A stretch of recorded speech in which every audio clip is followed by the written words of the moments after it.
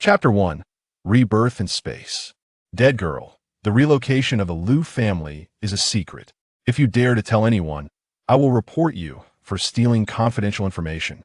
Qiao Yumeian pressed her forehead, sticky blood mixed with a metallic scent oozing through her fingers. When she opened her eyes, she was stunned. Her stepmother, Sun Huiqin, still looked like she was in her 30s, wearing a Dacron shirt with a unique nostalgic feel from the 1970s. As she looked around, she realized that she had actually been reborn. Before she could say anything, her father's voice, Qiao Hui, came from afar. "Why are you still dawdling? You'll miss the train." Her father hurried in, and before Qiao Yumeian could speak, her stepmother began to cry. Yumeian doesn't want to get married and even threatens to commit suicide by hitting the wall. "I really can't leave." This stepmother was two-faced, having tormented her ever since marrying her father.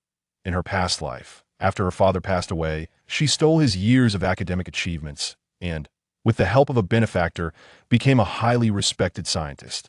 Her father stood between them, looking troubled, but ultimately positioned himself in front of her stepmother. "Yumeian, don't be angry with your aunt. That if you want to blame someone, blame Dad. It's Dad who doesn't know how to be flexible, which gave others a reason to relocate us to the Northwest." Her father's eyes reddened. "Dad also hopes you can marry someone you love, but the Northwest is really tough. I thought of having both you sisters marry locally." Looking at her father's graying hair, Qiao Yumeian felt a bit helpless. Her father, Qiao Zhenbong, was a very traditional man, devoted to research and often away from home for 10 days to half a month, hoping to create a better life for Qiao Yumeian through his efforts. But he didn't know that if he didn't come home, she was the outsider in this family. Seeing her father standing on her side, her stepmother cried even louder. "In order not to put us in a difficult position, Shuawei voluntarily chose to go to the countryside. Both of us want to give the best to Yumeian, but she still misunderstands me. Being a stepmother is really hard." Her stepmother collapsed into her father's arms, and anyone who didn't know would think Xiao Shuawei had gone to some den of wolves. However, from her stepmother's words, Qiao Yumeian confirmed one thing. Xiao Shuawei had also been reborn, just like her. In order to prevent her from suffering, her father chose two marriage prospects from his connections. One was the military officer from the Liu family, and the other was the captain he from a Yusher Go Brigade. In her past life, Sun Huiqin forced Qiao Yumeian to marry into the countryside using her mother's relics, while Qiao Shuai married into the Liu family. Unexpectedly, the Liu family got caught up in struggles and was sent to the countryside for re-education. Qiao Shuai couldn't bear the hardship and quarreled daily with Liu Huaiye, leading to a chaotic life. Although Qiao Yumeian married into the countryside, she married the captain's family and had no worries about food and drink. The captain's son, He-Ching Shan, improved composting methods, increasing grain production during the fertilizer-short 1970s. Due to his outstanding contributions, he was specially recruited to Huajing, patented his compost enzyme technology, and made a fortune, eventually becoming the director of the Agricultural Science Institute. Xiao Shuawei was unwilling to accept defeat and somehow ended up in Huajing, trying to seduce He-Ching Shan, haunting her like a nightmare. It seemed today was the day her father was going to the Northwest, and also the day the Liu family was relocated. When Xiao Shuawei left, the situation with the Liu family hadn't been confirmed. They only learned about it on the day of relocation. So how could Xiao Shuawei know at that time? She probably went to the countryside voluntarily, fearing her father would unilaterally arrange her marriage to the Liu family. Qiao Yumeian sneered inwardly. Xiao Shuawei had wanted to marry He-Ching Shan for 2 lifetimes, so she would fulfill her wish. One should know that beautiful flowers do not bloom because they are born beautiful, but because they are well nurtured by the gardener. Qiao Yumeian adjusted her emotions, her voice filled with infinite grievance. "Aunt, why don't you tell my dad the truth? I don't want to get married. I just want you to return my mother's jewelry to me. Not only do you refuse to return it, but you also push me down." Qiao Yumeian pressed hard on the wound on her forehead, and tears immediately flowed from the pain. She cried out to her father in despair. "Dad, you are going to the Northwest, and it will be hard for us to meet again. I just want to keep my mother's relics with me, to have something to remember her." Her stepmother looked incredulous, shouting in a fit of anger. "You're talking nonsense. I didn't." Her stepmother's reaction was just what Qiao Yumeian wanted. "Aunt, please return my mother's relics to me. You said I was too young before and worried I would lose them. Now that I'm about to get married, this can count as my mother's dowry." Her stepmother gritted her teeth in anger, and her father's face turned red. Hui-Chin, just give it to her. We have a long journey ahead, and it's inconvenient to carry these things. Reluctantly, her stepmother took out the jewelry box. Qiao Yumeian glanced at the contents of the box, her expression cold. What about the bracelet? Her stepmother could no longer pretend, pulling the bracelet out of her pants pocket and tossing it into the jewelry box before grabbing her luggage and leaving the room. Her father sighed heavily. Dad is busy with work. After your mother passed away, it was thanks to your aunt's care. Your aunt has some little thoughts, but she's not a bad person. Xu Wei, on the other hand, chose to go to the countryside on her own. You should help her more in the future. Qiao Yumeian nodded obediently, but her heart was turbulent. In her past life, she had helped Xiao Shuwei a lot, but human hearts are greedy. Her help not only went unappreciated, but also cost her life. After her father repeatedly instructed her, he reluctantly left. Qiao Yumeian returned to her room holding the jewelry box, feeling very fortunate to have retrieved her mother's relics. In her past life, even after marrying into the countryside, her stepmother still gave this box of jewelry to Qiao Shuwei. She took out the bracelet from the jewelry box and rubbed it repeatedly, as if this would allow her to feel her mother's warmth. The moment her hand touched the bracelet, the blood that had long dried in her palm felt like it was once again moistening. The bracelet absorbed all the blood like a sponge. Qiao Yumeian felt an overwhelming pulling sensation, and in an instant, her vision opened up. Before her appeared a piece of black land about 1 mu in size, a small wooden house constructed from timber, with a river flowing gently at her feet, surrounded by lush trees. This strange scene made Qiao Yumeian doubt whether she was dreaming. She instinctively pinched her thigh, the pain immediately waking her up. The scenery before her vanished, and it was still her wooden bed. Everything that had just happened felt like an illusion. When she recalled that piece of land, her feet once again stepped onto the soft black soil. After trying back and forth a few times, Qiao Yumeian discovered that this was a space that she could freely enter and exit with her consciousness. In the wooden house, she found a guidebook for using the space. It turned out that the black land could be used to grow crops, and the river water was a spiritual spring that could quickly mature crops when watered, benefiting the body when consumed. The space could store items, and the small wooden house even had preservation functions. With such a space at her disposal, Qiao Yumeian felt that her future life was filled with hope. Although the relocation conditions were harsh, as long as she stocked up some food in the space, she would at least not go hungry. Stocking up required money, but Qiao Yumeian only had the 200 yuan her father had just given her and the 100 yuan she had saved up. 300 yuan could buy very limited items. Qiao Yumeian surveyed the room. Her father was a senior researcher, earning over 80 yuan a month, while her stepmother spent almost all of it on enjoyment. The ornate furniture and exquisite dresses were all things that couldn't be taken to the Northwest. Qiao Yumeian's lips curled slightly. Now, with material shortages, let alone second-hand items, even eighth-hand ones had corresponding value. She hastily packed all the removable items into the space for sorting. Small items useful in the countryside were discreetly set aside.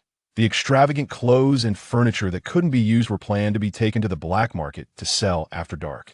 She was busy until the afternoon before finally stepping out of the house. Before she could even step out of the hospital, a noisy crowd and the sound of footsteps reached her ears. Qing Shan's wife, you actually have a house in the city. The reply came with pride and satisfaction. Of course, my dad is a senior researcher. While other families share a house, our family has one all to ourselves.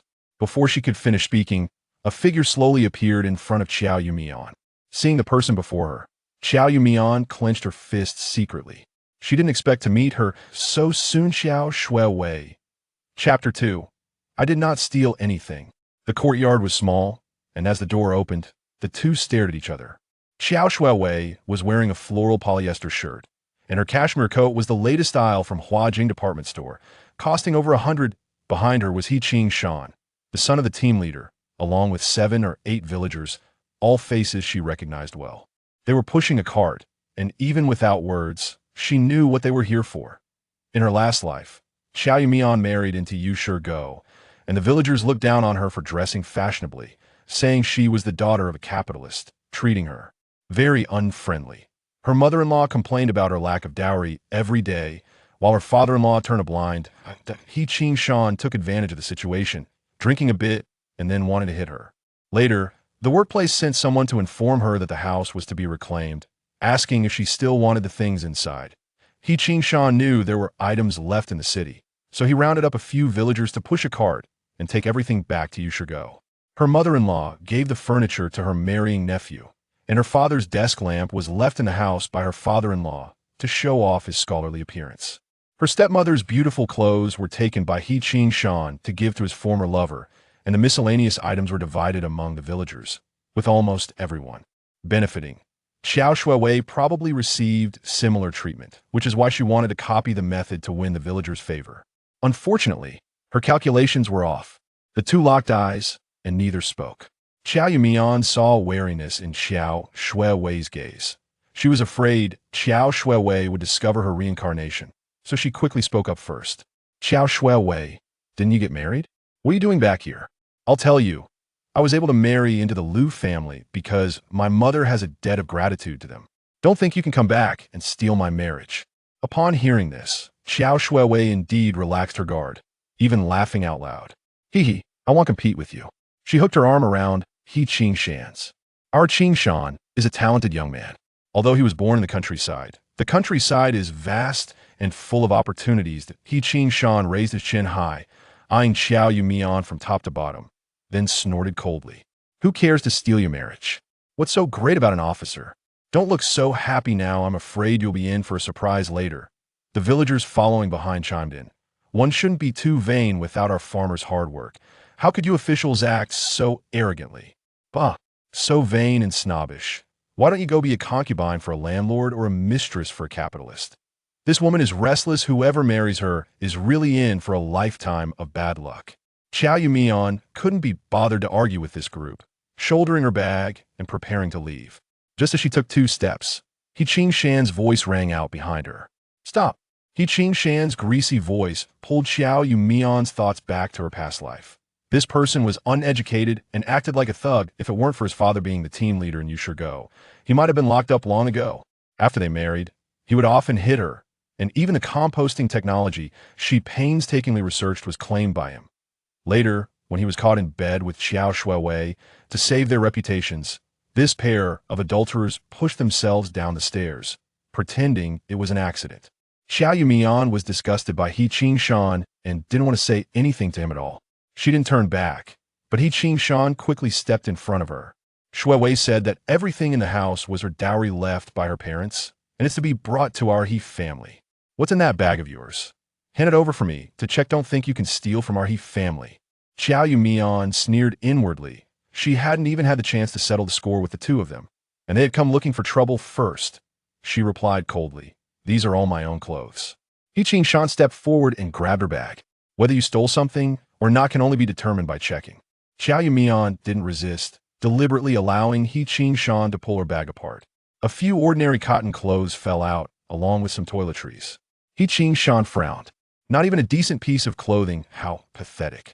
Qiao Shuiwei smirked derisively, saying nothing, just shooting her a disdainful glance before stepping into the room. Qiao Yumeian squatted down to pick up her clothes, when suddenly a scream echoed from inside the house, and she couldn't help but smile. Qiao Yumeian, where are the things from the house? Qiao Yumeian stood up, reading her bag. What things? You saw my bag besides my own clothes? I didn't take anything. Qiao Shuiwei's face turned pale, and she stomped her feet anxiously. The furniture and clothes in the house, how could they all be missing? He Qingshan, hearing this, immediately wiped the smile off his face. He hurriedly walked up, checking every room, then rushed out, grabbing Qiao Shuiwei by the arm. Didn't you say your family's furniture was all carved? Didn't your mother's clothes come from Huajing? It's empty inside. Even a thief wouldn't leave it this clean. A few villagers craned their necks to look inside, and unable to contain their curiosity, they entered the room. When they came out, several of them had dark expressions. Qingshan's wife, you said you wanted to share the things with the villagers to benefit the village. That why I followed you. We set off last night and walked all night through the mountains, and there's nothing in here. Are you just messing with us? Qiao Shuiwei frowned, constantly recalling events from her past life. Originally, Qiao Yumeian had gained the villagers' favor by bringing her family's things to the village. Later, during the composting process, everyone would listen to her and cooperate with her in using those fertilizers. If she didn't have these pieces of furniture to gain the villagers' trust, not only would she have no status in the village, but her future plans would also become very difficult. Qiao Shuiwei looked up at Qiao Yumeian, her heart involuntarily thinking. Could it be that Qiao Yumeian was also reborn, standing behind the crowd with a bag in hand? Her eyes seemed to be evasive and guilty. Qiao Shuiwei caught onto this hint of guilt, and alarm bells went off in her mind. She quickly walked to Qiao Yumeian's side, grabbing her collar fiercely. It's you. You had the furniture. Those were all bought by my mother. You have no right to take them. Hand them over quickly. Qiao Yumeian merely looked coldly at Qiao Shuiwei, then let out a heavy sigh. When my dad passed away, he said you would suffer marrying into the countryside, and I should help you more. I didn't want to embarrass you, but since you insist on wronging me, I have no choice but to tell the truth. Qiao Yumeian forcefully pulled Qiao Shuiwei's hand down. She adjusted her collar and calmly said, all the things in the house were sold by your mother. My dad offended someone, which is why the workplace sent him to the northwest, and the house is to be reclaimed. Your mother said it was better to convert these things into money than leave them here to be taken back by the workplace. Qiao Shuiwei's face grew even paler, her expression nearly frantic. You're talking nonsense. How can my mother do that? We had agreed. Qiao Yumeian sneered. Qiao Shuiwei, if you hadn't come to find me, I would have wanted to find you. You followed your mom to remarry into my family, not being my dad's biological daughter. Even if the furniture in this house is still here, it doesn't belong to you. Your mom said when she left that she gave all the money to you, otherwise she wouldn't have sold the furniture. The $1,000 your mom gave you is all earned by my dad, so you should give me half. The villagers were all stunned. Qing Shan's wife. Didn't you say your dad is a scientist and very valued at his work? How did he end up getting sent to the northwest? That's even worse than being sent down to the countryside. I thought you were from a scholarly family. Turns out you just recognized a cheap dad. Ha. Qing Shan, your mom brags to everyone that her daughter-in-law is the daughter of a scientist and that any grandsons born will surely be smart. So it turns out to be a counterfeit. Ha. This is really laughable. Qiao Yumeian kept observing Qing Shan out of the corner of her eye. His face turned increasingly pale with the laughter of the crowd, and suddenly he grabbed Qiao Shuiwei and slapped her hard. You filthy woman! How dare you play me? Chapter 3, Who Wants to Steal My Man? Qiao Shuiwei stumbled and fell to the ground. She covered her face and looked at Qiao Yumeian in disbelief. It must be you. You took all the furniture. Qiao Yumeian Shuigid. My dad left this morning. It's only been a few short hours. Where could I have taken the furniture? Besides, if your mom really cared about you, why would she send you to the countryside instead of letting you marry into an officer's family? Maybe she thinks you won't have much of a future and wants to keep some money for herself. If you don't trust me, you can call your mom. Qiao Yumeian wasn't afraid of her making the call. The place where her father went was very backward. It took her 6 years to find out about him after exhausting all her connections. Qing Shan kicked Qiao Shuiwei repeatedly. You're lying to me. Your whole family is lying to me. I'm going back to tell my dad. I want a divorce. As Qing Shan said this, he walked out. Qiao Shuiwei suddenly realized that if Qing Shan divorced her, she would have nowhere to go to make something of herself. She had to wait until Qing Shan developed enzyme fertilizer. She needed that formula to send to Huajing and apply for a patent first. She couldn't get a divorce. She couldn't let her planned future turn into a bubble. Qiao Shuiwei gritted her teeth in anger. Ever since her mother married into the Qiao family, she had never been so humiliated in front of Qiao Yumeian. She kept telling herself that Qiao Yumeian was about to live a life worse than death, while she would only get better. She had to endure what happened today. She had to. Qiao Shuiwei lunged forward and grabbed Qing Shan's pant leg. Qing Shan, I didn't lie to you. I really made an appointment with my mom. I don't know why she did this. But don't be angry. My mom did give me some money. Can I use this money as my dowry? As soon as Qing Shan heard about the money, he stopped. I'll trust you one more time. If you lie again, I'll make you pay. Qiao Shuiwei scrambled to her feet and sweetly wrapped her arms around Qing Shan's. I liked you the first time I saw you. Otherwise, why would I give up my position as an officer's wife to come marry you in the countryside? I've heard my dad say you're talented, smart, and ambitious. Qing Shan, flattered, immediately softened. You have good taste, but it's agreed when we get back. You must give me all the money. The two of them walked forward, chatting affectionately, while several villagers who had come along immediately looked displeased. Qing Shan, you two fight in bed and make up, and we worked hard for nothing? Yes, we took time off for this. If we were working in the fields, We could earn points. He Qingshan frowned. I didn't invite you here. You all came because you heard there was something good to snatch. And now that you can't benefit, you're unhappy. Your awareness is too low. He Qingshan was the son of the brigade leader. Everyone knew it was unwise to offend him. So they turned to attack Qiao Yumeian instead. Bah, what kind of scientist daughter are you? Dressed up all fancy, looking like a capitalist. Look at the real scientist's daughter. Dressed simply, not as showy as you. Qingshan's wife, you really don't do things properly. We must spread the word when we get back to the village. Qiao Yumeian's face instantly turned red. For the sake of her future career, she had always established herself as the daughter of a scientist.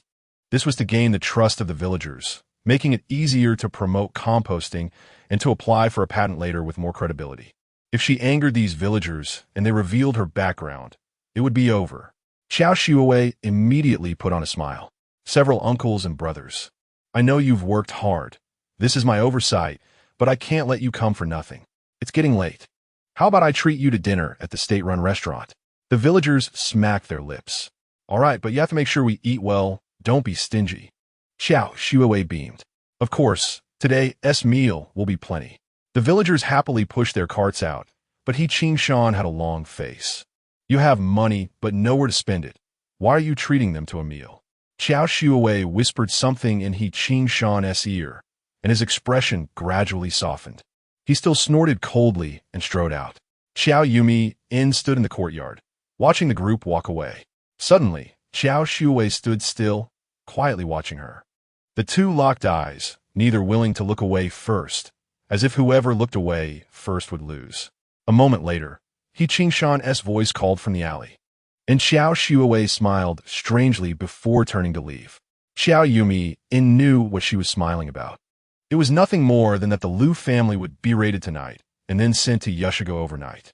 Thinking of the Liu family, Qiao Yumeian shouldered her bag and quickly left the courtyard, intending to visit the commune before it got dark. Earlier, while she was packing things into her space, she found a locked box in the wardrobe. Using farming tools from her space, she broke open the box, which contained money left for Qiao Yumeian by Sun Huiqin, some tickets and a letter. The letter stated that she would keep a close eye on her father, as instructed by Qiao Yumeian. The mother and daughter likely agreed to leave the box here, and Qiao Yumeian must have the key. After waiting in line for a while, Qiao Yumeian spent all the tickets, buying things to put in her space. In fact, this was far from enough, but the situation was urgent. She had to go to the Liu family now. When she reached the Liu family's door, it was already dark. Inside the courtyard, cries and shouts echoed continuously. Neighbors crowded at the entrance, peering through the dim streetlight to watch the commotion. Looking through the gaps in the crowd, the courtyard was a mess. In addition to the shattered windows, flower pots were smashed all over the ground. Books and clothing littered the yard, soaked in water and trampled underfoot. Liu father, Liu Yanting, had his hands twisted behind his back by two people unable to stand straight. Liu mother, Song Ping, was holding her daughter and crying softly, while the Liu family matriarch picked up the discarded books from the ground with a pained expression. Liu Huaiye had blood streaming down his forehead, holding the already unconscious Liu grandfather, while his 6-year-old brother clutched their grandfather's hand, calling out incessantly. Two people were still rummaging through the rooms, throwing things onto the ground as if searching for something. Others were moving valuables onto an outside cart, which was already piled high. Taking advantage of the chaos, Qiao Yumeian stealthily approached the cart while people were busy moving things, quietly putting several inconspicuous boxes and some documents into her space. She didn't know what these items were, but anything that could be taken away was either valuable or useful. Just as she was frantically packing, someone inside suddenly spoke. Liu Huaiye, you dared to refuse the marriage proposal from my family back then. I bet you never expected this day would come. Liu Huaiye was wearing military green pants. His shirt rolled up to his arms, and his pure white shirt was stained with someone's blood. His short hair was clean and neat, accentuating the strong lines of his face, which was handsome yet masculine. His eyes were filled with ferocity, like an angry leopard ready to tear its prey's throat. My grandfather is sick and needs treatment. I'm taking him away now. The woman's voice was sharp and mocking. Back then, I tried every means to please you, but you turned a blind eye, making me the laughingstock of the circle.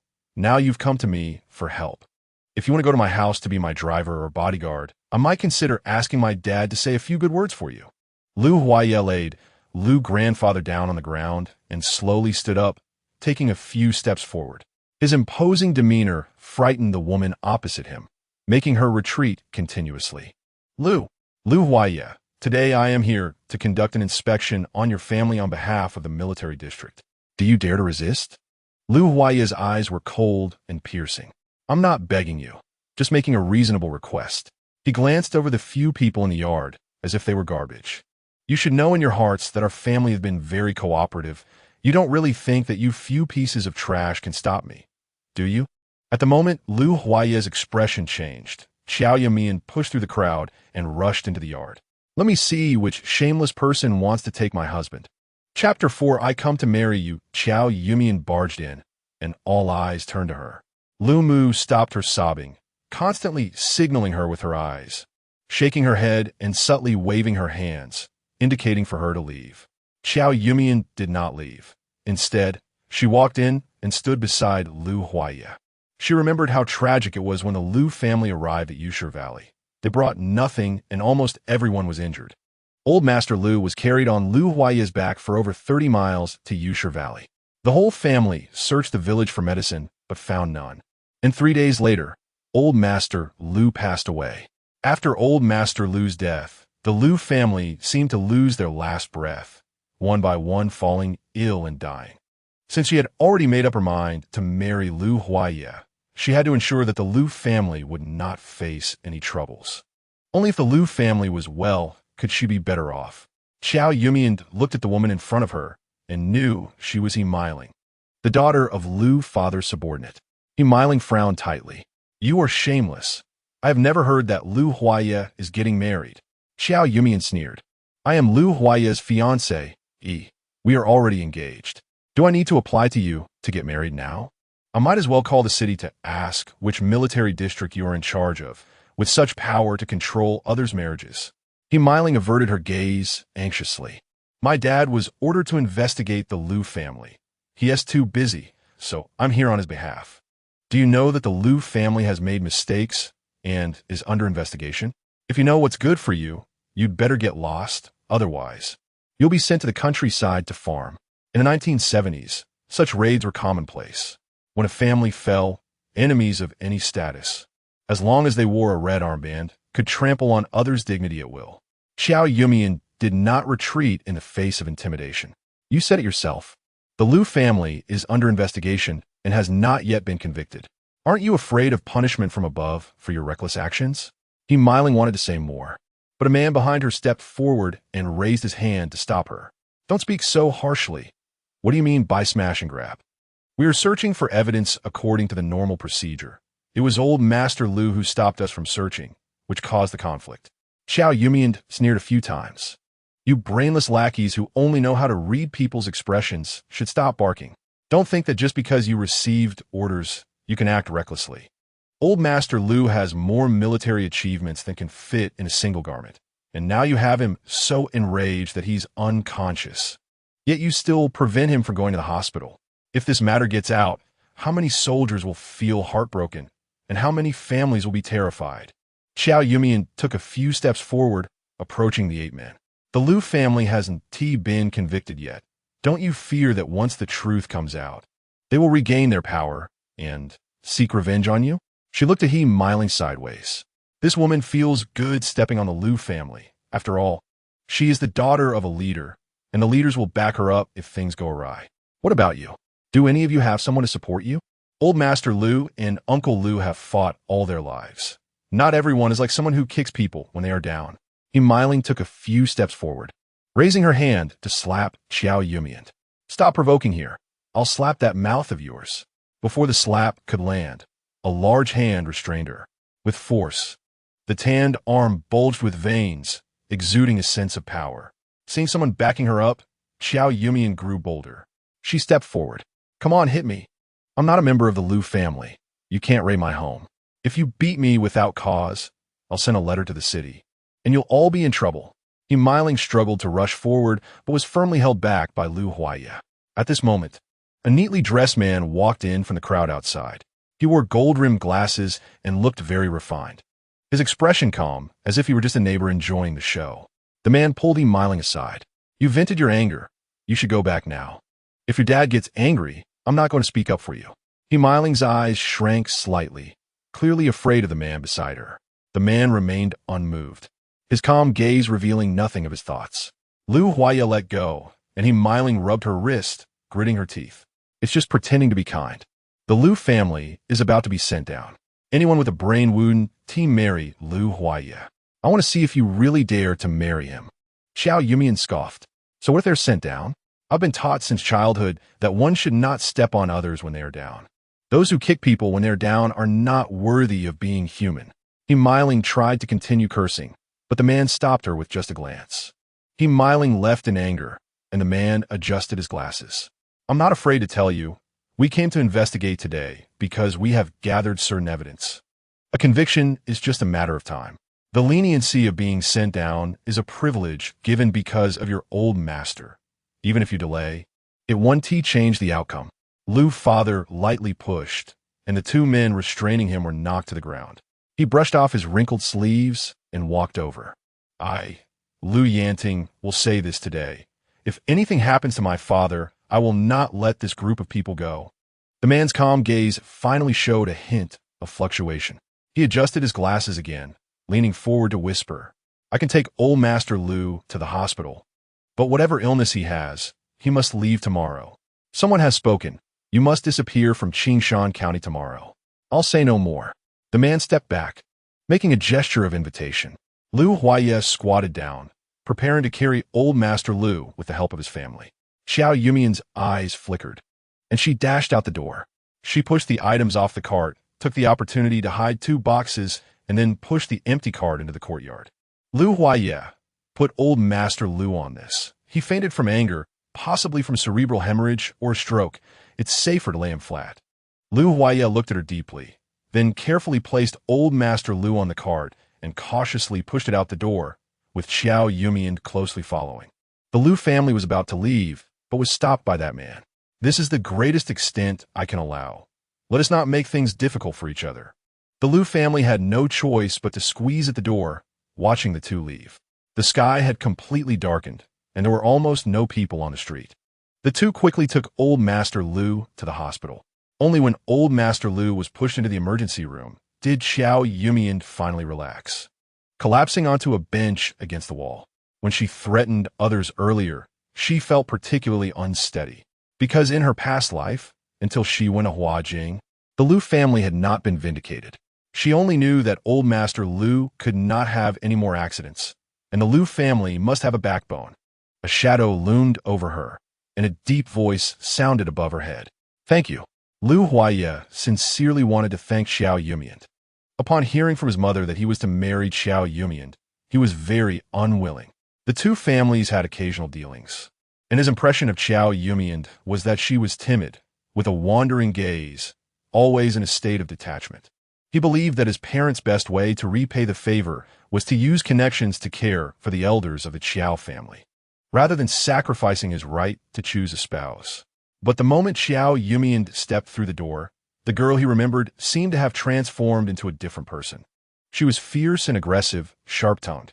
This fierce Qiao Yumeian made him feel a bit cute. Luckily, she appeared just in time. Otherwise, he would have compromised with that force. For his grandfather, for his family, he could do anything. The girl's vibrant vitality, her fearlessness toward power, and her effort to fight inspired him. He seemed to understand that repeated concessions and compromises could not calm things down. Only standing firm and resisting could lead to the victory he desired. As he thought about what to say, a hint of reluctance arose in Lu Huaya's heart. But he still spoke up. "You should go. I'll take care of Grandpa. If those people come after us, you won't be able to escape. I know my mother promised your father to take good care of you, but with my family's current situation, it will only drag you down." Lu Huaya wanted to turn away, but the girl's delicate face held his gaze. Her expression did not change to one of sorrow despite her backing being gone. The next moment, a big smile blossomed like a sunflower. "Lu Huaya, I'm not going anywhere. I came to the Lu family today because I want to marry you." Chapter 5. Into the black market, Lu Huaye stared fixedly at the smiling face in front of him, a flutter in the softest part of his heart, as if a feather had lightly brushed over it. He instinctively clutched his chest, as if not holding it down, his heart would jump out. Qiao Yumeian furrowed her brows.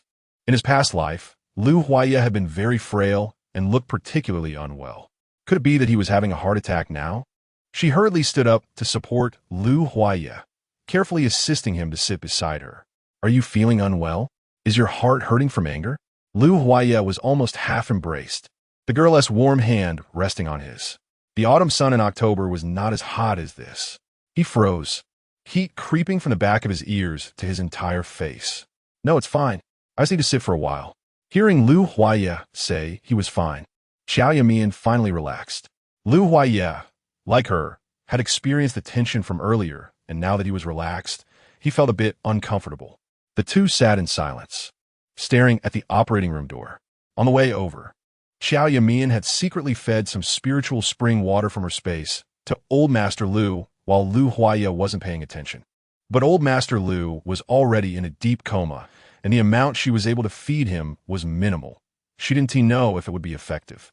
2 hours later, the lights in the operating room went out, and the doctor solemnly wheeled Old Master Lu out. The patient suffered a sudden cerebral hemorrhage. Normally, a craniotomy should be performed, but we don't have the facilities for surgery here, so we can only opt for conservative treatment. Lu Huaye tightly gripped the bed railing. Doctor, where can we perform the surgery? We need to transfer him immediately. The doctor shook his head. Such a surgery can only be done in Huajing or Linhai. The old man is advanced in age, and by the time we get him over there, he might not survive the journey. We've already administered a hemostatic injection. As long as the bleeding stops, there's a chance for him to survive. However, the bleeding in the brain has formed a clot that presses on the nerves, and he is very likely to become a vegetable in the future. Qiao Yumeian watched as the light in Lu Huaye's eyes slowly dimmed. She patted his shoulder. Lu Huaye, let us not lose heart. Old Master Lu has always been healthy. Maybe a miracle will happen. Lu Huaye looked as if he wanted to kill someone, his face pale. The doctor also tried to comfort them. This is just the worst-case scenario I'm sharing with you, to prepare you psychologically. Everyone's health situation and recovery vary. Lu Huaye gritted his teeth and eventually nodded. Thank you, doctor. Several nurses pushed the bed to the ward, while Lu Huaye went to handle the paperwork with the doctor. Qiao Yumeian stayed in the room, replacing all the water with spiritual spring water. When Lu Huaye returned, Qiao Yumeian was still busy feeding Old Master Lu water. Seeing him back, she poured a cup of water from the thermos and handed it to him. Drink some water to moisten your throat. Lu Huaye took a gulp and then looked puzzled at the cup. Why is the water in this thermos cold? Qiao Yumeian blinked guiltily. I let it cool intentionally. I was afraid it would burn Old Master Lu. Lu Huaye brought back a basin of hot water, took a towel, and began to wipe Old Master Lu's hands and feet. Then he took out several large bills from his pocket and handed them to Qiao Yumeian. You should go to the guest house and rest for the night. Think about our family's situation, whether to stay or leave. Thank you for helping us today. And if there is an opportunity, I will repay you. Lu Huaye's lowered head was filled with sadness, his long eyelashes casting a shadow over the dark circles under his eyes, looking like an abandoned puppy. Qiao Yumeian ignored Lu Huaye's words and instead extended her hand. Give me some more money. Lu Huaye raised his head and blinked, then pulled out several large bills again. Qiao Yumeian continued to hold up her hand. Give me all your money. Lu Huaye frowned slightly, but still took out all the cash. I'll keep some for discharge settlement. You can have all this. Qiao Yumeian took the money, counted it, and then looked up to meet Lu Huaye's gaze. You wait for me here. I'll bring breakfast for you and Grandpa at dawn. The tension in Lu Huaye's brows relaxed instantly, a hint of joy in his eyes. You will come back. Have you thought it over? Where are you going now? Qiao Yumeian leaned closer to Lu Huaye and whispered in his ear. The black market. Lu Huaye jumped up from the chair. The black market is a dangerous place. What do you want to do there? Qiao Yumeian calculated the money in her hand. Old Master Lu can't be moved. We need to go to Yusher Valley tomorrow. We can't carry everything on our backs, can we? Besides, those people are ruthless, and one tea let us take our belongings or money. We need to exchange all this money for necessities and hide them to take to Yusher Valley to secure our future. Qiao Yumeian stuffed the money into her pocket. Don't worry, I've been to the black market before. I have experience. Lu Huaya wanted to stop her, but Qiao Yumeian's expression hardened. At this moment, we can't be picky. What we need to consider is how to survive. Without caring about Lu Huaya any longer, Qiao Yumeian left directly. In the middle of the night, it was the busiest time for transactions in the black market. Because of frequent crackdowns, the location of the black market would change. But as long as one followed some older women, they could find it. Qiao Yumeian was fortunate to encounter an older woman right at the hospital entrance. And by following her, she successfully found the black market. After walking through an alley and taking stock, she decided to sell Sun Huiqin's clothes first. After paying a stall fee of 10 cents to the black market management, she found a spot next to another stall. Currently, ordinary ready-made clothes range from 3 to 10 yuan, not to mention that Sun Huiqin's clothes included the latest styles from Huajing and Linhai. As soon as she set up, several women surrounded her. Qiao Yumeian didn't pick and choose. Cash, tickets, and even half a basket of eggs were exchanged for 2 sets of clothes. An aunt picked out several red clothes, saying they were for her unmarried daughter-in-law. And Qiao Yumeian casually asked if she wanted any furniture. She had previously placed the furniture in an alley behind, and then took the aunt to see it. After the aunt liked it, she immediately called her sons to come over with a handcart to take it home. The furniture was large, and not many people wanted it. So there was still plenty left, but Sun Huiqin's clothes sold out almost entirely. To avoid raising suspicion, she found another black market to stock up. Besides essential daily necessities, she spent a large sum of money to buy a lot of pork, and on the pretext of it being inconvenient to carry. She also bought the cart used to sell pork. When she reached a secluded spot, she stored the excess pork in her space, tied the meat and commonly used items with cotton and rope under the cart, and spread a quilt over the cart. After a busy night, dawn slowly broke. Qiao Yumeian spent the night in a flurry of activity, while the Lu family was in torment. The people guarding outside, the gradually brightening sky, and Lu Huaya's prolonged absence tortured the nerves of the entire family like a slow death. Until near noon, Yumeian entered the Lu family courtyard again, accompanied by a bespectacled man. She scanned the courtyard and then sneered. Where's that BTCH? Wasn't she very tough yesterday? Wanting to marry Lu Huaya and share good and bad times with you all? Now she must be hiding like a turtle, scared away, right? You Lu family are just out of luck. If you had married me as your daughter-in-law back then, you might not be suffering this today. Chapter 6. The leader's daughter is killing. Lu Musong Ping was supported by her daughter Lu Huayu as she walked to the center of the courtyard. After a night of psychological torment, she looked exhausted, but her expression remained dignified. Even without Yumeian, Missy could never marry into the Lu family. They are not on the same path. They cannot walk together. Yumeian's eyes widened in anger. You. The bespectacled man named Feng Haiping raised his hand to stop Yumeian and spoke calmly. I gave you all a chance, but you didn't cherish it. During the investigation, Lu Huaya resisted fiercely and tried to escape. I will report this to my superiors. Your family no longer needs to go to the countryside. Now, the Lu family has been officially arrested. More than 20 red armbands rushed into the courtyard, each holding a rope, preparing to bind people. Lu Huayu cried and struggled. Dad, think of a way. I don't want to be shaved bald or paraded through the streets. Lu Yanting held his head high, refusing to bend even when bound. Lu Huayu, as a daughter of the Lu family, you must have backbone. A beheading is just a small scar. No crying allowed. Hearing this, 6-year-old Lu Huayan quickly stopped crying. But his little mouth still frowned, and tears rolled down his cheeks. What are you shouting about? A clear female voice rang out, and the members of the Lu family lit up with hope, while Feng Haiping's fingers tightened slightly. Qiao Yumeian swaggered into the Lu family's courtyard. Hey, four-eyed brother, are you looking for an opportunity to settle personal scores? Feng Haiping turned in anger. I conduct my work according to regulations. Don't talk nonsense. Yumeian chimed in. Lu Huaya abandoned this whole family and ran away, and yet you, this cheap woman, dared to come back. Perhaps Lu Huaya heard you were going to marry him and got scared off. Qiao Yumeian calmly pulled out a piece of paper from her pocket and unfolded it to show everyone. Which eye of yours saw me and Lu Huaye running away? We just want to get our marriage certificate and came back a little late. Yumeiling's eyes nearly popped out. You actually got a marriage certificate? Qiao Yumeian smiled slyly, putting the marriage certificate back into her pocket.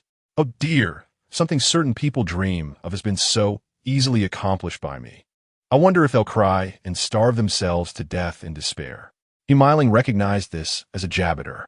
She thought that with the Lu family at such a life-and-death juncture, threatening Lu Huaye into marrying her would work. With her beauty and excellence, Lu Huaye would eventually fall in love with her. Once he was infatuated, he wouldn't care about his family anymore. But she never expected her plan to be ruined by such a cheap woman. Anger surged within her, and the more she looked at Qiao Yumeian smile, the more it felt like mockery. You cheap woman, I want to kill you. Seeing Yumeiling lunging towards her, Qiao Yumeian fell to the ground before Yumeiling could reach her. Oh no, a murder. The leader's daughter wants to be the third party, destroying a military marriage, and wants to kill the original wife. The Lu family's house was assigned by the military, and the neighbors were all military families. The men were at work, and the onlookers outside were mostly elderly ladies and young wives. With Qiao Yumeian's shout, everyone craned their necks to look into the courtyard. Qiao Yumeian pointed at Feng Haiping. Comrade, I see you have so many people with you. You must be a small leader too. Allowing the leader's daughter to commit murder without intervention. Could it be that you have an unspeakable relationship with her? Wake up. If Yumeiling kills me, she will marry Lu Huaye, and you won't be able to have her. You might get help from her father, but such glory is bought with a woman's sacrifice. Don't you feel ashamed or humiliated? The crowd outside began to murmur, and Feng Haiping grew flustered. Don't talk nonsense. I have nothing to do with Yumeiling. Qiao Yumeian suppressed her laughter and continued to slander. Don't think I don't know. Yumeiling's father agreed with you. Before Qiao Yumeian could finish, Feng Haiping slammed the courtyard door shut, the loud noise drowning out her words. Qiao Yumeian knew she had made the right bet. Seeing the conversation between Yumeiling and him yesterday, she could guess some things. Those slanderous remarks were false. But this man could let any Yumeiling humiliate the Lu family while also stopping her from causing trouble, which definitely meant he had a close relationship with the He family. What do you want? Feng Haiping's face was ashen, his eyes scanning Qiao Yumeian like a venomous snake. Qiao Yumeian felt a chill run down her back, but stood her ground. She brushed off the dust from her clothes, her expression calm. I know you won't let us take anything to the countryside, and you'll make us walk to Yushigu to humiliate us. Four-eyed brother, I'm not making things difficult for you. My request is simple. I bought 2 carts, one to carry old Master Lu and the other for the family's clothes. Feng Haiping's expression darkened. The higher-ups have ordered you not to take anything. Qiao Yumeian rolled her eyes and interrupted. Oh dear, the adulterers are closing the door to kill. You either kill me, so I can't leave this courtyard, or I'll shout all the way to Yushigu, exposing all your shameful deeds. Enough, shut up. Feng Haiping trembled all over, gritting his teeth to cut off Qiao Yumeian's words. Ignoring them, Qiao Yumeian hurried over to untie Lu Mu's ropes. Auntie Grandma, let's go inside and pack our things. Seeing that no one was stopping them, the Lu family members shrugged off their ropes and entered their respective rooms. Qiao Yumeian pretended to help pack in each room while secretly moving any valuable items into her space. Yumeiling dug her nails into her flesh and pushed Feng Haiping hard. Feng Haiping, how could you let them take things? Feng Haiping glared at Yumeiling angrily. It's all your fault for being an idiot. They caught on to you because you insisted on following them. Didn't you hear? If she disagrees with her, she'll shout all the way to Yushigu. Your dad just got a foothold. If what she says is heard by someone with ill intentions and used against us, who will take responsibility? Yumeiling's face was filled with despair. But I and Lu Huaye. Feng Haiping's forehead veins throbbed. All you think about is men. Hurry up and go back.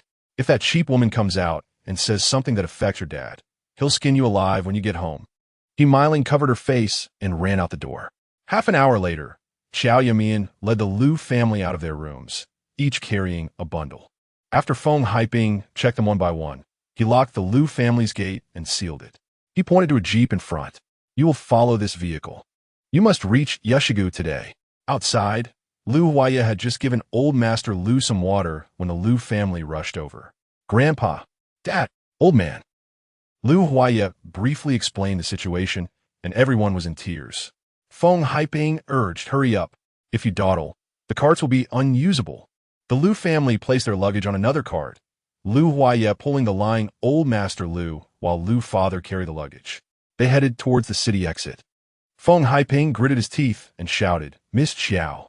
Chapter 7 Picnic. Qiao Yumeian turned around and saw Feng Haiping squinting his eyes, the sunlight reflecting off his glasses.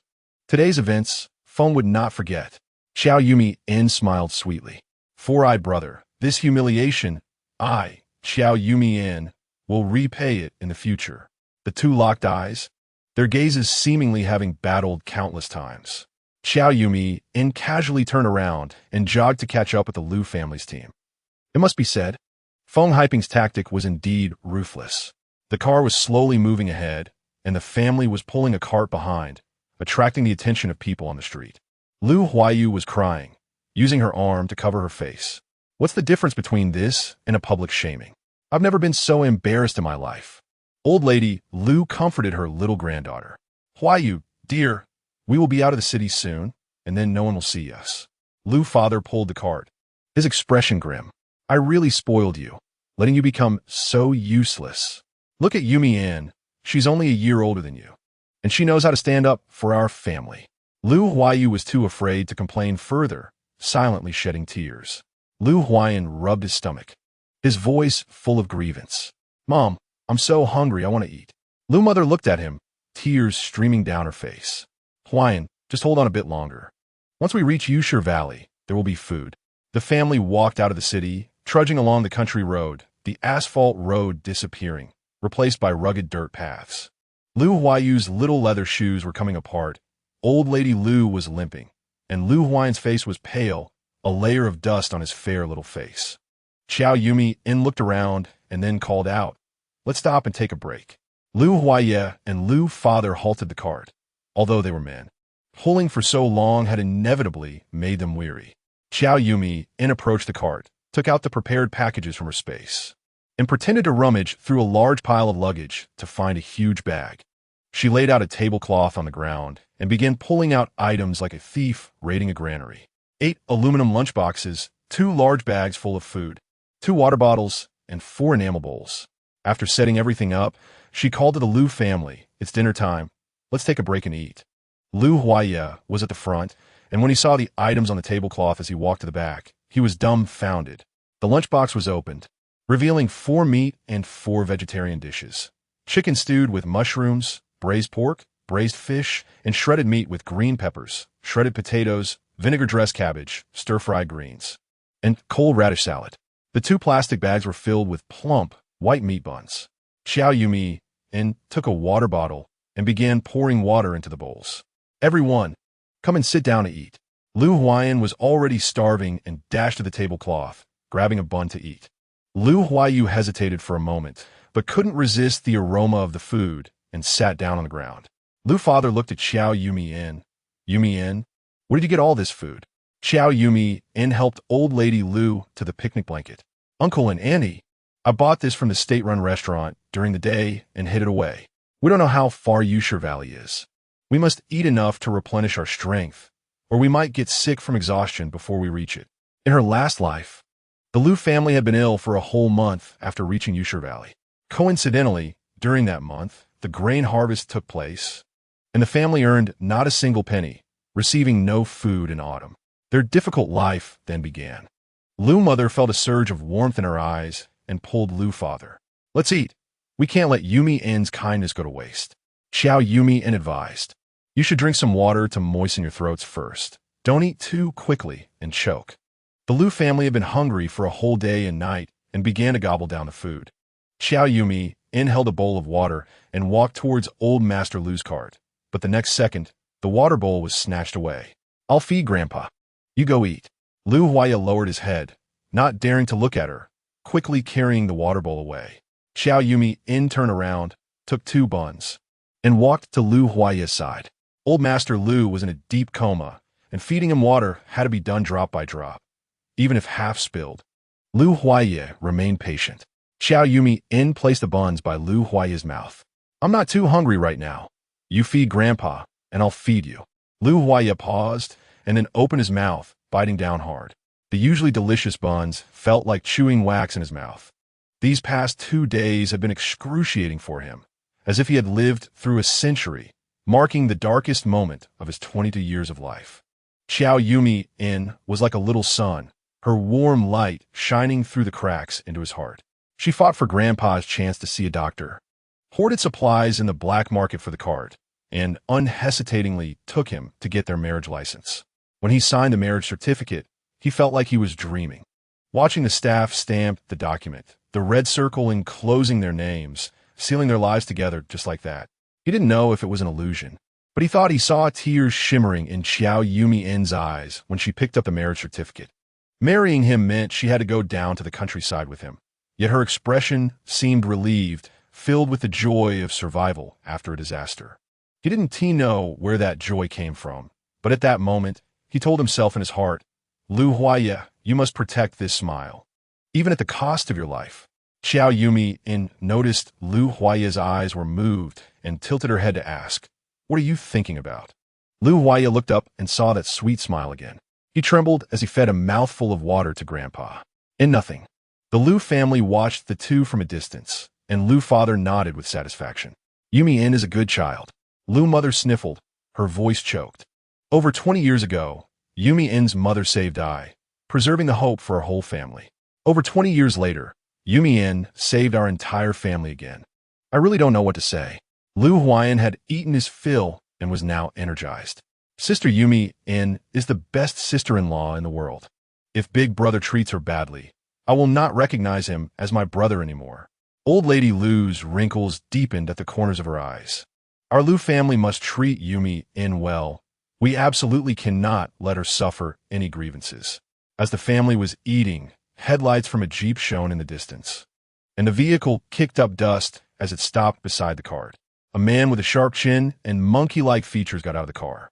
Who told you to take a break? You sinners are supposed to be going to the countryside for labor reform, enjoying a picnic like it's an autumn outing. Lu Huaya placed the water bowl in Qiao Yumeian's hands and stood up, his gaze focused. He quickly surveyed the surrounding terrain. To the left was a mountain, and not far to the right was a hillside. If they knocked the man out and placed him in the car, then drove the car to the edge of the hillside and pushed it down, it would create the illusion of an accident. By the time they found him, the body would probably be decomposing. Let us do it. He had just taken a step forward when a soft hand grabbed his wrist. Lu Huaya, don't do anything stupid. Lu Huaya turned back, and the gentleness in the girl's eyes flowed into his heart like water. His rationality returned, and he felt all the hostility dissipate completely. He silently chanted in his heart, Lu Huaya, hold back. She is so kind and wonderful. Don't scare her. Qiao Yumeian placed the water bowl on the cart and took Lu Huaya's hand to move forward. Lu Huaya's rough hand felt like it was wrapped in cotton, and his mind momentarily stopped thinking. All his senses focused on her soft touch. Qiao Yumeian stopped in front of the man and tugged at the corner of her mouth. Driver, I'm giving you 2 choices right now. Chapter 8. 2 choices for you, the driver sneered, rolling his eyes dramatically. What the hell do you think you are, giving me choices? I choose to. Qiao Yumeian held onto Lu Huaya's hand, but it didn't hinder Lu Huaya's other hand's agility. Before he could finish speaking, a fist swung at him. Lu Huaya had been suppressing his anger for the sake of his family these past few days, and he unleashed all that pent-up fury into this punch, knocking the driver to the ground. In the light of the car's headlights, Qiao Yumeian seemed to see 2 teeth fly out of the driver's mouth. She shook her head. TSK, TSK. Indeed, you can't expect ivory from a dog's mouth. Look around you, desolate mountains and wilderness. Even if you scream at the top of your lungs, no one will come to save you. Do you still dare to act tough with me? The driver clutched his nose and mouth, rolling on the ground in pain. Qiao Yumeian let out a cold laugh. Now that you're quiet, listen to the 2 choices I have for you. First, I can leave you in the car and push you down the hill, and you'll die along with the car. Upon hearing this, the driver was so frightened that he immediately fell silent, blinking his eyes and retreating. Second, you can make 2 trips and take our entire family with our luggage to Yusher Gully. Qiao Yumeian took a couple of steps forward and leaned in. If you don't say anything, and I don't say anything, no one will know it was you who drove us there, right? Or would you rather your family collect your ashes in compensation? The man hesitated for a moment before standing up and obediently sitting in the driver's seat. Qiao Yumeian raised her eyebrows at Lu Huaiye. Let's go move the luggage. The Lu family was incredulously helped into the car by Qiao Yumeian. Until the whole family stood on the dirt road, they still felt it was somewhat unreal. The driver took down the cart from the roof of the car and explained, covering his leaking mouth. The road is too narrow for the car to go in. You need to walk another 10 miles to reach Yusher Gully. He pulled out a letter and handed it to Lu's father. This is a letter of introduction and household registration information. Once you arrive, just give it to the village chief Himant Song, and he will arrange everything for you. Lu Huaiye handed the man a large bill. The man was hesitant to take it, but under Lu Huaiye's intimidating gaze, he eventually tucked it into his pocket. The sound of the car engine faded away, and Lu Huaiye complained, "Brother, are you out of your mind? He bullied us like this, and you still gave him money." Lu Huaiye glanced at Lu Huaiye. It's better to offend the king of hell than to offend a minor ghost.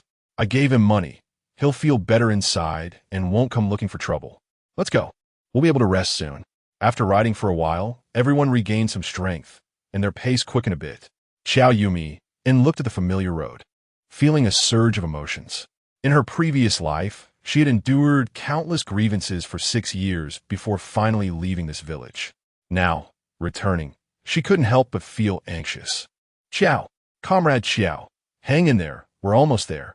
Qiao Yumeian looked at Lu Huaiye beside her, surprised that he had noticed her change in mood. She laughed again in an instant. What comrade Qiao? She pulled out their marriage certificate from her pocket and waved it. Who are you calling a comrade? Lu Huaiye slightly lowered his head. The moonlight illuminated the mountain road, but couldn't reveal his expression. Yumeian, if you're really tired, I can carry you. I'm strong. I can carry you and pull the cart. Qiao Yumeian felt warmth in her heart, but spoke disdainfully. Uncle and auntie are behind us. You carrying me while pulling the cart would look ridiculous. Lu Huaiye seemed to realize that what he was doing was inappropriate and stopped talking. Yet in that silence, Qiao Yumeian felt her unease dissipate. The tall Lu Huaiye blocked the moonlight, perhaps also shielding her from future storms. She remembered in her past life. The Lu family always secretly helped her. The He family despised her for being slow at work and earning little, so they let her go out at night to cut corn to make up for her points. The fine hairs on the corn leaves scratched her face painfully, and her tears flowed over the wounds, making it both itchy and painful. She squatted on the ground, cursing, resenting her father for marrying her off to the countryside and hating the He family for treating her like livestock. At that moment, the corn leaves rustled, as if someone was moving. The corn stalks, taller than a person, blocked her view, and she couldn't see who it was, frightening her to the point where her legs went weak and collapsed on the ground. Just then, the moon came out from behind the clouds, and she saw Lu Huaiye holding a sickle, cutting corn. That night, the frail figure quietly finished the work she hadn't completed during the day, with the moon elongating his shadow. That shadow was clearly within reach, yet also out of reach. Now, Qiao Yumeian looked at the shadow on the ground and silently grasped a handful. In this life, she could finally hold that shadow tightly in her palm. By the time they reached Yusher Gully, it was already late at night, and the entire village was fast asleep. A young man at the village entrance saw them and immediately jogged over. You must be from the Lu family, right? The village chief asked me to wait for you here. Lu's father quickly stepped forward. There's no such thing as a chief, young comrade. Thank you for waiting so late. The man smiled warmly. I can't sleep anyway. I'm here to guide you. Elders, you've worked hard on the road. Come with me to rest. Lu Huaiye exclaimed in surprise. Wow, this big brother is so polite. He doesn't look down on us at all. Lu Huaiye changed her tone from earlier complaints to a gentle voice. Look at him. So young, dressed neatly, and speaking appropriately. He must be an educated youth sent to the countryside. He must be a cultured person with high morals and ideals. When Qiao Yumeian saw this man, her heart sank. Hearing Lu Huaiye's words made her tense up even more. The man leading the way was named Xiaoran. Indeed, an educated youth sent to the countryside. In her previous life, he somehow deceived Lu Huaiye, resulting in her becoming pregnant with his child. Lu's father left the village for 3 days and nights, and when he returned, Xiao Ran had received a notice to return to the city. Everyone said that once Xiao Ran settled down in the city, he would take Lu Huayu away. But even when Lu Huayu was about to give birth, Xiao Ran still hadn't returned. Lu Huayu went to the city with her big belly to find Xiao Ran, bringing back a message that she had already settled down with him in the city and told her family not to worry. A year later, Lu Huayu returned to Yusher Gully. She was so thin that she looked like a skeleton, her clothes tattered, and her hair dry, looking unwell. A few days later, Lu Huaye and Lu's father went to the commune to trade grain, and Qiao Yumeian heard Qiao Shuawei scolding in the yard as they passed by the Lu family. You really have no shame letting a man use you up, catching a disease, and still having the nerve to come home? The family is already short on money, and we have to feed you and treat your illness. Why don't you just die? That night, while the Lu family was at a village meeting, Lu Huayu hanged herself from the jujube tree in the backyard. As her thoughts returned, she turned her head and saw Lu Huayu staring at Xiao Ran, who was leading the way, her eyes bright. Qiao Yumeian couldn't help but sigh. Fate had already written the script. Even if it were to start over again, what was meant to happen would still happen as scheduled. What about her? Could she escape the script written for her in her previous life? Beside her, Lu Huaye's arm inadvertently bumped against her, as if asking her what she was thinking. Qiao Yumeian said solemnly, "Such a person seems unassailable on the surface, but their thoughts are dark and terrifying." She felt that no matter what, she still needed to remind Lu Huaye, and she would pay more attention. But Lu Huayu overheard this. "You're so dirty-minded, always scheming against others. Don't think everyone is like you." Chapter 9, Paying the Price for Foolishness. Lu Huayu's voice was not small, and even Lu father, who was pulling the car in front, turned to look at him. Lu mother slapped her once.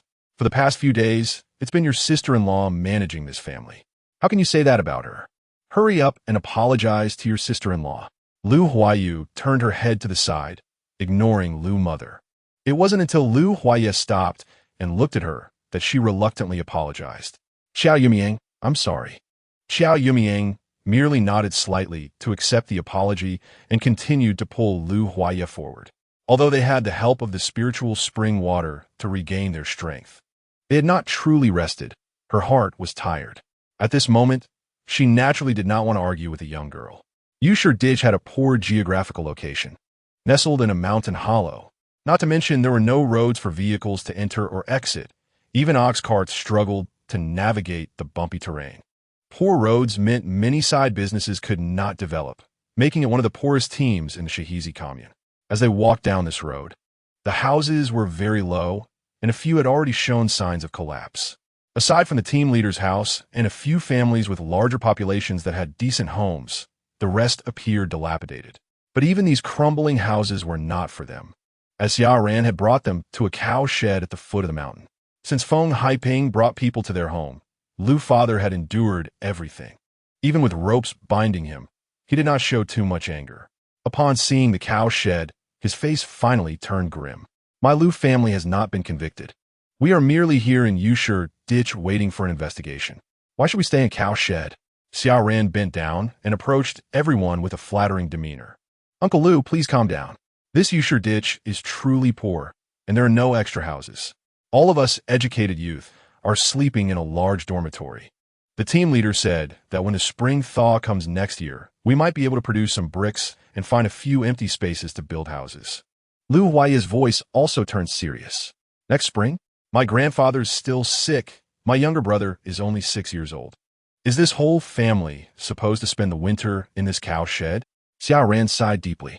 "To be honest, half of the walls at our educated youth point have collapsed, and we have covered them with a few wooden boards temporarily. Snow will come in a month or two, and we don't know how we will survive the winter." Lu Yanting snorted coldly. "I.e., go call the team leader over. Even if I, Lu Yanting, am a coward, I cannot allow people to repeatedly humiliate us." Just as Lu Huaye was about to move, Qiao Yumeian reached out to stop him. "Not yet." Lu Huaye stopped and turned to look at Qiao Yumeian in confusion. Lu father was also puzzled. "Yumeian, you've been worrying about this family since yesterday. I should do something too." Qiao Yumeian shook her head slightly and then gently advised, "Uncle Lu, the team leader has his arrangements. Since we have arrived here, let's settle down first." Lu's father was about to say something when Qiao Yumeian quickly blinked. After spending half a lifetime in the officialdom, if he couldn't pick up on such hints, he wouldn't be able to sit in the position of a leader. Lu's father remained silent, and naturally, the other members of the Lu family would not say anything more. Qiao Yumeian began unloading luggage from the cart, her eyes still glancing at Xiao Ran. Xiao Ran became a bit impatient. Her previously smiling face turned somewhat stiff.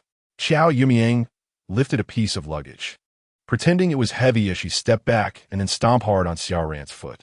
I'm sorry, Comrade Xiao, I really didn't see. Xiao Ran hopped to the side, wincing in pain while smiling in response. It's fine. Qiao Yumeian apologized again. Sorry, it's quite chaotic here. Comrade Xia has already completed the task assigned by the team leader, so you can go back now. We have no place to sit, so we won't keep you. Xiao Ran's expression grew even stiffer, looking as if she wanted to say something but hesitated. Lu Huayu leaned forward, her voice tinged with shyness. Comrade Xia, do you have something to say? Seeing someone engage her, Xiao Ran's eyes lit up. If you don't want to stay in the cow shed, I have a way. But you can't say I told you. As if fearing rejection, Xiao Ran spoke rapidly without waiting for the Lu family to respond. Actually, I wanted to say, since there aren't many people in each family in Yusher Ditch, if you don't want to stay in the cow shed, you can suggest to the team leader that families with fewer members move in with those that have more, at least to get through this winter.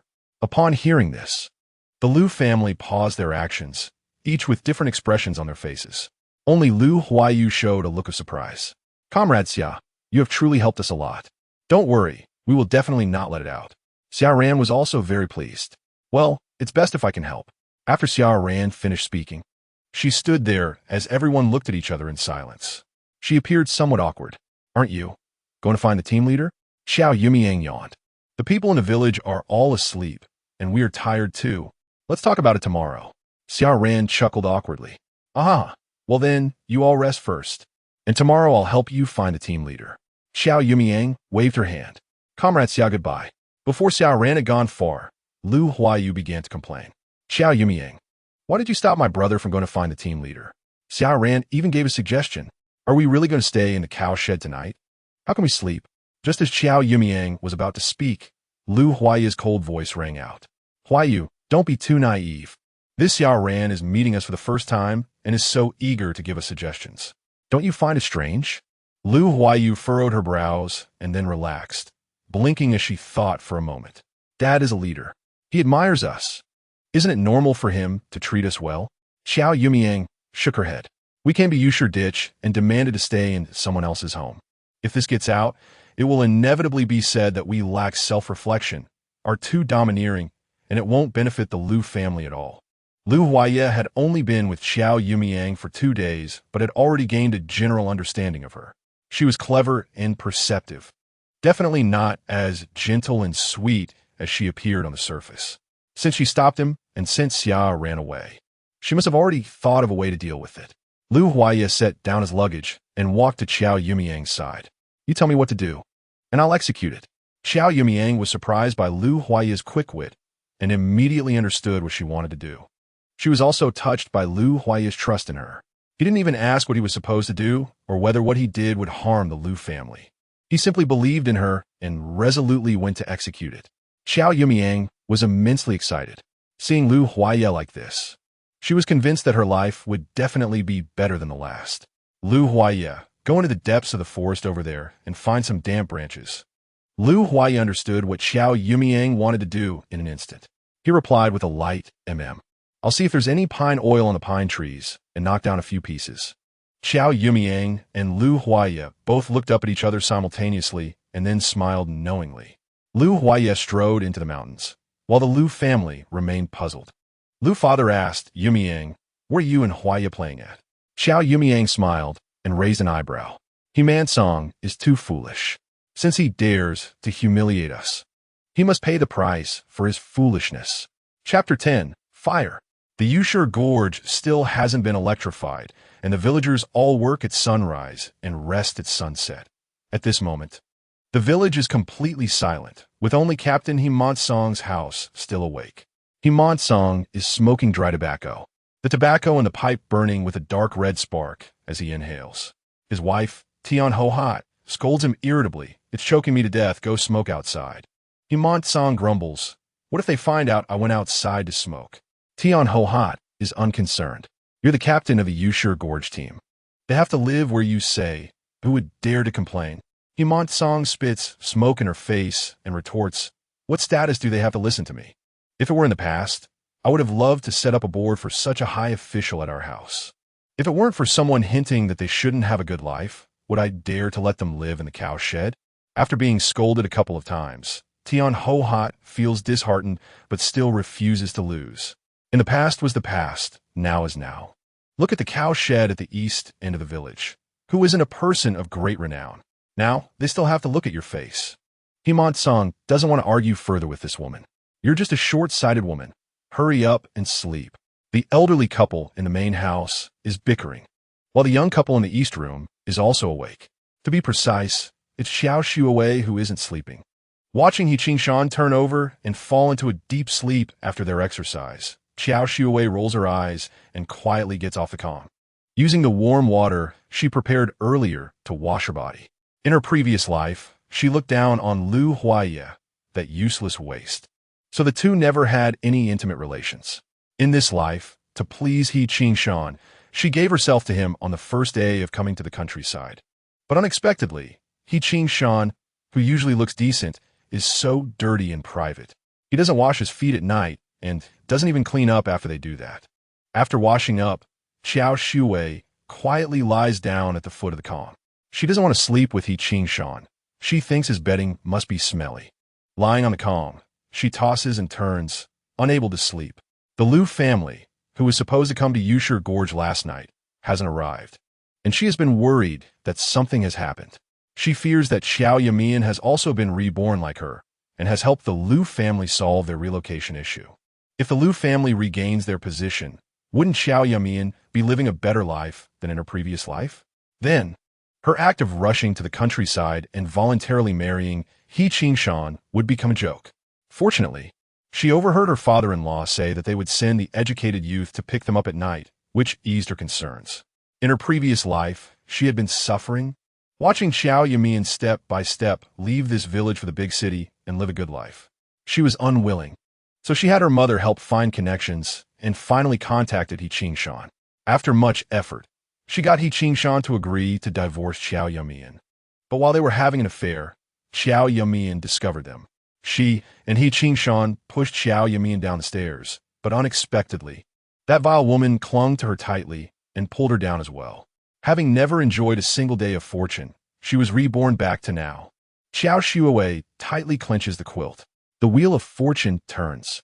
Since heaven has given her a chance to be reborn and has put Qiao Yumeian in her hands, she will definitely make Qiao Yumeian's life 100 times worse than her previous life to offset her resentment. Just thinking about this, Qiao Yumeian drowsily fell asleep. She slept uneasily, as if she had just fallen asleep when she heard the sound of gong. Yushur Gorge has no electricity, and there are no loudspeakers to broadcast to the entire village.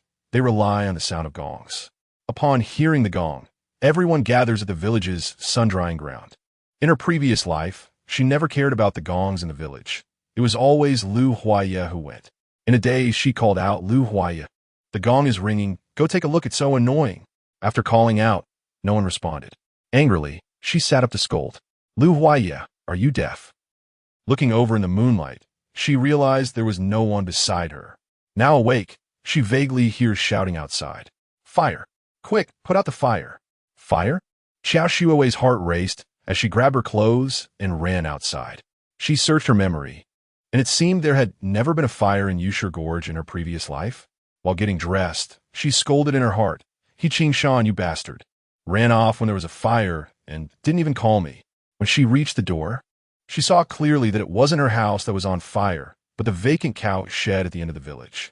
Thick smoke billowed into the sky, and the smell of burnt wood mixed with the unique scent of pine oil filled the air.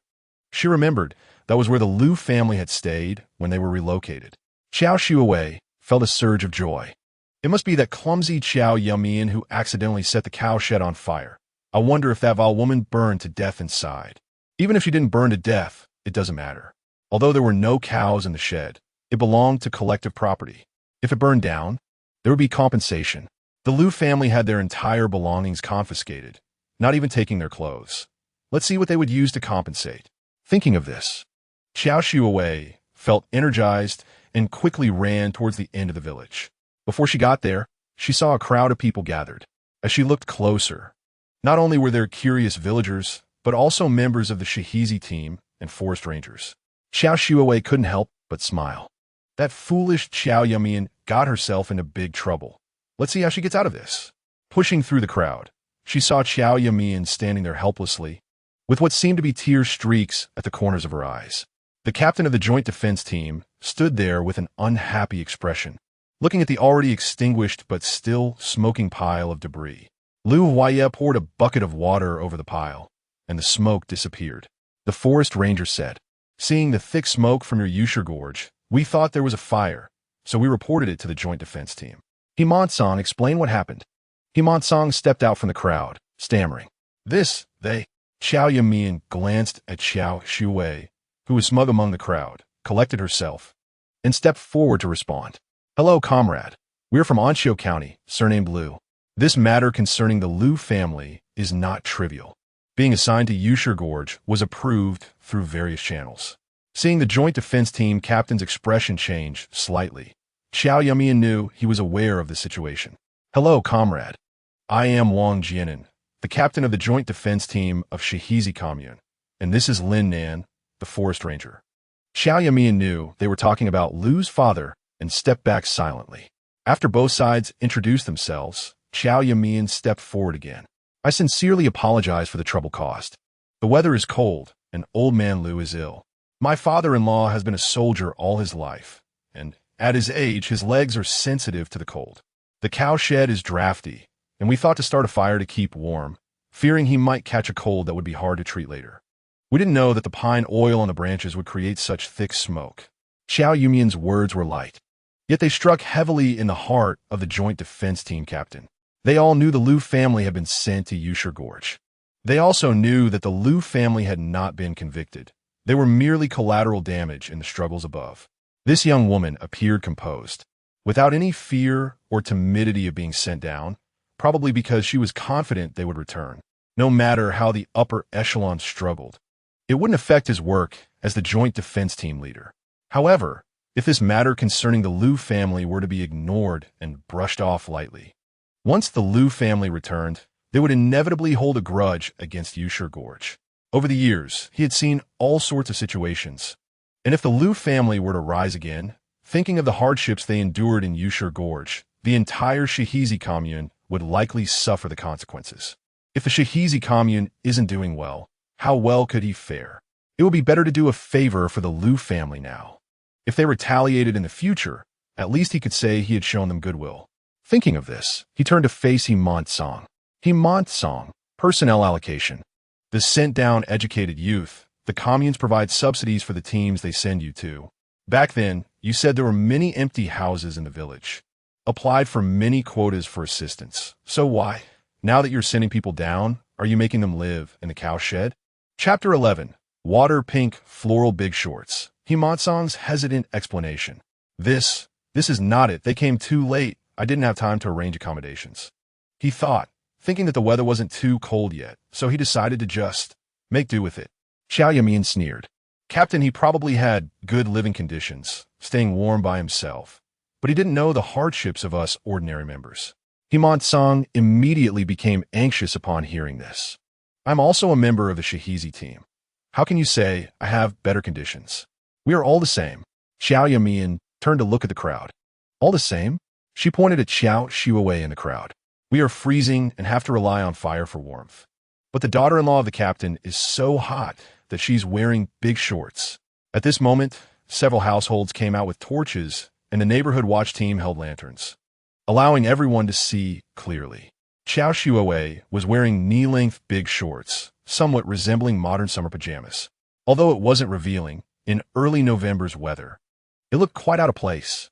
Upon hearing this, Qiao Yumeian hurriedly tried to escape, having grabbed only her clothes and not thinking to put on pants. She was also eager to see Qiao Yumeian get scolded, so she didn't feel the cold. The water-pink floral pajama pants were thus exposed to everyone's eyes. She let out a scream, wanting to cover her legs, but how could two hands cover it all? He Qingshan ran over from the other side of the crowd. He had just raised his hand to hit Xiao Shuwei, but then remembered it was in front of everyone, so he tightly grabbed Xiao Shuwei's hair instead. You're embarrassing me everywhere. Hurry home. Following this incident, discussions began to stir among the crowd. Qiao Yumeian cleared her throat to divert everyone's attention. Captain Wang, we'll pay attention next time and try to find some dry firewood to burn. Or next time you see smoke coming from our Yashiga team, you don't need to come. It might just be us warming ourselves up. Winter is coming, and we might be burning fire every day. Before Captain Wang could respond, the forest ranger Lin Nin spoke up first. How could that be? It's autumn now, the peak season for forest fires. What would you do if your Yashigu really caught fire?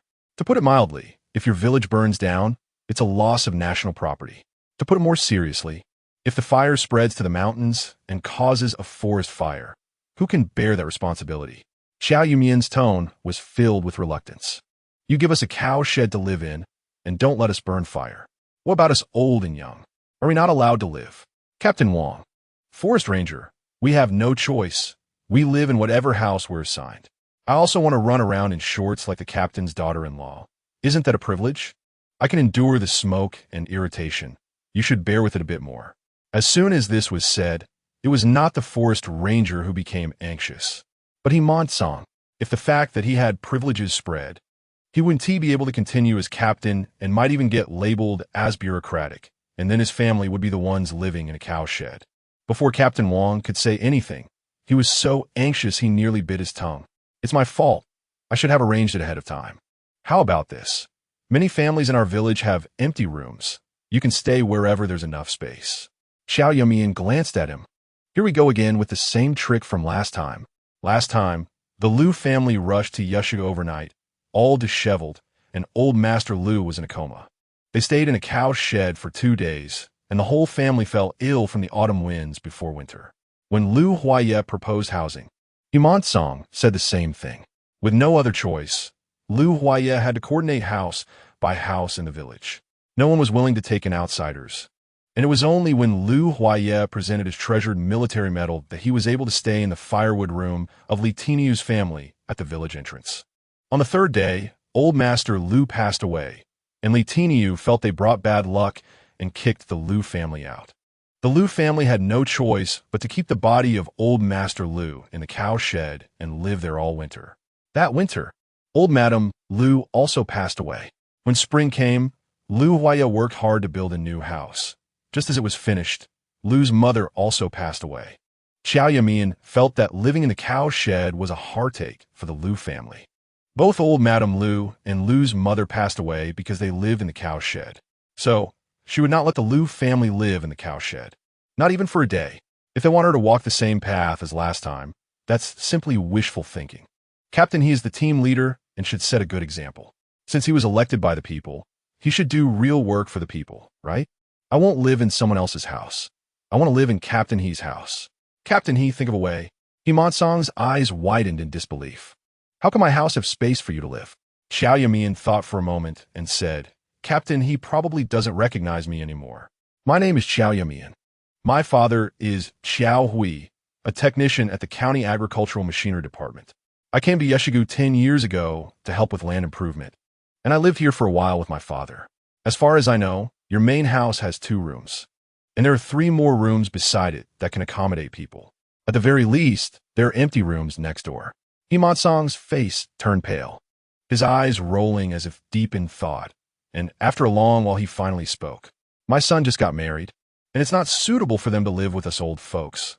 They're already occupying 1 room. The other room is a firewood room and cannot be lived in. Next door is my cousin. I have no authority to let others stay in their house. Qiao Yumeian nodded. I understand. Captain He's firewood is more precious than us living people. The firewood can also have a separate room. Forget it.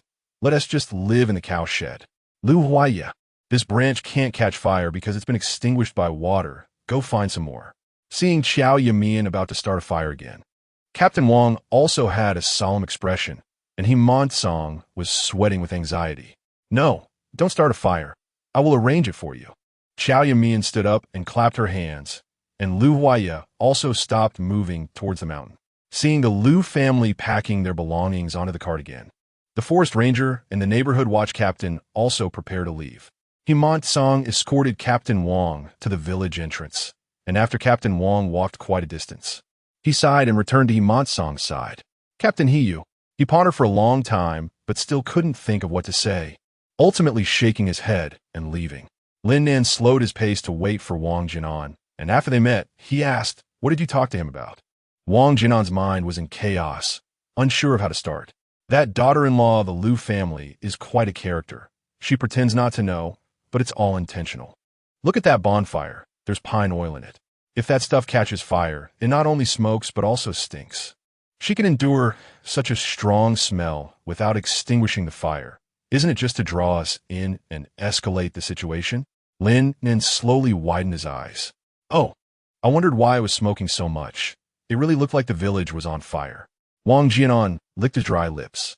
If Himant Song were smart, he'd treat her well and send this Buddha away and call it a day. If he's foolish then, the group of figures disappeared at the end of the mountain road. Himant Song had no idea what Wang Jianan and Lin Nan were thinking. He was currently filled with anger. When Xiao Hui said he wanted to marry his daughter over, he was overjoyed.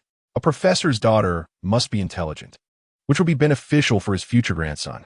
But unexpectedly, the daughter-in-law he married was not good, and her sister was even opposing him. Originally, he was instructed not to let the Lu family live well, but now it was from the heart. He genuinely didn't want the Lu family to have a good life. As he walked back to the cow shed, the Lu family had already packed up and was ready to move into their new house. Himant Song narrowed his eyes. Living next door was fine.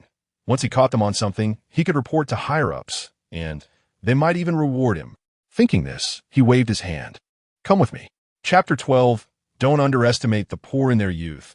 As soon as they arrived at the Lu family courtyard, they heard the sounds of scolding and crying from the side room. Who told you to go out and embarrass us? I'll beat you to death. Stop hitting me.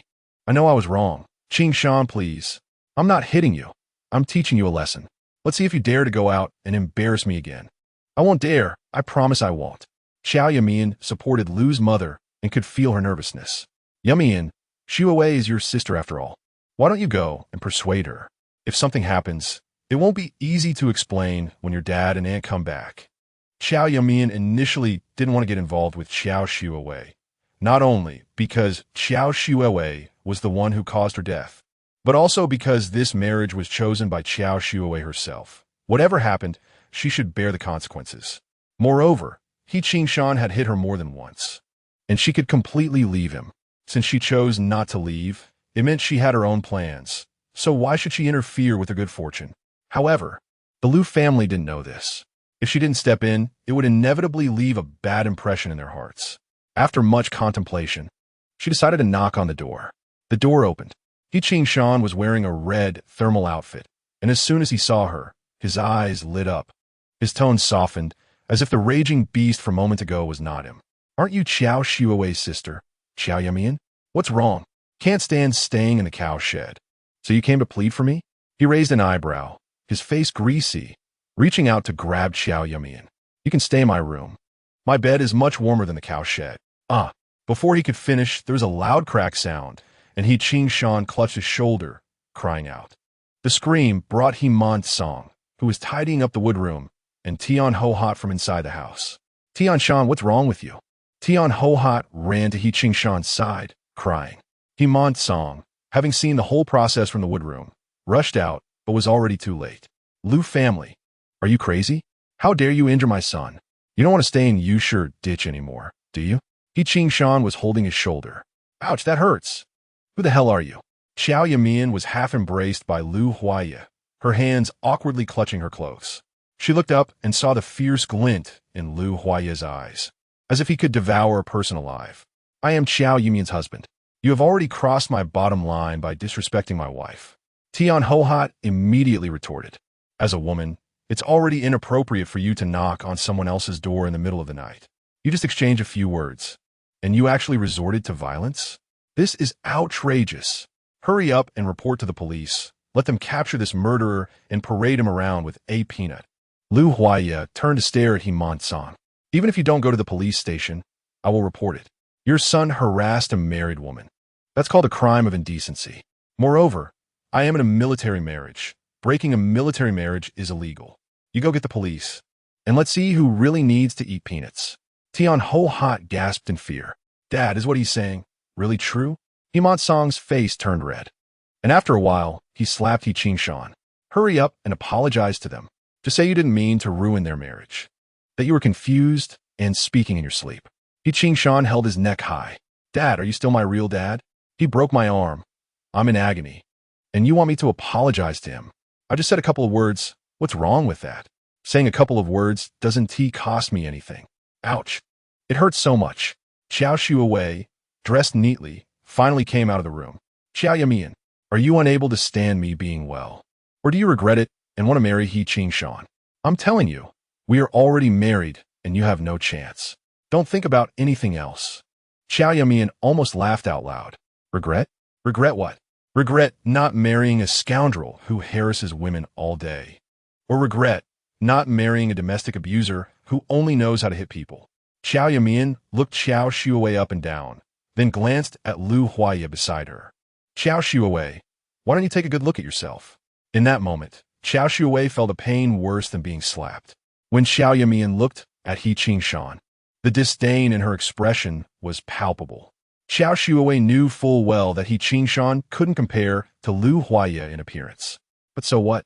Lu Huaiya looked tall and handsome now, but she knew that in 6 months, the Lu family would gradually die off.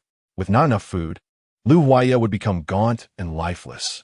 Meanwhile, He Qingshan, with the success of his composting, would have an increasingly plump wallet and dress more stylishly.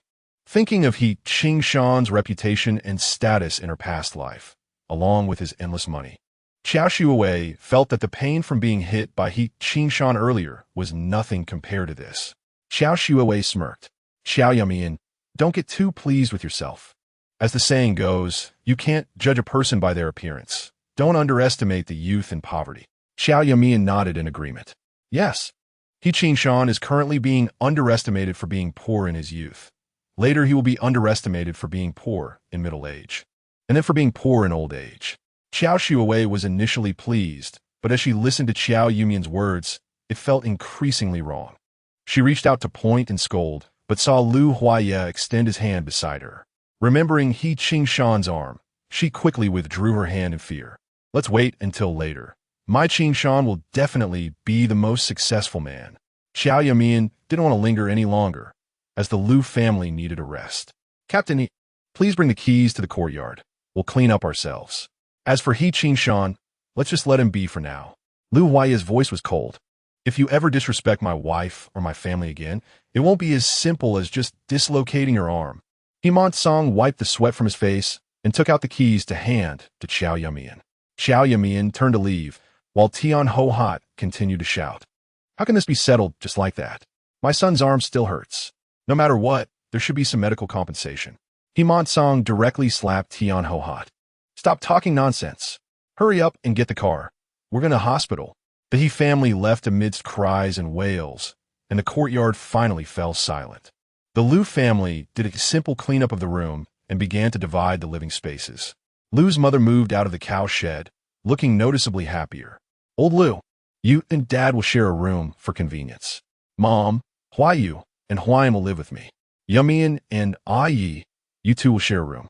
Qiao Yumeian blushed and was about to refuse when Lu Huaiyu shouted, Mom, Huaiyan is already 6 years old and a big boy. How can I share a room with him? Lu's mother clicked her tongue. Right now, there are only these 3 rooms. Do you want to live alone? It's still better than living in the cow shed with a big group in a dormitory. Qiao Yumeian instinctively looked at Lu Huaiya, only to find him staring at her. It seemed they didn't need to say anything. They understood each other's thoughts. She instinctively nodded at Lu Huaiya. Lu Huaiya cleared his throat and spoke. Mom, let me handle the room assignments. Chapter 13. Good food and drink. Mrs. Lu also looked troubled. I just saw that there are only 2 rooms for people to stay in next door, and the remaining room is a firewood shed that can only store miscellaneous items. Captain He's firewood shed is barely habitable after tidying up. This is already the best arrangement. Lu Huaiya shook his head. Mom, you and Dad can share a room with Huaiyan. Grandma, Huayu and Yumeian can share a room. I'll stay with Grandpa to take care of him. Mrs. Lu's face showed urgency. How can that be? You just got married to Yumeian. How can you live apart? I want to hold my grandchildren soon. Qiao Yumeian's face instantly flushed. Auntie, I still. Qiao Yumeian wanted to say she had married Lu Huaya in an emergency situation, and she wasn't ready to truly be his wife yet. Moreover, having experienced a failed marriage with He Qingshan, she wasn't so eager for married life. When they registered their marriage, she had thought that if the Lu family successfully recovered, she could use their influence to bring her father back, just wanting to resolve all current crises. As for love, companionship, and future life, she really hadn't thought that far ahead. Lu Huaya timely resolved her awkwardness. Mom, given our current situation, being alive is already good enough. What is the point of having a child if it's going to suffer with us? Besides, we are only borrowing this place. We can build our own house in the spring. With Lu Huaya's insistence, Mrs. Lu didn't persuade anymore. The He family's firewood shed was bigger, and Qiao Yumeian moved in with Lu Huayu and Grandma Lu. The others stayed in the east and west rooms next door at the He family's. Feng Haiping didn't allow them to bring blankets, so they rolled their clothes into pillows and managed to sleep through the night with just their outer coats. Qiao Yumeian hadn't slept for several days, relying on the spiritual spring water to hold on, and she quickly fell asleep once she lay down.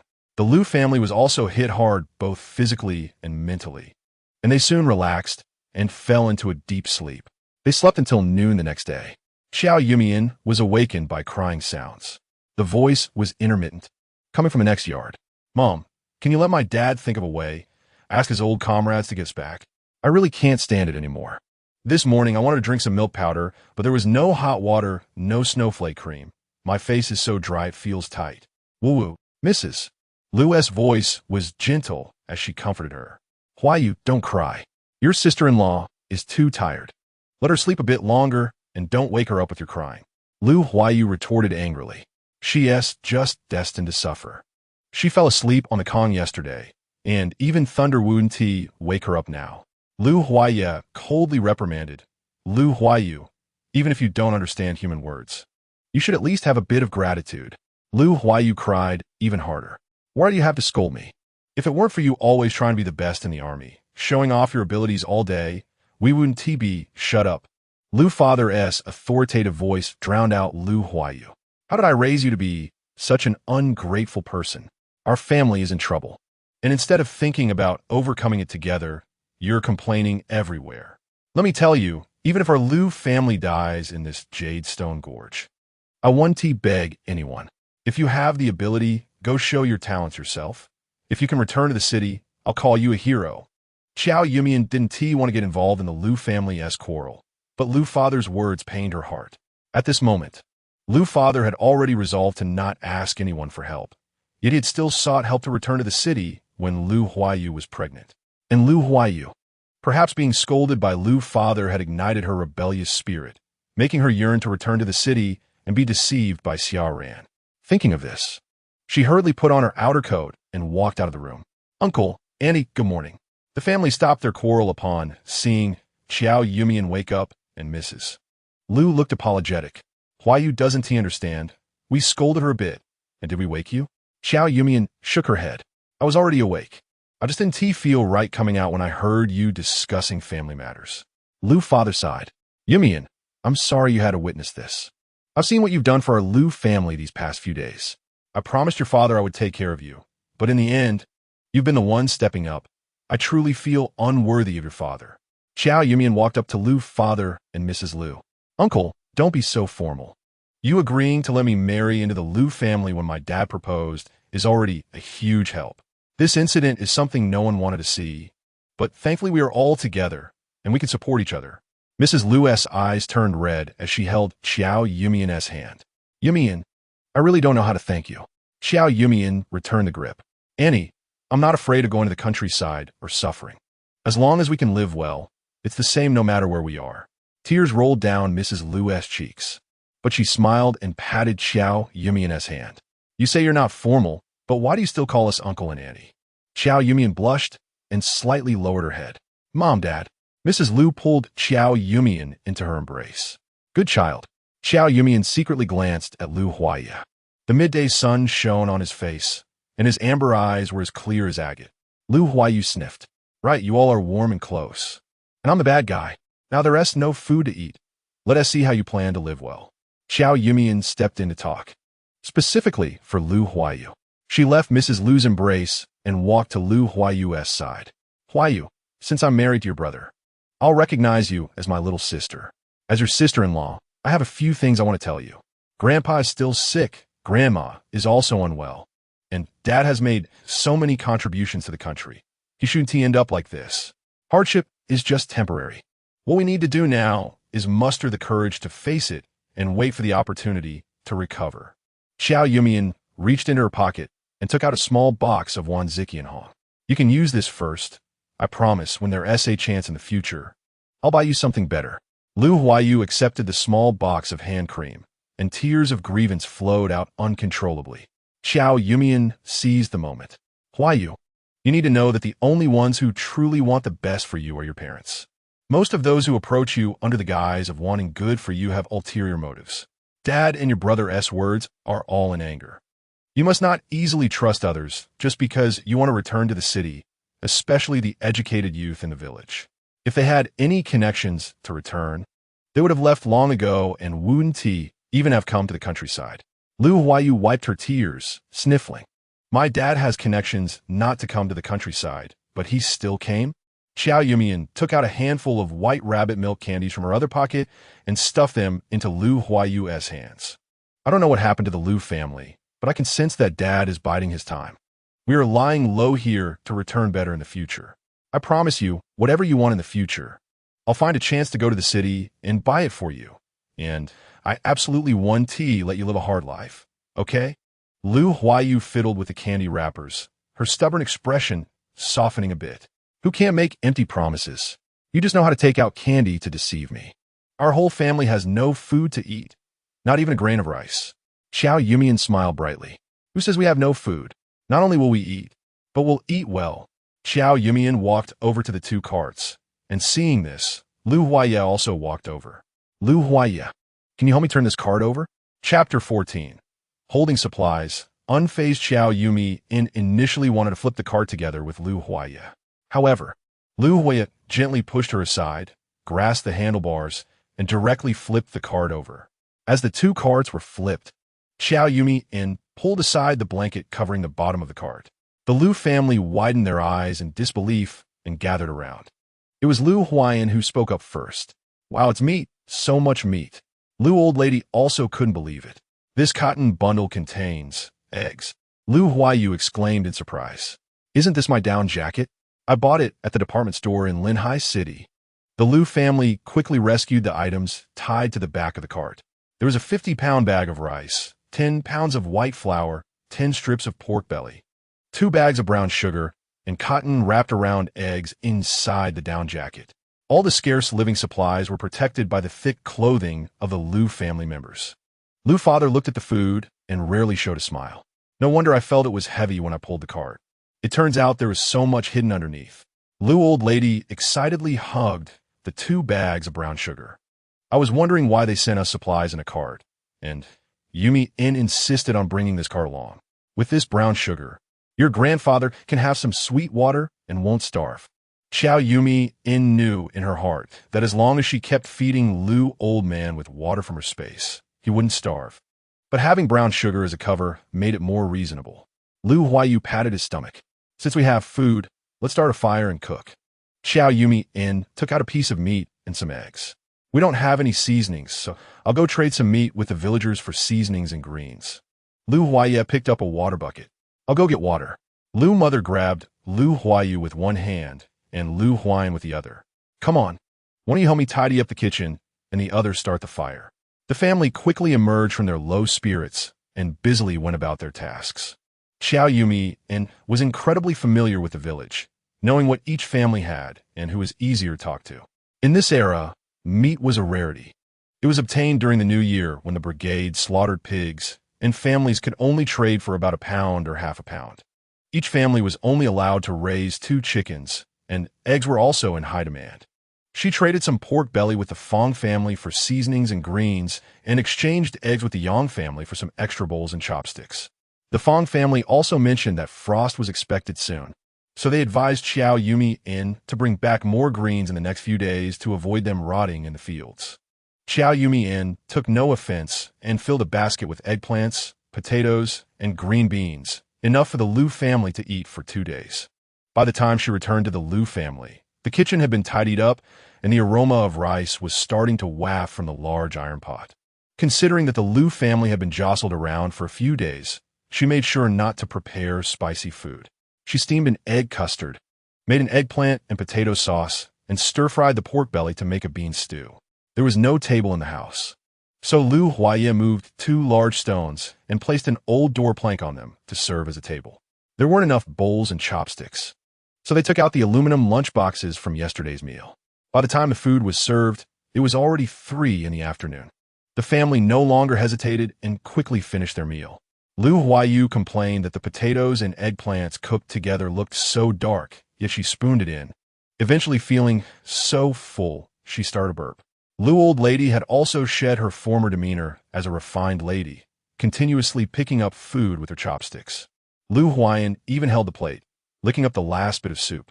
After the meal, Qiao Yumeian looked at the satisfied family and slowly spoke up. "Grandma, Dad, Mom, I want to say a few words." Everyone looked at Qiao Yumeian, signaling her to continue. Qiao Yumeian stood up seriously from the stone, straightened her clothes. "Grandma, Dad, Mom, I want to talk about our plans for the future. Since we have come to this place, we need to keep a calm mindset.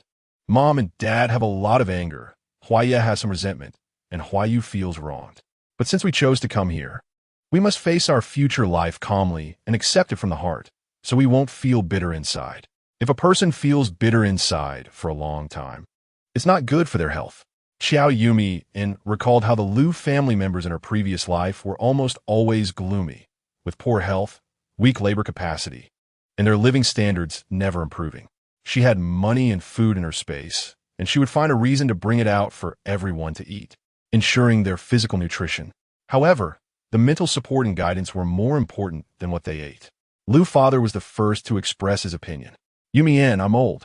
After this incident, I've been feeling so down that I can't lift my spirits. You and Huaiye can take care of the family's matters." Liu Huaiye stood up beside Qiao Yumeian. "Dad, I'm waiting for that opportunity. Once the time is right, Liu father became furious. "Unfilial son, I won't allow you to do those things anymore. Your grandfather is still in a coma, and our whole family has been sent here. Are you not aware of this?" Liu Huaiye frowned. "It's precisely because grandfather is in a coma that I must resist. If we keep retreating, we will only let others walk all over us." Seeing that the father and son were about to argue again, Qiao Yumeian hurriedly blocked Liu Huaiye. "Dad, I don't understand your matters, and now is not the time to discuss them. I'm just thinking that since we chose to come here, you should let us do as we wish. No matter how far we go with it, I won't regret it. At worst, we can stay here for a lifetime. I think the countryside is quite nice." As Qiao Yumeian spoke, she tugged at Liu Huaiye's sleeve, stifling what he wanted to say. Liu father waved his hand. "Do whatever you want. You don't need to tell me. I don't want to manage it anymore." Qiao Yumeian turned around and winked at Liu Huaiye, finally calming his discontent. Liu mother seized the opportunity. "Yumeian, I saw you carrying a big bag just now. What's inside?" Qiao Yumeian noticed Liu mother wanted to change the topic and continued. "We arrived too late yesterday, so we just made do with sleeping. This is a quilt I just traded from a villager, along with a sheet and some cotton. Later, I'll need Grandma and Mom to help me and make it into a quilt." Cotton was a scarce item both in the city and the countryside. Having a cotton coat for winter was considered wealthy, and it was unlikely anyone had extra cotton. These were the old quilts from the Qiao family and the cotton she bought on the black market. Using this excuse to bring it out was still reasonable. Fortunately, the Liu family never lacked food and clothing, and they didn't understand the scarcity of these items, making it easier to fool them. Liu old lady was very happy and urged Liu Huaiye. "Hurry, take the cotton inside, while the sun is still up. Your mom and I will work on this quilt to ensure we have something to cover tonight." The tension in the yard eased as the father and son were separated. Qiao Yumeian wanted to continue speaking when the sound of bells ringing closer came from the horse. She looked toward the outer courtyard and saw that the He family next door had returned. Chapter 15. Resurgence of conflict. He's family's cart was parked outside, and He Monsong unloaded the horse from the cart, leading it to the stable behind the house. He Qingshan held his arms and was supported by Qiao Yumeian as he grumbled while walking towards the house. Tian Hohat glanced into the Lu family's courtyard and spat in disdain. Ugh, a family of disgusting people. Lu Huayu had just been scolded by his brother and father and was looking for a way to vent his frustration. He quickly ran to the fence and shouted, "Who are you spitting at? How rude." Perhaps He Monsong had said something to her, but Tian Hohat didn't retaliate. She muttered something under her breath instead. Lu Huayu was furious and was about to push through the rickety fence to argue with her when Qiao Yumeian quickly held him back. She knew this former mother-in-law very well. With no education, let alone any sense of decency, she often relied on her status as the captain's wife to look down on others. She had never lost in a verbal fight, and during the time she was a daughter-in-law of the He family, she had been a source of torment for this mother-in-law. Aside from sleeping, her mouth never seemed to rest, always finding fault with something, as if everyone in the world owed her something. If Lu Huayu confronted her, he would surely return in tears. Just as Qiao Yumeian managed to calm Lu Huayu down, she knew she couldn't let this old lady ruin her mood again. It wasn't worth it to argue with her. People like that didn't even deserve a glance. Although Lu Huayu had been spoiled, he wasn't to the extent of being unable to differentiate right from wrong. After hearing Qiao Yumeian's words, he merely imitated Tian Hohat and spat back. Tian Hohat didn't expect this young girl to dare to spit back, rolling up her sleeves and preparing to confront her, but just then, He Qingshan came out of the house. "Mom, let us eat, I'm starving." Upon hearing her precious son was hungry, Tian Hohat immediately backed down. "Oh, my son, you're hungry." She punched Qiao Yumeian, who was standing at the door. "You jinx, why aren't you cooking? I think you need to be beaten more." Just as Qiao Yumeian was about to move, He Qingshan frowned, looking displeased. "What? You want to cook right now? I can already smell fried meat. I thought you called Aunt Sue to cook for us." He shot Qiao Yumeian a glare. "You useless one, your cooking is terrible. I can smell someone else's meat cooking. Go get me some." Tian Hohat smiled and said, "Son, it's not even noon, and there's no food cooked yet. Where should I go to get it?" He Qingshan immediately became upset and walked out of the house. He sniffed the air and headed straight for the Lu family's courtyard. "I can smell it. The meat smell is coming from their house." He turned to Qiao Yumeian and said, "Bring over your vegetables. I'm starving." Qiao Yumeian chuckled. "Your nose is really sharp. You came running at the smell." He Qingshan slapped the fence. "Who are you calling a dog?" Lu Huayu clapped her hands and laughed. "Ha ha, my sister-in-law didn't say the word dog. Why are you so eager to admit it?" Lu Huayan ran over from the table with 2 aluminum lunchboxes that had just contained food and stood by the fence. "Dog brother, we've finished all the food at home. There's just a bit of soup left. Why don't you lick it?" He Qingshan was furious and kicked the fence down. "Are you trying to get yourself killed? Don't you know whose territory this is? Do you believe I can get my dad to throw you all out?" Qiao Yumeian was quick to react, pulling Lu Huayan back a step to avoid being hit by the falling fence. She looked up at He Qingshan. "Right? I don't want to stay here either. If the village chief's son has any skills, why don't you just throw us back to the city?" As soon as she finished speaking, a figure darted past her like lightning. Lu Huayan was holding a large bag in one hand and grabbed He Qingshan by the collar with the other, lifting him up. "Who are you saying doesn't want to live?" Seeing He Qingshan being lifted, Qiao Yumeian rushed over to start hitting Lu Huayan. "You mad man, let go of him." Lu Huayan shot her a glare and hit her with the bag he was holding, causing her to fall to the ground. Sitting on the ground, Qiao Yumeian couldn't believe it. "Lu Huayan, you actually dared to hit me." In an instant, she felt extremely wronged. In her past life, although Lu Huayan was cold, he had never laid a finger on her. When she threw a tantrum at home and didn't go to work, no one in the Lu family scolded her. Because of her low points, she often beat and scolded Lu Huayan, who only endured silently. Even when she caused Lu Huayu's death, Lu Huayan had only sat outside the door for a night without saying a harsh word to her. Now, how dare he push her? Didn't he know how painful it was to be pushed down and fall to the ground? Tears of grievance flowed uncontrollably. This feeling was worse than being hit by He Qing-shan. When she looked up again, she saw Lu Huaye shielding Qiao Yumeian behind him, looking protective, a gesture that only belonged to her in her past life. It was all because of that shameless Qiao Yumeian. She wanted everything. In her past life, she took He Qing-shan, and now she was starting to seduce Lu Huaye again. She couldn't swallow this anger. She had to make Qiao Yumeian suffer.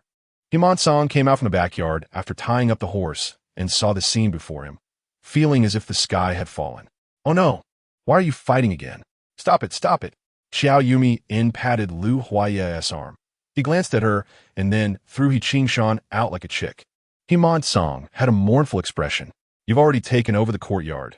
My son dislocated his shoulder, and I didn't ask you to compensate. What more do you want?" Qiao Yumeian sneered inwardly. How had she not realized before that the He family were all cowards who bully the weak and fear the strong? How had she allowed herself to be bullied by them in her past life? Qiao Yumeian stepped forward with her arms crossed. "Captain Yi, I think we need to talk. Living next to you is like living in chaos every day. It's unbearable. Don't you think so?" Chapter 16. Land allocation and house construction. Himon-song frowned. "Come with me." Qiao Yumeian did not move, but Lu Huaye followed Himon-song's pace. "I'll talk to him myself." Qiao Yumeian stopped Lu Huaye. "My dad helped him before, so our families have some connections." Lu Huaye looked worried. "Himon-song is the captain of Yusher Gully. I'm afraid you might get hurt, and I'm also worried he might threaten you." Seeing the concern in Lu Huaye's eyes warmed Qiao Yumeian's heart. "Don't worry. I'm here to fight for our family's interests, not to argue." Lu Huaye raised his hand as if to comfort her on the shoulder, but stopped just before touching her. "Then, I'll stand in the yard. If you need anything, just call me loudly." Qiao Yumeian nodded, and then followed Himon-song into the house. The He family's main house was large, with 2 rooms.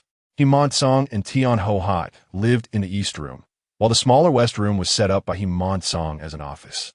According to the commune's rules, each production team needed an independent branch office for daily operations. However, Himon-song had always used the excuse that the team was poor and couldn't build a house, so he worked from home. Tian-ho-hat had gone to comfort He Qing-shan, so the east room was empty and Himon-song couldn't see them. Qiao Yumeian entered her space and picked out some items that her father couldn't take with him, wrapping them in old sheets before walking into the east room. In her previous life, Qiao Yumeian had entered this office many times, but she was always there to serve tea and water during meetings or to clean up after people left. The walls of the room were rarely covered with a layer of newspaper, and several wooden shelves held many documents. There were 4 wooden chairs and a wooden table, which also had a box of tea and several cups on it. Himon-song cleared his throat as he sat in the chair. "What do you want to talk to me about?" Qiao Yumeian smiled appropriately. "Uncle He, there's no need for us to be so confrontational. After all, our families have a deep relationship." Himon-song slammed his rough hand on the table. "You know about our deep relationship? Your dad said he would marry his daughter to our family, and we were overjoyed, treating you all well, even giving you a separate room. Our He family has not treated your Qiao family poorly, and this is how you repay us." Qiao Yumeian had initially thought to ease the situation, but unexpectedly, Himon-song had started to act all high and mighty. Since he wasn't in a good mood, why should you try to please him? "Captain Yi, what you're saying is unreasonable. Qiao Shuowei is a city girl, educated and beautiful. If it weren't for the changes in my family, your son wouldn't have been able to find such a daughter-in-law, would he? Besides, if Qiao Shuowei hadn't married in, would your son have a separate room? What do you mean by treating us well? On my first day here, Qiao Shuowei was beaten. What's so good about that?" Qiao Yumeian rolled her eyes. "Stop flattering yourself. Your son's behavior, if I report it to the Women's Federation for Domestic Violence, it would be quite the scandal for your family. Your son has several mistresses, all of whom are married women, and he has even stolen things with local thugs. If I report this to the Public Security Bureau, do you think you can keep your position as captain?" Himon-song had dismissed everything Qiao Yumeian said until she mentioned He Qing-shan's secret, which made his face turn pale. You're talking nonsense. My son would never." Qiao Yumeian interrupted Himon-song. "You know in your heart whether that's true, and the county's police know too. However, Uncle He, I'm not here to threaten you. I'm sincerely asking for your help. Qingshan's eyes flickered. Help? What help? Qiao Yumeian regained her smile, as if she were no longer the one making threats. She picked up the bundle she had prepared earlier and placed it on the table. This is a gift from my father before he left. Unwrapping the bundle revealed a long green glass table lamp, 2 hero pens, 2 bottles of ink, and several other notebooks. These items were common in modern times, but were considered symbols of status for educated people in the 1970s. Qiao Yumeian pushed the items forward. It's fate that we came to Yusher Gully.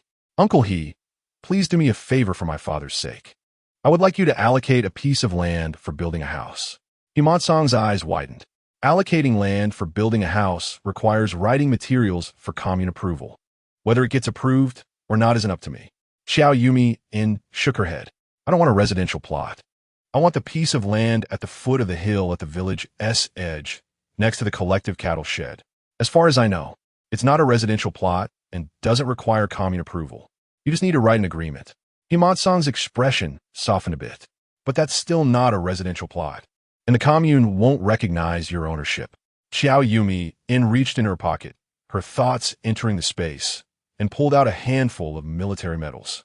She rummaged through with her left hand, then her right hand, and dozens of military medals fell onto the table like coins. Himansong was so frightened by the sight of so many military medals that he nearly knelt down. Qiao Yumeian fiddled with the medals. Look at these military medals. They represent the glory of the Liu family for 3 generations. Do you think they will stay in Yusher Gully forever? Uncle He, if you allocate us land, it will benefit you. The Liu family will leave sooner or later. Even if we get a residential plot, it won't matter. It's just a temporary house for comfort. If you make things difficult for the Liu family, when they remember the suffering they endured here after they recover, what good will it do for you? Besides, Qingshan is always causing trouble, and your wife is also restless. Who knows when she might?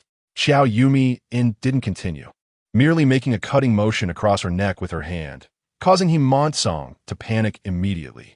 I'll allocate it. By the end of the conversation, Himansong's writing hand was trembling. Qiao Yumeian watched as he carefully wrote the allocation note. In her previous life, she had lived with Himansong for many years, so she understood his character very well. He wasn't afraid of ordinary arguments. Only once had he been frightened into submission. And since then, there had been fewer problems. She didn't know how long she would stay in Yusher Gully. If Himansong really wanted to make things difficult for them, even if it was just a matter of recording a couple of points fewer or distributing meat from the worst parts, it would make them uncomfortable for a long time. Receiving the allocation note, Qiao Yumeian felt very relieved.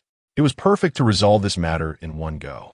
When she showed the allocation note for the vacant land to the Liu family, they were all very happy. Having their own house and not having to borrow from others was the best situation. The family left in high spirits, ready to check out the land at the village's edge. Most of the villagers were very simple-hearted, and when they saw newcomers, they all came over to chat. Lumu was good at dealing with people, Lu Huayu was proud but clever, and Lu Laotai was gentle. It didn't take long for the 3 of them to strike up conversations with their peers. With the chattering Lu Huayu around, the quiet Qiao Yumeian didn't receive much attention from the young girls, but she was happy to enjoy the peace, chatting casually with Lu Huayu. Before long, 5 or 6 young men and women rushed up from behind, blocking their way. Wait a minute. From the stern expressions on their faces, it was clear that these people meant trouble. Chapter 17, Do You Know Each Other? The arrival of the educated youth attracted more villagers to watch the commotion, and soon there were layers of people surrounding the scene. Qiao Yumeian keenly noticed that Xia Ran was at the back of the crowd, quietly observing them. When they were at the Liu family's home, everyone had already discussed the main division of labor among the family members. Liu father, being the elder, was not suitable to argue or discuss matters with others, so minor issues were handled by Lu Huaye and Qiao Yumeian. Even if something was said or done incorrectly, Liu father, as the backbone of the family, could come out to ease the relations. Lu Huaye had a bad temper, was cold, and was adept at solving problems through force, making him unsuitable for communication. Thus, Qiao Yumeian was always the one to take the lead in any matter. When this group of people approached, Lu mother pulled Lu Huayu close and stopped talking, allowing Qiao Yumeian to step forward for communication. Hello. May I ask what is the matter? Qiao Yumeian recognized these people. There were 5 of them, 2 men and 3 women, all educated youth from Yusher Gully. These individuals were not very clever and were often used as pawns by Xiao Ran, and it seemed this time was no different. The girl with a ponytail, named Sun Li, wiped the sweat from her forehead and said, "We heard that the village chief approved your land for building houses. We think that there should be a first-come, first-served principle. Our educated youth point does not have enough housing, and it is also very dilapidated. It's not easy to get this piece of land approved. So those of you who came later should let us build first." Qiao Yumeian's smile froze on her face. She knew that Xiao Ran intended to make an issue out of housing, but she didn't expect that they would get the news so quickly. Instead of answering directly, she countered with a question, "Who told you that we were approved for land to build a house?" Another boy stepped forward. "You don't need to worry about how we found out. Just answer whether this matter is true or not. If it is, then the land should be given to us first because we have been applying for a long time without a response. The moment you arrived, the land was approved. Doesn't that mean you took our spot and snatched our land?" Hearing the educated youth say that the Liu family was approved for land, many villagers were very unhappy. Every family has children and wants to build an independent house to avoid crowding into one courtyard. However, the land resources in Yusher Gully were limited, and Imansong had never opened this door, not granting land to anyone. As public property, the educated youth point required the brigade to bear the costs for new construction and repairs. After paying the public grain each year, the food distributed to the members was barely enough, let alone paying for requisitioned grain to exchange for money. Qiao Yumeian felt puzzled. She had just finished talking with Imansong less than half an hour ago, and the news had already reached the educated youth point. Imansong would certainly not proactively tell the educated youth. It was very likely that he mentioned it to his family, and then they informed the educated youth. Qiao Yumeian glanced at the crowd, and indeed saw Qiao Shuewei hiding behind someone. Faced with the questioning, she did not get angry, but instead took out the approval slip written by Imansong for the educated youth to see. "You misunderstood. We didn't ask for any land at all," Qiao Yumeian explained to the crowd. "Dear villagers, our Liu family came to Yusher Gully just to live a stable life.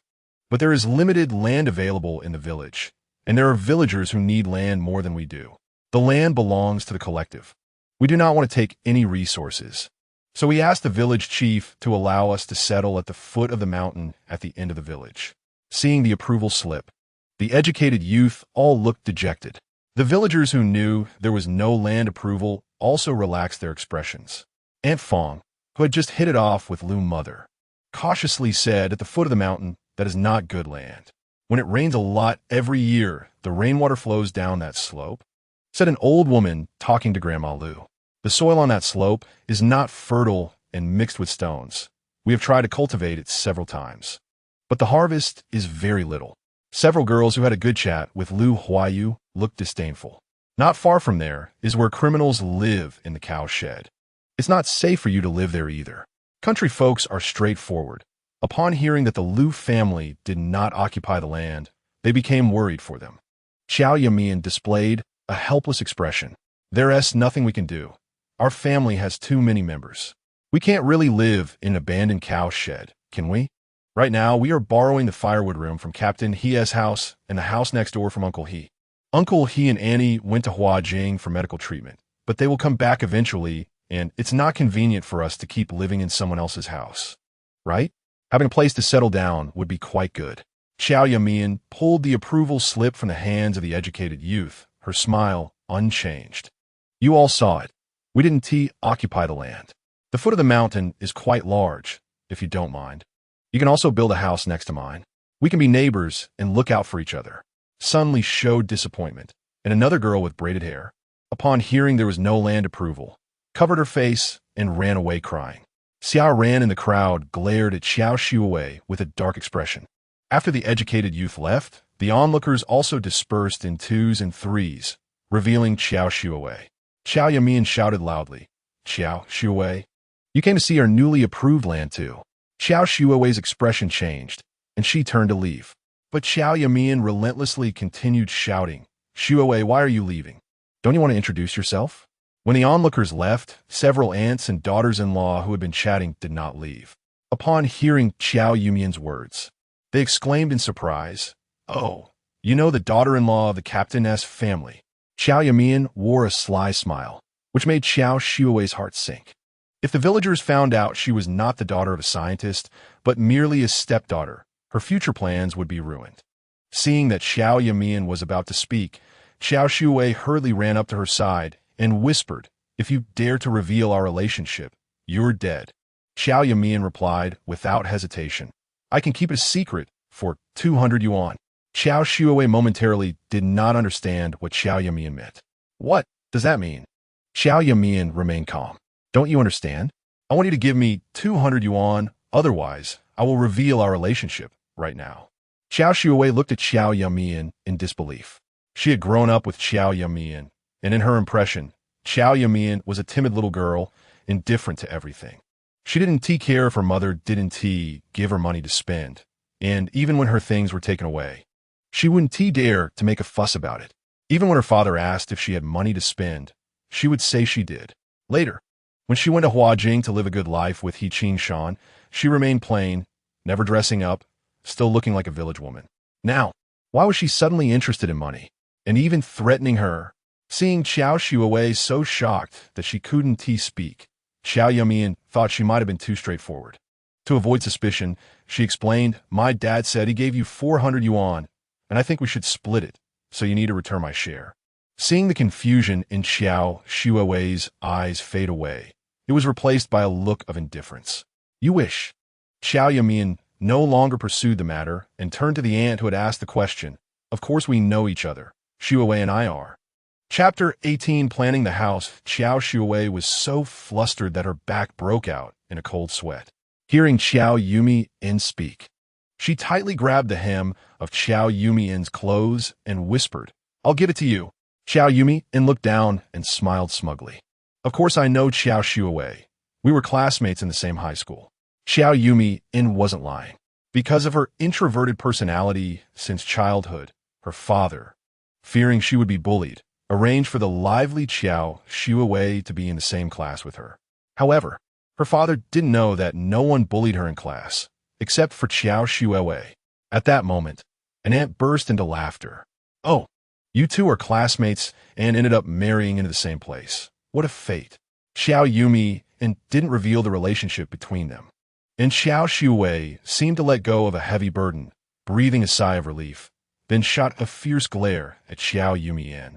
Qiao Yumeian ignored her and called out to the members of the Lu family to continue walking toward the foot of the mountain. The evening glow spread across the sky, and several chatting aunts returned home to start cooking dinner. By the time they reached the end of the village, only a few members of the Lu family remained. Lu's father stayed home to take care of elder Lu and did not come along. Lu Huayu and Lu Huayan didn't understand, but Grandma Lu and Mother Lu had a bit of an understanding. When they arrived at the place, they realized that the previous comments about the land being undesirable were rather subtle. This location was close to the foot of the mountain, and aside from the possibility of rainwater accumulating when it rains, there was the concern of snakes, insects, and wild animals coming down from the mountain. But this was the land Qiao Yumeian had worked hard to acquire. How could she be dissatisfied? Grandma Lu gently said, "This place is quite good. A bit farther from the village, and I want some peace and quiet as I grow old." Mother Lu also forced a smile. "This place is very spacious. We can plant some vegetables later, enough for our own consumption." Lu Huayu grabbed Lu Huayan's hand and ran up the hillside, still examining the pine oil on the trees. Lu Huaye turned around and gathered the Lu family members, sketching out a simple plan. "This land is quite good. Being close to the foot of the mountain will be cooler in summer. We can build a house here, surround it with a fence, and then dig drainage ditches on both sides of the house to prevent water from the mountain from flooding it. The soil here is relatively loose, and when I have time, I can dig some soil from elsewhere to mix it in, and we can grow vegetables normally." Qiao Yumeian looked at Lu Huaye, her impression of him growing better. Everything Lu Huaye said was what she had been thinking. In her previous life, this area at the foot of the mountain was considered her secret base. It was particularly quiet here, with ample shade in summer, and every time she faced grievances and beatings at the He family, she would come here to sit and cry. The rainwater in Yushir Gully was not much.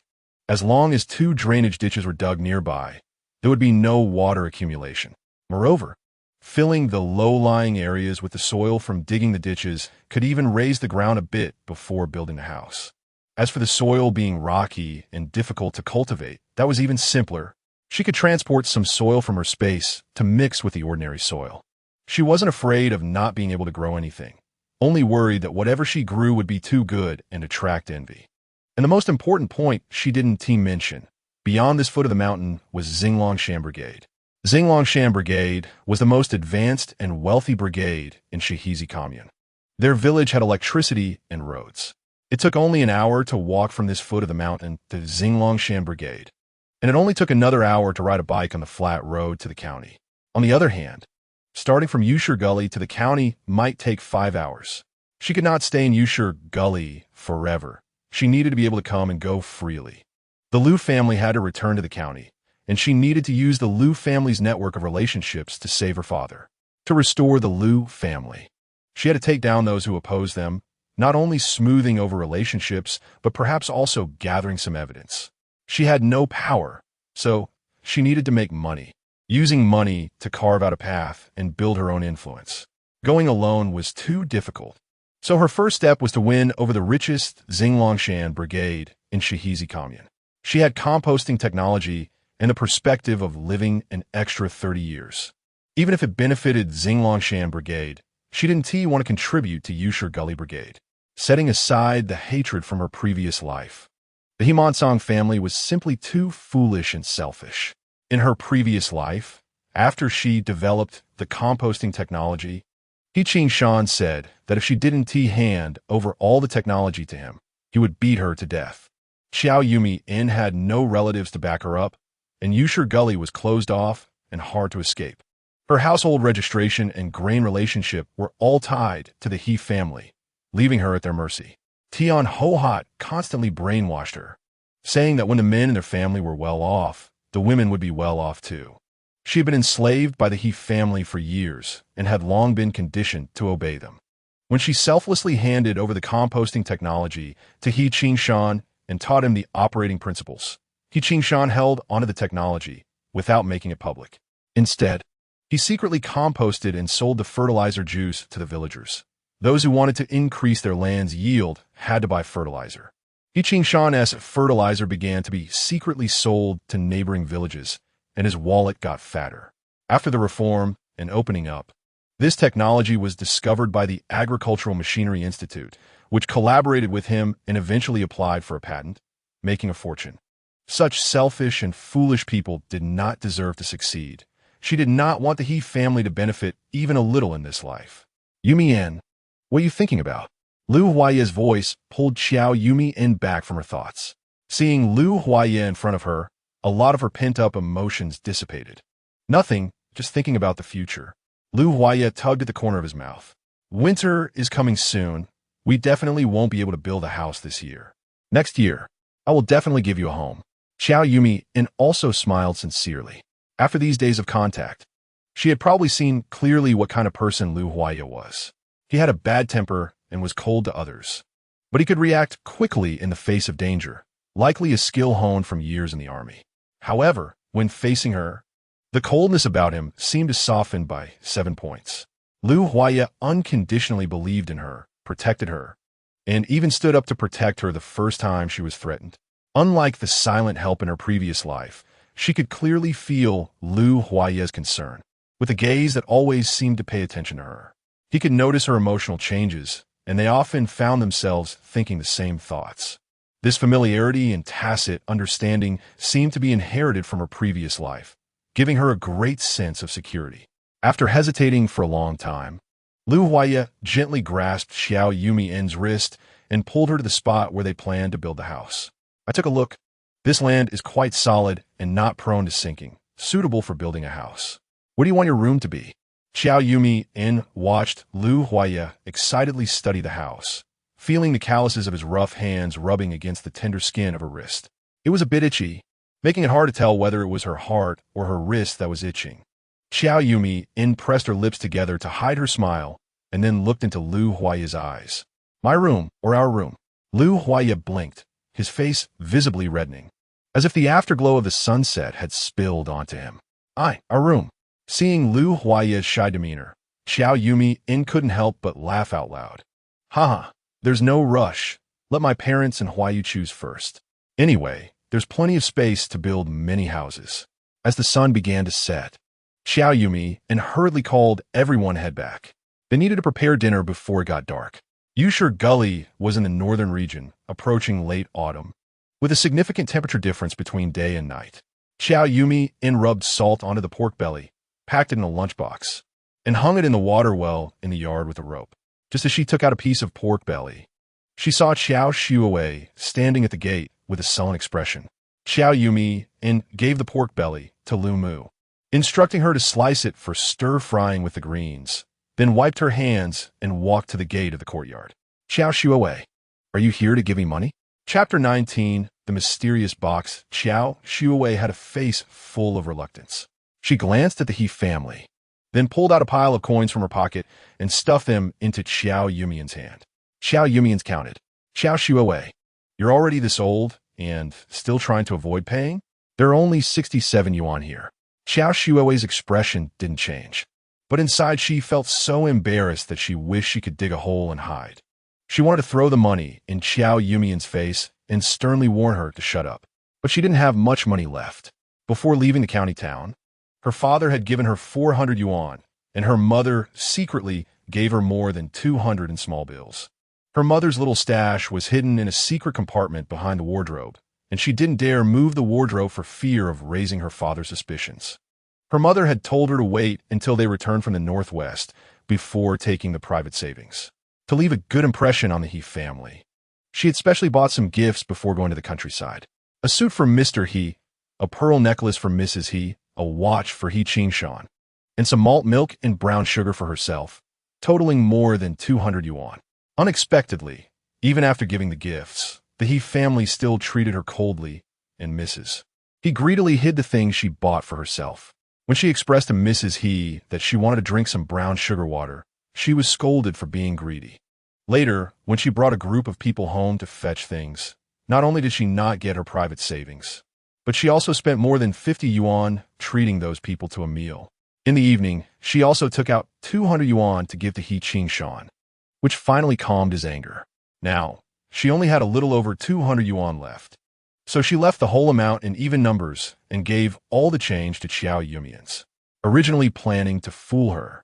She didn't expect that Qiao Yumeian wouldn't buy it. Not knowing when she would be able to contact her mother, she absolutely couldn't touch the remaining 200 yuan. Facing Qiao Yumeian's sarcasm, she only felt her face flush, but her momentum didn't weaken. Look at you, acting so petty. My money is in a savings account, and I only have this much cash on hand. The rest I'll owe you for now, and I'll pay you back when I go to the county next time. Qiao Yumeian didn't expose her, just sneered and put the money in her pocket. All right, but you better be quick about it, or one day, when I'm not thinking clearly and let our relationship slip, it'll be you who gets embarrassed. You. Qiao Shuowei was so angry she wanted to hit Qiao Yumeian, but out of the corner of her eye, she saw Lu Huaye in the yard. Lu Huaye stood tall, holding a lantern, watching her. His gaze was like a sharp blade frozen in ice. It seemed that if she dared to touch Qiao Yumeian, that blade would cut her to pieces. A sense of grievance surged in her heart. She withdrew her hand, glared at Qiao Yumeian, and turned to go back to the yard. Qiao Yumeian saw the unwillingness in Qiao Shuowei's eyes and turned around to see Lu Huaye standing not far behind her. The light of the lantern illuminated her figure, tall and upright like a poplar tree, able to shield him from the wind and rain. As Qiao Yumeian approached, Lu Huaye awkwardly stuffed his hands into his pants pockets. I wasn't eavesdropping on you too. I was just afraid she'd bully you. Before Qiao Yumeian could speak, there was a puff sound behind them. They turned to see Lu Huayan hiding behind the water tank, covering his mouth and snickering. Lu Huaye strode over and pulled Lu Huayan out from behind the tank. You little rascal, what are you laughing at? Lu Huayan looked up with a tilted head. Brother, you're probably the only one in this world who thinks sister-in-law could be bullied. Even though I'm just a kid, I can see that sister-in-law is strong. No one has been able to get the better of her these past few days. The only one who got the better of her was you. I saw you holding her hand at the foot of the mountain. The little boy covered his face and giggled, and Qiao Yumeian's ears instantly turned red. Lu Huaya lifted his foot to kick him. Brat, stop talking nonsense. Lu Huayan nimbly ran away, laughing as he went. Qiao Yumeian touched her hot ears and hurried into the house. I'll go help cook. Lu Huaya watched as Qiao Yumeian entered the kitchen, where she was busy helping her mother. The spatula turned, and the aroma wafted through the yard. Lu Huayu reached out to grab a piece of meat from the plate to sneak a bite, but got slapped on the back of his hand by his mother. Qiao Yumeian smiled gently, picked up a piece of meat with her chopsticks, blew on it, and then fed it to Lu Huayu. The kitchen only had one oil lamp, and the fire in the stove cast a warm glow on everyone in the kitchen. Lu Huaya hadn't cried since he was 6, yet at this moment, he inexplicably felt like shedding tears. In this small mountain village without electricity, he found a sense of peace and belonging. The dinner at the Lu family was also quite sumptuous. Stir-fried cabbage with vinegar, green peppers with pork belly, steamed egg custard, and stir-fried pumpkin. There were many members in the Lu family, and the meal was delicious, leaving everyone feeling happy and content. The family was discussing building a house for the next year when a discordant voice interrupted from outside. The family was sent down here, and they can eat meat every meal. Why can't our family do the same? Tian Hohat's voice was grating. Xiao Shuowei, you didn't bring any dowry when you married into our family. What's wrong with asking your sister for some meat? If you can't bring back meat today, don't even think about entering this house. Shortly after, Xiao Shuowei's voice came through. I'm not going. Even if you beat me to death today, I'm not going. Then He Qingshan's angry curses followed, and soon Xiao Shuowei's sobbing grew louder. Tian Hohat stomped her feet and cursed. What high-ranking officials' children? I see them as capitalists. Who knows how much they greedily taken to eat meat every day. Eat, eat, eat, and sooner or later, you'll eat yourselves poor. Being scolded with a finger pointed at him, Lu Huaya found it hard to sit still. This time, it was Lu's father who stopped him. It's just a shrew cursing in the street. If you can't even tolerate this, you will never have a peaceful day ahead. Lu's father sighed. But that shrew is also right. Yumeians, the things you brought will eventually run out, so saving a bit now is better. Lu's mother also looked troubled. Aye, you should eat a little less. Yumeians only had a small bowl, but you ate 3 big bowls. At this rate, the rice bag will be empty in a few days. Tomorrow, we can't eat meat anymore. We should bury it in the snow for the new year. As soon as Lu Huayu heard they couldn't eat meat tomorrow, his face immediately fell. Lu Huayan secretly extended his finger to dip into the meat sauce on the plate and slurped it up. The sounds of scolding outside gradually faded, but the atmosphere in the room grew increasingly heavy. Qiao Yumeian knew it was time for another family mobilization meeting. She patted Lu Huayan's little head. Huayan, go play in the yard. If anyone from He family comes close to our house, you shout for your brother, okay? Lu Huayan nodded vigorously and ran outside. Qiao Yumeian turned and went to the room where the old Mr. Lu was. For convenience, the luggage was piled in old Mr. Lu's room, watched over by Lu Huaya. In just 2 minutes, Qiao Yumeian came in carrying 2 boxes. As soon as Lu's mother saw the boxes, she nearly dropped her jaw. Yumeian, where did you get these boxes? Chapter 20.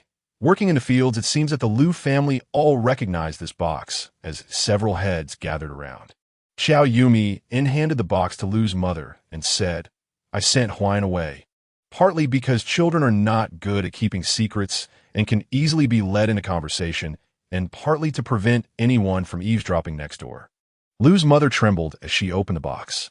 Inside the 2 boxes, one contained gold jewelry, while the other held a stack of bonds, along with some food tickets and industrial tickets. Tears streamed down Lu's mother's face as she looked at the gold jewelry. Then she hugged it tightly. This is the dowry my mother and grandmother gave me. I thought I would never get it back. Lu's father also looked moved. That Feng Haiping took everything valuable from our home under the guise of collecting evidence. Yumeian, how did you manage to bring these items back? Qiao Yumeian tilted her head slightly, proudly saying, the first day I came to find you, I saw those people continuously loading things onto their truck. When I went inside, I searched through the cart and found some small boxes, which I secretly hid away so they wouldn't be discovered. Most of it was hidden at my home, and I brought these useful items with me. In fact, these items were all in her space. On the day we left the Lu family, They searched your belongings but were afraid I would fake an accident and blame them, so no one dared to search me. I managed to bring these out smoothly. Qiao Yumeian used her old trick again, pulling out military medals from her left and right pockets. Lu's grandmother immediately broke down in tears. These military medals are your grandfather's lifetime honor. He had a stroke out of anger just to get this. The old lady walked up to Qiao Yumeian step by step. Yumeian, thank you for your grandfather.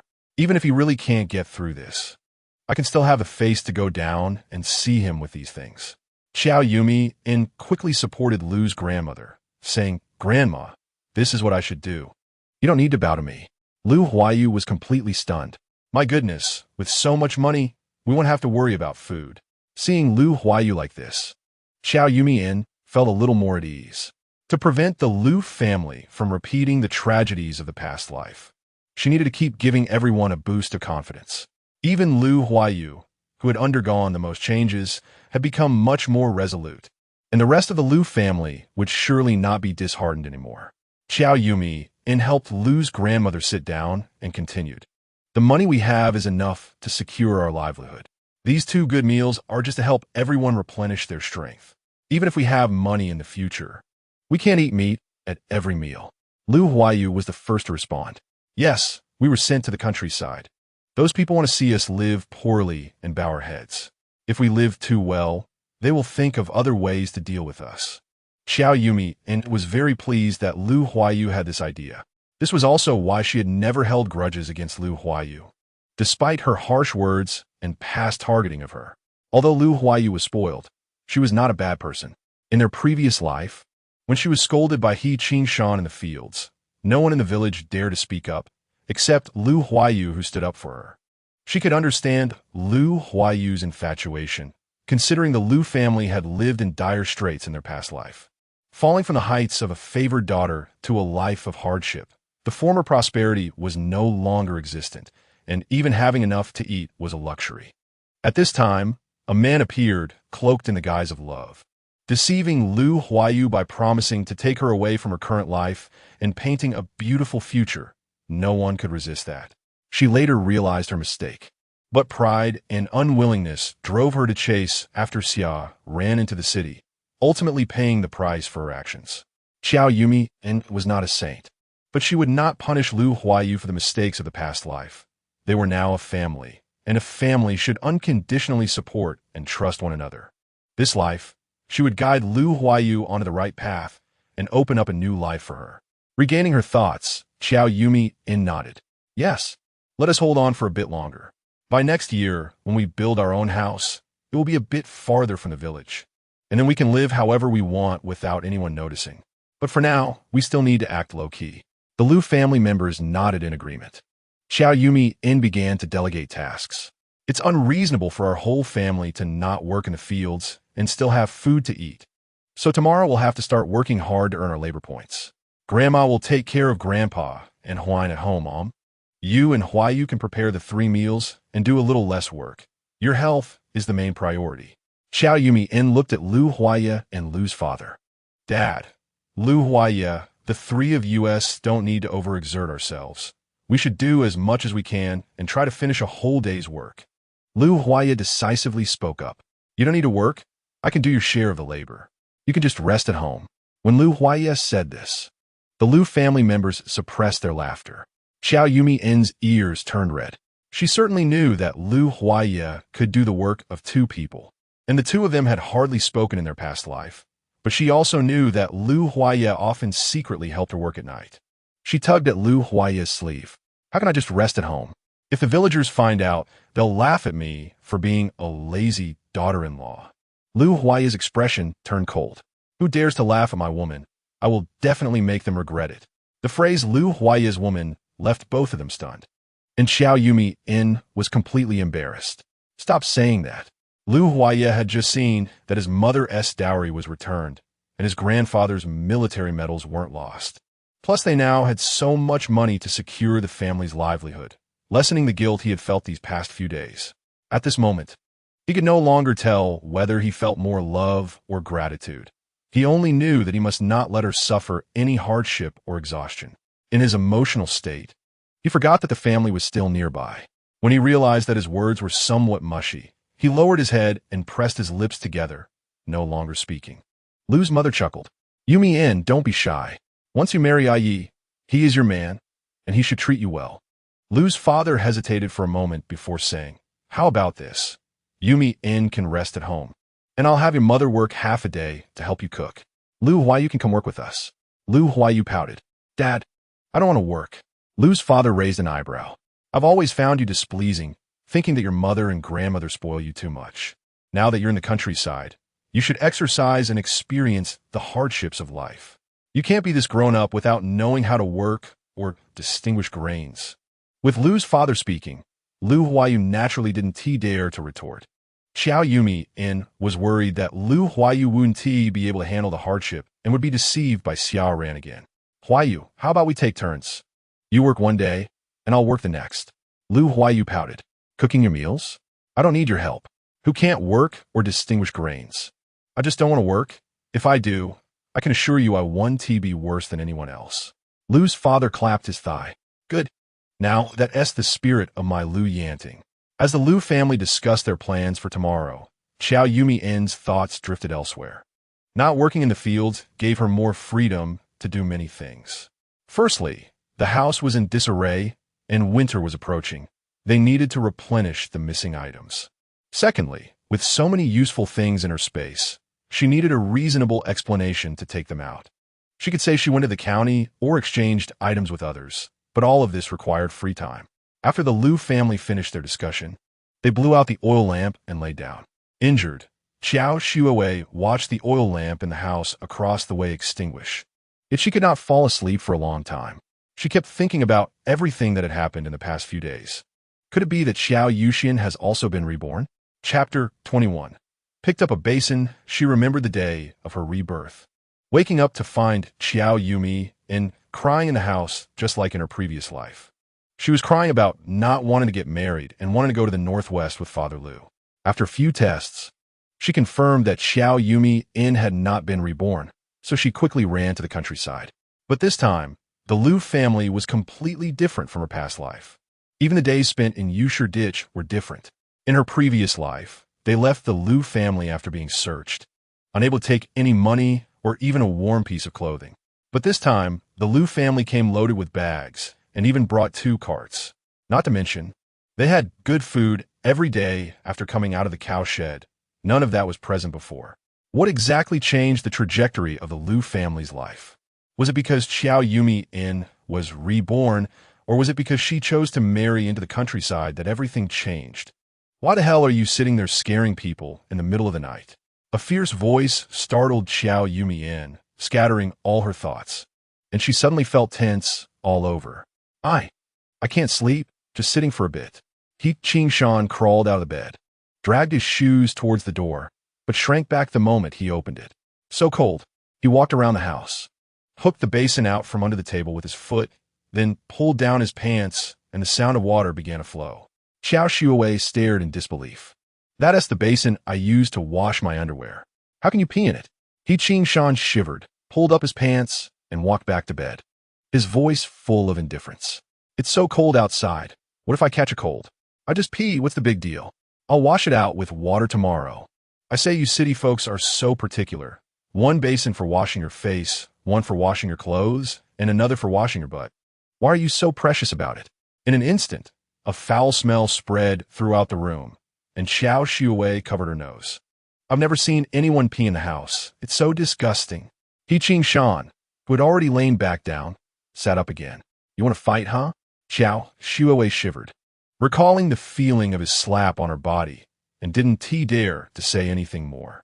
But the smell was too disgusting. She really couldn't stand it. She put on a small cotton jacket, pinched her nose, and took the basin outside to dump it. After pouring the urine into the toilet, she held the basin on her way back, growing more nauseated the more she thought about it, and directly threw the basin out. Before going to bed, she thought angrily that once she contacted her mother for money, she would buy 10 basins and use a different one every day. Perhaps because she slept late. When she got up again, the He family had already started eating. She sat at the table, and Mother He began to complain. When other families marry off their daughters, they can enjoy the blessings of their mothers-in-law. But I married a daughter-in-law and still have to serve someone. What sin did I commit in my past life to be punished like this? A woman who can't cook has no right to call herself a woman. Even the daughters of ancient prime ministers had to learn cooking to please their husbands and be filial to their in-laws. Who knows how high of an official one has to be for their daughters not to learn how to cook? Qiao Yumeian, with a calm face, continued to eat her sweet potato porridge, indifferent to Tian Hohat's scolding. She did indeed cook on her first day at the He family. But Tian Hohat scolded her for making terrible food and wasting food, scolding her for a whole day. Whether she cooked or not, she would be scolded. So she simply stopped cooking to save time and get a bit more sleep. Tian Hohat continued to chatter. How could the daughters raised in the same family be so different?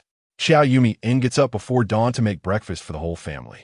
Usually, she could tolerate the scolding, but now being compared to Qiao Yumeian, Qiao Shuai really couldn't stand it. Just as she was about to retort, Tian Hohat spoke again. You're not my own flesh and blood. You don't have scientist's blood flowing in you. I really should let my son divorce you. Hearing this, Qiao Shuai immediately deflated. She couldn't get a divorce. If she divorced now, wouldn't all the money she spent and the beating she endured be for nothing? Moreover, she had already slept with He Qingshan. How could she marry a good family in the future? Silently, she drank her porridge, which tasted like chewing wax. He Qingshan nudged her. Go get me another bowl of porridge.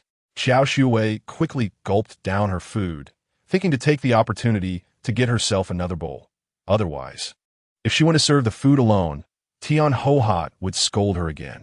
When she reached the kitchen and saw the basin Tian Hohat was using to serve porridge, she hurriedly rushed back to the room. Mom, where did you get that basin? Upon mentioning the basin, Tian Hohat's face broke into a smile. I picked up this basin. I don't know which fool threw such a new basin outside our front door. Anything outside our front door is mine. Qiao Shuai's breath quickened. Outside the door, she remembered the basin she had thrown out last night that contained He Qingshan's urine. The foul smell seemed to linger at her nose again. Realizing that the bowl of porridge she just ate was served in that basin, she could no longer hold it in and rushed to the door to throw up. Ugh! After the Liu family finished breakfast, they were already dressed and ready to walk around the village to familiarize themselves with the environment before working in the fields with the villagers.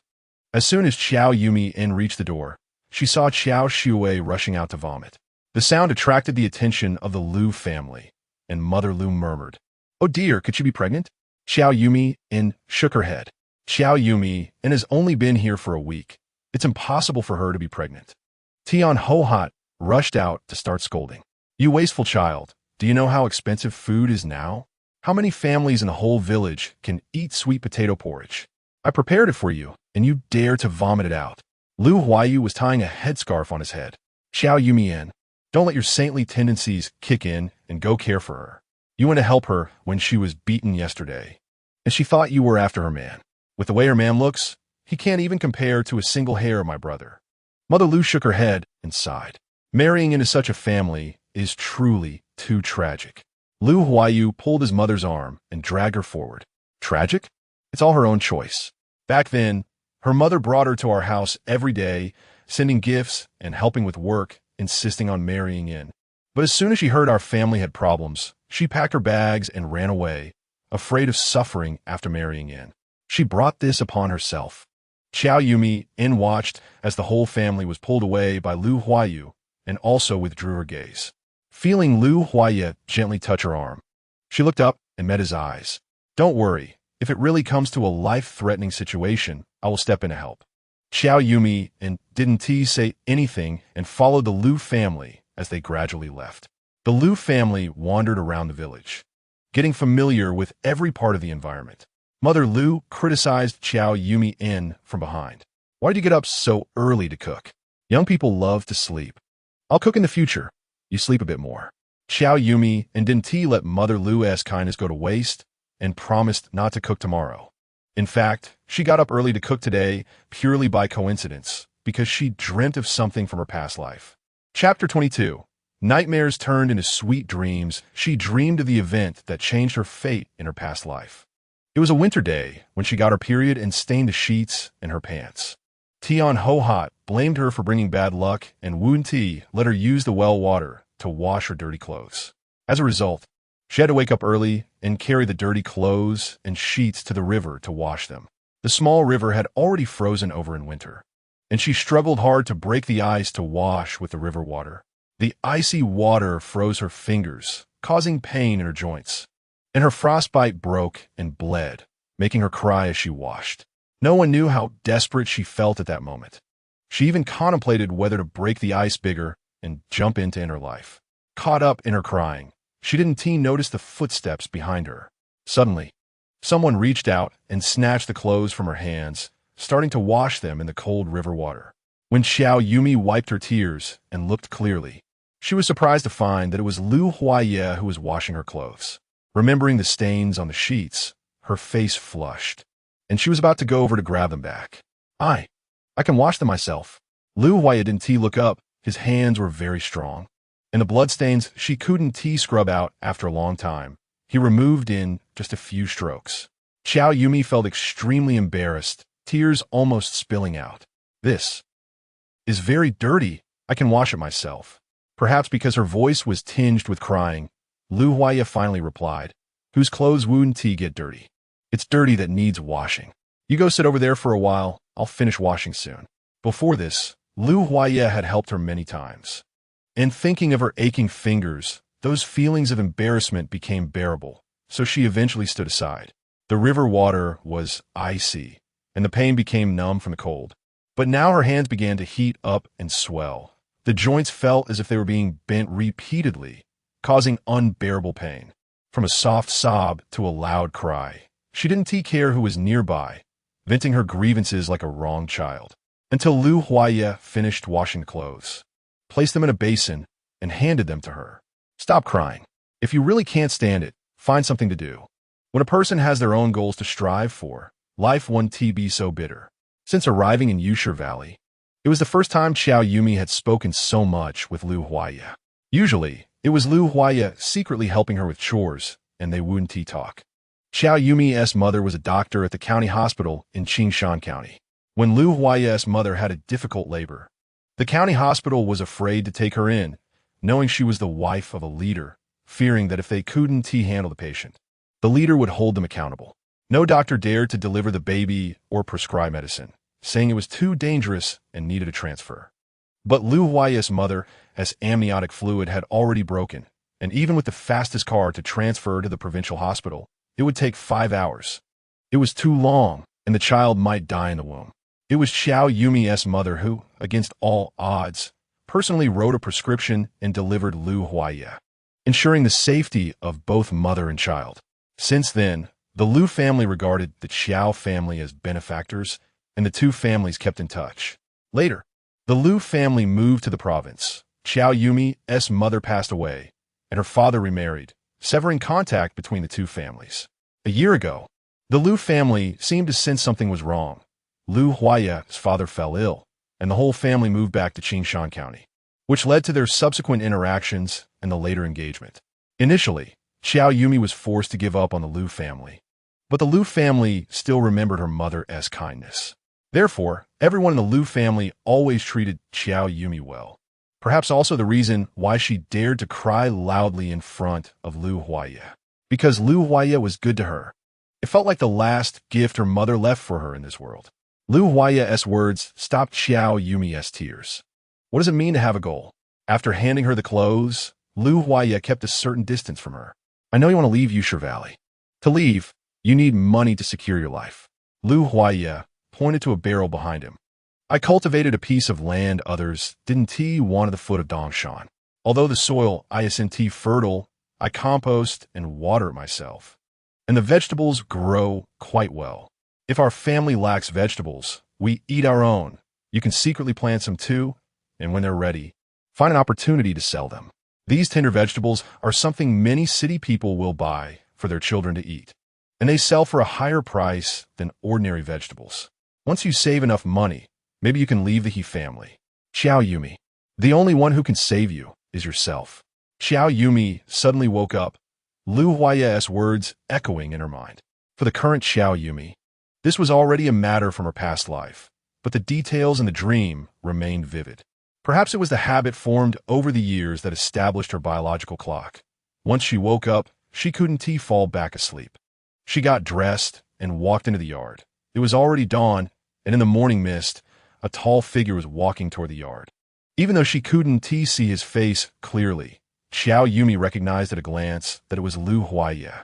Qiao Yumei couldn't help but wonder if, on that morning when she went to wash clothes in the icy river, Lu Huaiye also walked through the mist and saw her crying by the riverbank. He told her that fate needed to be changed by oneself. But perhaps she had disappointed Lu Huaiye because she had many opportunities to change her fate but had not grasped them. As Lu Huaiye's figure approached, he noticed her and even quickened his pace to come over. In the last few steps, Lu Huaiye even ran toward her. When he saw the little girl standing at the entrance of the yard, he didn't know why she was already in tears when he got closer. Lu Huaiye unloaded the firewood from his back and, without hesitation, took her hand. "Why are you crying?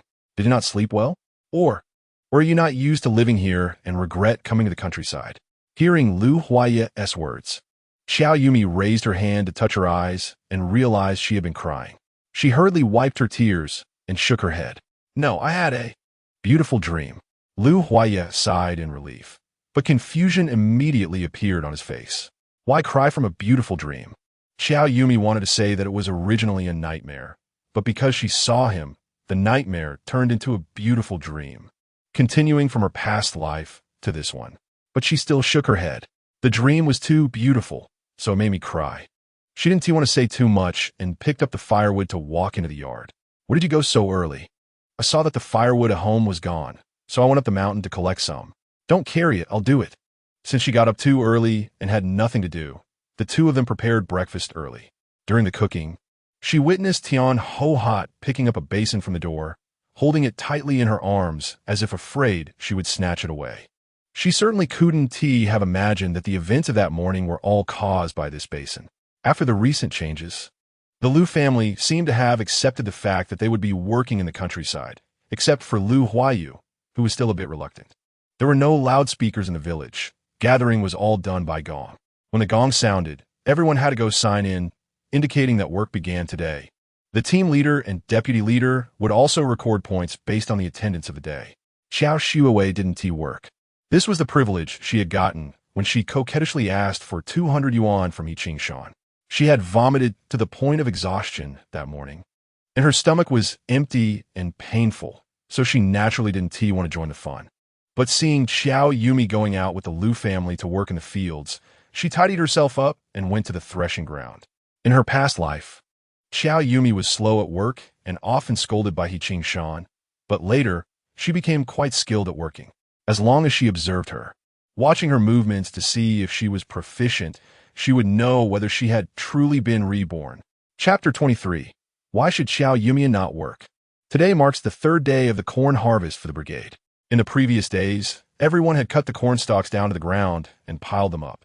Now that the stalks have been cut, it is time to snap the corn ears off the stalks and place them in the threshing area to dry. Once dried, they will be threshed and weighed before being sent to the commune to pay the grain tax. Qiao Yumeian watched as the brigade leader assigned tasks according to the number of people, unconsciously rubbing her wrist. Her hands were small, making it especially hard to snap the corn ears off, and every time after the corn harvest, her wrists would hurt for several days, making it difficult for her to even lift a bowl. As she observed her surroundings, she listened to the conversations happening around her and suddenly caught an interesting topic. "Oh, isn't that the new bride from Captain He's family? She is so diligent, come and help with the work so quickly." Upon hearing this, Qiao Yumei's face instantly fell.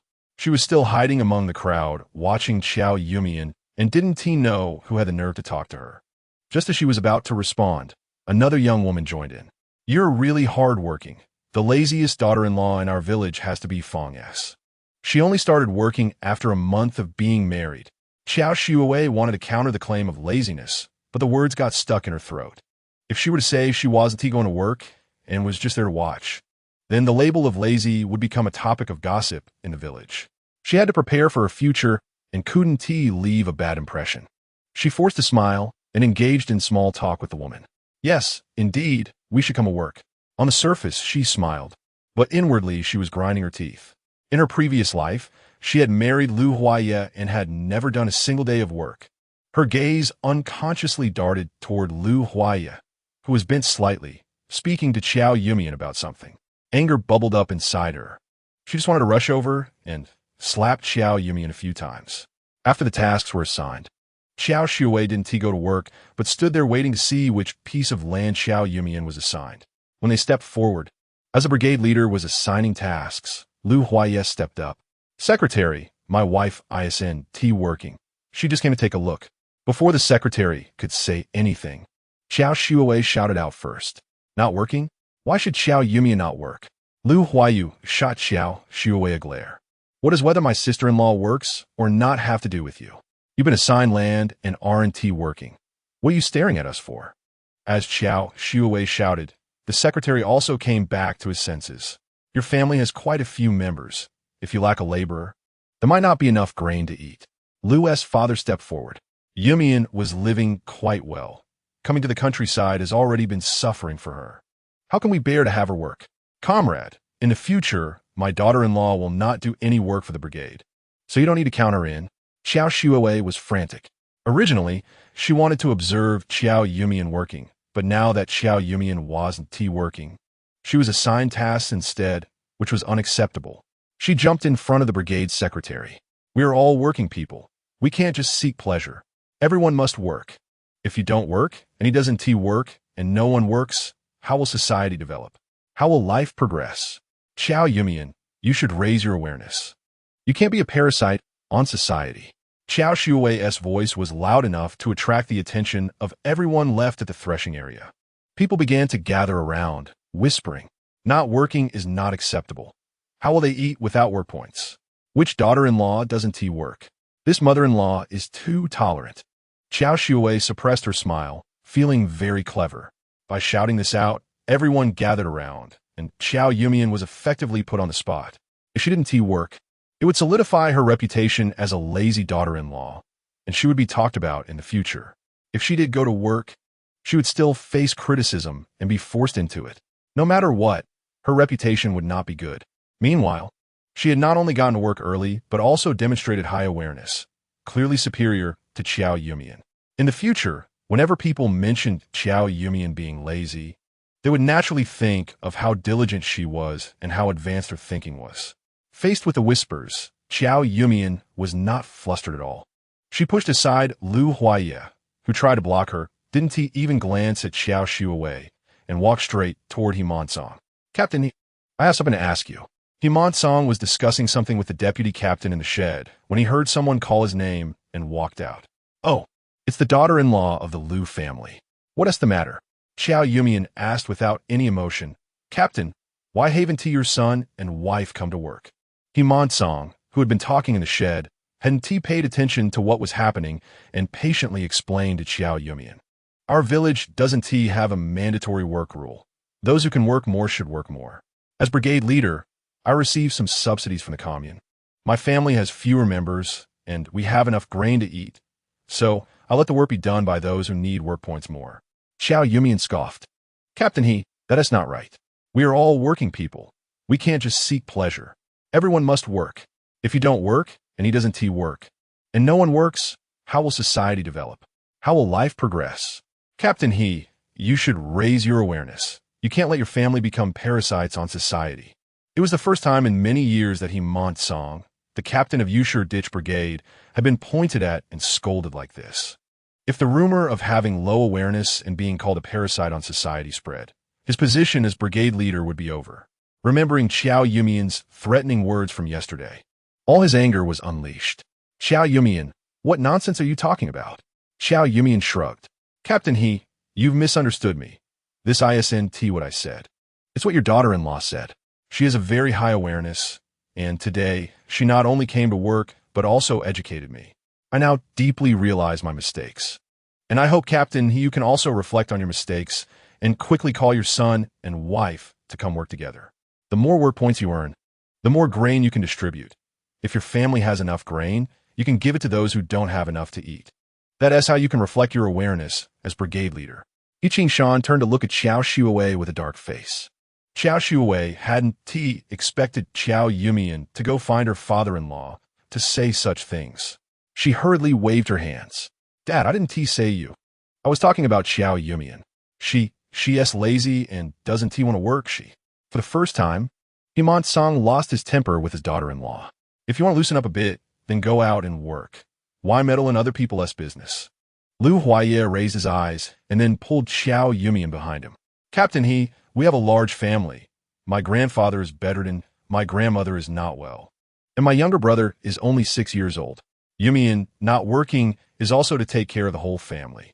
Given our conditions, it's reasonable for one person not to work. Himant-song took a deep breath, his whole body shaking, but he still had to put on a kind smile. Work should be adjusted according to family circumstances. There is no need to explain to anyone. How many people from your family come to work is how many sign in. Do as much work as you can earn as much grain. Lu Huaye nodded and then led his family toward the brigade secretary. Secretary, today 4 of us from my family are working. We could be assigned land now. The Lu family members were assigned land and began to inquire about locations from those nearby. Qiao stood there trembling, afraid to move. Father-in-law, Chapter 24. High awareness of thought. There were still many people at the threshing ground who had not received their share of land, and some had returned just to watch the commotion. Himant-song wished he could slap his daughter-in-law to death. At first, when he heard that Qiao was going to marry into their family, he was very happy. After all, for rural people, being able to marry a city girl, especially the daughter of scientists, would be a great honor. But when she finally arrived, he found out she was a stepdaughter. A stepdaughter was fine, as she had grown up with the scientist and had knowledge, skills, and thoughts that rural girls could not compare to. However, this daughter-in-law was not only delicate, but also lazy and indulgent. He thought that the reason his son and daughter-in-law treated her poorly was that she had not fulfilled her responsibilities. He never intervened in their petty quarrels, believing that one day she would be trained properly. But today, he did not know what madness had taken over her. She was meddling in other people's affairs while ignoring her own family situation. How foolish. With so many people watching, he felt his dignity as the village chief was being trampled on. In front of everyone, he could not lose his temper and had to maintain his reputation. Qingshan thought for a moment and forced a smile. Daughter-in-law, you are from the county and even graduated from high school. Your father-in-law's awareness is truly not as good as yours. As the village chief, I should consider more. Just now, the daughter-in-law of the Lu family was right. Our family has enough grain to eat, but others do not. I've thought it over. From now on, you will work in the fields, and I will allocate your share of work points to the village's needy households. Qiao shook her head vigorously. No, I don't want to work in the fields. Before she could finish, Qingshan's palm slammed down hard on her shoulder. You're truly something, with a high awareness of thought, bringing honor to our He family. Go on, go work. Qiao felt the weight on her shoulder. That seemingly encouraging pat was actually a suppressed anger that had not yet erupted. Others might not see it from a distance, but she could. Her father-in-law spoke those words through gritted teeth. He was the head of the family, and as fierce as her mother-in-law was, she would immediately behave when he got angry.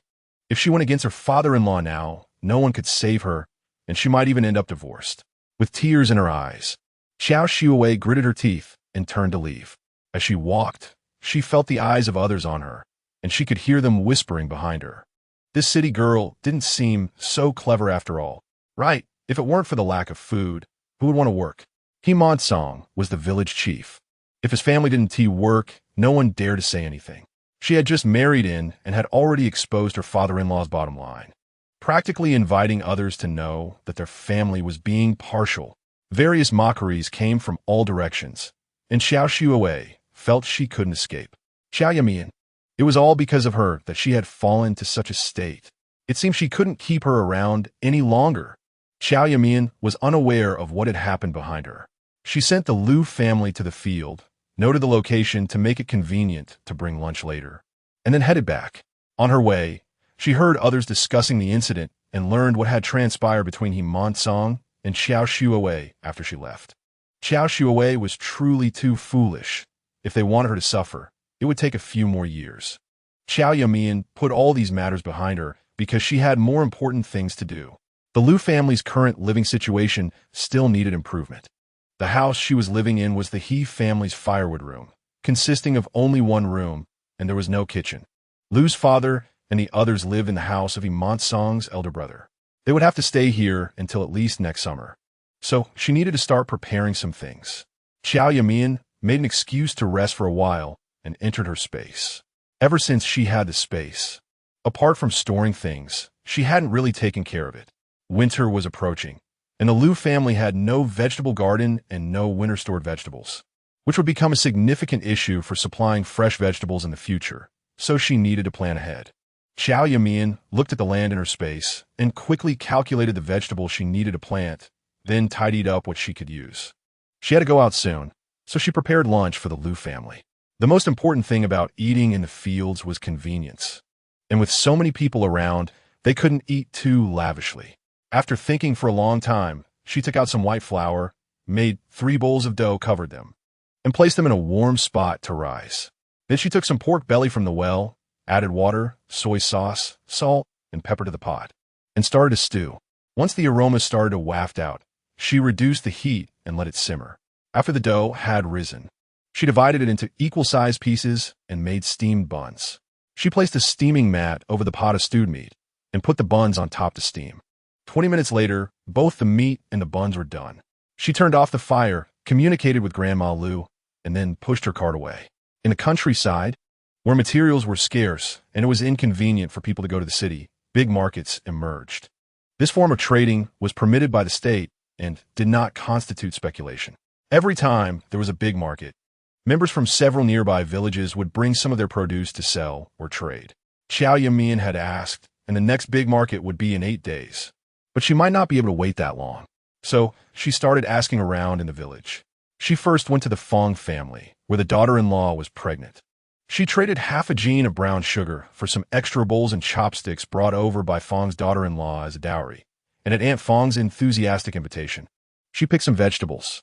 The Lin family was known for being carpenters in the village. After some bargaining, she paid for a few pieces of furniture, a large round dining table, 8 matching round stools for back stools, and 2 small con tables. After a morning of walking, her cart was gradually filling up, and she had also discreetly included some items from her space. If the Liu family asked, she could say she bought them from the villagers, and if outsiders came and saw, they would only think they were things brought from the city. In addition to obtaining visible cotton and quilts, she also took out several quilts and pillows from her space, finally gathering enough bedding for the Liu family to sleep at night. Each room had a Kong, which would keep the rooms warm in winter, so there was no need to worry about heating. The furniture was still being made and would take a few days to be delivered. And the bowls and chopsticks were also complete, so there was no need to use food containers as substitutes. For now, the living situation was resolved, and if they needed anything in the future, they could buy it at the big market. Looking at the sun, it should be around noon, and she needed to go deliver lunch to the family of 4 working in the fields. They were doing physical labor, so eating too lightly would leave them without energy, while too lavish a meal would draw envy. So Qiao Yumeian prepared meat sandwiches for lunch. She took the pork belly out of the pot. The large pot-stewed pork belly, with the skin still trembling, was soft and fragrant. She chopped the meat, poured a spoonful of broth over it, and added some chopped green pepper. The green pepper wasn't too spicy, but added a unique, refreshing fragrance to the meat. She sliced the steamed buns open, stuffed the meat mixture inside, and from a distance, it looked like she was just eating buns, but in reality, these buns were hiding secrets. She took the small cabbage she had picked from the Fong family earlier, cracked 3 eggs into it, and made a small cabbage and egg soup. Uncle Zhao's family bought 2 bamboo baskets, each with a lid. She lined the basket with a fine cloth, packed the meat sandwiches, and placed the soup in a small bamboo tube before heading to the fields. Chapter 25, Absolute Confidentiality. Qiao Yumeian walked over without encountering too many people. The harvest time was tight, and many families chose to eat in the fields to save time, as work points were recorded based on the amount of work done. Only a few people went home, probably because someone at home needed care. As Qiao Yumeian passed a cornfield, she noticed Qiao Shuwei sitting together with 2 young wives, chatting and laughing. When Qiao Shuwei saw Qiao Yumeian approaching with something in hand, Her smile froze for a moment as she recalled what had just happened. But she quickly resumed her conversation. The two young wives chatting with Qiao Yumeian were Zhou Zuohong, the daughter-in-law of Deputy Captain Zhou Dashan, and Su Qiuyu, the younger sister of the Women's Federation director Su Qiushuang. The three of them were of similar age and had been assigned to nearby plots of land, so they gathered to chat. In fact, Qiao Yumeian wasn't particularly keen on socializing with them, as Zhou Zuohong was notorious in the village for being a gossip, and Su Qiuyu was dull and uninteresting. However, the two kept inching closer to her, leaving her no choice but to engage politely. Zhou Zuohong was determined to win over the daughter-in-law of the team leader's family, so she was particularly attentive to Qiao Yumeian's demeanor. When she saw Qiao Yumeian's expression falter, she followed her gaze and spotted Qiao Yumeian, immediately understanding what was going on. Although many people hadn't witnessed the morning's events firsthand, the news had spread throughout the small village by then. Some people just wanted to work and earn their points and didn't participate in gossip, while others felt that Qiao Yumeian was meddling in other people's affairs and deserved to be scolded by her father-in-law. However, a large portion of the villagers viewed Qiao Yumeian, the scientist's daughter, through a favorable lens, believing that she came from a scholarly family and had received an education, making her arguments valid. Zhou Zuohong was one of them. It was just that her sister-in-law was also a non-worker. The girls in the village knew that when they had free time, they should go to the fields to earn work points and food for their families. Her sister-in-law was 16, spent all day at home, and not only did not work in the fields, but also didn't even cook. Zhou Zuohong and her mother-in-law got up early every day to prepare breakfast for the family and also packed lunch to take to the fields, even setting aside lunch for her sister-in-law. In early spring and late autumn, the food brought in the morning would be cold by noon. In summer, the heat sometimes spoiled the food. The father-in-law and mother-in-law always believed that the sister-in-law was too young to work, which made people laugh, as girls in Yushur Gully usually started working at home once they were tall enough to reach the stove. She shot a harsh glare at Qiao Yumeian. You say that people who don't work are lazy enough to have maggots growing on them? Not working in the fields and still being able to get married? That's quite the eye-opener. Su Qiuyu was dull and not good at chatting. Her sister Su Qiushuang had instructed her to spend time with Qiao Yumeian because Qiao Yumeian came from the city and had broad knowledge. She didn't like to gossip about other families, but when Zhou Zuohong finished speaking and Qiao Yumeian rolled her eyes, it indicated that they were on the same page. So she felt she shouldn't express a differing opinion. She quietly said, "Wasn't it said that they have elders and children to take care of? They even brought food to the fields now. They might really be busy." Qiao Yumeian initially didn't want to say anything, fearing it would leave a bad impression on others. But when she heard someone defending Qiao Yumeian, she felt displeased. It's all just excuses. Their old man is indeed bedridden, but that old lady Lu is very sprightly and walks like a young person.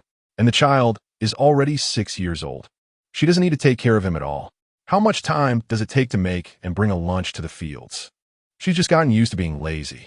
Qiao Yumeian's voice was raised due to her anger, attracting nearby people to join the conversation.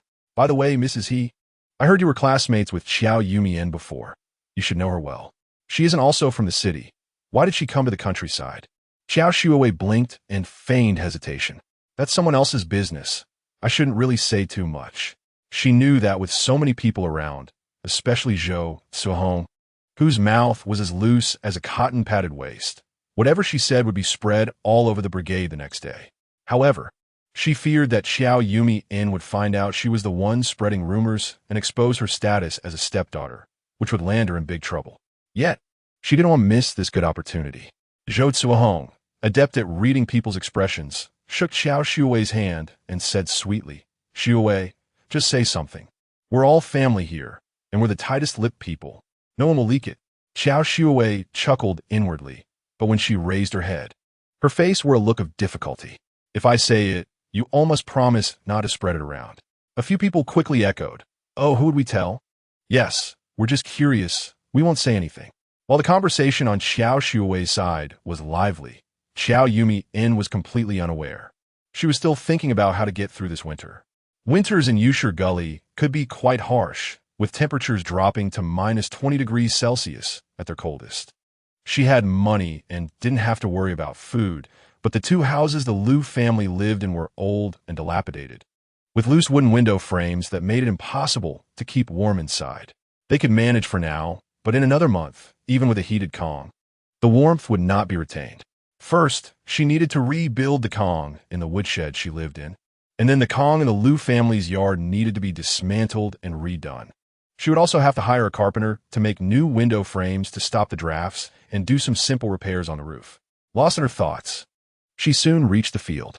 The few nearby who hadn't gone home had started their lunch, while the four members of the Liu family were still working. Liu Huayu's face was sunburned, and he was mumbling as he worked very slowly. The four of them were engaged in different tasks, and Qiao Yumeian called out loudly, "Dad, Mom, you must be tired. Take a break and eat." The corn-picking job was divided by furrows. When cutting corn, 4 furrows were a unit, and the cut corn stalks were piled together for easier husking later. If they walked too far, they would have to pile it again. So now the corn was piled in heaps. 4 furrows could yield about 20 piles of corn. Liu Huaya worked the fastest and had already husked half, around 10 piles. Liu father had husked 6 piles, Liu mother 3, and Liu Huayu was the slowest, having only finished 1 pile. The temperature difference between day and night in autumn was significant. It was cold enough in the morning to wear a padded coat, but by noon, the sun was hot enough to make one sweat. Liu Huayu took off her thick outer coat and fanned her face with her hand while wearing a small sweater. "I'm dying of heat. Can I not work this afternoon?" Liu father strode over. "If you don't work, don't expect to eat."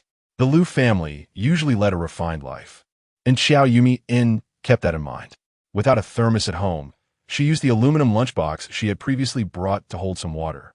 The four of them drank some water from the aluminum lunchbox and then used the remaining water to wash their hands. After washing her hands, Liu mother opened the basket, revealing plump, white steamed buns that looked very appealing.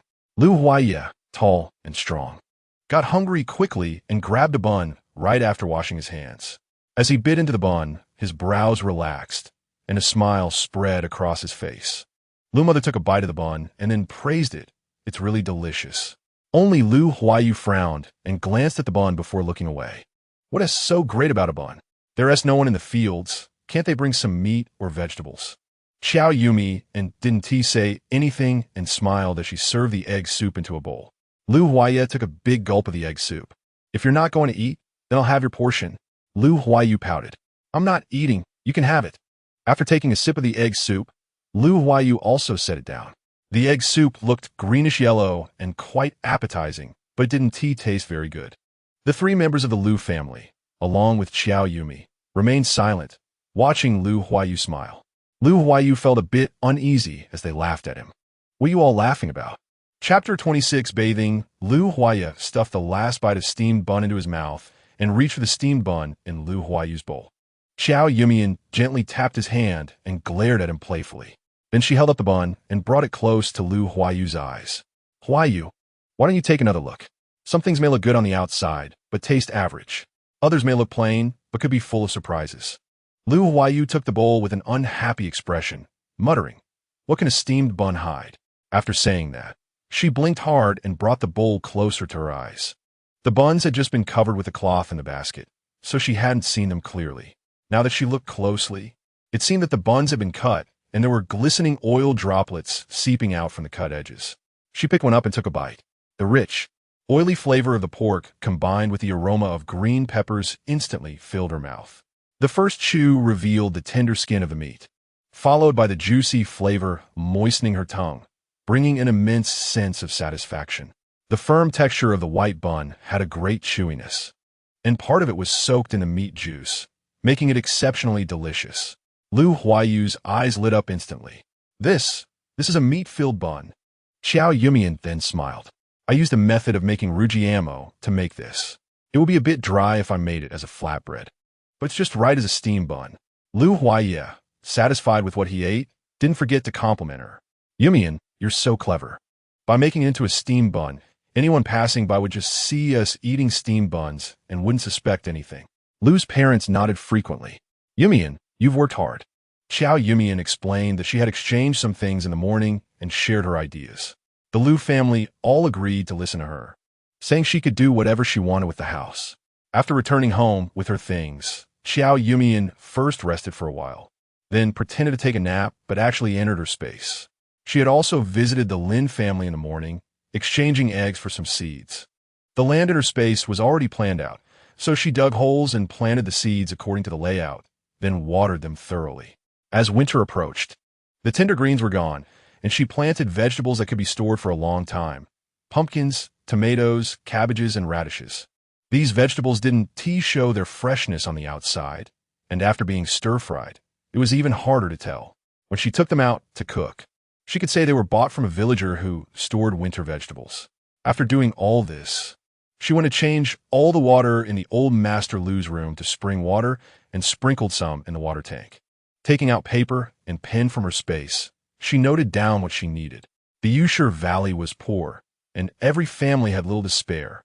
Plus, she was new here. Frequently exchanging or buying things would cause unnecessary trouble.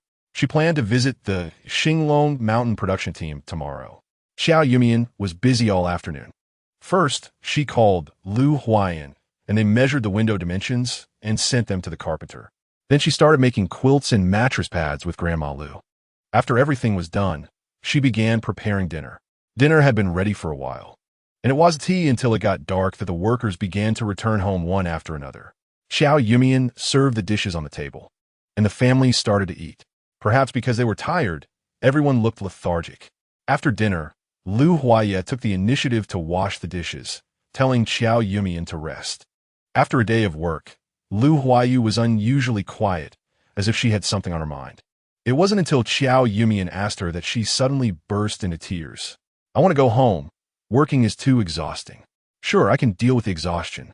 I sweated all day, and my clothes are soaked, but there isn't even a bathhouse here, and I feel like I'm going to stink." Qiao Yumeian finally realized why Lu's parents looked so drained. In the past, Lu's father was a leader, and they had hired help at home. Lu Huaiyu would have her bathwater prepared by a maid, and even if she did nothing else, she would bathe every day.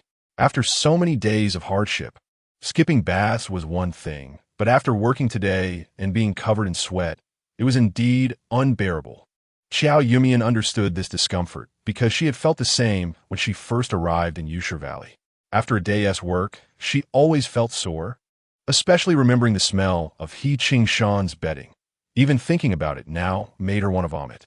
Therefore, no matter how tired she was, she had to take a bath, at least washing the sheets and covers once a week. Qiao Yumeian comforted Lu Huaiyu and then turned to leave. Besides the living quarters at Uncle He's yard, there was also a firewood room. But this one was different from the firewood room at Imansong's house.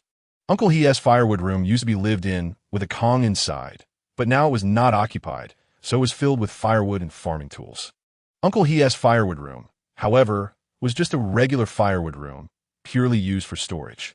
Qiao Yumeian thought that if she went to the Xinglong mountain production team tomorrow, she might bring back some items and was worried about not having a place to store them, so she cleaned that firewood room during the day. Now, as she entered the firewood room, she began to set it up. She took out the coal-burning stove used for heating from her space, as well as the wash basin and kettle she had used before. Then she called Lu Huaiyan. Upon seeing the stove on the ground, Lu Huaiya was surprised. "Yumeian, where did you get this stove?" Qiao Yumeian blinked and told a little lie. "I found it while cleaning the firewood room today. It must have belonged to Uncle He's family before. Let us see how to connect the stovepipe. We need to extend a flue out."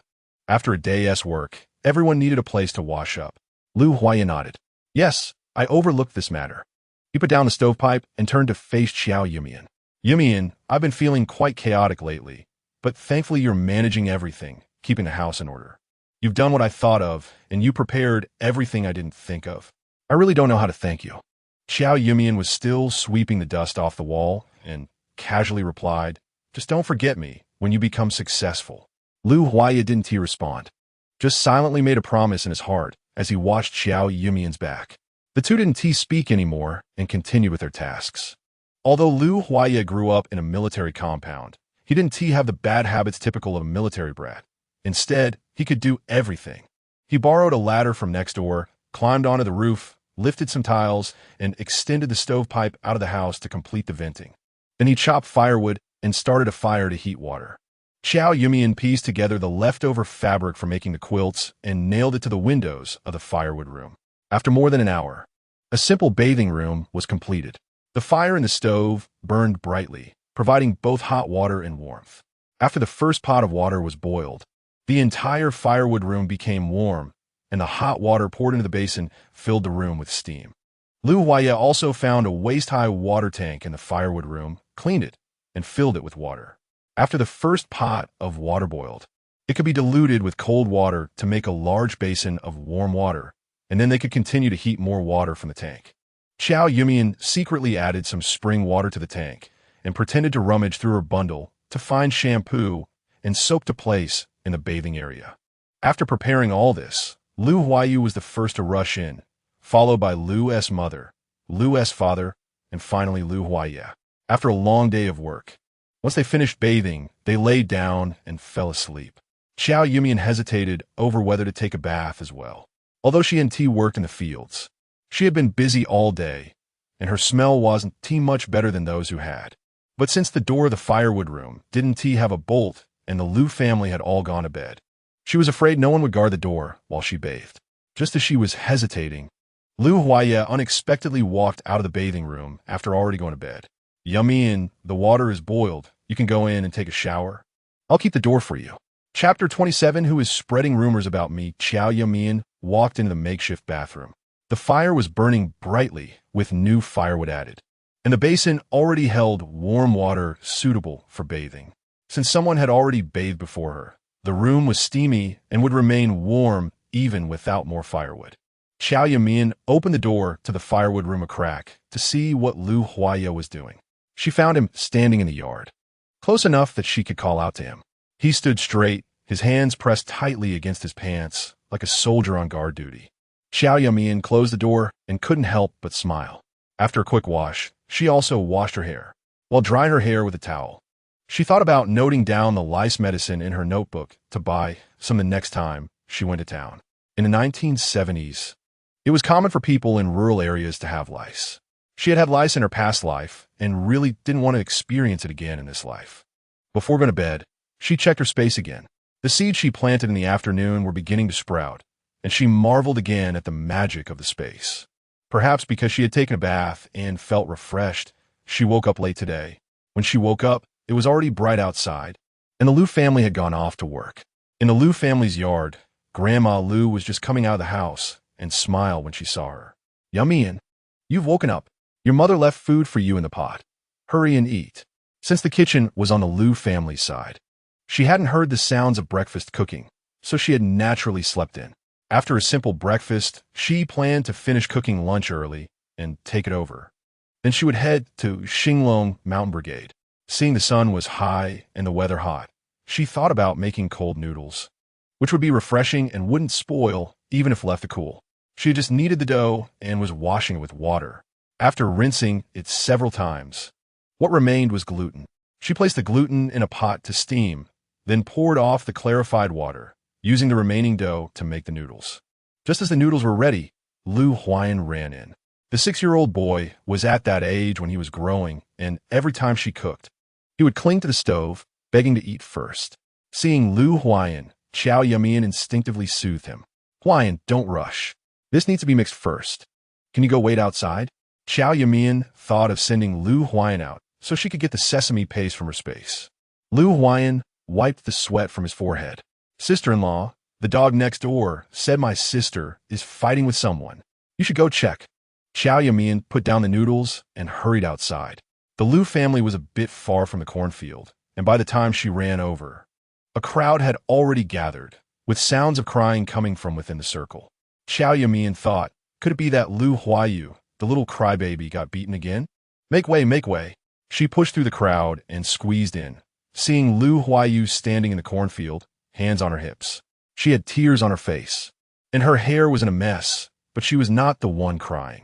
Looking down at the source of the cries, she saw Zhou Zuohong sitting in the furrow, crying nonstop, with a bald spot on her forehead and blood in her nostrils. Looking up again, Lu father and Lu mother stood silently beside her, and Lu Huaya was staring intensely at a man across from him, the atmosphere tense. Qiao Yumeian walked in front of Lu Huayu and took out a handkerchief to wipe the blood from her face. Why did this happen? Lu Huayu wiped her tears and pointed at Zhou Cuihong. Now that my sister-in-law is here, do you dare to repeat what you just said? Qiao Yumeian had a good idea of the situation. Lu Huayu could be a bit spoiled, but she was never unreasonable.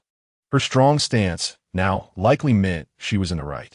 Zhou Cuihong sobbed, but remained silent, while Lu Huayu was visibly angry. Qiao Yumeian turned to Lu Huayu. Why did Huayu get into a fight? Lu Huayu only glanced at her before continuing to glare at the man across from him. My parents and I were working hard and got assigned to another place, so I don't know what happened to Huayu here. By the time I arrived, they had already finished fighting. Just as Lu Huayu finished speaking, the man he was staring at spoke up. No matter what, you can't hit people, right? There's blood now. The man who spoke was Zhou Xianzhu, the son of the vice-captain of a Yusher Ditch Brigade. This vice-captain was in cahoots with Iman Song, and Zhou Xianzhu was in league with him. Neither pair of fathers and sons were good people. If Lu Huayu had hit someone else, she might have had to think about how to apologize. But since it was Zhou Cuihong who got hit, Qiao Yumeian could only say, "Good job." Just as Lu Mother was about to say something, Qiao Yumeian gently squeezed her hand to stop her. Your wife is bleeding, and my sister-in-law is also bleeding. This isn't one-sided. It can only be considered mutual fighting. Even if reported to the authorities, both sides are responsible. Seeing my sister-in-law so angry, it seems your wife is in the wrong. Have her apologize to my sister-in-law, and this matter can be settled. Zhou Cuihong, hearing Qiao Yumeian confront her husband, immediately stood up. You're talking nonsense. I won't apologize to her. I only said a couple of casual words, and she rushed at me like a mad woman. Your Lu family just arrived in our Yusher ditch and started acting like tyrants, and you dare to hit someone? Why don't you just keep a mad dog properly tied up? Qiao Yumeian sneered inwardly. Zhou Cuihong was quite good at exaggerating, knowing that the Lu family had been sent down and using the language of tyranny to pressure them. Lu Huayu was so angry she wanted to rush up and hit her, but was held back by Lu Huayu. Her body was restrained, but her mouth wasn't idle. Who dares to say I'm talking nonsense? You're the one spreading filth. What do you mean by casual words? You're slandering my sister-in-law. You say she killed her mother at 3, made her father lose his job at 20, and that she brought our family down to the countryside. You also say she is a homewrecker and a lazy daughter-in-law. You're ruining my sister-in-law's reputation. I'll tear your mouth apart. Qiao Yumeian's heart sank. With all these accusations piling on her, would she still be able to live? If this kind of reputation spread, not only would her own name be tarnished, but the Lu family would also be embarrassed. Qiao Yumeian pressed down on Lu Huayu. It's fine, don't get angry. Lu Huayu shouted loudly. Qiao Yumeian, you're so indifferent to being insulted. Aren't you a bit useless? Qiao Yumeian patted Lu Huayu to soothe her, then turned her voice cold. Call the brigade leader over. I want to report this officially. The daughter-in-law of the vice-captain of Yusher Ditch is violating national laws, promoting the Four Olds, and spreading feudal superstitions. As soon as these words were spoken, everyone's expression changed drastically. Over the years, many fortune-tellers and shamans have been arrested to combat feudal superstitions, especially in the countryside. A couple of years ago, there was a particularly notorious case where a midwife from a neighboring brigade was reported for simply saying a secret to have a baby boy, and she was arrested, had her head shaved, paraded through the streets, and sentenced to 10 years.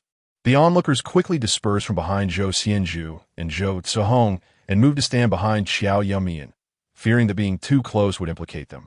Upon hearing that she was being reported, Zhou Cuihong's legs went weak. Zhou Xianzhu lost all his previous bravado and slapped Zhou Cuihong. What nonsense are you talking? Hurry up and apologize to her. Qiao Yumeian shook her head again. I don't need your apology. I indeed lost my mother when I was young. But how would you know about my situation from so far away in Yusher Ditch? You probably didn't team mean to slander me. Someone must have told you about it. So, the real person spreading rumors about me is whoever told you, right? Zhou Cuihong's mind went blank, as if she had grasped a lifeline. Yes, someone told me. Otherwise, how would I know about you? Qiao Yumeian leaned closer to Zhou Cuihong.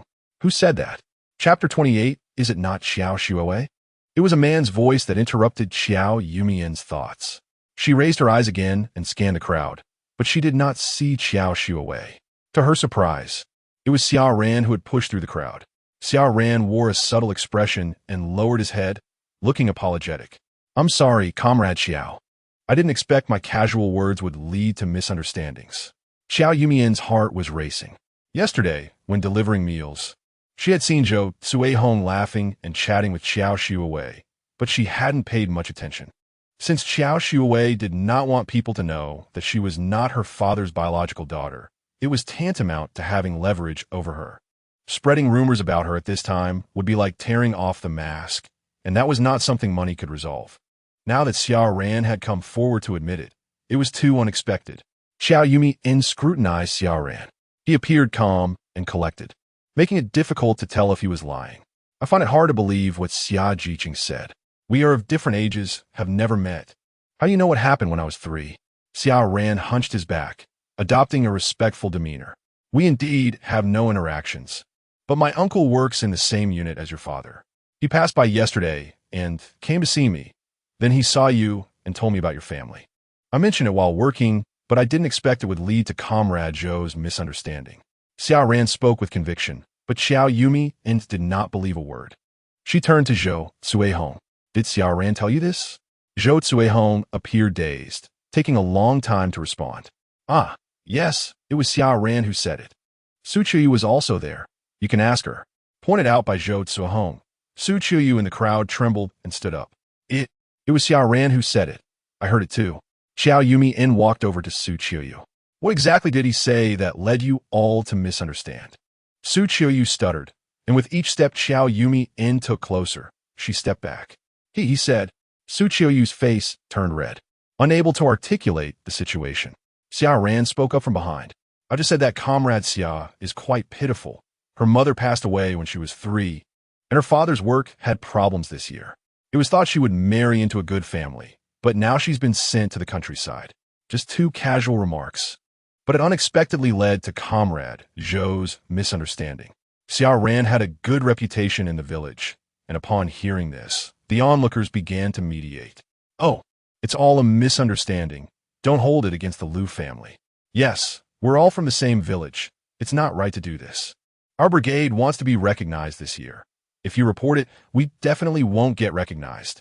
The crowd buzzed. Some blaming Zhou Cuihong for not keeping her mouth shut and urging her to apologize immediately, while others said Xia Ran hadn't spoken clearly, leading to the misunderstanding. Some also advised Qiao Yumeian to be more magnanimous and not to tarnish the reputation of the entire Yusha River Brigade. Qiao Yumeian felt that when people are speechless, they really might laugh. Clearly, she was the victim, the one being slandered. Yet it seemed like she was the one being petty and relentless. Liu Huaiye stood up again. As for my wife's family matters, I can tentatively believe it was said by his relatives, but what about my matters? I have been in the army since my teenage years and have never interacted with any woman.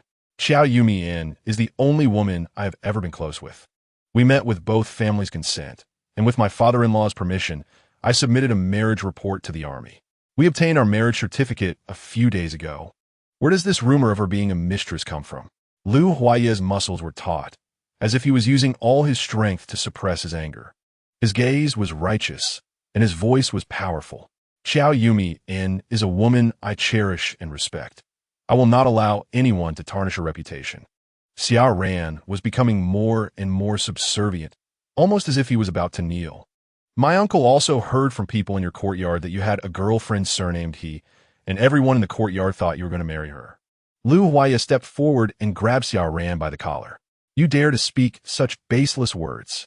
Villagers nearby rushed in to pull the two apart, and even Liu Huaiye was panicking. Brother, don't hit him. He's a sent-down youth, and if you hit him, there will be consequences. Qiao Yumeian stood still. No, the girlfriend Xia Ran mentioned must be He Miling. But from what He Miling had said in the past 2 days, it was clear that Liu Huaiye had never paid her any attention, and they had no romantic intentions between them. She could be sure that Xiao Ran could not possibly know about their relationship. He was likely being used as a scapegoat by Qiao Shuawei. But how did Qiao Shuawei know about He Miling? On the day He Miling went to the Liu family to cause trouble, Qiao Shuawei had led He Qingshan and a group of people home to move things. They hadn't moved anything and instead said they were going to eat at the state-run restaurant. Qiao Yumeian probably didn't have time to run to the Liu family to watch the show, although the Qiao family and Liu family did not interact frequently.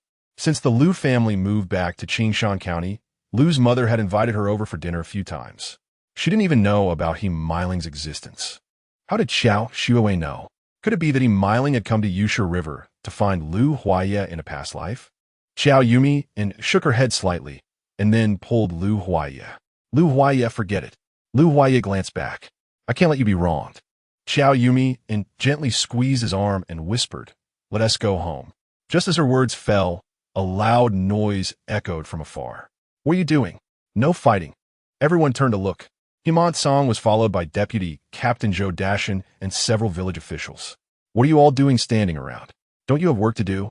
The public grain from Xinglong Mountain Brigade has already been submitted, and we haven't finished ours. Do you still want to be recognized this year? Hurry up and disperse. Go work. With the captain's order, the crowd reluctantly dispersed, leaving only a few involved. Xiao Ran took the initiative to apologize. I'm sorry, Captain. It was my idle talk that led to Comrade Zhou's misunderstanding, causing trouble for Comrade Xiao. Himant Song sighed heavily. Xiao Jiqing, you've been in Yusha River for 2 years. You've always been reliable. How could you do something so unreliable today? Xiao Ran took all the blame upon himself. It's all my fault. I spoke carelessly. Qiao Yumeian coldly watched their performance. When this incident occurred, it was Liu Huaiyan who had sent her the news. Their Liu family's courtyard was not close to the field, and by the time she arrived, the fight had already ended. She was certain that Himant Song had not been at home. He should have been directing work at the threshing shed, so he should have arrived before her. Yet she had been there for quite a while, and only then did Himant Song hurriedly come, still out of breath. This indicated that when the fight first broke out, Himant Song had not intended to intervene.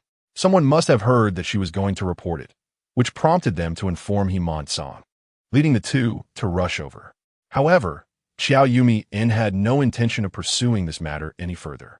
Xiao Ran was a sent-down youth, and to put it nicely, he was there for rural assistance, a guest. Not only would the villagers not blame him, but even if it were reported to the commune, they would only mediate. Zhou Zihong was also the daughter-in-law of the deputy captain. Making Zhou Zuihong uncomfortable would also make the deputy captain uncomfortable. She had never intended to report it. She only wanted to scare Zhou Zuihong into revealing the rumors Qiao Yumeian had spread about her. Unexpectedly, she didn't catch the big fish but instead caught a little shrimp. If she really reported it, there probably wouldn't be any results. The Black Hand, trying to frame the Liu family, wouldn't allow them to have a chance to rise. They might even use this incident to attack the Liu family again. Since both sides wanted to downplay the matter, why not do a favor? Standing with Yumeian, she ignored the apologetic Xiao Ran and directly pointed the finger at Zhou Zuihong. Comrade Zhou, I can overlook your rumors about me, but you hit my sister-in-law, and I can't let that go. I think you need to apologize to my sister-in-law. Zhou Zuihong had been quite tough, but upon hearing the words report, she seemed frightened and no longer dared to act arrogantly. Why, yes, I'm sorry. I shouldn't have spoken carelessly. Liu Huaiyu placed her hands on her hips. If you dare to speak ill of our Liu family again, I'll hit you. Himant Song nudged Xiao Ran. Comrade Xia, you should also apologize to Comrade Xiao. Just as Xiao Ran was about to bow, Qiao Yumeian raised her hand to stop him. Comrade Xia, since your uncle is familiar with my father, we don't need those formalities. Xiao Ran's face lit up, and even Himant Song smiled. See, I said Comrade Qiao has a broad mind and progressive thoughts. She knows it was a misunderstanding. Qiao Yumeian interrupted Himant Song. Captain He, please don't flatter me. I can't handle it. I said no need for formalities, but that doesn't mean I can just erase the harm done to me. The existence of the law is to restrain others' actions. If mistakes are made, they should be punished. Don't you think? The smiling faces of several people froze. Xiao Ran's hypocritical smile almost broke. Comrade Xiao, what do you want? How do you want to punish me? Xiao Yumeian took a deep breath. I'm not the police of the station. I don't have the authority to lock you up. So you need to give me some material compensation. Xiao Yumeian then looked at Zhou Zuihong.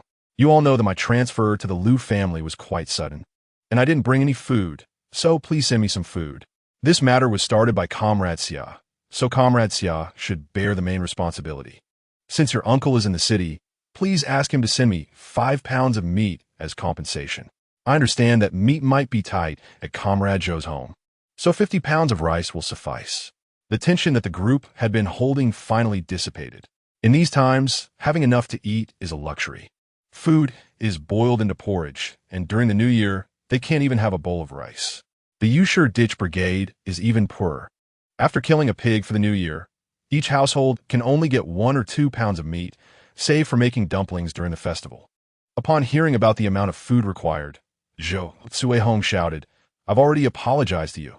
What more do you want?" Qiao Yumeian curled her lips, completely ignoring Zhou Cuihong. Deputy Captain Zhou, does your daughter-in-law's involvement in feudal superstition concern your family? Did you help to cover it up? Because that is a crime of shielding. Chapter 29. Retreat is progress. Deputy Captain Zhou's face turned pale as he wiped the sweat from his forehead. Comrade Qiao, my family has many mouths to feed and not much surplus grain. How about this? I'll give you 10 pounds of rice, 10 pounds of millet, and 5 pounds of cornmeal. You can take whatever vegetables you fancy from my home. Does that work? Qiao Yumeian thought it was acceptable. The millet could be cooked in a porridge for Old Master Lu, the rice could be shared among the family, and the cornmeal could be used to make flatbreads, which would be convenient for working and stave off hunger. Deputy Captain Zhou repeatedly agreed and pushed Zhou Xinzu. You go home and ask your mom to weigh out the grain. Zhou Xinzu huffed and directly kicked Zhou Cuihong. Wasteful woman, hurry up and come back with me. Don't embarrass me here. Zhou Cuihong wiped her tears with her sleeve and stumbled after Zhou Xinzu back home. Qiao Yumeian then looked at Xiao Ran. Comrade Xia, didn't you say your uncle works in the same unit as my dad? As far as I know, the welfare and benefits at the Agricultural Science Institute are quite good, with 2 pounds of meat coupons each month and decent wages. Asking for 5 pounds of meat is not excessive at all. Xiao Ran's expression stiffened, and to maintain his smile, even the muscles at the corners of his mouth twitched slightly. It's not excessive. I'll find a way to have him send the meat over in the next couple of days. Qiao Yumeian tilted her head and smiled. That would really trouble him. He Qing Shan, seeing that the matter was settled, finally relaxed. All right, let's consider this matter resolved, and don't mention it again in the future. It could affect the unity of our Usher Ditch team.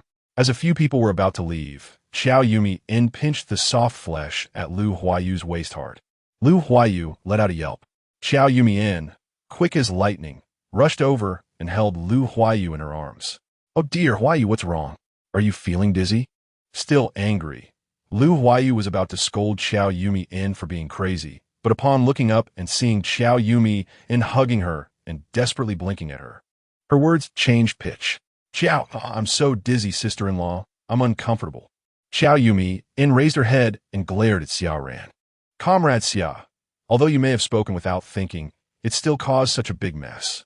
If you hadn't mentioned those irrelevant things, my sister-in-law wouldn't have fought with Deputy Captain Zhou's daughter-in-law and wouldn't have gotten hurt. You see, this all started because of you. Shouldn't you take on more responsibility? Xiao Ran's smile could no longer be feigned, and he gritted his teeth, his voice sounding as if it were squeezed from his throat. What exactly do you want me to take on? Qiao Yumeian raised her eyebrows. My sister-in-law is hurt like this. She'll probably need a rest for a couple of days, but there are many people at home waiting for their share of food, so you can take over her work for these 2 days. Xiao Ran gritted his teeth and said nothing, but Qiao Yumeian pressed on. Captain, he said, we are all from the same village. We can't let such matters affect our unity. I don't want to bring up these trivial matters of the commune. If it affects your future return to the city, that would be my fault. Xiao Ran closed his eyes, his breathing trembling. 2 days, huh? I'll do it. Qiao Yumeian exchanged a glance with Lu Huayu, who immediately squatted down. Qiao Yumeian helped Lu Huayu onto Lu Huayu's back. Then it's another trouble for Comrade Xia. Lu Huayu straightened up and carried Lu Huayu away from the field. He Monsong and Zhou Dashan followed behind, walking briskly even over the uneven furrows, afraid that lingering any longer would lead to being scammed. Qiao Yumeian lagged behind, and when the others had walked far away, she turned to Xiao Ran and said, Comrade Xia, it's best if you don't meddle in our Lu family's affairs anymore, no matter what the issue is. After saying this, she didn't want to see Xiao Ran's reaction and left the field as well. Xiao Ran stood for a long time, And only when he could no longer see Qiao Yumeian and the others did he sit on a corn stalk and slowly start to peel the corn. Each time he tore off a corn husk, the veins on the back of his hand stood out. Perhaps he was using too much force. As the corn kernels fell to the ground like rain, he silently continued to break the corn cob, his mind wandering without focus. Lu Huayu's hands hung limply on Lu Huaya's shoulders, gently swaying with his movements, looking as if she had truly fainted. But up close, one could see that she was half closing her eyes, with the corners of her mouth lifted high. How nice, I can rest for 2 days. However, Qiao Yumeian, you are too timid. Since you caught them in their superstitious antics, why not report them directly? Lu Huaya shook Lu Huayu slightly and said irritably, if you don't start talking properly, I'll take you back to the field and tell Xiaoran you're no longer dizzy and can get back to work. Lu Huayu was frightened and immediately closed her mouth, even shutting her eyes. But Qiao Yumeian was unfazed. Sometimes taking a step back can yield more benefits. Zhou Zuihong may be foolish, but she did say something quite right. We just arrived in Yushur a few days ago and caused a stir. It's inevitable that we'll gain a bad reputation for bullying others. This matter has already created quite a ruckus in the village. When the villagers find out in a few days that they compensated our family, they will think it was indeed their fault that led to the compensation. The Lu family is already in hot water. We cannot pour more water on the fire. For now, let us stabilize our lives and avoid giving anyone a handle to grab onto. Lu Huaya pulled at the corners of his mouth. Yumeian, you're really smart. Lu Huayu didn't open her eyes, but coughed a few times. Can you two stop flirting in front of me? I don't want to be a third wheel. Both of them blushed at the teasing and were too embarrassed to say anything more. The three of them swayed back home. Qiao Yumeian started making cold noodles. And halfway through, she ran out. After returning, she finished making them. Lu Huaya had to go to work in the afternoon. So Qiao Yumeian handed the finished cold noodles to Lu Huaya to deliver the meal while she stayed home. Initially, she thought about finishing the meal early to make a trip to Xinglangshan Brigade, but after tidying up, it was already afternoon, and she was afraid it would be difficult to return in time, so she decided not to go. Qiao Yumeian took some cotton out of her space, pretending it was leftover from making quilts last time. She took apart the old cotton clothes brought by the Lu family, added new cotton, making it thicker to prepare for the impending cold winter. Perhaps Lu Huaya had gone to the fields and informed his parents that Lu Huayu was pretending to be faint. So when Lu's parents entered the house, they didn't immediately check on Lu Huayu but came to find Qiao Yumeian first. Father Lu looked defeated. Yumeian, Dad couldn't support you, and you suffered. Qiao Yumeian handed a warm towel to Father Lu. Dad, don't say that. Didn't we agree that I would handle things first? If I couldn't manage, you would back me up. Mother Lu's eyes were filled with tears. The news about Zhou Zuihong and Xiaoran compensating you has spread in the village, but no matter what, you're the one who has been wronged. Qiao Yumeian held Mother Lu's hand tightly. Mom, today they brought up old grievances, and I reflected on my experiences over the years. I feel I've matured a lot. Sometimes, face and reputation really don't matter. I don't care about them. What they say doesn't make me feel wronged. I only care about what benefits this situation can bring me. Qiao Yumeian repeated the pros and cons she had analyzed with Lu Huayu earlier to Lu's parents. Then added, actually, my request for compensation is also strategic.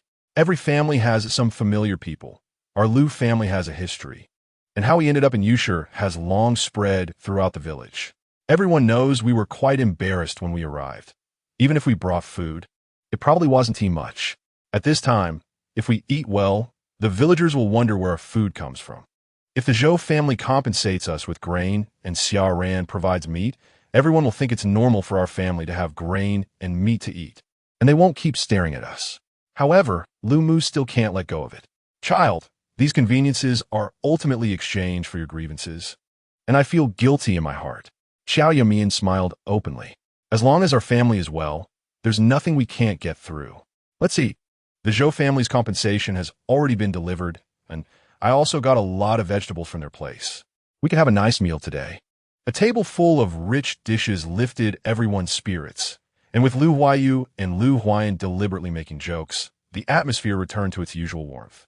Uncle He's yard has a separate well, so they don't have to go to the public well to fetch water, and they don't have to worry about bathing. The Liu family loves cleanliness, and everyone took a shower before getting ready for bed.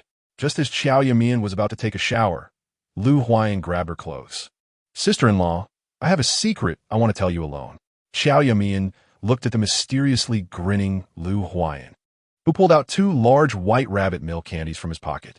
"Eat it tomorrow, and rinse your mouth after eating." Liu Huaiyan happily tucked the candies into his pocket.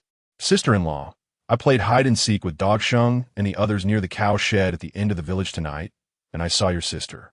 Qiao Yumeian was taken aback. "Qiao Shuowei? What's she doing near the cow shed?" Liu Huaiyan blushed. She seems to be messing around with boys." Qiao Yumeian almost laughed out loud. "Qiao Shuowei messing around with boys? With who?" Liu Huaiyan pouted. "It's that educated youth who brought me to the cow shed the night we arrived here. If it were someone else, Qiao Yumeian might really think there was a problem. But if it were Xiaoran, she understood." Liu Huaiyan continued to mumble to himself. "I didn't dare to tell anyone. She's your sister. If this gets discovered, you'll be embarrassed too. Luckily, she didn't marry my big brother. Otherwise, she'd be putting a green hat on him. But I can understand. Her husband is too ugly. Not as good-looking as that educated youth." Qiao Yumeian patted Liu Huaiyan to stop him from further digressing. "Huaiyan, I have a task for you. When you play with your friends in the future, keep an eye on the villagers' movements. For example, Zhou Cuihong, who fought with your sister today, and that's Su Qiyu next to her. Oh, especially Qiao Shuowei and Xiaoran. If they do anything strange, you must tell me at the first moment." Liu Huaiyan raised his hand to his temple and saluted. "I promise to complete the task." After saying that, he happily ran away. Liu Huaiyan was naturally mischievous. When he was in the city, he was like a little devil, and after coming to the countryside, he completely let himself go, making friends the next day and running wild all over the village with them. However, having grown up in such a family, he had become quite clever from a young age. If he helped gather information, it would definitely be reliable. Qiao Yumeian happily entered the room to take a shower, while Qiao Shuowei clutched the handkerchief with her money, feeling as if her heart was bleeding. It's all that wretched Qiao Yumeian's fault for causing her to lose a large sum of money. Xiaoran, that useless person, how could he let her lead him by the nose? Chapter 30. Seduction. At the time, when she talked to Zhou Cuihong about this matter, she didn't feel much. It wasn't until she heard Zhou Cuihong spreading the news about Qiao Yumeian that she began to feel a bit scared. If this got back to Qiao Yumeian, she would definitely know it was her who said it. If she also revealed that she was the stepdaughter, wouldn't she be losing more than she gained? So she quickly found Xiaoran and promised to pay her 50 yuan to take the blame for her. She also told Xiaoran the name of her father's colleague, instructing her to lie and say that this person was her uncle, so that if Qiao Yumeian asked, it would match up. Xiaoran was well-liked and had been a sent-down youth, so the team leader wouldn't be too harsh on her. Moreover, Imansong would do everything possible to avoid letting Qiao Yumeian report him to the commune out of fear of being looked down upon. She had long been displeased with that old man Imansong, secretly setting him up, and could also incite the conflict between him and Qiao Yumeian, achieving 2 goals at once. But why had the usually timid Qiao Yumeian become so aggressive? 1,000 voices in her head told her that Qiao Yumeian might have also been reborn. Yet another 1,000 voices convinced her that if Qiao Yumeian was reborn, she should be competing with her for He Qingshan, not marrying Liu Huaiya. Just then, He Qingshan on the opposite bed moved. Qiao Shuowei quickly stuffed her private money under the pillow, awkwardly moving her wrist. He Qingshan grumbled while getting up from the calm. "Did you hear about Zhou Cuihong today? You better focus on your work and not get involved with those people. If you get into trouble because of your big mouth, I won't let you off." Qiao Shuowei obediently replied, her heart pounding. Fortunately, she was smart enough to have bribed Xiaoran to take the blame for her. Although she had to give Xiaoran an extra 10 yuan because of the poor compensation, it was worth it. Money could be earned again, but if He Qingshan really hurt her, that would be regrettable. Worried that He Qingshan might urinate in the basin, Qiao Shuowei hid the basin that was on the ground. When He Qingshan turned around and didn't see the basin, he cursed and went out to the toilet. Seeing He Qingshan in a predicament made her very happy. Lying on the calm, with her private money under the pillow, she started planning. On the next market day, she wanted to take a donkey car back to Qingshan County to see if she could contact her mother. If she couldn't reach her, she would have to go to the back mountain to find that thing. Although it was dangerous, it could solve her predicament. Just as she felt she was finally falling asleep, Qiao pushed her awake. "Get up quickly." Qiao Yumeian pulled the quilt over her head, trying to resist the shove. But the next second, the quilt was completely pulled off. The con could keep the room warm, but after a night, the heat had dissipated, and the room was very cold in the morning. When the quilt was lifted, the cold air made her shiver. "Why won't you let anyone sleep?" Qiao was also furious. "Once I get up, why are you still lying on the con? My dad is the team leader. Do you want him to lose face by going so late?" Qiao Yumeian moved her sore limbs, feeling like her arms could barely lift. She had never done this kind of work before, and after 2 days of labor, her limbs felt foreign to her. Her face was sunburned, and washing her face at night was painful. She tried to act cute with Qiao as she used to. "Qiao, I'm so tired from working. Can I not go?" Qiao snorted coldly. "Who told you to have a big mouth? This is the price you have to pay." Qiao Yumeian resentfully grabbed her clothes and started putting them on. When she reached the field, she noticed that the land assigned to her today was very close to Huaye, sitting on the corn stalks to shuck corn. Her gaze couldn't help but focus on Huaye, who was getting closer and closer to her. The weather was cool at the end of autumn, and everyone was wearing coats. Huaye, perhaps feeling hot, had taken off his coat and thrown it on the ground, wearing only a sweater. He probably thought the sleeves of the sweater were in the way, so he rolled them up high, exposing his muscular arms with defined muscles. Qiao Yumeian couldn't help but stare in a daze. In her previous life, she married Huaye not only because his family was military, but also because Huaye was handsome. At 187 meters tall and with a strong build from years of training in the army, every time she saw Huaye, her heart would pound wildly.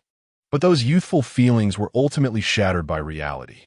After being sent down, Huaye seemed to have changed into a different person, going from spirited to lifeless, and eventually becoming so thin he was unrecognizable. Throughout it all, they had never been intimate as a couple, not even holding hands.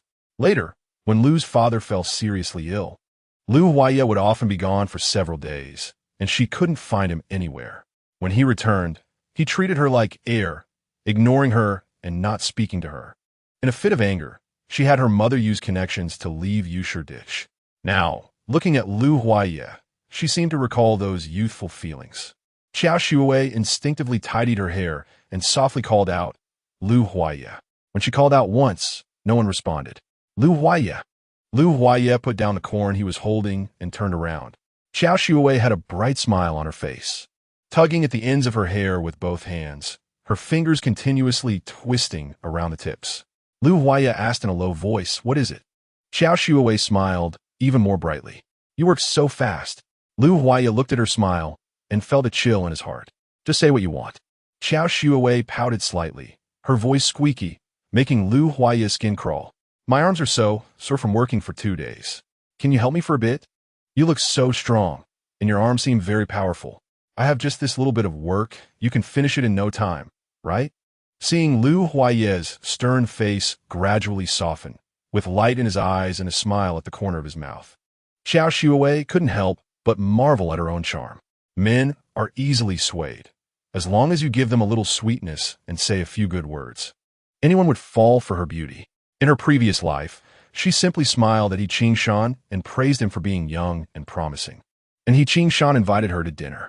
She and her mother made several plans on how to seduce Qiao, but unexpectedly, they ended up rolling in bed during their first meeting. The eager Qiao was like that, and the seemingly upright Huaye was also not a simple man. She lightly waved her hand. "Come over here." Huaye smiled and jogged over to her. "You work on mine first. I only have 4 ridges, and it will take just a day." Before she finished speaking, she saw Huaye walk past her directly to the back. Qiao Yumeian was taken aback and turned around angrily. As she turned, she saw Qiao Yumeian standing behind her. Huaye ran straight to Qiao Yumeian, stopping in front of her with a bright smile, like a child who had just received candy. "Yumeian, you really work hard bringing us food every day." Qiao Yumeian saw Qiao Yumeian behind Huaye and directly ignored her. "Today the sun is especially bright. I made you a hat to wear at home." The two of them walked down the small path to the field to meet up with the others from the Liu family. Watching the number of people eating at the field increase, Qiao Yumeian stomped her feet in frustration.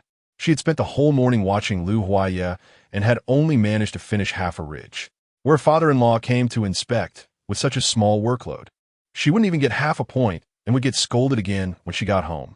The most infuriating part was that she had thought she could seduce Liu Huaiye into helping her, but he didn't even take her seriously. Those smiles and tenderness earlier were all because he saw Qiao Yumeian. To avoid being scolded, she decided not to go home for lunch and to speed up her progress. On that day, everyone in the western part of the village saw that Captain He's wife didn't come home for dinner. Instead, she was there picking corn with a pale face. The Liu family was enjoying a moment of rest while eating the meal prepared by Qiao Yumeian. Those who brought meals were used to eating at the field, where the dust wasn't as heavy, and they could chat a bit since they were close together. Aunt Lin, who was about the same age as Liu's mother, had a brief chat with her on their first day there. Now, sitting close during the meal, they found a topic to talk about.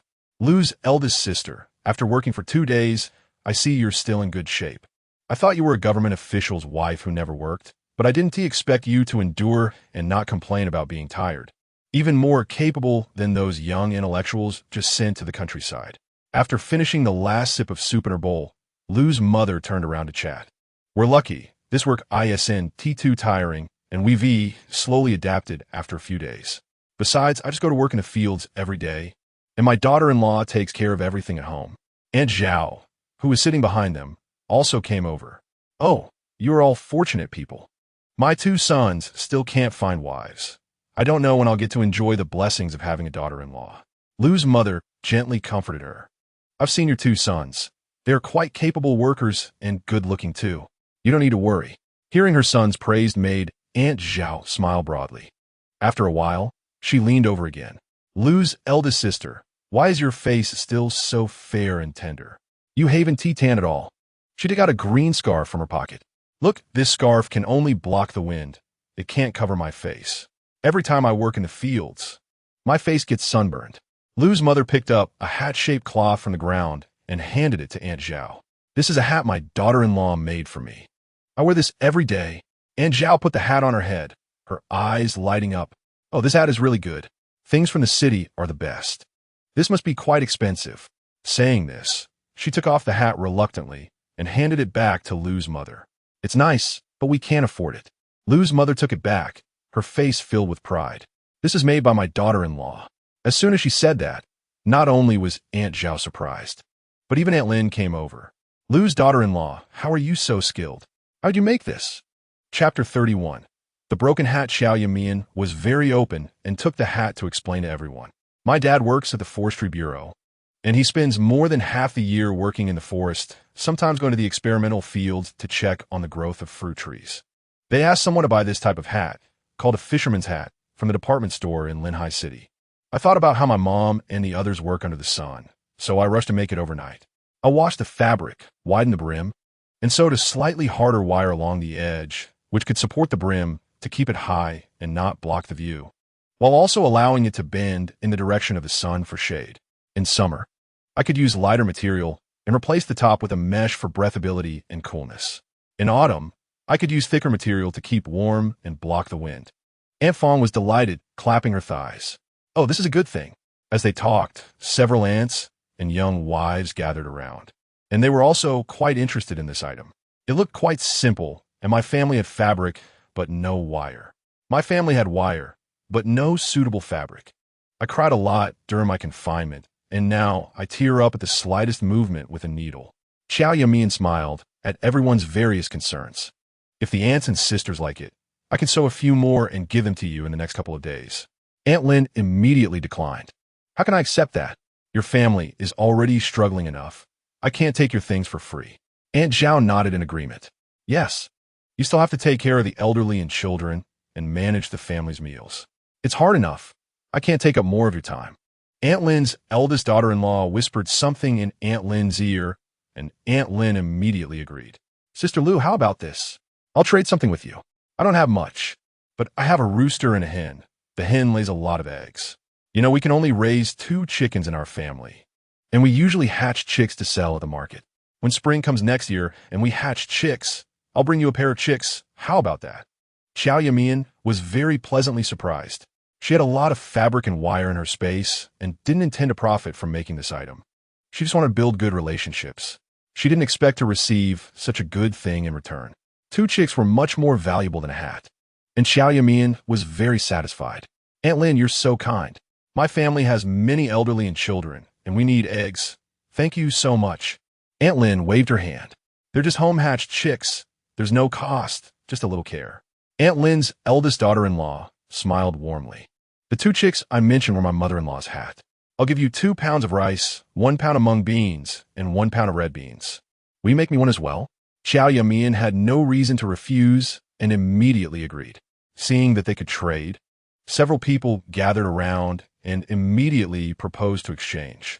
Those with surplus grain offered grain, while others exchanged idle items from home. In a short while, Qiao Yumeian had received 8 hats in exchange for some grain, a thermos, and 2 wooden basins. Qiao Yumeian was overjoyed. This gave her an idea. The Liu family was lacking in many ways, not just literally but also visibly. These items were easy to buy, and she even had them in her space. But she needed to present these items openly. By making such a grand exchange, others would know that her family's items were obtained through trade, not purchased with money. If they were too wealthy and lived too well, it would not only provoke jealousy from some people in the village, but also attract the attention of those who were secretly monitoring them. This kind of barter was the best solution. Back at home, Qiao Yumeian rummaged through her luggage and found a few trendy floral shirts. In the countryside, clothing was relatively conservative in both color and style. These white and blue patterned shirts not only didn't resist dirt, but also stood out when worn. She also took out a few pairs of her father's old trousers, which were navy blue and made of comfortable, breathable fabric. After washing these clothes and starching them, they gained some firmness. The sun was out in late autumn, and after washing, the clothes were nearly dry by evening. Liu Huayu helped Grandma Liu prepare dinner at home, while Qiao Yumeian focused on cutting the fabric, preparing to deliver it the next day. After the Liu family returned, she quickly ate a bite, took out the wire, and had Liu Huayu use tools from the woodshed to cut the wire into suitable lengths. After dinner, Grandma Liu joined in, and after bathing, Mother Liu also joined the hat sewing team. The 3 worked together and quickly produced 8 hats, 7 navy blue cotton hats, and 2 blue and white floral cotton patchwork hats. The extra floral hat went to Liu Huayu, and the remaining one was given to Aunt Lin's eldest daughter-in-law. The next day, several women preparing to sign in at the threshing ground wore these strange hats. The crowd was clearly divided by gender, with women surrounding those wearing hats to inquire about them. Qiao Yumeian was pleased to see that Aunt Lin's eldest daughter-in-law and Liu Huayu were almost surrounded by young girls. The blue and white patchwork floral hat looked like a decorative item. It was more attractive than headscarves or silk scarves. Liu Huayu stood tall, her smile stretching almost to her temples. This isn't bought. My sister-in-law made it. There's wire inside. If the sun moves over here, just bend this part like this, and the fabric can cover your face, shielding you from the sun without blocking your view. Aunt Lin's eldest daughter-in-law was also introducing it. I traded it for some surplus grains from home. Yes, you can trade for other things besides grains. The Liu family is lacking everything. That evening, Yiqing Shan sat in the courtyard smoking dry tobacco, watching people come and go in the Liu family's small courtyard. The opportunities were all brought by young women carrying items. Tian Hohat angrily splashed a bucket of water outside and then stood next to Himansong. That Liu family daughter-in-law is really restless. What does she want? Does she want to be the Women's Federation director? She's even opened the door to do business. Isn't she afraid of being reported? Himansong exhaled a puff of smoke and smacked his lips. That's barter. What can you report? Nowadays, who doesn't trade a little something? Haven't you traded anything? If this could lead to successful reporting, then the police station would be full of people. Qiao Shuwei was exhausted after a day of work and finally earned 1 cent at the end of her shift. She was so tired that she lay down to catch up on sleep without eating. She was awakened by the noisy footsteps and laughter. She threw on her clothes and wanted to go out to see what was happening. As soon as she stepped outside, she saw a pair of sisters-in-law walking out of Qiao Yumeian's house with smiles on their faces, chatting as they walked.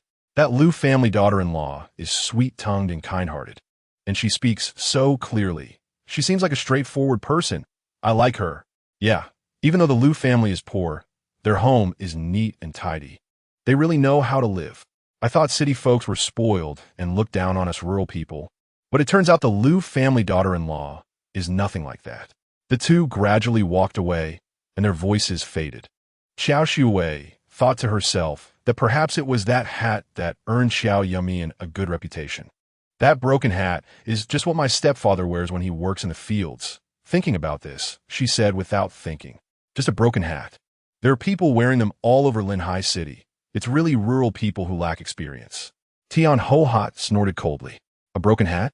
Why don't you make a broken hat and let the villagers trample our doorstep asking you for it? That way, I can save face for me and your father-in-law. Himant Song, who usually didn't scold Qiao Yumeian, couldn't help but speak up at this moment. You look down on us rural people for being unsophisticated, right? If you look down on us, why did you rush to marry into my family? I am a rural person. Qingshan is a rural person. And now that your household registration has been moved to our family, you are also a rural person. The more Himant Song looked at Qiao Yumeian, the angrier he became. After working for 3 days, he had only earned 2 points.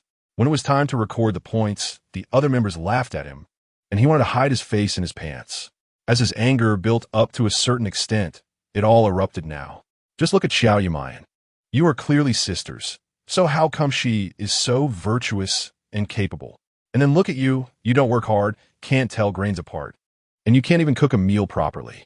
All you do is cause us trouble. Himant Song glanced at Qiao Yumeian, who was talking to others in the yard. She was dressed neatly, smiling, and radiated a positive vibe.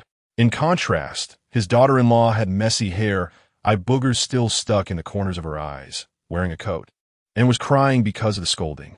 Crying will only make your fortune disappear. Hurry up and go back inside. Just seeing you makes me upset. As Qiao Yumeian entered the house, her expression changed instantly, losing the previous sense of grievance, her face now full of indifference. She gently wiped away her tears and sat expressionlessly on the column. The sky had darkened, and there were no lights on in the room. Through the glass, she could still see Qiao Yumeian's blurry figure. She didn't care that Qiao Yumeian married Lu Huaya or that her in-laws treated her well. But the compliments from those few people about Qiao Yumeian felt like needles pricking her heart. She hated this Yusher ditch, hated rural life. If it weren't for He Qingshan's formula, she wouldn't stay in such a desolate place. The people here are selfish and foolish, whether in this life or the last. They all chase after Qiao Yumeian like dogs. She only reluctantly lowered herself to talk to these lowly people because she wanted their support for promoting compost in the future. Shouldn't they be grateful that she was willing to talk to them? Why does everyone revolve around Qiao Yumeian? These rural people are too stupid.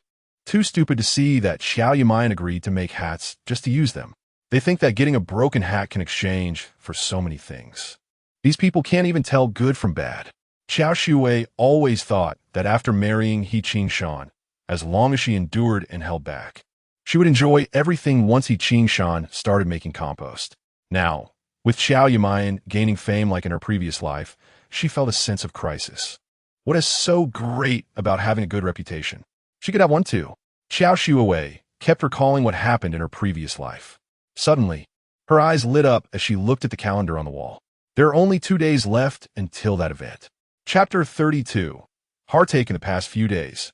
Qiao Yumeian has become the center of attention in the village. From the initial rumors about her background to the hats she made later, everyone is talking about this girl from the city who came to the countryside to work after getting married. The hats she made have almost become the village's hot item.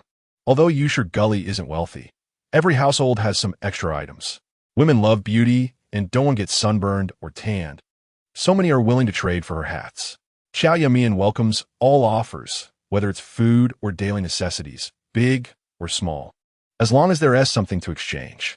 During the day, Lu Mu and Lu Huayu go to work, and by the time they return for dinner, it's time to rest, so the main force behind making the hats is only her. The grain cabinet at home is gradually filling up, and the missing daily necessities are almost gathered. She holds Qiao Yumeian's fingers, which are red and swollen from being pricked by the needle, and tears fall from her eyes in heartache. Yumeian, let us stop. We have money. We could just buy it. Who cares about others' jealousy or who might sabotage us? We won't worry about that. Qiao Yumeian doesn't feel tired. Making hats is nothing compared to the hard work she did in her previous life. In her last life, when she married into the He family, she had to cook 3 meals a day, wash all the family's clothes, and clean the house. Tian Ho-Hat said that chickens lay nutritious eggs only when they eat bugs, so whenever she had time, she had to catch bugs to feed the chickens. The He family, being the village head's family, received extra subsidies, so they didn't worry about food, and others didn't work either. However, Yusher Gully grew rice and corn, and when it was busy in the fall and labor was short, the He family would also put on a show of working. The 2 months of autumn harvest were almost Qiao Yumeian's nightmare. As soon as she opened her eyes, there was work waiting for her that never seemed to end. The Tian family treated her like a donkey, and when Tian Ho-Hat and He Qing-shan were in a bad mood, they would find opportunities to scold or hit her to vent their frustrations. But the He family was the village head's family, so they wouldn't openly mistreat their daughter-in-law to avoid gossip. It was all done secretly within the house. Everything she did was flaunted by Tian Ho-Hat, who boasted about how understanding she was, making them seem like a model family in the village. This was probably also why Qiao Yumeian married into the He family without hesitation. She only saw that He Monsong was the village head, that Tian Ho-Hat was a considerate mother-in-law, and that He Qing-shan was a good husband who invented compost. She thought it was a blessed nest, unaware of the suffocating undercurrents hidden beneath the calm surface. Now, just by sewing a few hats, her family has spoiled her to the heavens. She originally didn't make breakfast, and since she started making hats, she hasn't even made lunch or dinner. Every morning, Lu Mu would prepare lunch to take to the fields and leave some for her and old lady Lu. In the evenings, she would skip a little work to come back early to make dinner. Qiao Yumeian feels that this is the real blessed nest. She tidies up the finished hats and nods. Okay, Mom, once I finish this batch of orders, I won't make any more. Successfully coaxing Lu Mu away, she walks to the yard and calls for Lu Huaya. Lu Huaya, can you help me cut 10 more pieces of iron wire? I want to make a little more in case someone comes to buy. Lu Huaya's gaze shifts, and he doesn't dare to look directly at Qiao Yumeian. The iron wire is gone. Qiao Yumeian feels suspicious and starts to walk toward the storage room. It shouldn't be. I remember there was a whole bundle of iron wire. Lu Huaya grabs her wrist tightly. Yumeian, there's no more iron wire. Just don't make any more, okay? I've seen almost everyone has a hat in the past few days. No one will want them anymore. Qiao Yumeian looks at Lu Huaya's dodging gaze and can't help but want to laugh. Honest people really can't lie. As soon as they do, they give off a shriveled feeling. It's obvious he has done something guilty. Lu Huaya pulls Qiao Yumeian from the door of the storage room to his side with a firm grip. He holds her hands in his palms, turning them over and over to examine them. Your hands are all rough from washing fabric and bending iron wire. He points to her fingers, which are already calloused. Lu Huaya wants to ask her if it hurts, but he knows that such delicate hands have probably never done hard work. Suddenly doing so much work. How could it not hurt? In the past few days, he has watched people coming and going in the house and increasingly feels guilty. He hasn't given Qiao Yumeian a good life, yet he makes her worry for the whole family. Sometimes he even thinks if Qiao Yumeian hadn't married him, would she be better off? He regrets keeping her by his side because of his momentary selfishness. Qiao Yumeian senses Lu Huaya's emotions. From the initial guilt to the later heartache when he sees her hands, it finally turns into self-blame. His long eyelashes flutter continuously, bending down so low that he almost matches her height. Qiao Yumeian, acting on impulse, places her hand on Lu Huaya's face. She has been in the countryside for more than a week, and without a razor, Lu Huaya's handsome face is now covered with stubble. Not only does it not look ugly, but it also adds a touch of resolute masculinity. The stubble has grown to a certain length, not prickly at all, and when she rubs it back and forth, it creates a very interesting fuzzy sensation. All right, if you say I should make any more, I want . Actually, I'm not just making these to trade for things. Do you understand? Lu Huaya nuzzles against Qiao Yumeian's hand like a gentle puppy. I understand. The situation with Xia Ran makes you feel uneasy. You want the Lu family to integrate into Yusher Gully quickly. Qiao Yumeian pauses her hand for a moment. It turns out Lu Huaye's thoughts have become this detailed. She seems to be thinking from his perspective. In fact, she isn't uneasy because of the Xiao Ran incident. She just wants to rationalize some things for the Lu family through this hat-making business. As long as Xiao Ran doesn't scheme against Lu Huayu anymore. She really doesn't care about that person at all. Just as Qiao Yumeian is about to say something, Lu Huayan runs in from outside. Sister-in-law, sister. Oh no. Lu Huayan covers his eyes and hurriedly turns his head. Qiao Yumeian then realizes that her and Lu Huaya's actions seem a bit ambiguous. She quickly retracts her hand, feeling a bit embarrassed. Lu Huaya stands up straight quickly. The two exchange glances, and Qiao Yumeian notices Lu Huaya's eyes are slightly red. She tells herself in her heart that they are already married, so even if she touches Lu Huaya's face, it's nothing to be ashamed of. They are a legal couple, and everything they do is normal. But the more she thinks this way, the more embarrassed she feels. Lu Huaya is concerned for her. But does this concern mean he likes her? She might also have some feelings for Lu Huaya, but is this feeling a continuation of the dependency from her previous life? Or, Qiao Yumeian doesn't want to think further. The Lu family is in turmoil now, and everything is still chaotic. So it's not the time to ponder these matters. The Lu Huaya in front of her no longer looks at her, but strides over to Lu Huayan and grabs him by the collar. You little brat, what are you yelling about? Lu Huayan curls up like a quail. I'm a little brat. You're my brother, so what are you then? What dad? What grandpa? Lu Huaya raises his hand and gives Lu Huayan a swat on the backside. Dare you talk nonsense again? Lu Huayan covers his rear and tries to run, but his collar is still in Lu Huaya's grip, so he can't escape at all. In a panic, he can only shout, Sister-in-law, save me. My brother is going to kill me. I can't die. Your children haven't even seen their uncle yet. Qiao Yumeian hurriedly rescues Lu Huayan from Lu Huaya's grasp. All right, let him go. Lu Huayan is mischievous, but he has always treated her well and usually doesn't bother her to play. He wouldn't trouble her with anything. If she's looking for her, it must be because those people monitoring him have made some moves. She pulled Lu Huayan behind her and waved her hand to drive him away. You should go to bed now. You have to work tomorrow. Lu Huaya roughly ruffled Lu Huayan's hair and turned to leave. According to the usual practice, Qiao Yumeian took a piece of candy from her space and pretended to pull it out of her pocket to give to Lu Huayan. Lu Huayan took the candy and started talking nonstop. Sister-in-law, when I was playing today, I saw the daughter-in-law of Deputy Captain Zhou. Qiao Yumeian realized that Lu Huayan was talking about Zhou Cuihong. That woman had quarreled with Qiao Shuawei, saying that because she had offended her. She didn't have a hat and wanted Qiao Shuawei to help her buy one. Qiao Shuawei refused to buy it for her, and the two of them ended up arguing. Qiao Yumeian couldn't help but smile. Have they already started fighting among themselves? Lu Huayan continued. The deputy captain's daughter-in-law said everything was because of Qiao Shuawei, that she was beaten by the men in her family, and her mother-in-law didn't give her food, and she had suffered a lot of grievances. Qiao Yumeian understood. Just as she had guessed, Xiao Ran was the scapegoat that Qiao Shuawei had found, and all her matters were told to Xiao Ran by Qiao Shuawei. But how did Qiao Shuawei know Yumeian? She kept recalling everything in her mind. When the Qiao family was interacting with the Lu family, was there any way for Qiao Shuawei to know Yumeian? After a long time, Lu Huayan had already gone back into the house, and she was still standing in the yard. Thinking about things made her overlook some sounds. Qiao Yumeian wanted to take a shower first, and then think about it in bed, but she didn't hear the sound of water coming from the utility room. The temperature dropped at night, and she could see her breath when she exhaled. She pushed open the utility room door, and the steam filled her vision. Rubbing her eyes, she saw Lu Huaya standing inside.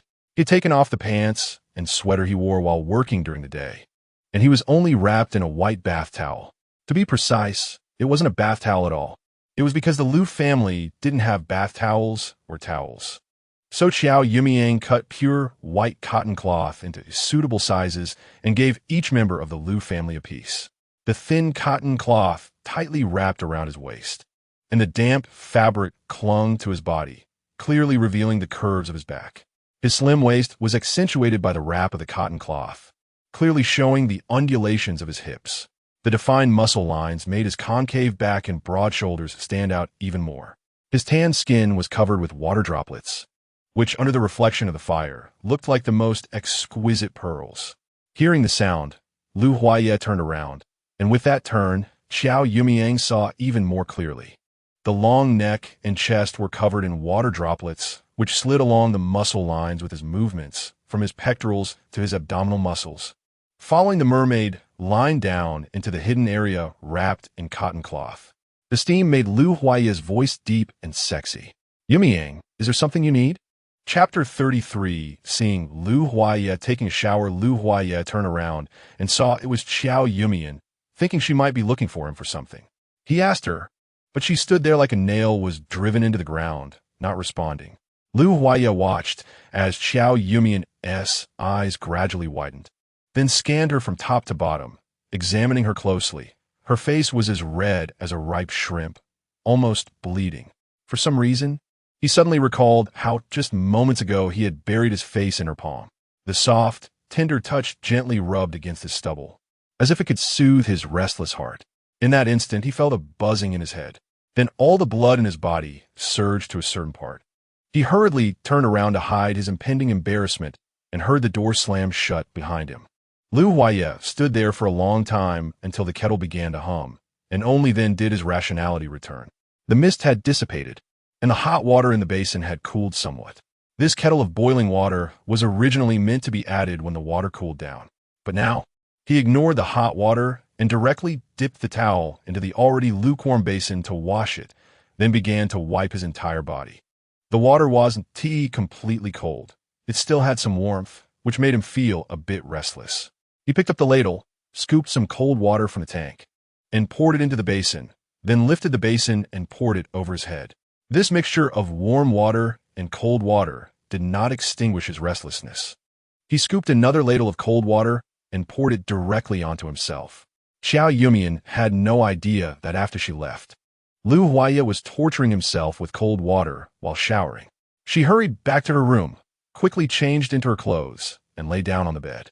No matter how much she tried to think of other things, she couldn't forget what she had just seen. Qiao Yumeian was not a conservative person, and having lived over 30 years in her past life, she had seen many male models in films and advertisements due to the flourishing entertainment industry. It was no exaggeration to say that Lu Huaye's physique would definitely be among the best models in her time. She even thought that even if the Lu family couldn't recover, maybe in a few years, when they started recruiting actors, Lu Huaye could audition and perhaps even become an award-winning actor. Tossing and turning, Qiao Yumeian couldn't sleep, and the more she thought about it, the more absurd it seemed. She decided to focus her thoughts and went into her space. The small seedlings in her space were growing well.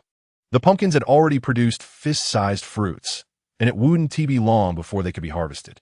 The cabbages were also swelling up nicely, looking plump and healthy. Initially wanting to do some farming to clear her mind, she realized that the black soil in the space didn't grow any weeds. There weren't even any weeds to pull. After thinking for a long time, she found a notebook and a pen and started writing. She had almost forgotten the formula for compost from her past life. In the 1970s, fertilizers were scarce, and every commune had a certain quota. However, these fertilizers were often awarded to the advanced teams selected each year. The Yusher Gully team ranked at the bottom of the commune and couldn't receive such fertilizers at all. However, throughout history, farmers would accumulate fertilizers to enrich the soil. For example, sheep manure and chicken manure were both good fertilizers. But such fertilizers had drawbacks. They could only provide single nutrients, and sometimes improper application could lead to issues like burning seedlings. Qiao Yumeian's father specialized in tree research, and at one point, he went to the countryside to help villagers graft apple trees to increase yields, bringing back a lot of materials. Qiao Yumeian accidentally saw that villagers would use the juice from rotten apples to water their vegetable fields as a fertilizer. Last time by the river, Lu Huaye had inspired her. She also found an abandoned piece of land in the village to grow vegetables. Using the apple fertilizer as inspiration, she foraged for wild oranges and mountain hawthorns on the mountain, brought them back to make compost, and watered her vegetable field with it. The combination of various wild fruits led her to finalize a formula that, looking back, resembled modern enzymes. That year, The vegetables she grew in the rocky wasteland yielded better results than those fertilized with farmyard manure. Recalling the formulas from her past life, she also wrote down several modern ones. In modern times, many people would bury fish or even whole chickens while planting flowers. She noted these ideas down, waiting for an opportunity to try them out. In fact, her making hats was not just to help the Liu family integrate into Gully. She had her own selfish motives. Making compost was something she had to do in this life. In her past life, after she developed the fertilizer, no one believed her, and no one dared to try it. After all, in that era, crops were vital, and people were hesitant to try something with an unknown origin. If it didn't work, it would be fine, as the crops would grow normally without any loss. But if it were toxic, it would not only mean no harvest and no food to eat, but also involve damaging collective property. Fortunately, Qiao Yumeian had good relationships and showed her composted vegetable fields to several families she was familiar with, earning their trust. The family that trusted her the most and helped promote her compost was the Lin family. This time, the idea of making hats came from their eldest daughter-in-law, who suggested trading goods. Speaking of the Lin family, she had a deep connection with them. The Lin family held a position in Gully that was no less than the He family. With a large family, 2 capable sons and 2 clever daughters, Lin Ligua and his wife were well-respected figures in the village. When Gully was selecting a team leader, Lin Ligua was Song's biggest competitor. On the day of the commune election, Lin Ligua's eldest daughter-in-law fell into the river while washing clothes with the baby on her back, and the whole family went to the hospital. Lin Ligua missed the election, and his daughter-in-law suffered from choking and severe pneumonia. The 8-month-old baby also died from choking, which was a significant blow to the Lin family. Later, the commune proposed making Lin Ligua the vice team leader, but with his daughter-in-law bedridden for half a year. The family was still immersed in the pain of losing their child, and Lin Ligua declined the position. Despite this, the Lin family's reputation in the village remained high. When Qiao Yumeian married into the family, Lin Ligua's second daughter-in-law was pregnant. She suffered terribly from constipation during the late stages of her pregnancy. Constipation was not a difficult topic to discuss in modern times, as many Western and Chinese medicines could solve it. However, in the 1970s, medical resources were scarce, and ideas were much more closed off. The second daughter-in-law felt embarrassed to mention her constipation, but inadvertently let Qiao Yumeian know about it. Qiao's father often went to the countryside to help villagers with various issues regarding fruit trees, and due to the lack of oil in the rural diet, constipation was common. He used local resources to find Polygonum multiflorum to soak in water to alleviate constipation. This was a method Qiao Yumeian had heard from her father. She found Polygonum multiflorum on the mountain, prepared it, and after processing it, used a small amount to soak in water, relieving the second daughter-in-law's constipation. The baby was born smoothly, and the second daughter-in-law told her mother-in-law and sisters-in-law about it, and the Lin family was very grateful to her. Therefore, when Qiao Yumeian proposed that compost could increase yields, the Lin family completely trusted her unconditionally. Several other families also chose her compost due to her good deeds. They first experimented with it in their vegetable fields, and after successful trials, they began using it in their cornfields. Indeed, the first year that several families used Qiao Yumeian's compost, their corn grew exceptionally well. The following year, when they planted vegetables, the whole village came to Qiao Yumeian asking for fertilizer. It was at this time that Qing Shan stepped forward, claiming that he had invented the fertilizer and began charging for it. After witnessing the increased yield from the first year, everyone was tempted. Some took out all their savings to buy compost, while others borrowed money from relatives and friends to purchase it. Thinking of this, Qiao Yumeian became even angrier. However, she was not in a hurry to make compost. Fertilizer fermentation required temperature, and to produce it in bulk, the weather needed to be warmer. Moreover, she wanted to apply modern techniques and ideas to improve the fertilizer. All of this could be tested in small amounts in the storage room. And one more important point, Qiao Shuwei always thought that this fertilizer was invented by Qing Shan. The reason she can endure it now is that she is hoping Qing Shan will succeed in composting. The various things she is doing now have made her suspicious. Her repeated tests clearly indicate that she feels she has also been reborn. It's not a big deal for her to know that she is reborn, but mainly, she cannot be the villain who shatters Qiao Yumeian's fantasies. Since she firmly believes that he, Qingshan, will achieve great things, then let her wait. If she exposes that the composting is not done by He Qingshan, how disappointed will she be? In such a situation, if she leaves, wouldn't she miss out on the blessings of her previous life? Since Qiao Yumeian wants to live the life of her past, then her past life should also be well lived. This is the path they both firmly chose, until the end. Neither of them can leave this game. At this moment, Qiao Yumeian's mind was completely devoid of any image of Lu Huaiye. Her mind was filled with memories of her past life. In her previous life, people could use an entire fish or bury a whole chicken to make compost without hesitation. If she were to do that now, she would definitely be considered crazy.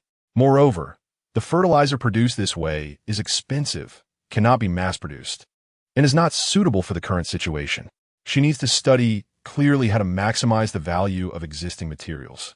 Also, in her past life, the compost she initially experimented with was made from wild fruits from mountains, but wild fruits were scarce. Later, when He Qingshan used them for money, he even used his connections to buy fruits from orchard people. In this life, she wants to do these things but cannot use fruits from the mountains. Once she starts making compost, Qiao Yumeian will definitely notice.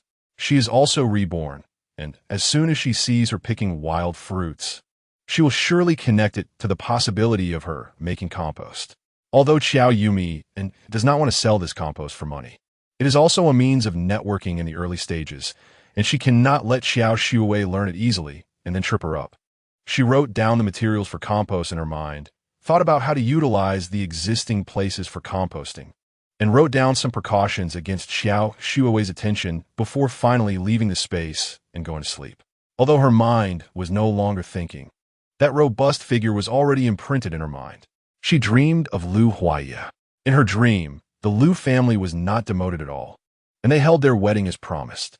The wedding was very lively, with Lu Huaiye in military uniform, looking tall and straight.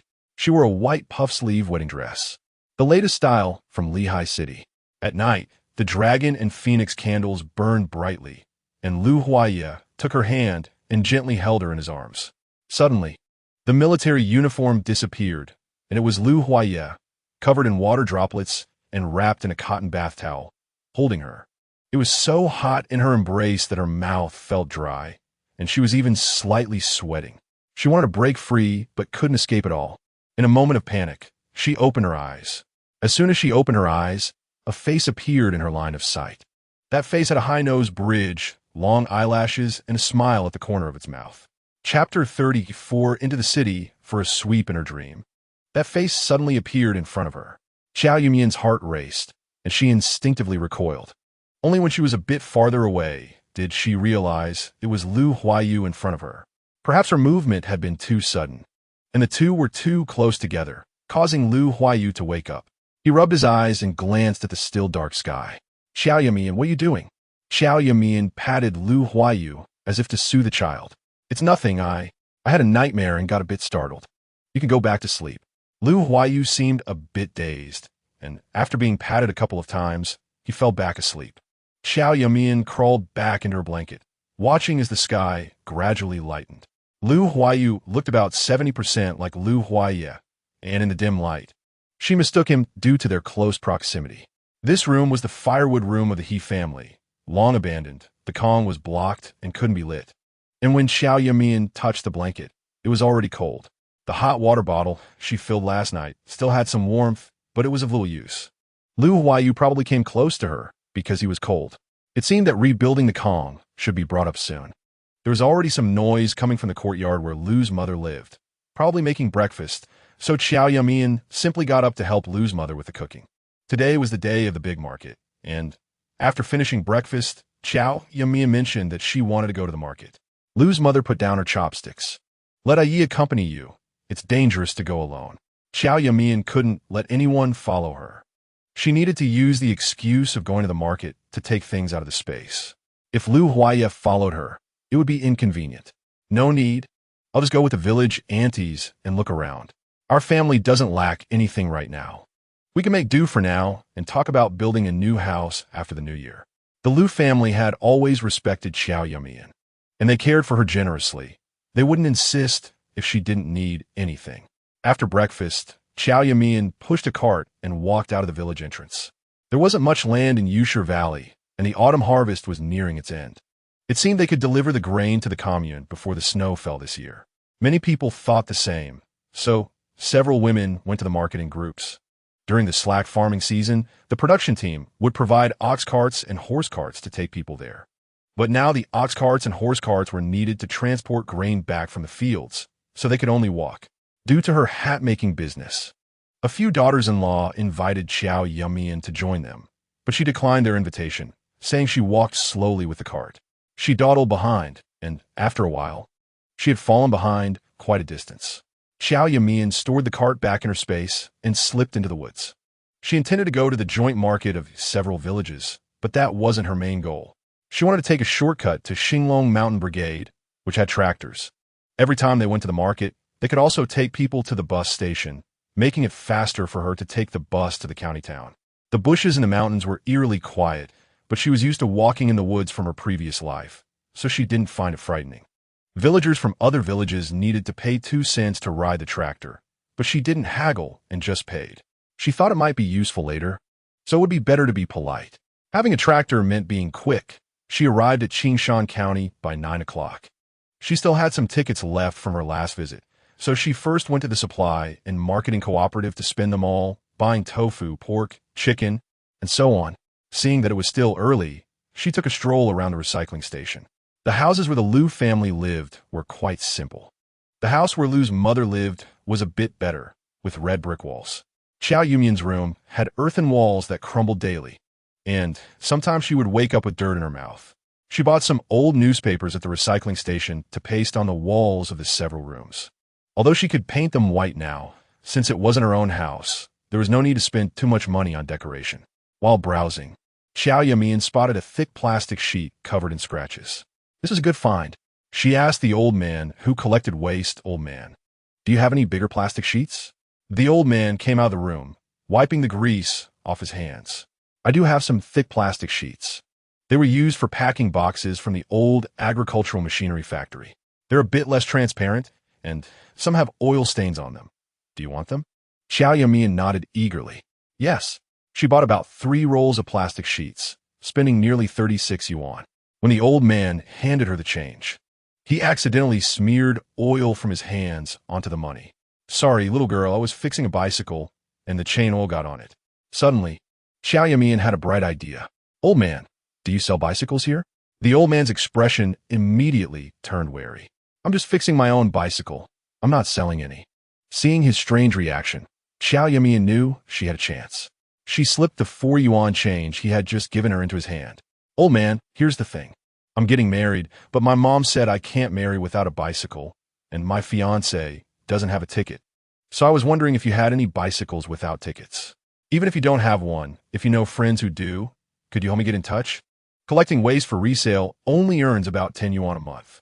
Qiao Yumeian was generous, giving the old man half a month's income at once, and he instantly beamed with joy.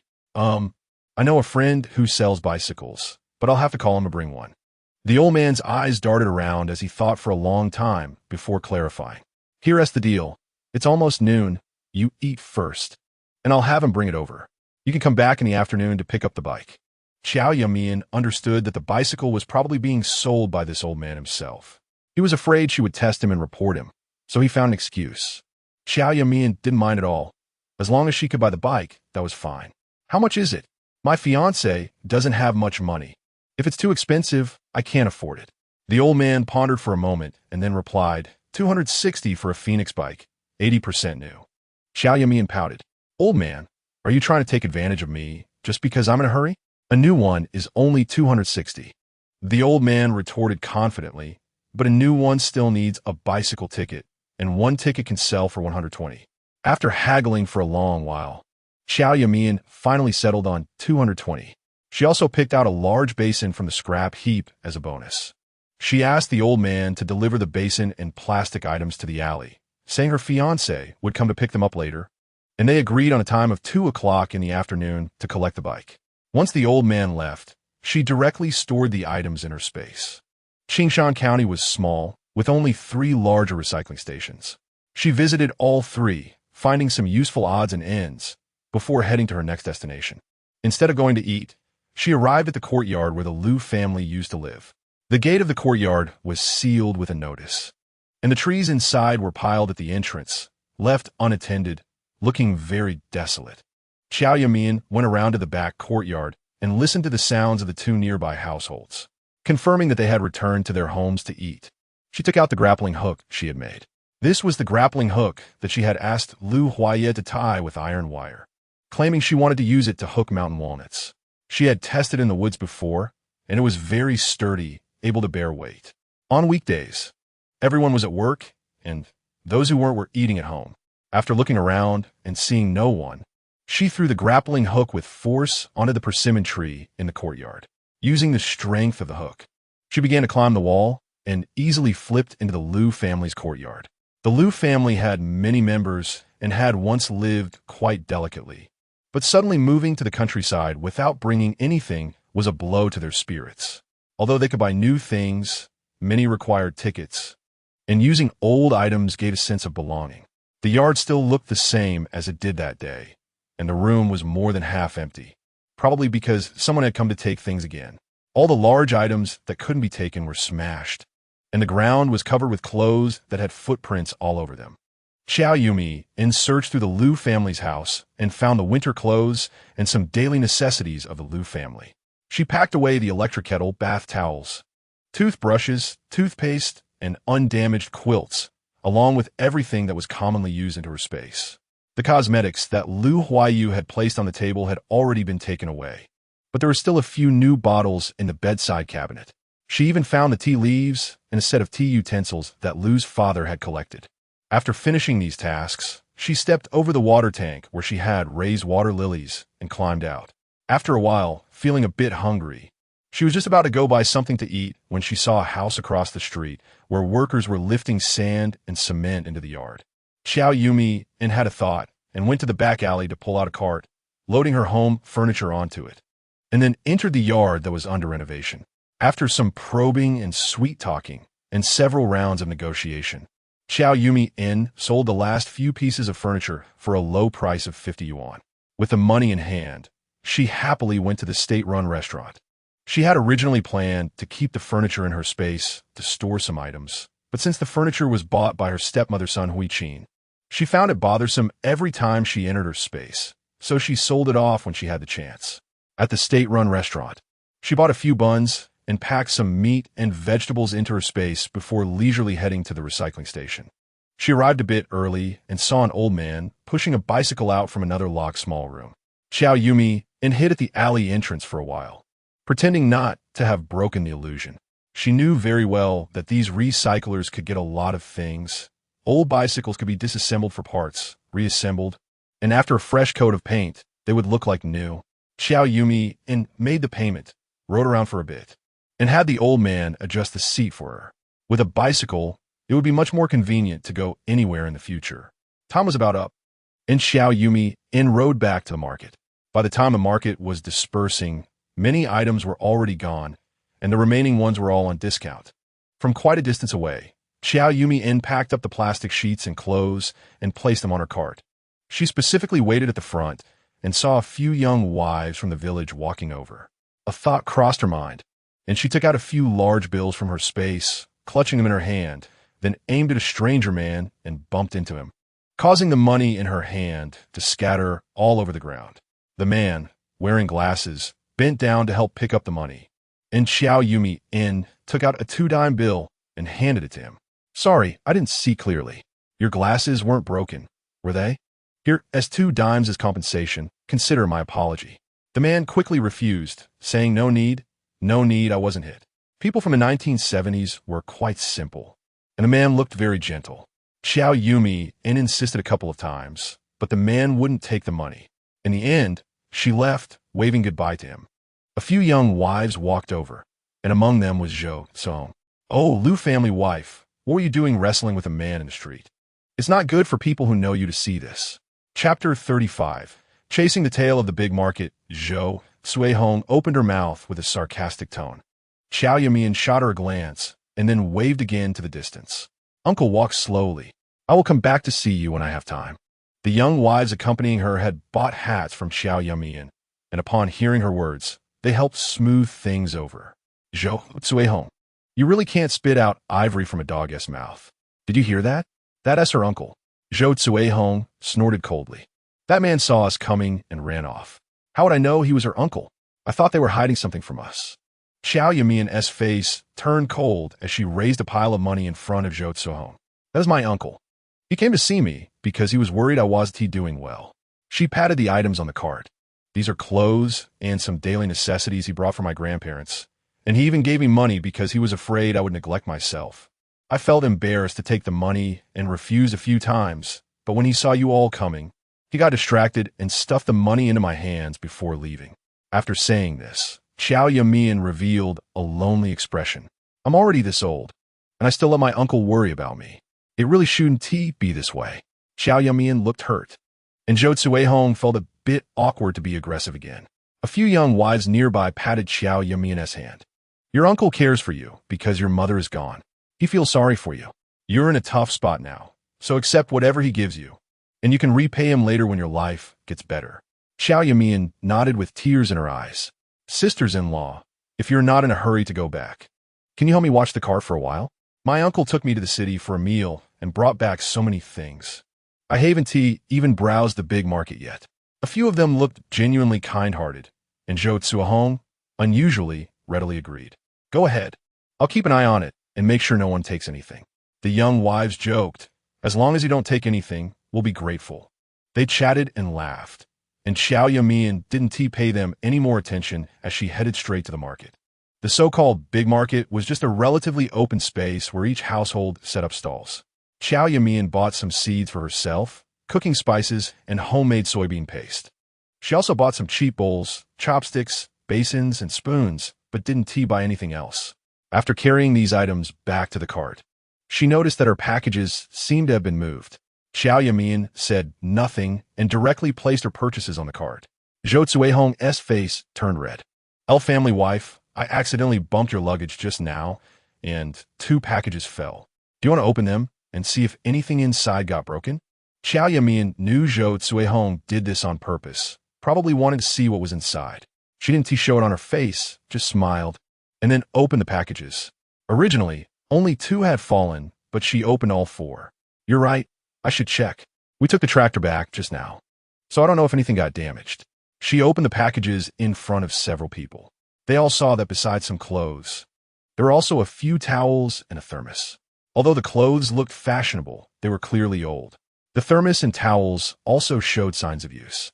It seemed they were indeed just old things given by someone else. The group instantly felt a sense of balance. When Qiao Yumeian saw their expressions relax, she knew her goal had been achieved.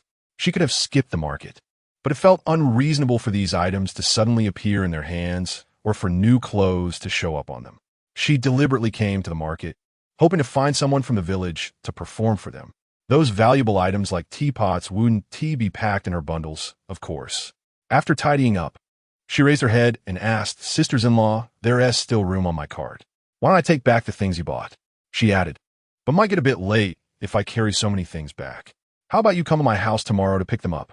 The few women were naturally very willing and automatically found a spot to put their things. It took more than an hour to walk from Yushir Gully to the big market, and they certainly didn't want to carry such heavy items. After saying goodbye to them, Qiao Yumeian slowly pulled the cart back alone. She had taken a ride that morning to save time for returning to the city. But now she got back earlier than those women, wouldn't that expose her? She didn't dare to put the items in her space and walk on her own because so many people were heading to the market today. She was afraid that if someone walked behind her and saw her empty-handed, it would give her away. With no other choice, she could only take out a rope to tie to the cart and walk while pulling it.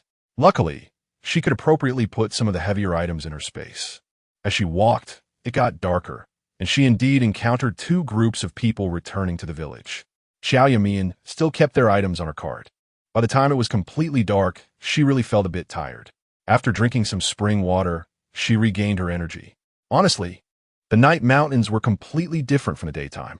The moonlight illuminated the shadows of the trees, and when the wind blew, it felt as if someone was moving in the forest. Qiao Yumeian felt a bit scared. She thought no one would return to the village later than her. She wondered whether to put the cart in her space and ride her bicycle back. Just as she was about to do so, she saw a flickering light in the distance. Suddenly, that light got closer and danced up and down. Could it be will-o'-the-wisps? Qiao Yumeian was genuinely frightened. Pulling the cart had already made her back slightly sweat, and now she was drenched in cold sweat. Instinctively, she thought about putting the cart in her space and running back. But in the next second, she heard a familiar voice. Yumeian, don't be afraid. It's me. Lu Huaya. Lu Huaya's loud voice rang out not far away. Qiao Yumeian had never found that voice so pleasant. The shadows cast by the trees were already frightening, and the flickering light had scared her into a cold sweat. Her legs weakened, and she sat down on the ground. The light got closer. It turned out that the flickering was because Lu Huaya was running with a lantern. By the time Lu Huaya reached her side, she felt a bit like crying. He placed the lantern on the ground. Yumeian, what's wrong? Are you hurt? Qiao Yumeian felt a bit embarrassed to say she was scared and her legs had weakened. She just nodded gently. A bit, I twisted my ankle. The warm light from the lantern illuminated Lu Huaya's face, although the light was warm. He himself radiated a cold aura. His brows were tightly knitted, and his eyes glistened with mist. Where are you hurt? I should have come with you. Lu Huaya grasped her foot and was about to take off her shoe. Qiao Yumeian had been walking all day, and her shoes were already sweaty, so she certainly wouldn't let him touch her foot. She pushed Lu Huaya away. I just need to rest when I get back. Lu Huaya seemed confused as to why Qiao Yumeian pushed him away, but since she didn't want him to touch her, he naturally respected her choice. Lu Huaya turned around and squatted in front of Qiao Yumeian. Come on, I'll carry you. Qiao Yumeian glanced at the cart. But there's still a cart. How will you pull it if you carry me? She directed Lu Huaya. You carry this package on your back, make some space, and I'll sit on the cart while you pull me. Okay. Lu Huaya carried one package on his back, held another in his hand, and then carefully helped Qiao Yumeian onto the cart. After taking away 2 packages, the cart suddenly felt spacious. The moonlight was bright, so she simply extinguished the lantern and leaned back against the cart to look at the stars. In her previous life, she had lived poorly and had no mood to look up at the stars. Later, after becoming wealthy, she followed He Qin Shan to Huajing. She was busy taking care of the whole family and guarding against the advances of various suitors, leaving her with no time to look at the stars. Moreover, Huajing was bustling with activity, with skyscrapers towering one after another, making it impossible to see the stars. The night breeze was a bit chilly, and the cool air brought the scent of pine trees to her nose. It was very quiet around, so quiet that it felt as if she could hear Lu Huaya's breathing. Qiao Yumeian recalled the dream she had last night, and then thought about how she had accidentally seen Lu Huaya while he was bathing. Since morning, the two of them had been a bit awkward. Qiao Yumeian didn't want to keep it that way, so she spoke first. Lu Huaya. Lu Huaya slowed down the pace of the cart for just a moment before quickly returning to his original speed. What's wrong? Qiao Yumeian slowly said, Yesterday. I'm sorry. I didn't know you were bathing. I thought you had already gone to bed. Besides, I was thinking about something at that time and didn't hear the sound of water in the house. Lu Huaya probably turned his head, and his voice became clearer. It's fine. I'm a big man, not afraid of being seen. Besides, we have a marriage certificate. We are legal spouses, so it doesn't matter if we see each other. Lu Huaya's last sentence sounded like a slogan shouted during military training. Probably a way for him to encourage himself to say such things. Qiao Yumeian found it a bit funny and somewhat cute. Don't worry. I've already made a new lock today, so there won't be any issues like yesterday. Feeling a bit embarrassed, Qiao Yumeian changed the subject. By the way, how did you come here? Lu Huaya replied, You didn't come back so late, and the whole family was a bit worried. So I took the lantern and came out to look for you. I ran into Zhou, Sehong, and the others at the village entrance. They said you were pulling a lot of things in the cart and were moving a bit slowly, so I came to pick you up. Qiao Yumeian calculated that based on the remaining distance, Zhou, Sehong, and the others should have just arrived in the village not long ago. But Lu Huaya found her so quickly, which meant he must have run all the way here. Qiao Yumeian couldn't help but get up and look at Lu Huaiye. He was wearing a dark green coat, and the bright moonlight revealed several dark patches on the back of his coat. He must have sweated from running too fast, and the sweat soaked through his sweater onto the coat. Qiao Yumeian turned back and lay half on her bundle again. At this moment, her heart was incredibly full. In her previous life, she was all alone, and the fear of being abandoned left her in constant anxiety. She knew that in this life, that would no longer be the case. Lu Huaiye pulled the cart quickly and soon returned to the village. At this time, many families were already preparing to sleep, so their entry into the village did not attract anyone's attention. However, after returning home, Tian Hohat mocked them in the yard. "You guys are really wealthy, buying so many things." Qiao Yumeian ignored her and, taking advantage of the darkness, secretly took out those valuable items from her space and placed them on the cart. This wasn't Qiao Yumeian's first time transporting things. The Lu family silently helped carry the large and small bundles into the house without asking questions. When they opened the packages, everyone suppressed their joy deep inside, except for Lu Huaiye, who screamed out loud. Chapter 36, The Wonderful Uses of Plastic. Mother Lu and Grandma Lu were sorting the items they brought back, separating clean clothes from dirty ones. Father Lu was holding the teapot with great fondness, eager to brew a pot of tea. Lu Huaiyan was hugging his small box, which was filled with his cherished comic books and picture books. Lu Huaiyu eagerly opened the lid of her skincare products, inhaling the fragrance inside. "My precious snowflake cream. I can't believe I can use this again. After working in the fields for so many days, my face is so dry it feels like it's going to crack." Mother Lu smiled and glanced at her. "Don't exaggerate so much. Your face looks fine to me." Grandma Lu also smiled. "Isn't that right? I actually feel that since we came to this countryside, everyone's complexion has improved a lot. They look more lively. When we first arrived, I was worried that our family had never done any work, and I was afraid we would be exhausted. But now it seems everyone is doing quite well." Lu Huaiye carried some of his clothes to his own room next door and then stood beside Qiao Yumi. Thanks to Yumi, she helped manage both the inside and outside of the house and encouraged us, allowing us to perk up. Father Lu praised. "I is right. Thanks to Yumi, otherwise, I really don't know how we would be living." Seeing the happy faces of the Lu family, Qiao Yumi felt comforted. In her previous life, at this time, Old Master Lu had just been buried, and the entire Lu family was living in a cow shed. Grandma Lu had a very severe cold, and you could hear her coughing day and night just by passing the cow shed. Mother Lu was sickly and had no strength to walk. Meanwhile, Lu Huaiyu sat on the ground, crying all day, her eyes always red. In this life, the first thing Qiao Yumi did every morning was to pour the space spring water into the big and small water buckets at home. Not only did everyone not get sick, but they also didn't feel tired from working. Every night, they took baths with the spring water, and after bathing, their skin showed no signs of peeling or cracking. Now, the wood in the kitchen was crackling as it burned, and the family gathered together, lighting oil lamps and whispering to each other, creating a very warm atmosphere. Lu Huaiye looked at the various packages and items, lowering his voice even more. "We have enough things now. You shouldn't go back anymore. It's too dangerous." Grandma Lu agreed. "There's nothing to worry about at home. Just some ancient books that your grandfather treasures, and a few antique clocks that have been passed down through generations. Your grandfather worked hard to keep them safe. The items from the day of the disturbance have already been taken away by them. The rest doesn't matter." Qiao Yumi suddenly remembered the thing she had secretly hidden on the day of the disturbance. She focused her consciousness into the space, and indeed found the antique clocks and some ancient books and paintings she had stored in the box. Besides these, there was another box containing photos taken by the Lu family over the years, which were very precious.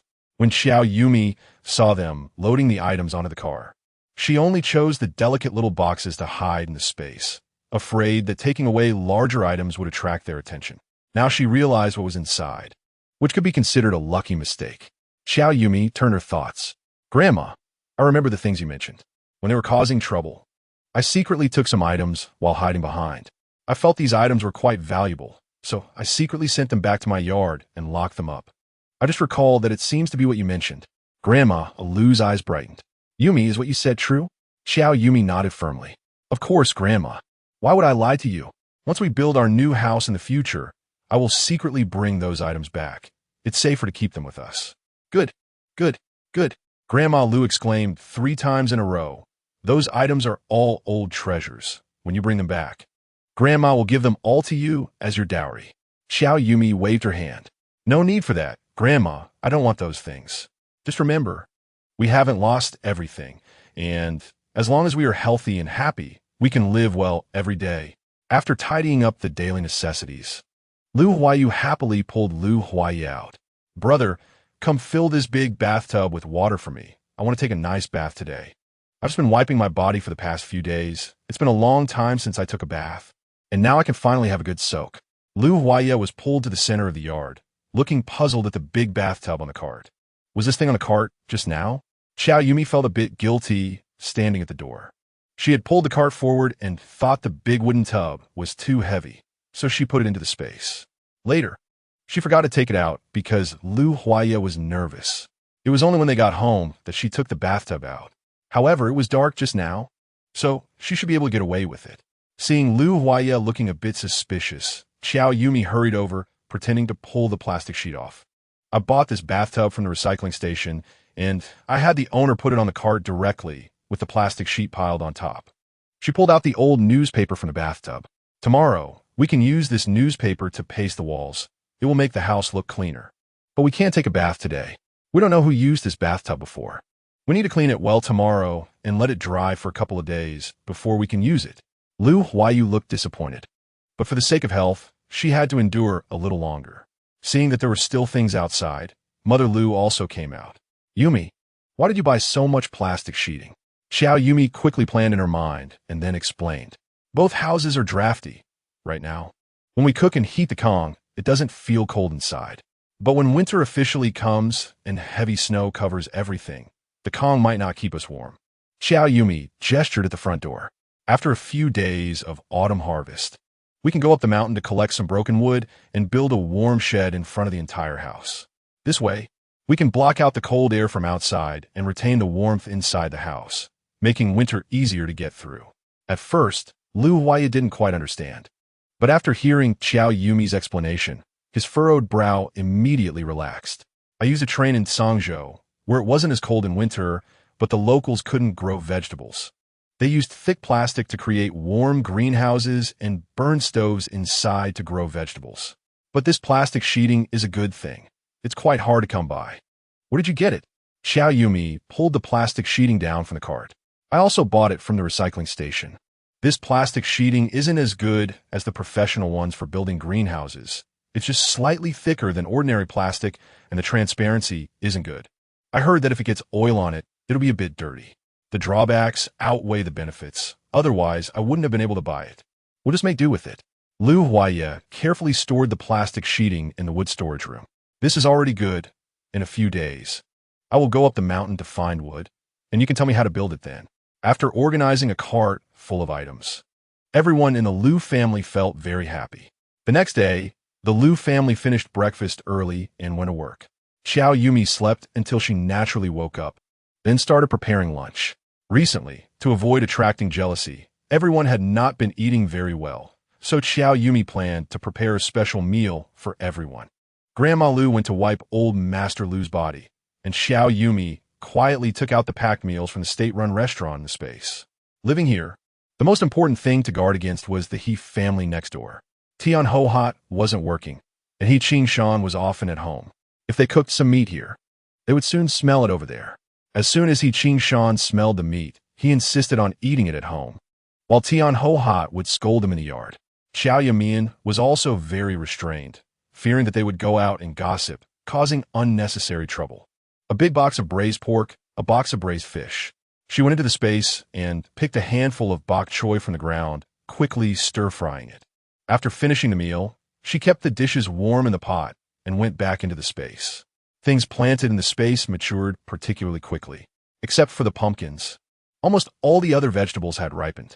She picked the bok choy and stored it in a basin, keeping it in the space for easy access, and then took out the Napa cabbage. She washed the cabbage clean with spring water, cut it in half, and sprinkled salt on each layer. After cleaning a stone, she placed it on top of the cabbage. Having done all this, it was time to deliver the food. She packed the meal in a basket and also filled a thermos with spring water to take to the Liu family. The Liu family had received a plot of land on the edge, with not too many people around, so Qiao Yumeian dared to bring so much food. As she walked to the edge of the field, she encountered many people greeting her. "Yumeian, here to deliver food? I really envy you. Your whole family treats you so well. What delicious food did you bring today?" Qiao Yumeian casually chatted with everyone as she passed by, which made Zhou Cuohong, who was working in the field, roll her eyes in anger. Hearing that she slept until noon at home, it was truly shameless, simply a parasite of society. Another unfamiliar woman chimed in. "If you ask me, beat the lazy daughter-in-law. Such a lazy woman deserves a few beatings." Zhou Cuohong spat. "Bah, not only should she be beaten, but she should also be scolded constantly, so she can't find peace." Although Zhou Cuohong and the others were talking about Qiao Yumeian, Qiao Shuwei felt as if these words were slapping her face. She didn't make breakfast at home and didn't get out of bed. He Qingshan had slapped her countless times over this matter. Later, they didn't dare to hit themselves anymore for fear of trouble, and switched to having Tian Ho-Hot scold her daily. What Zhou Cuohong and the others were cursing was not just Qiao Yumeian, but really cursing themselves. The more she listened, the angrier she became, and she directly threw corn near Zhou Cuohong. "Say a few less words, and no one will treat you like a mute." Zhou Cuohong wanted to explode in anger. Last time, because Qiao Shuwei spouted nonsense, she believed it and spread bad words about Qiao Yumeian everywhere. As a result, Qiao Yumeian almost reported her. If it weren't for the fact that Qiao Shuwei had given her $1, she would have torn her face with Qiao Shuwei long ago. Now she had to endure her young lady's temper. Zhou Cuohong didn't speak, and Qiao Shuwei suddenly stood up and walked briskly toward the direction where Qiao Yumeian had left. By the time Qiao Yumeian was nearing the plot of land managed by the Liu family, there were already not many people around, but she heard hurried footsteps behind her. Turning around, she saw Qiao Shuwei chasing after her. Qiao Shuwei stood beside Qiao Yumeian and said, "Yumeian, you can fool others, but you can't fool me. Your mother died early. You were just an orphan. What uncle do you have? That man who delivered things to you yesterday, is he really your lover? If Liu Huaye finds out you have a lover, do you think he will beat you to death?" Chapter 37. You don't even have an uncle. Qiao Yumeian raised her eyelids and chuckled. "Qiao Shuwei, didn't you say you would pretend not to know me in this village? Or have you changed your mind and want to admit our relationship to everyone, then tell the villagers that I don't have an uncle?" Qiao Yumeian set her basket down on the ground and, crossing her arms, stepped closer to Qiao Shuwei. "How do you know I don't have an uncle? Maybe by coincidence. I found my biological uncle."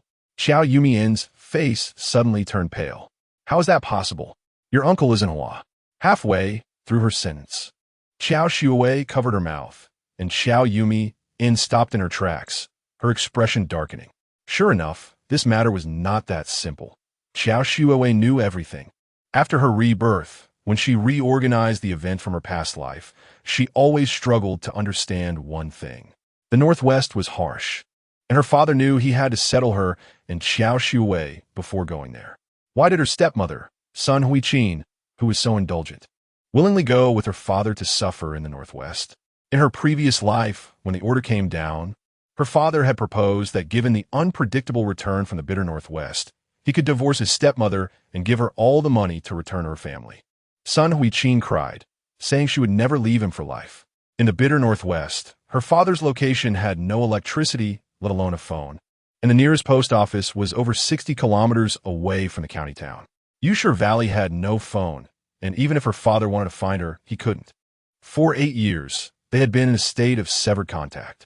It wasn't until later that she saw a report about her stepmother in the newspaper. 8 years later, her father's team finally broke through the grafting technique, and the seedlings they planted could adapt to the Northwest climate, but her father died of overwork, and the project nearly stopped. At that time, Sun Huiqin stepped forward and presented the core research report. Sun Huiqin claimed it was her painstaking research and that her father had misappropriated her credit. Seeing the project interrupted, she was heartbroken and no longer cared about her father's reputation, only thinking about contributing to the country. The newspaper not only praised her as a new era woman, but also portrayed her father as an academic fraud, creating a negative image of oppressing women. Looking back now, it was impossible to determine whether her father died of overwork or was secretly harmed by her stepmother. She remembered finding a letter left by Sun Huiqin for Qiao Yumeian in a hidden compartment in the wall, which clearly stated that Qiao Yumeian had asked Sun Huiqin to keep an eye on her father. This indicated that Qiao Yumeian had not fully told Sun Huiqin about her rebirth, probably only mentioning a few things, because Qiao Yumeian knew that even without telling Sun Huiqin, her father could not escape death. Perhaps after the mother and daughter reunited, Sun Huiqin told Qiao Yumeian the true cause of her father's death. So Qiao Yumeian was very assured about this matter. Later, Sun Huiqin returned from the Northwest with numerous academic reports and achievements and became a professor at a university in Huajing. At that time, Qiao Yumeian had already settled in Huajing with Hiqing Shan. Hearing this news, her heart ached. She could not accept her father's death and the malicious slander from Sun Huiqin. Sun Huiqin knew nothing about planting technology besides indulging in pleasures. All of it was fake. Qiao Yumeian wrote a long letter to report this to the university, but all her letters sank without a trace. Undeterred, she sought out several media outlets to expose the matter, but only one agreed to interview her. However, after the agreement, that media outlet backed out. Not giving up, she went directly to the newspaper. A young woman who had initially been her contact secretly told her that Sun Huiqin's family background was not simple, and a ban had been placed to prevent any newspaper from reporting this matter. Under Qiao Yumeian's questioning, she learned that Sun Huiqin had found long-lost relatives using a token. Sun Huiqin's parents had once held high positions, and her brother was a well-known rich businessman in Huajing, able to earn foreign exchange and having a bit of influence wherever he went. Qiao Yumeian returned home in a daze, feeling helpless. Sun Huiqin's parents were not nobles at all. They were just ordinary people from Qingshan County. When Qiao Yumeian's grandfather passed away, she had acted as a filial grandchild, mourning him. How could Sun Huiqin possibly recognize her family based on some token? However, in those tumultuous times, it was normal to mix up children or adopt them. Perhaps there really was some token after all. Back then, Hiqing Shan was blinded by power and wealth, surrounded by a crowd of admirers, while Qiao Yumeian had worn herself out for the sake of the family and child. After several unsuccessful pleas for help, she was mentally exhausted and had to set this matter aside for the sake of her family. After hearing Qiao Yumeian's words, Qiao Yumeian finally understood all the connections she had previously been unable to grasp. Sun Huiqin might have recognized her family through her mother's relics and jewelry back then. This meant that those were her mother's family, her grandparents, and had nothing to do with Sun Huiqin.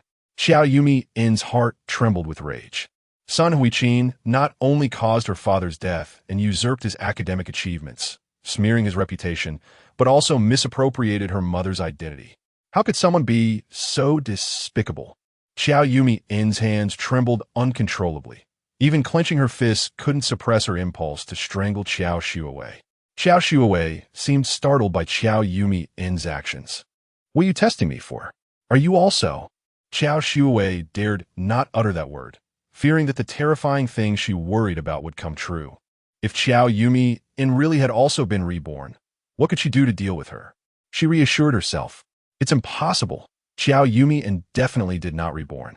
In her previous life, she and Hiqing Shan had teamed up to kill her. If she had been reborn, she would definitely not let herself go. This was the greatest proof she had repeatedly convinced herself of. Qiao Yumeian had not been reborn. Qiao Yumeian breathed heavily and calmed down a bit. She could not kill Qiao Yumeian. Qiao Yumeian had not yet suffered enough. Moreover, Huajing was vast. If she wanted to reunite with her family, it would be like finding a needle in a haystack. This matter needed to be a catalyst. Sun Huiqin and Qiao Yumeian had relied heavily on recognizing relatives in their past lives, and in this life, they could not give up these relatives. As long as she forced the mother and daughter into a corner, they would naturally grasp every available resource to deal with her. She could follow the leads and effortlessly find her family to reunite. Qiao Yumeian pretended she hadn't heard Qiao Yumeian's words clearly, and her expression became aggressive again. If Xiao Ran can have an uncle, why can't I have an uncle? Hearing Qiao Yumeian's words, Qiao Yumeian felt relief in her heart. It turned out Qiao Yumeian knew nothing. She only knew that Xiao Ran's uncle was fabricated. She was testing herself, perhaps discovering that what Zhou Tsuerong said did not come from Xiao Ran, but from her. Qiao Yumeian took a deep breath, ensuring she showed no signs of weakness. What does Xiao Ran's uncle have to do with me? I'm not familiar with Xiao Ran. Why are you bringing him up? Qiao Yumeian thought this through. With so many people at the Agricultural Machinery Institute, Qiao Yumeian couldn't possibly ask each one. And she also didn't have time to verify whether Xiao Ran actually had an uncle. As long as she firmly denied it, Qiao Yumeian would have no way to deal with her. Qiao Yumeian was currently short on money. If she dangled money in front of her, she wouldn't spill the beans. Qiao Yumeian felt she had grasped Qiao Yumeian from every aspect, and her tone turned unfriendly. Qiao Yumeian, you don't need to be smug, thinking that just because you made a few shabby hats, you can win the villagers' hearts. You still don't know, do you? Everyone is secretly calling you a lazy daughter-in-law who doesn't work, a parasite of society. Qiao Yumeian didn't care. What good was a good reputation? You have a good reputation marrying into the captain's family. The captain's son is young and promising, and you work every day with progressive thoughts, planning to run for the Women's Federation director in the future. But in reality, your husband hits you, your mother-in-law scolds you, and you work hard every day until you can't stand up straight, your face peeling from the sun. Qiao Yumeian gently touched her belly, a hint of shyness on her face. I'm different from you. As long as I take good care of Lu Huaiye, I won't have to do any work. Once I get pregnant with the Lu family's first grandson, not only will the Lu family have no objections, but even the villagers won't think I'm lazy for not working. The autumn harvest is about to end this year, and if I get pregnant now, by next spring when it's time to farm, my belly will show, and I won't have to work in the fields then. Qiao Yumeian's eyes instantly turned red. You slept with Lu Huaiye? Qiao Yumeian looked up, puzzled, at Qiao Yumeian. Of course, we got our marriage certificate. It's not illegal to do that. Qiao Yumeian exploded with rage. You shameless woman. How dare you? Qiao Yumeian took a step forward and slapped her. Who are you calling shameless? I sleep with my own husband. What does that have to do with you? You can't even manage your own man and are meddling in my family's affairs. You really are crazy. Qiao Yumeian felt as if she had fallen into an ice cave. The slap instantly cleared her mind. Yes, she had married He Qingshan for life and had nothing to do with Lu Huaiye anymore. That day, she had tried every means to seduce him in the fields, but Lu Huaiye remained indifferent, just like in a past life, like a lifeless piece of wood. Only when he saw Qiao Yumeian did he smile, and his eyes sparkled. Soon, they would have their own child, and Qiao Yumeian would no longer have to work. And even the villagers wouldn't mock her for being lazy. A thought suddenly flashed through Qiao Yumeian's mind. Pregnancy. A child. She covered her face and no longer cared that Qiao Yumeian had slapped her, hurrying back. She also wanted to get pregnant, as long as she had a child. He Qingshan wouldn't dare hit her again. As long as she gave birth to a grandson, Tian Hohat wouldn't dare scold her anymore. She could walk proudly in the He family, which would be equivalent to walking proudly in the village. When that day comes, she would make Qiao Yumeian wish she were dead. Watching Qiao Yumeian leave, Qiao Yumeian retracted the smile and pride from her face, her eyes growing dim again. Qiao Yumeian was selfish. If things continued like this, she might selfishly leave the He family, this den of tigers and wolves. She couldn't wake up. She had to sink deeply into the mud pit of the He family. Why are you holding your belly? Is your stomach uncomfortable? Chapter 38. Shameless. Qiao Yumeian delivered food to the field, and the Lu family had a hearty meal. However, Qiao Yumeian did not return to work in the fields but went straight home. When encountering people on the way, she only said she was going back to eat lunch. Knowing that Qiao Yumeian had slept with Lu Huaiye, she had blurted out insults against Qiao Yumeian, which resulted in her getting beaten. Even if someone saw her, she couldn't explain the reason for her beating. If she stayed in the fields and someone noticed the slap mark on her face, she wouldn't be able to explain it at all. As soon as she entered the courtyard, she saw Tian Hohat washing dishes. A proud smile appeared on Tian Hohat's face, and her voice had a mocking tone. Why are you glaring at me so fiercely? Even the chickens know to run home when it's feeding time. Who knows if you've eaten since you came back so late? You think you've done something great, making our whole family wait for you to eat? Qiao Yumeian was so angry, she almost fainted. Since she started working, Tian Hohat always cooked in advance just to deny her lunch. Today she didn't care because she hadn't prepared to eat. With a slap mark on her face, she might be ridiculed by Tian Ho-Hot. She pushed the door and threw herself into the quilt on the Kong, crying loudly. Having walked the path of Qiao Yumeian, why couldn't she be as happy as her? And how could the supposedly down-and-out Lu family be doing better and better? Was it really that Qiao Yumeian had good luck, so wherever she went, that family would thrive? Qiao Shuwei pounded on the quilt. How could that be? Since heaven had given her a chance to be reborn, then she was the one with good fortune. Heaven had given her this opportunity.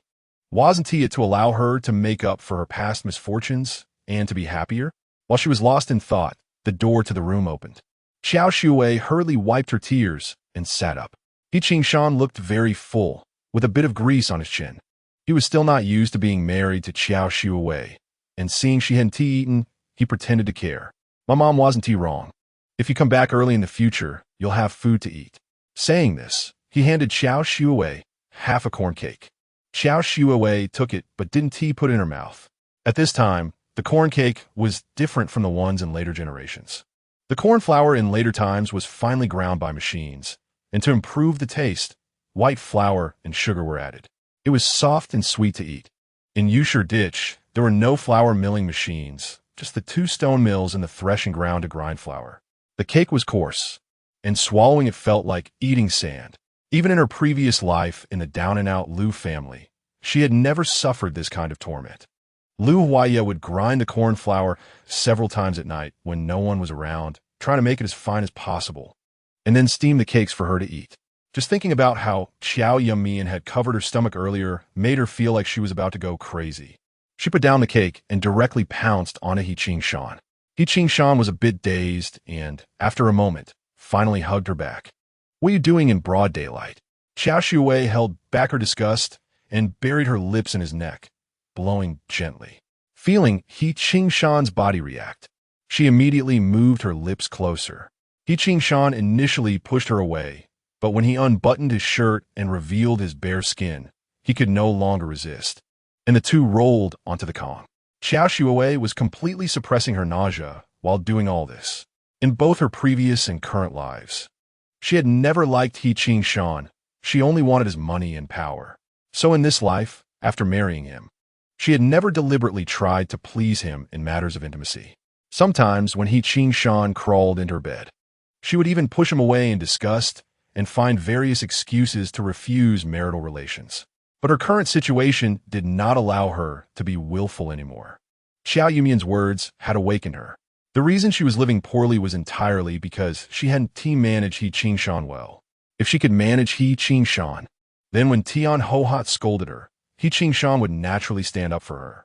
Just like Qiao Yumeian had managed Lu Huaya, the Lu family dared not to disrespect her.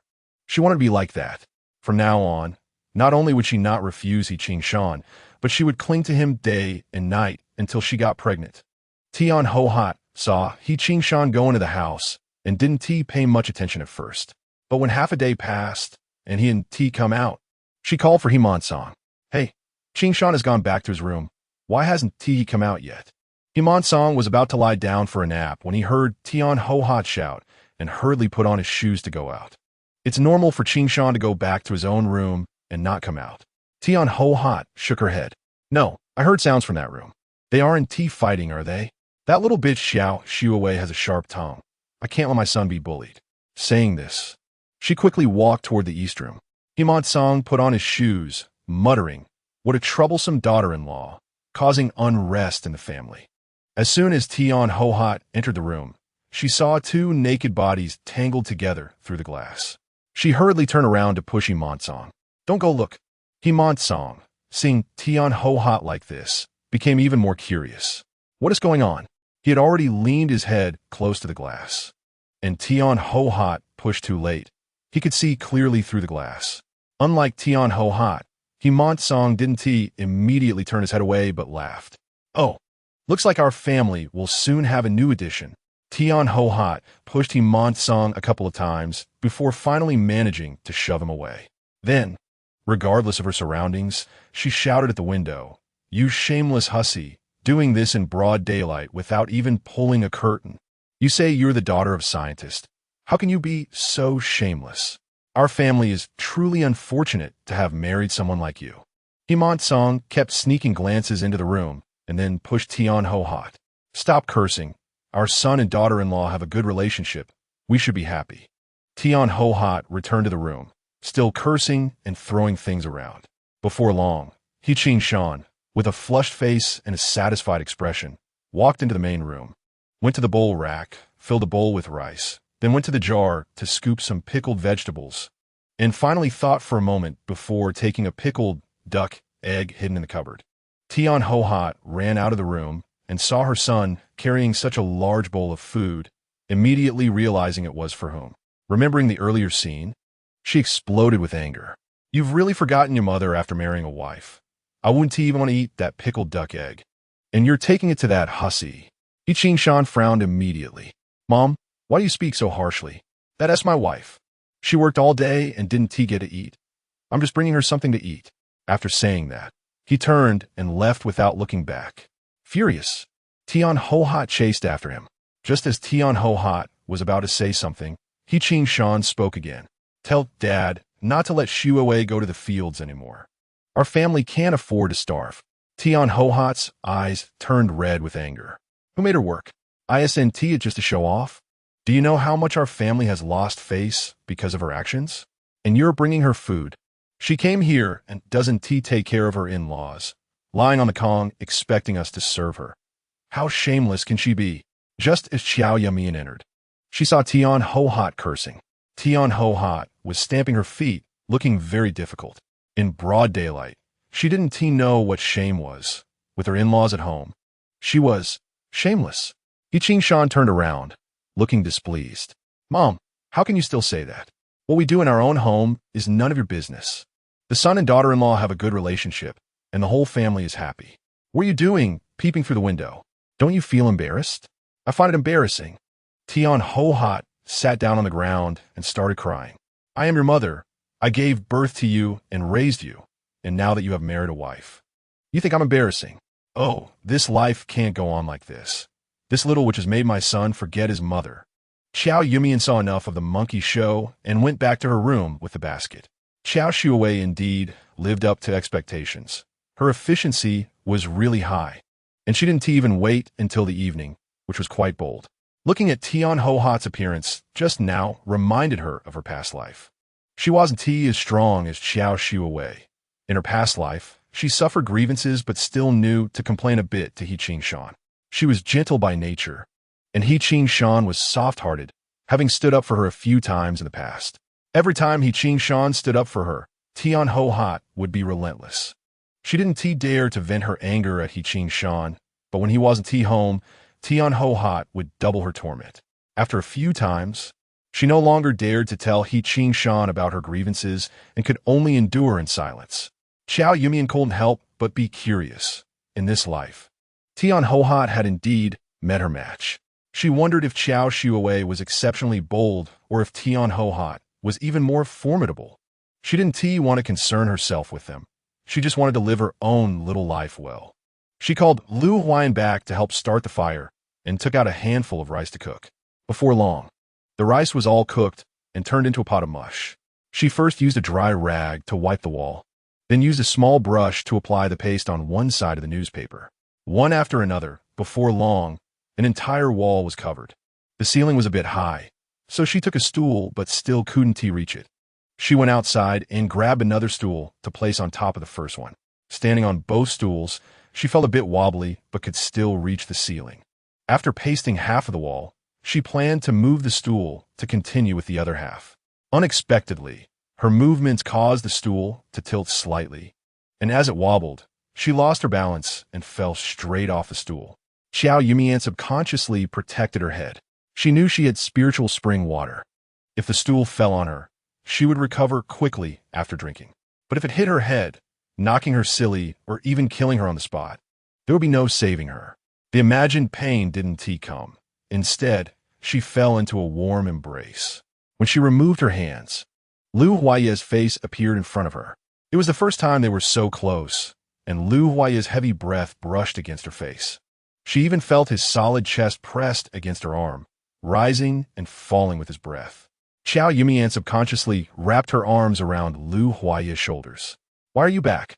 Lu Huaya gently tossed her a little to help her lie in a more comfortable position in his embrace. He frowned, a hint of reproach in his eyes. "If I didn't come back, would you have gone up to the roof to tear it off?" Chapter 39, Preparing for Winter. Qiao Yumeian chuckled. "What do you mean by tearing down the roof? I'm just pasting some newspapers." She was working hard and had gotten warm, just taking off her sweater to reveal a floral shirt underneath. Curled up in Lu Huaya's embrace, the buttons on her shirt gaped slightly, exposing the white bra inside, which she quickly covered with her hand. Lu Huaya was still on edge from the moment Qiao Yumeian fell off the stool, so he hadn't really taken a good look at her. Now, noticing her movement, his gaze instinctively followed her hand.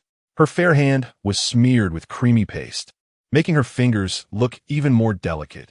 Although she covered the buttons, the neckline was still open, and from his angle, he could see the bra inside. He felt his muscles tense all over, his ears itching uncontrollably, and that itch spread to his entire face. Seeing Lu Huaya's flushed face, Qiao Yumeian felt her own cheeks heat up. She gave him a light punch on the chest. "You need to put me down quickly." Lu Huaya lifted his head high, quickly agreeing. Qiao Yumeian was steadily placed onto the Kong, a traditional heated bed, and then she stood up on the stool. You hand me the paste, and I'll do the sticking." The two worked in silence, perfectly in sync. Just as Qiao Yumeian finished pasting one sheet, she turned her head to find that Lu Huaya had already pasted the previous one. They worked very quickly, and in no time, the room was covered in newspapers. Qiao Yumeian cleared her throat. "You haven't told me why you came back so early." Lu Huaya blinked. "The corn is all husked, and there's just a bit left to finish. The Kong in your house can't be heated.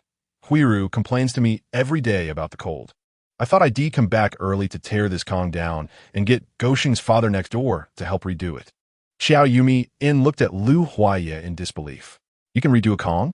Lu Huaya scratched his head. "Not really, but I know we need to tear this down first and clean out the ashes in the flue. That way, when Goshing's father comes, he can work faster. If we finish today, we can work tomorrow, and by the day after, you'll be able to heat the Kong." Qiao Yumeian calculated the days. In her past life, after paying the last bit of taxes, Yusher Valley would start to cool down, so they really needed to redo the Kong quickly. "I'll help you." Qiao Yumeian rolled up her sleeves and was about to start lifting the Kong mat. Lu Huaya quickly stopped her. "This work is too dirty. Let me do it." He lifted the Kong mat and tossed it into the yard. "You can scrub the mat." Qiao Yumeian saw that the mat was quite dirty, so she stopped refusing and filled a bucket with water to start scrubbing it. The Kong mats used now were woven from reed leaves, which couldn't be soaked for too long or exposed to the sun, or they would break. She lightly sprayed some water on the mat, then filled another bucket, added soap, and mixed it into soapy water. Next, she dipped a brush into the soapy water and gently scrubbed the stains on the mat. Meanwhile, Lu Huaya also started his work.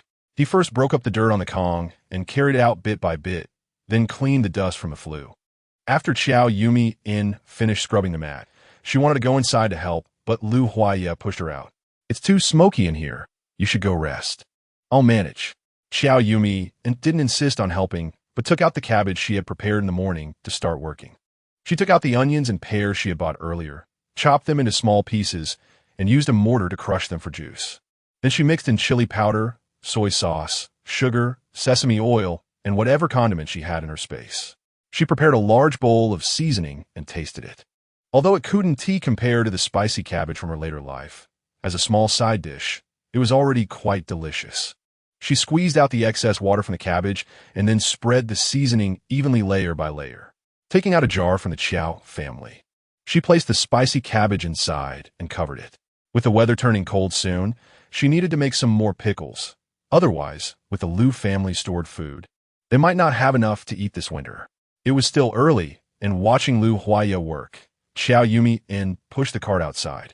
"Lu Huaya, you tidy up the vegetable cellar. I'm going to the village to find someone to trade for some vegetables."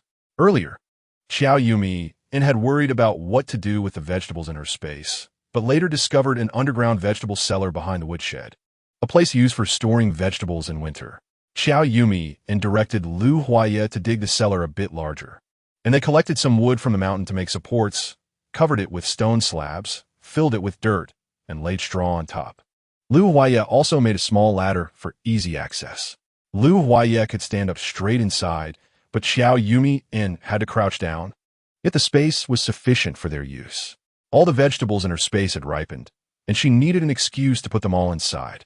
Qiao Yumeian pushed the cart to the Lin family. The eldest son of the Lin family was a carpenter, and they had many people who worked hard, so they grew a lot of vegetables. After checking on the progress of her custom furniture, she traded some eggs for a few pumpkins and cabbages before leaving.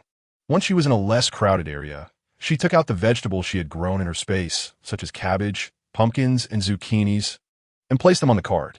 Lu Huaya's eyes widened when he saw her pushing back a cart full of vegetables. How did you trade for so many vegetables? The vegetables looked exceptionally fresh, as if they had just been picked from the vines. Qiao Yumeian looked. It's about to get cold, and every family has a lot of vegetables in their gardens, so I traded a little from each family. Don't think it's too much. This will be all the vegetables for our Lu family for the entire winter. If you think this is a lot, I think it's still too little. Lu Huaya thought to himself, since this was indeed supposed to last the entire winter, it did seem a bit lacking. He set down the yellow mud in his hands, patted his clothes, and leaned closer to Qiao Yumeian. Don't worry, in a few days, I'll find a chance to go back to the county and bring back some more food. Qiao Yumeian was taken aback. What are you going back to the county for? In her past life, Lu Huaya had never returned to the county even once. Lu Huaya lowered his gaze, not looking at her. It's nothing. I can't always rely on you at home. I need to do something too. You're a girl. Pushing so many things is too heavy. Next time, let me go. Lu Huaya said on the surface that he thought it was heavy for her to push. But Qiao Yumeian always felt that his words implied something beyond simply referring to shopping. However, since Lu Huaya didn't want to elaborate, she didn't press the issue further. Qiao Yumeian put the vegetables into the cellar, covered it with stone slabs, laid down straw, and then started preparing dinner. She saw Goshing's father come over to do some work, give a brief instruction, and then Lu Huaya started working by himself. Dinner was almost ready when the three members of the Lu family returned. Lu Huaya bounced in, as if working all day hadn't tired her at all. Qiao Yumeian, what delicious food are we having today? Qiao Yumeian served the dishes onto plates, smiling as she answered. Stir-fried cabbage and potato soup. Lu Huaya was washing her face at the time, and despite the foam all over her face, she lifted her head with her eyes closed. Why is it all cabbage?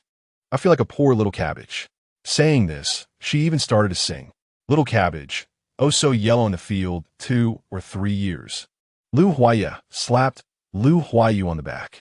If you dare to sing the next few lines, you won't even get cabbage to eat tonight. Lu Huaya huffed and continued washing her face. Qiao Yumeian watched the playful banter between the siblings and handed Lu Huaya a towel. Steamed cured meat and scrambled eggs with chives. Lu Mu hurriedly snatched the spoon from Qiao Yumeian's hand. Yumeian, you should take a break. I'll serve the rice. By the way, where did you get the chives? Qiao Yumeian didn't refuse and brought the already served rice to the table. I got the chives from Feng's family while working in the field. I asked for some chive roots. Actually, she had bought it before and kept in the space without taking it out, and today she just found an excuse. However, she did ask for chives from the Lin family. The family was having dinner together, and the atmosphere was just right. Mrs. Lu was originally the daughter of a big family, and Mrs. Lu also came from a prestigious family. The Lu family had strict family rules: no talking while eating, no talking before sleeping. But ever since they came to the countryside, there were no more strict rules, and everything was focused on happiness. So, at the dinner table, everyone chatted casually. Everyone praised the chives for being fresh and tender, and Qiao Yumeian took the opportunity to speak. Mom and Dad, I want to tidy up the woodshed. I saw today that Huaya learned to make a Kong from Dogsheng's father, so I thought I could have him make a Kong in the woodshed too. Mrs. Lu nodded. Yumi, you could do whatever you want. The autumn harvest is ending soon, and we will all work together then. Lu Huaya put down his chopsticks. What do you want to do in the woodshed? Qiao Yumeian blinked. I walked around the village today and exchanged all the excess vegetables in the village. But it's still not enough for us to eat in winter. When the heavy snow comes, the market will be closed, and there won't be any fresh vegetables in the village. We can't possibly go to the county to buy vegetables in the heavy snow. Last time, what Huaya said inspired me. We can tidy up the woodshed, build a few simple flower pots with stones and yellow mud. Then heat the Kong in the woodshed to warm up the room and grow some small vegetables. For example, chives, lettuce, bok choy, and cilantro can all be grown indoors. Mrs. Lu nodded in agreement. Yes, Yumi is right. Our family used to have a warm room, and my father's concubines loved to plant flowers and play mahjong in the warm room. They built a firewall in the warm room, and there were people tending the fire all day to ensure the temperature. You wouldn't believe it. The flowers in the warm room bloom better than in the summer. Mr. Lu decisively agreed. The work in the brigade can be finished tomorrow, and the day after tomorrow we will start tidying up the woodshed. The family agreed on this big project, and Qiao Yumi felt relieved. Actually, her tidying up of the woodshed was not just for growing things. She wanted to make compost and create different enzyme fertilizers. Enzyme fermentation requires a certain temperature, and it wouldn't succeed in the freezing cold. She had to research the formula this winter to use it in the spring plowing next year, hoping to demonstrate its effectiveness during the sowing. Everyone in the commune knew that the land in Yusher Gully was poor and the grain yield was not high. If she used fertilizers and the seedlings grew well, she could convince the Xinglong Mountain Brigade to cooperate with her. This fertilizer could be used during the fruit-setting period, so there was plenty of time. As she planned, before she knew it, it was time to sleep. Lu Huayu was standing in the middle of the yard holding a quilt and pillow. Our Kong isn't dry today, so we can't sleep. How are we going to sleep? Chapter 40. Temptation. Qiao Yumeian was still thinking about where to stay when she saw Lu Huayu squinting his eyes. A mischievous smile on his face, his gaze shifting back and forth between her and Lu Huayu as if plotting something. The two rooms were small, with only enough space on the Kong for 3 people to sleep. They now had 8 people, leaving 2 extra. Lu Huayu thought for a moment. Dad is sleeping on Grandpa's bed with Huayan. Grandma, Mom, Huayu, and Yumeian, you all squeeze together. I'll just use the door plank on the ground to get through the night. Lu's mother nodded. There was no other way. Lu Huayu pouted. How can that work? The Kong is so small. It's already a struggle for Dad and Mom to sleep with Huayan. How can we fit 4 people? Besides, the Kangs need to be taken apart and set up again in the next few days. Do you expect to sleep on a door plank every time? Lu Huayu pushed Lu Huayu's forehead lightly. If this won't work and that won't work, then what do you suggest? Lu Huayu chuckled. Yumeian said that Dogsheng's dad is helping to set up the Kong, and I should send some meat over to thank him. After I go, Dogsheng's mom was very enthusiastic, saying that if our family couldn't fit, we could stay in their west room. That room has been empty since Dogsheng's grandma passed away last year, and the Kong can still be used. Lu Huayu relaxed his furrowed brows. Why didn't you say this good news earlier and kept it a secret? Then it's still best for Dad and Mom to stay with Huayan. I'll stay with Grandma and Grandpa, and you can go to Dogsheng's house with Yumeian. Lu Huayu shook her head vigorously like a rattle drum. Dogsheng's grandma died in that room. I don't want to stay there. I'm scared. You go stay with Qiao Yumeian, and I'll sleep with Grandma and Grandpa. Qiao Yumeian instinctively looked at Lu Huayu, who narrowed his eyes and remained silent. And the whole room fell silent. Lu's mother smiled and asked, Yumeian, are you scared? If you are scared, let your dad go stay with Huayu. Before Qiao Yumeian could speak, Lu Huayu walked over to the Kong and grabbed the blanket belonging to Qiao Yumeian, stuffing it into her arms. Lu Huayu is a strong man. What is there to be scared of? She pushed Qiao Yumeian toward the door. You should go over quickly. I'm tired and want to sleep. Qiao Yumeian's face turned red as she turned back to Lu Huayu. Dogsheng's grandma passed away in her sleep. It's a joyful morning. What is there to be afraid of? Lu Huayu entered the next room and brought out Lu Huayu's blanket, stuffing it into his arms. If you're not scared, then you should go. I'm just scared. Qiao Yumeian helplessly pouted. You're so troublesome. Lu Huayu stuck her tongue out at Qiao Yumeian, watching her walk out of the courtyard with the blanket before turning back to pat Lu Huayu's shoulder. As your little sister, I've done my best. I've created this opportunity for you, so cherish it. Lu Huayu raised his foot as if to kick. Hurry up and go wash up. Lu Huayu laughed and dodged, quickly running to the bathroom. Lu's mother chased after her, hesitating to speak. Lu Huayu instantly understood. Mom, don't think about those unnecessary things. Yumeian and I, we haven tea. We're just a family. There is nothing else. Even if your son is a rogue, he wouldn't be doing anything in someone else's house. He felt embarrassed to continue. Lu's mother then relaxed her expression and sighed softly. I know. You and Yumeian have only met a few times since childhood, and you've never liked her. You resisted when it came to marrying her. Yumeian is a good girl. It's like our Lu family owes her. If we can leave this Yusher ditch in the future, I will find a good family for her. She is our second daughter. Whatever dowry we give Huayu, we will give the same to Yumeian, so that her efforts for our family aren't in vain. Lu Huaya's ears were already hot, but hearing his mother's words felt like a bucket of cold water was poured over him.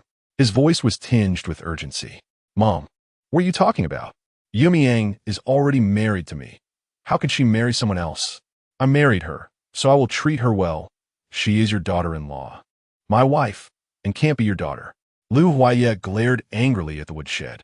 One annoying little sister is enough. If you want another, go have one with Dad. Lu's mother stepped forward and raised her hand to hit Lu Huaya's back. You little rascal, what nonsense are you talking about? At my age, I can't have any more kids. Lu Huaya squeezed the blanket tightly.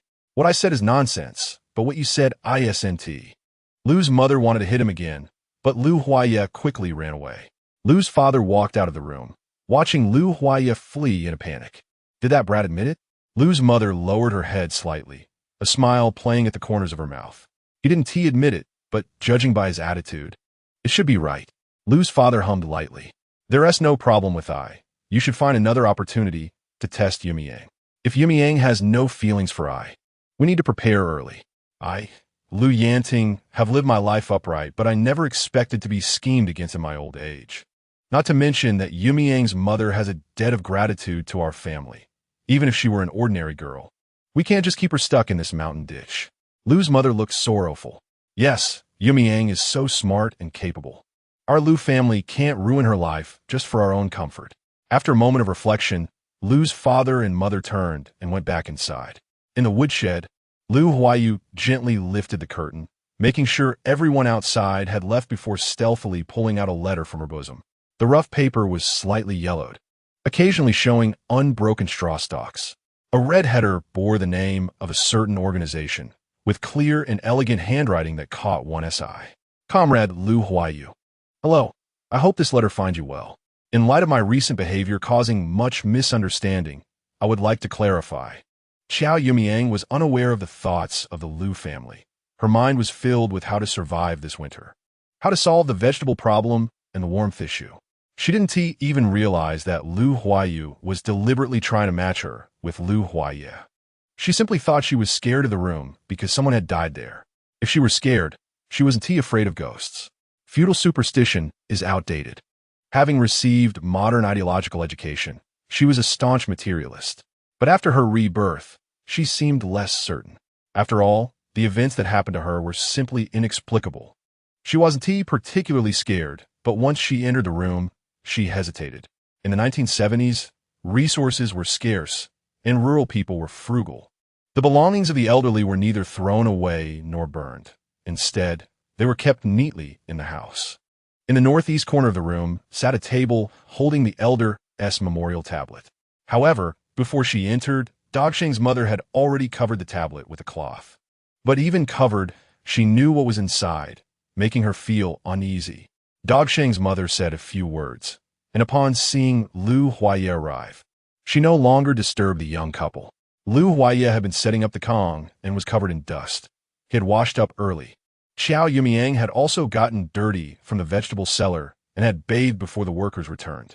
The two didn't need to wash again now, holding their blankets in silence. This was the first time they slept in the same room, and the ambiguous atmosphere was tinged with some awkwardness.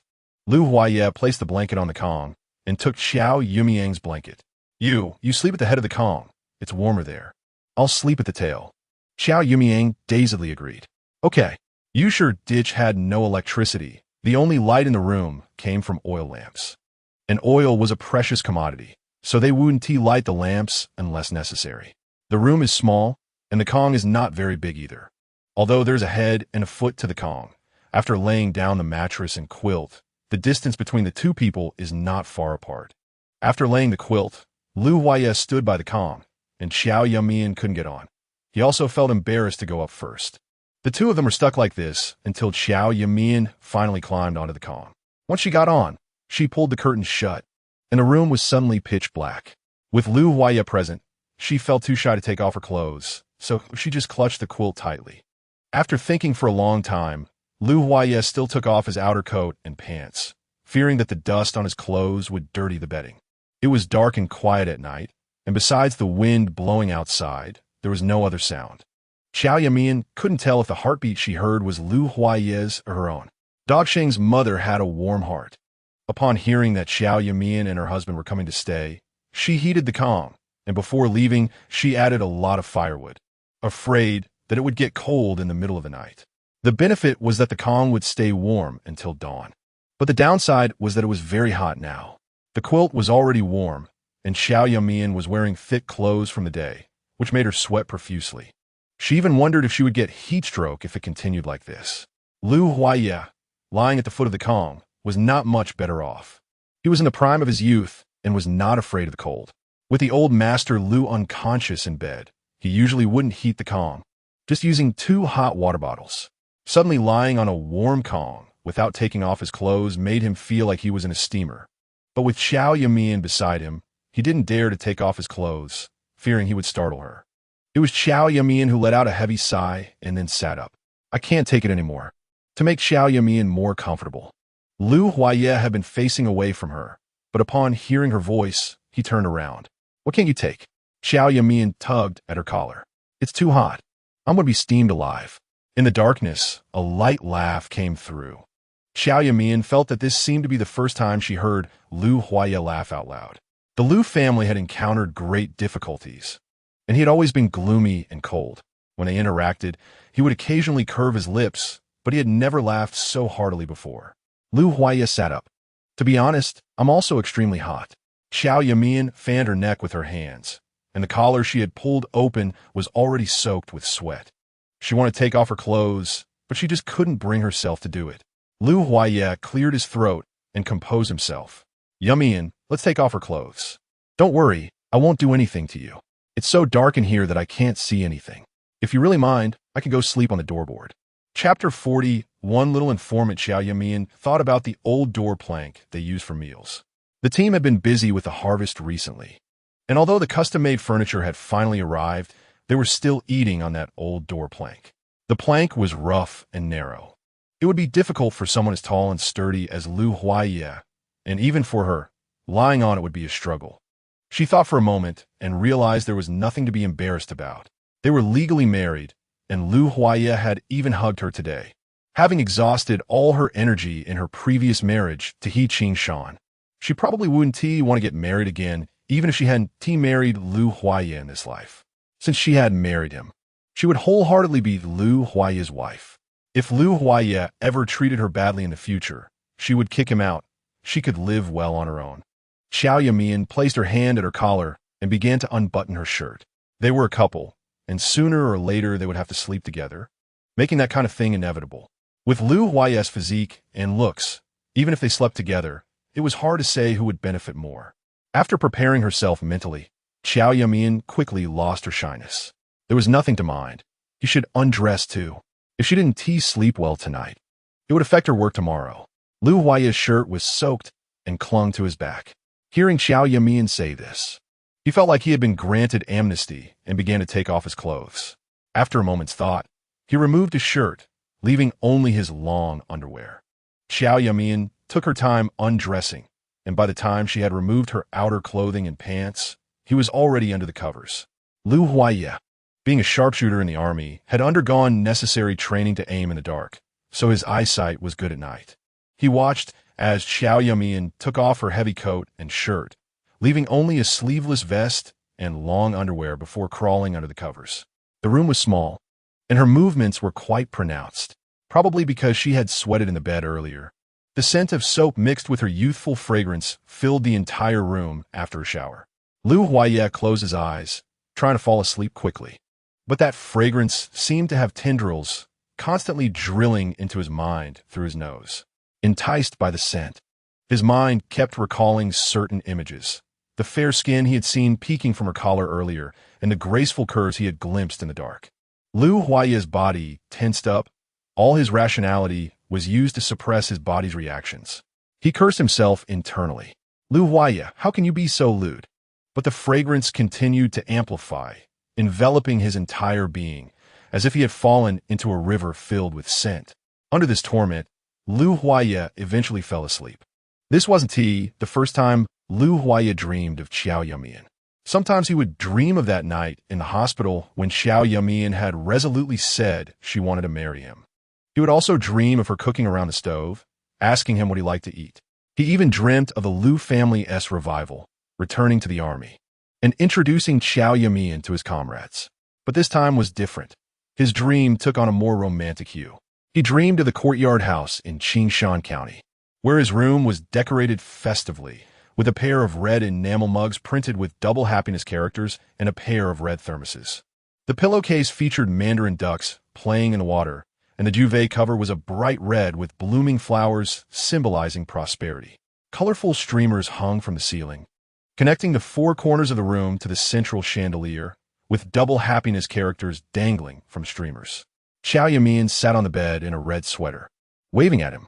Lu Huaya, come here. Lu Huaya walked to the bedside as if enchanted. He saw Qiao Yumeian gently closing her eyes, her eyelids fluttering slightly, her red lips moist as if inviting him to do something very inappropriate. He swore he endured, but it was a tough struggle. Finally, Qiao Yumeian's legs wrapped around his waist like a water snake, and then reason shattered as he sank into a sea of desire. When Qiao Yumeian woke up, the sky was already bright. The warmth of the bed lingered, making her feel too lazy to get up. The He family's woodshed couldn't burn a heated bed, and she had woken up several times from the cold at night. This was the first steady sleep she had since coming to the countryside. She knew Lu Huaya had already gotten up, but when she turned to look, he had even taken the blankets away. How strange. Wasn't he supposed to stay here for a few more days? Why had he taken the blankets? Qiao Yumeian put on her clothes and went outside, where Dog Sheng and Lu Huayan were playing in the yard. When Lu Huayan saw her, he greeted her sister-in-law. You're awake. Qiao Yumeian turned to look at the Lu family's yard and saw Lu Huaya's bedsheets hanging on the fence. She furrowed her brow. Why had he washed the sheets? Lu Huayan explained while playing, my big brother washed the sheets this morning. He said some dirt from his clothes got on them. Dog Sheng chuckled mischievously. Did your big brother wet the bed? Lu Huayan snorted. My big brother does not wet the bed. Don't spout nonsense. At first, Qiao Yumeian didn't react. Lu Huaya had changed his clothes yesterday, and there had clearly been no dirt on them. Hearing the two kids talk about wetting the bed, she froze for a moment, and her face turned bright red.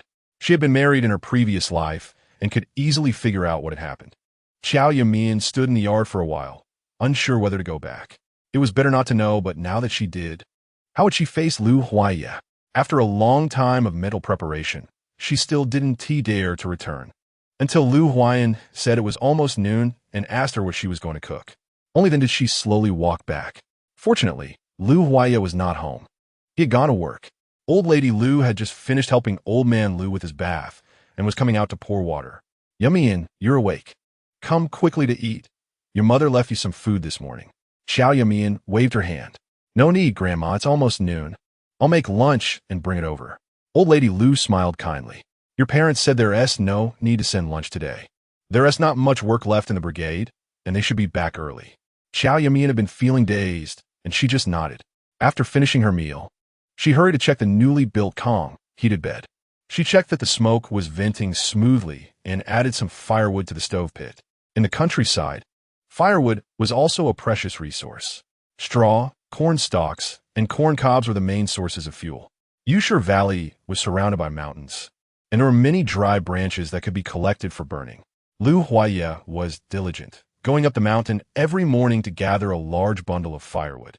So there was no need to worry about the firewood supply at the Lu family. After lunch, she began to draw plans. She remembered that in her previous life, after paying the grain tax, the temperature would drop for the first time, and she needed to set up the warm shed at the entrance before that. First, she measured the dimensions simply, then took out the plastic sheets to cut them according to the size. Some of the plastic sheets weren't long enough, so she stitched two pieces together with scraps of cloth to block the wind a bit. She had bought more plastic sheets than expected. After measuring the dimensions again, she built a shed next to the woodshed to store firewood, so the snow wouldn't wet it, making it hard to ignite. She laid the cut plastic sheets flat in the center of the ground, washed them with well water, and the clean plastic sheets looked very translucent. Although there were many spots stained with machine oil that couldn't be washed off, it didn't affect their use at all. After finishing these tasks, people began to return one after another. Thinking that the Liu family would be back soon, Qiao Yumeian hurried to prepare dinner. In fact, the Liu family had suggested many times that she didn't need to cook, but she thought about it. If it was Liu's mother or old lady Liu cooking, it would definitely consume the family's existing grain. They would surely know what food was left at home. If she cooked, she would prioritize using what was in the space.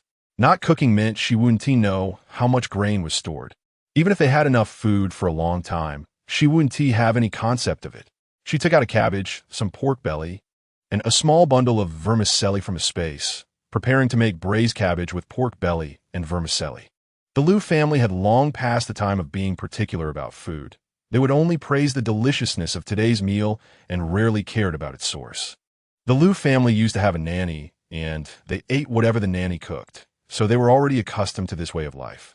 Occasionally, when Qiao Yumeian brought out something rare, she only needed to tell a lie that it was exchanged from the village, and the Liu family would not ask further.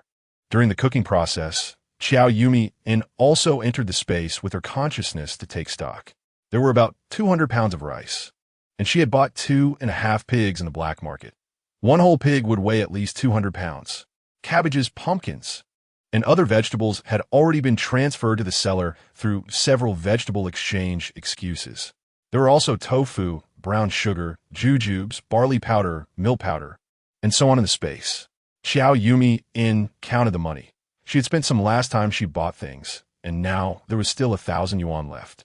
She had originally planned to sell the small jewelry left by her mother for money, but after sorting out her thoughts, she realized that Qiao Shuwei and her daughter might have recognized their relatives because of these relics from their mother, so she decided not to sell them. The winter in Yusher Ditch was very cold. Except for skilled families like the woodworkers who were still working, the rest were staying home for the winter. She couldn't stay idle. Besides needing to ferment fertilizer well, she also had to go out to make money. But what could she do? Just as she was thinking, the Liu family returned home. After dinner, it was still bright outside, and the Liu family rarely sat in the yard chatting. Old Lady Liu asked, "You're back quite early today. Is all the work done?" Father Liu rubbed his lower back and replied, "The corn has all been pulled back to the field.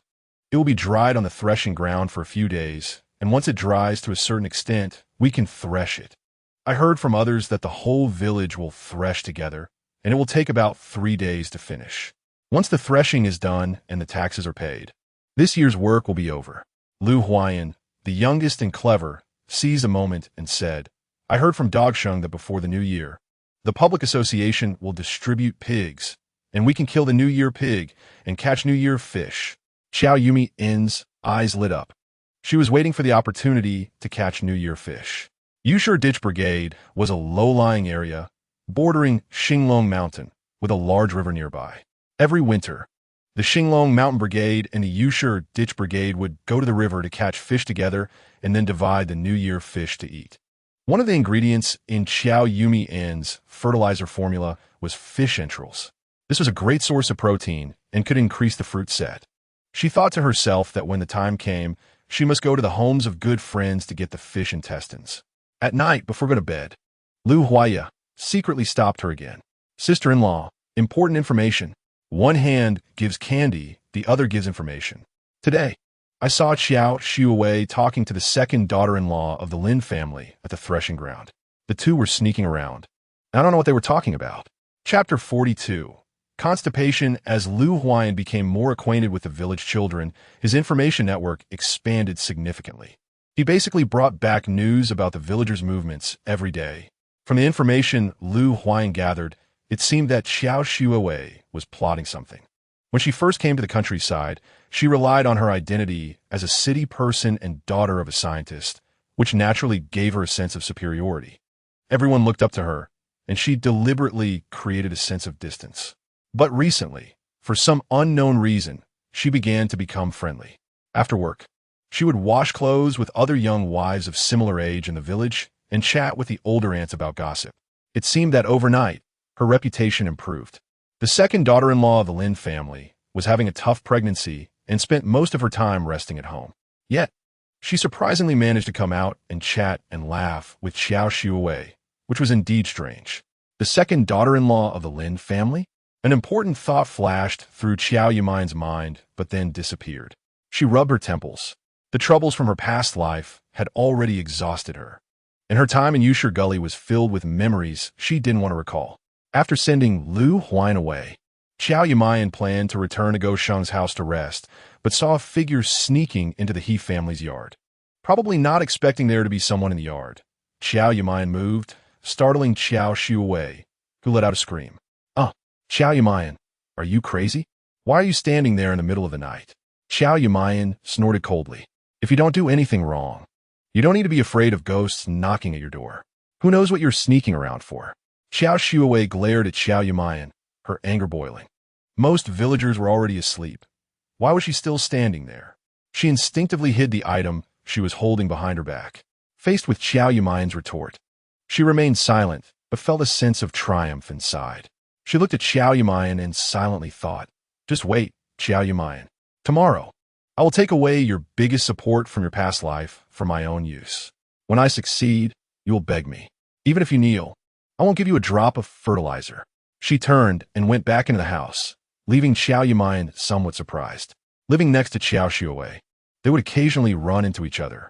When others were around, they would ignore each other, but when alone, they would exchange barbs. This was the first time Qiao Yumeian had been retorted without firing back.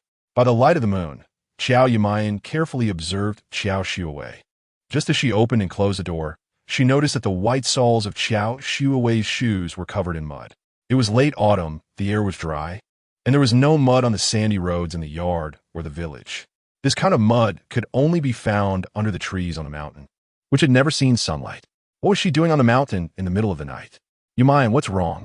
Lu Huai's voice came from next door. Qiao Yumeian stopped thinking and walked over to the next door. She had a dreamless night, and when she woke up, Lu's parents were taking Lu Huaiyu to help with grinding corn, while Lu Huaiye went up the mountain to find suitable wood. Last night, Qiao Yumeian had already discussed with Lu Huaiye that they would start building the warm shed today. The sooner the warm shed was built, the better, as she wanted to visit the back mountain after it was set up. The back mountain had many wild fruit trees, and the fruits were particularly sour, which no one in the village cared to eat, but they were the best material for composting.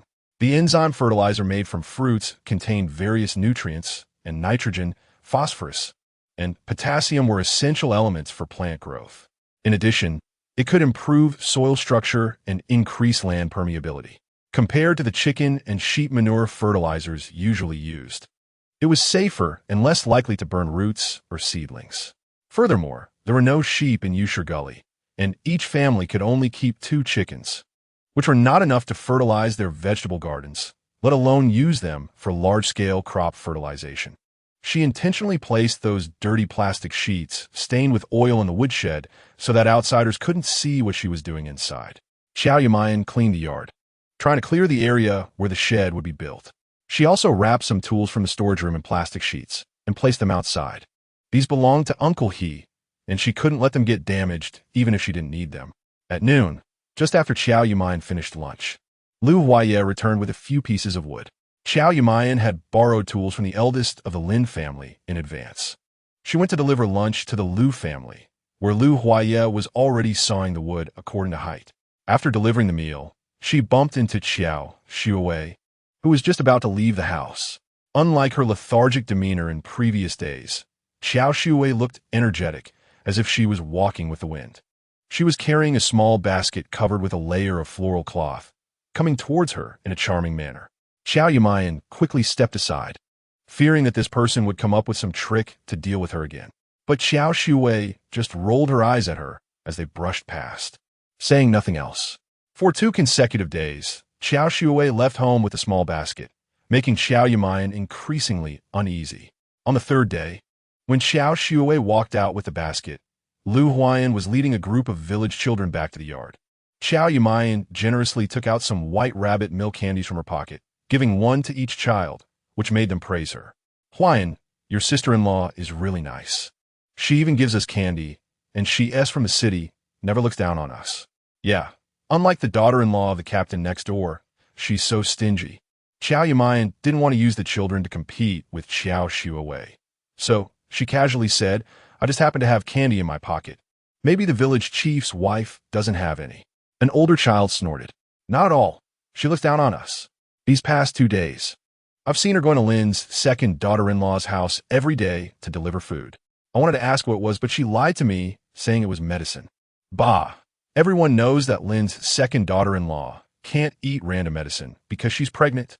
Qiao Yumeian was sewing the plastic for the small shed when she heard the child speak and froze, accidentally pricking her finger with a needle. Pregnant. Taking medicine. She remembered. Lu Huaya was on the roof, securing the frame, when he saw Qiao Yumeian standing there in a daze, her hand bleeding, bright red drops falling onto the plastic sheet. He didn't bother with the ladder and jumped straight down from the roof, quickly running towards Qiao Yumeian. Yumeian, what happened? Qiao Yumeian blinked rapidly, calculating her mind, and then shouted, not good. Several children were sucking on their candies, but upon hearing Qiao Yumeian's voice, they dared not eat anymore. Qiao Yumeian grabbed Lu Huaye's outstretched hand, her voice anxious. Lu Huaye, go to the threshing ground and call Lin's uncle and aunt back home, and also get Lin's elder and second brothers back. Lu Huaye never questioned Qiao Yumeian. Seeing her so anxious, he knew there must be a reason. Without saying a word, he ran out of the yard. Qiao Yumeian no longer hesitated, calling out to old lady Lu before running towards the Lin family. The daughter-in-law of the Lin family was named Fu Qiujuan. In her past life, she was considered a close friend of Qiao Yumeian. Qiao Yumeian had helped her, and they were of a similar age. So they had more topics to talk about. Although they didn't have much interaction in this life, she couldn't let something happen to Fu Qiujuan. The Qiao and Lin families lived far apart, and on her way, Qiao Yumeian happened to meet the Lin family members who had been informed by Lu Huaye and were rushing back home. Lin's aunt was chasing after Qiao Yumeian from behind. Lu's daughter-in-law, why are you making us go home? Did something happen to my second daughter-in-law? Qiao Yumeian was already out of breath, feeling as if her lungs were about to burst. With each breath, the air felt like needles piercing her lungs, making it impossible to speak. Moreover, she had to stop and wait while speaking, but this matter couldn't wait even a second. Qiao Yumeian ran ahead, with the Lin family chasing behind, along with some onlookers following. Pushing open the Lin family's door, Fu Qiujuan was holding a bowl and drinking something. Qiao Shuawei stood beside her with a smile on her face. When she saw the door open and Qiao Yumeian rush in, she immediately stopped smiling and instinctively blocked Fu Qiujuan. In her previous life, Qiao Yumeian had helped Fu Qiujuan, which earned her the trust of the Lin family. This was something she had learned after a long time of investigation. By the time she found out about it, the Lin family was already helping Qiao Yumeian promote fertilizer. At that time, the Lu family also wanted to use the fertilizer, but Qiao Shuawei desperately stopped them from doing so. She believed Qiao Yumeian was useless, having married into such a good family. It was impossible for her to be so lucky again to develop something equivalent to fertilizer. In the 1970s, fertilizers relied entirely on imports. If she really succeeded, wouldn't she be a top contributor, achieving honors that could be reported in newspapers? She didn't want to make a wedding dress for Qiao Yumeian. However, she was curious about why the Lin family trusted Qiao Yumeian so much. After some inquiry, she learned that it was because Qiao Yumeian had helped Fu Qiujuan. Fu Qiujuan had a difficult pregnancy, suffering from severe constipation in the later stages. The Lin family hadn't split up yet, and with her father-in-law and elder brother-in-law at home, Fu Qiujuan felt embarrassed to speak out about her constipation and didn't want to waste money going to the hospital. But as it became increasingly severe, each time she strained to use the toilet, her stomach would start to contract, showing signs of premature labor. It was Qiao Yumeian who dug up some Hisho Wu from the mountain, boiled it in water, and gave it to Fu Qiujuan in small amounts multiple times, which resolved the constipation. After recalling this, she secretly watched Fu Qiujuan and saw her looking distressed. She overheard the Lin family's aunt and eldest daughter-in-law discussing it secretly. which confirmed that Qiao Yumeian had indeed started to suffer from constipation. She imitated Qiao Yumeian, dug up Hisho Wu from the mountain, cut a bit every day to boil a bowl of water, and then delivered it to Qiao Yumeian. Just yesterday, Qiao Yumeian said her stomach wasn't as uncomfortable as before and that she felt a bit relieved, estimating that after taking the medicine today, the problem would be completely resolved. But why was Qiao Yumeian here? In this life, she didn't have the fortune to gain this opportunity again. Was she going to steal her chance? Qiao Yumeian saw Qiao Yumeian gradually raising the bowl, as if to drink it all in one go. Without saying a word, she rushed over and, taking advantage of Qiao Yumeian's moment of distraction, knocked over Qiao Yumeian's medicine. Don't drink. It's poisonous. Chapter 43, reporting to the commune, Qiao Yumeian was startled when her medicine bowl was suddenly knocked over, and she stood up clutching her stomach, her face pale. This isn't poison. Did you misunderstand, daughter-in-law of the Liu family? The eldest son of the Lin family knows carpentry and usually works in their large yard. At this moment, the yard was nearly filled with people of all ages, and some who couldn't find a good spot were standing directly outside the fence. Qiao Yumeian desperately blinked at her mother-in-law and sister-in-law. Aunt Lin immediately reacted and stepped forward to push Qiao Yumeian aside. You come to my house and say my daughter-in-law drank poison without clarifying what you mean, scaring her half to death. Qiao Yumeian was even more furious to see her hard work overturned like this. However, having learned from previous experiences, she didn't lash out at Qiao Yumeian, but instead pretended to be aggrieved and lowered her head. Qiao Yumeian, you shouldn't be so domineering. I merely made some supplements for the daughter-in-law of the Lin family. Are you getting jealous over that? Your family's status is different from ours. Your living conditions are already good, having rice every meal and braised meat daily. You shouldn't compete with us ordinary members over these supplements. After hearing Qiao Yumeian's words, the crowd began to murmur. Didn't the Liu family make mistakes and get sent to the countryside for reformation? They not only have a good house to live in, but can also eat meat every meal. I heard they used to be leaders. Getting sent to the countryside but still eating meat every day is probably because they were corrupt and got kicked out.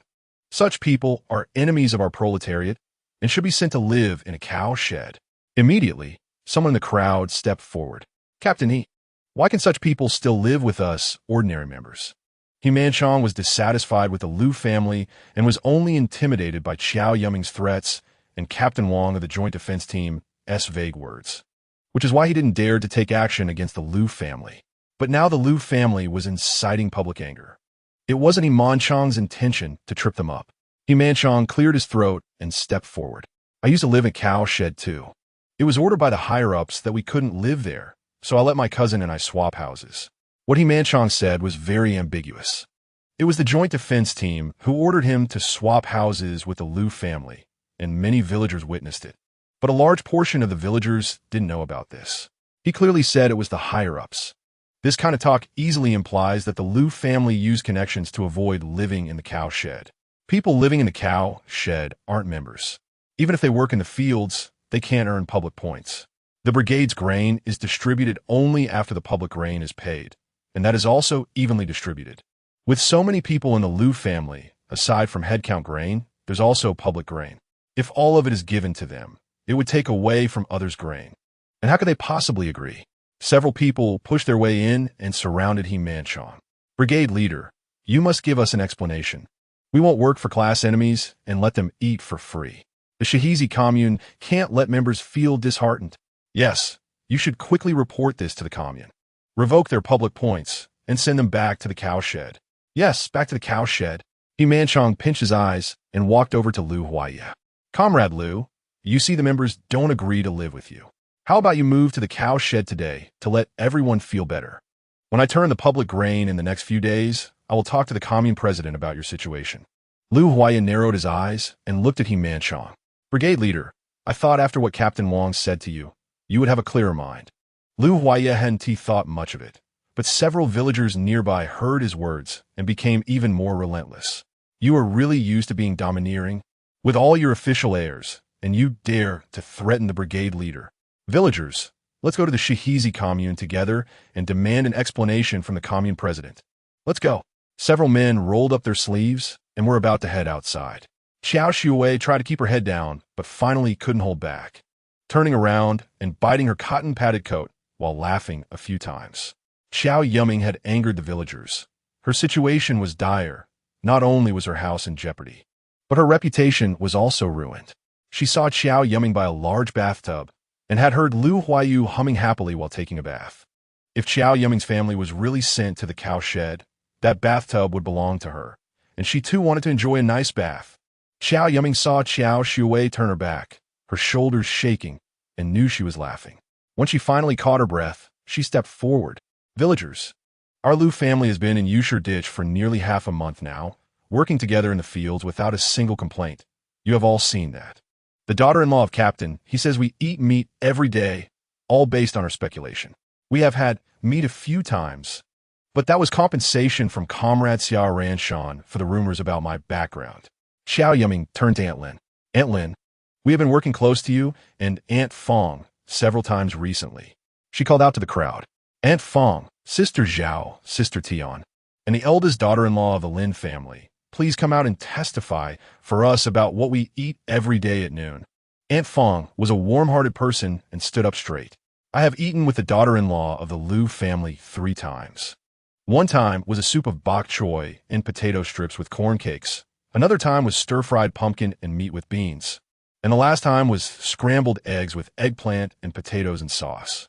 Qiao Yumeian bowed to Aunt Fong. Thank you, Auntie, for speaking a fair word for our Lu family.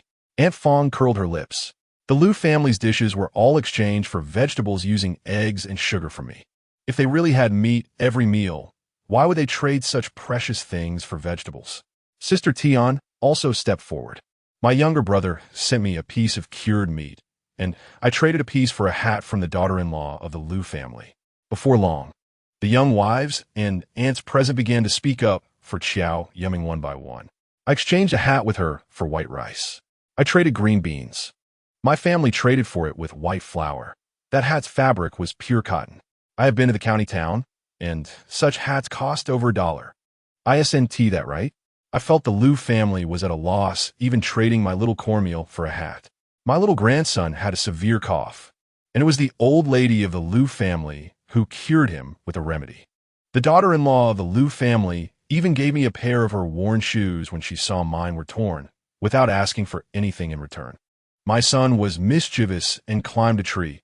It was also the eldest son of the Lu family who climbed up and brought him down. Aunt Fong walked over to the group, heading to report, and scolded while pulling her son's ear. Are you stupid? You can't see the good things. And you let them lead you by the nose with just a few words. More and more people began to speak up for Qiao Yumeian, and she bowed to each one. Thank you to all the aunts and sisters for speaking up for us. Our Lu family has been in Yusher Ditch for a while. Thank you all for your help. The man who had first shouted spoke again. They are pretending to be good people to deceive us. Their class status is problematic. And of course, they should kneel to make a living. Qiao Yumeian glanced at that man, who seemed to be a drinking buddy of He Qingshan.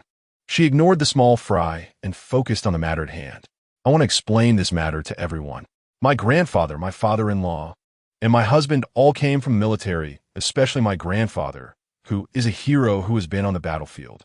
My father-in-law was indeed a leader, but returned to Qingshan town for recuperation due to health reasons. There was a problem during the handover process with my superior. There was no corruption or misconduct, just a lack of rigor in work. This matter is still under investigation, and we have been assigned to work in Yeshigu while we await the investigation results. If it is confirmed that my father-in-law made no mistakes, we will be reinstated and return to Qingshan town. If my father-in-law's errors indeed caused losses to the collective, then our family will be sidelined and will work in Yeshigu for the rest of our lives to make up for the losses caused to the collective. Upon hearing this, the villagers understood. The Lu family only made a mistake different from those capitalist sociopaths. When it was said that we might return to leadership after the investigation, the crowd's emotions calmed down. Qiao Yumeian continued to explain. Earlier, Captain, he said the leaders above instructed everyone should not misunderstand. It was because Captain, he did not clarify the handover and thought we made a mistake, which is why we were made to stay in the cattle shed. The Joint Defense Team leader came and clarified with Captain he that we did not make any mistakes, which is why Captain, he allocated us houses to live in. Many people were present during that initial conversation. We discussed everything fairly and openly, with no deceit whatsoever. Qiao Yumi's words were also clear. It was actually an implicit reference to He Monsong's dereliction of duty. Qiao Yumi looked aggrieved. Captain He, you clearly know about our Lu family situation. Why didn't you explain it clearly to the members earlier? If this matter escalates to the commune leader might think we in Yeshigu are deliberately causing trouble. The man who initially wanted to file a complaint fell silent, and several young people led by Aunt Fong's son also complained. Captain, your words were unclear, and we all misunderstood.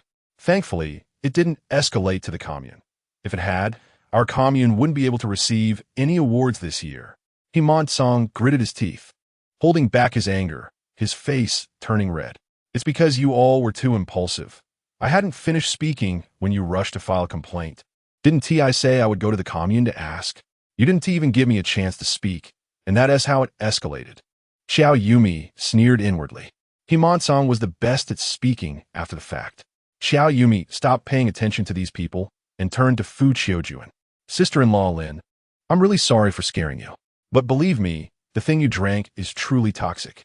The Lin family is generally honest. Seeing the situation escalate, Fu Qiujuan, regardless of embarrassment, spoke the truth directly.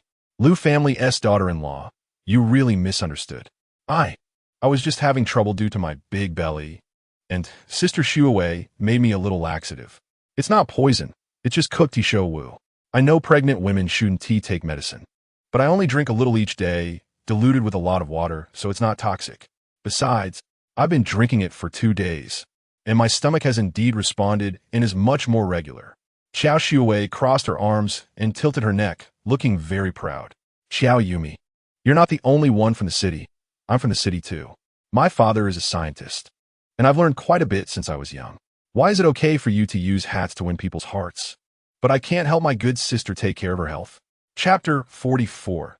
Causing great trouble, Qiao Yumeian picked up the broken bowl from the ground and sniffed it. Are you sure this is Isho Wu? Even if it is, have you processed it? Xiao Shuawei was momentarily taken aback. What processing? Don't pretend to be so knowledgeable. We both attend the same school. We're just half a pound and 8 tails apart. You understand things that I also understand. Qiao Yumeian clenched her fists in frustration. Xiao Shuawei, you are truly insane. She's a pregnant woman. How can you casually give her medicine? Isho Wu is precious, but it needs to be processed before it can be used as medicine. Otherwise, it can be toxic. Xiao Shuawei felt a bit anxious. What she had learned in her previous life was that Qiao Yumeian had dug up Isho Wu in the mountains, and there was no mention of processing. But at this critical moment, she couldn't let her momentum falter. How do you know I haven't processed it? Qiao Yumeian glared at her fiercely. The simplest way to process Isho Wu is to soak it in water, using flowing spring water for 7 days. The night you went to dig for medicinal herbs, I encountered you, and the next day you brought boiled water over. Where was the time for processing? The smug look on Xiao Shuawei's face began to fade. I processed it in other ways. Qiao Yumeian sneered. Another method is to boil it with black beans and vinegar in a clay pot for a day, slice it, and dry it.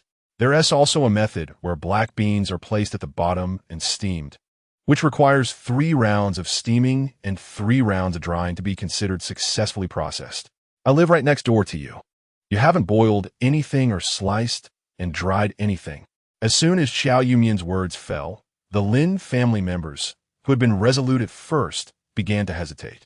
Aunt Lin grabbed Qiao Shuawei's hand. Qingshan's daughter-in-law, did you really process it or not? I. Qiao Shuawei stammered for a long time, but couldn't say a word. Aunt Lin rushed to He Monsong's side. Captain, you said your daughter-in-law is the daughter of a scientist, an intellectual from the city. I believed you, which is why I let my daughter-in-law drink her medicine. Did she really boil this Isho Wu at home? Speak up. He Monsong glared coldly at Qiao Shuawei. Qiao Shuawei, you brought this upon yourself. Give the Lin family an explanation. After saying that, He Monsong clenched his pipe and left without looking back. Qiao Shuawei's face turned red, and she looked like she was about to cry. Aunt, believe me, I wouldn't harm your daughter-in-law. I'm doing this for her good. I'm helping her. Qiao Yumeian kept staring at Fu Qiujuan, who had been fine since she entered but now looked increasingly pale, possibly from fear. She pushed Xiao Shuawei aside and supported Fu Qiujuan. Sister Lin Air, are you all right? You don't look well. Fu Qiujuan clutched her belly, and suddenly sweat poured down her face. I need to go to the bathroom, without caring that there were so many people in the yard. She hurriedly walked towards the toilet behind the house. Seeing Fu Qiujuan go to the bathroom, Qiao Yumeian finally calmed down a bit. She directly pushed Qiao Yumeian away. See, I told you this medicine is effective. She had a little reaction the same day she drank it, but it wasn't that smooth. Now she's all better. Qiao Yumeian, you really give no face to the Lin family at all. A woman's constipation is a private matter that is hard to discuss. But because you want to frame me, now the whole village knows about it. How will Sister Lin Air go out in the future? Qiao Yumeian frowned. From Fu Qiujuan's appearance just now, it didn't seem like she just needed to go to the bathroom. Rather, she looked like she was in unbearable pain. She walked over to Linda Saozi. Sister Linda, please go check on Sister Lin Air. I have a feeling something's not right with her. The Lin family was harmonious, and these two daughters-in-law usually got along well. Hearing Qiao Yumeian say this, Linda Saozi quickened her pace. She had just turned to the back of the house when she screamed, "Ah, mother! Qiujuan is bleeding and has vomited." Lin Jieter's son disappeared in a flash, and Aunt Lin cried out "Wah!" before running towards the backyard. Several women who were usually close to the Lin family followed her. Lin Ligua, anxious, also wanted to run to the backyard, but was grabbed by Lin Da's son. Dad, Mom, and my second brother have all gone over. Let's wait here. Tears streamed down Lin Ligua's face. If your child is lost, our family will be in great pain. If the second child's baby is lost as well, how will our family live? God, I, Lin Ligua, have never done anything wrong in my life. Why are you punishing me like this? Seeing the situation going south, Qiao Shuai tried to sneak out along the wall. Lin Da's son was quick and grabbed her. If anything happens to my sister-in-law and little nephew, you will have to pay for it. The scene turned chaotic, and the number of onlookers grew. Qiao Yumeian hurriedly ran into the house, found a water bowl from the cupboard, entered the space, and filled the bowl with water. She carried the bowl to the backyard. Fu Qiujuan was on the ground, vomiting continuously, her dark blue cotton pants stained with varying shades, making it unclear whether it was blood or something else. She pushed through the crowd and quickly held the spring water to Fu Qiujuan's mouth. Sister Lin Air, drink some water. It will help you feel better. Fu Qiujuan trembled as she took the water bowl, sipping it slowly. After managing to drink half a bowl, she turned around and vomited a large mouthful. Aunt Lin cried until her voice was hoarse. Sister Lu, what happened to my daughter-in-law? How can we save her? You understand the processing of Heeshou Wu. You must know how to detoxify. Qiao Yumeian shook her head. Heeshou Wu is a very effective traditional Chinese medicine. Processing it would only enhance its efficacy. Although it is slightly toxic, it will only cause numbness in the tongue and limbs, not stomach pain and vomiting. What Qiao Shuai dug up might be aconite, not Heeshou Wu. Aconite looks very similar to Heeshou Wu, and it is hard for outsiders to distinguish. Aconite is highly toxic. Upon hearing Qiao Yumeian say this, Aunt Lin's eyes rolled back, and she fainted. The scene became even more chaotic, with some people pinching Aunt Lin and others patting Sister Lin Air's back. Qiao Yumeian shouted, "Everyone calm down. Lin Air, go. Hurry to the captain's house to borrow a horse and carriage. Sister Lin Air must be taken to the hospital. Sister Linda, Aunt Lin is just overly frightened. Lay her flat on the bed and loosen her clothing to help her cool down." After Qiao Yumeian finished speaking, everyone began to move. Some went to borrow a carriage from Imant Song's house, while others helped carry Aunt Lin. Qiao Yumeian went back inside, found a thermos, and while no one was paying attention, filled it with water. She took the thermos outside and handed it to Linda Saozi. Sister Linda, drinking water can help detoxify. Let Sister Lin Air drink this water on the way to the hospital. Even if she vomits, she must keep drinking. Linda Saozi wiped her tears, took the warm water, and slowly fed it to her. Qiao Yumeian returned to the room and scooped another bowl of water from the space to bring inside.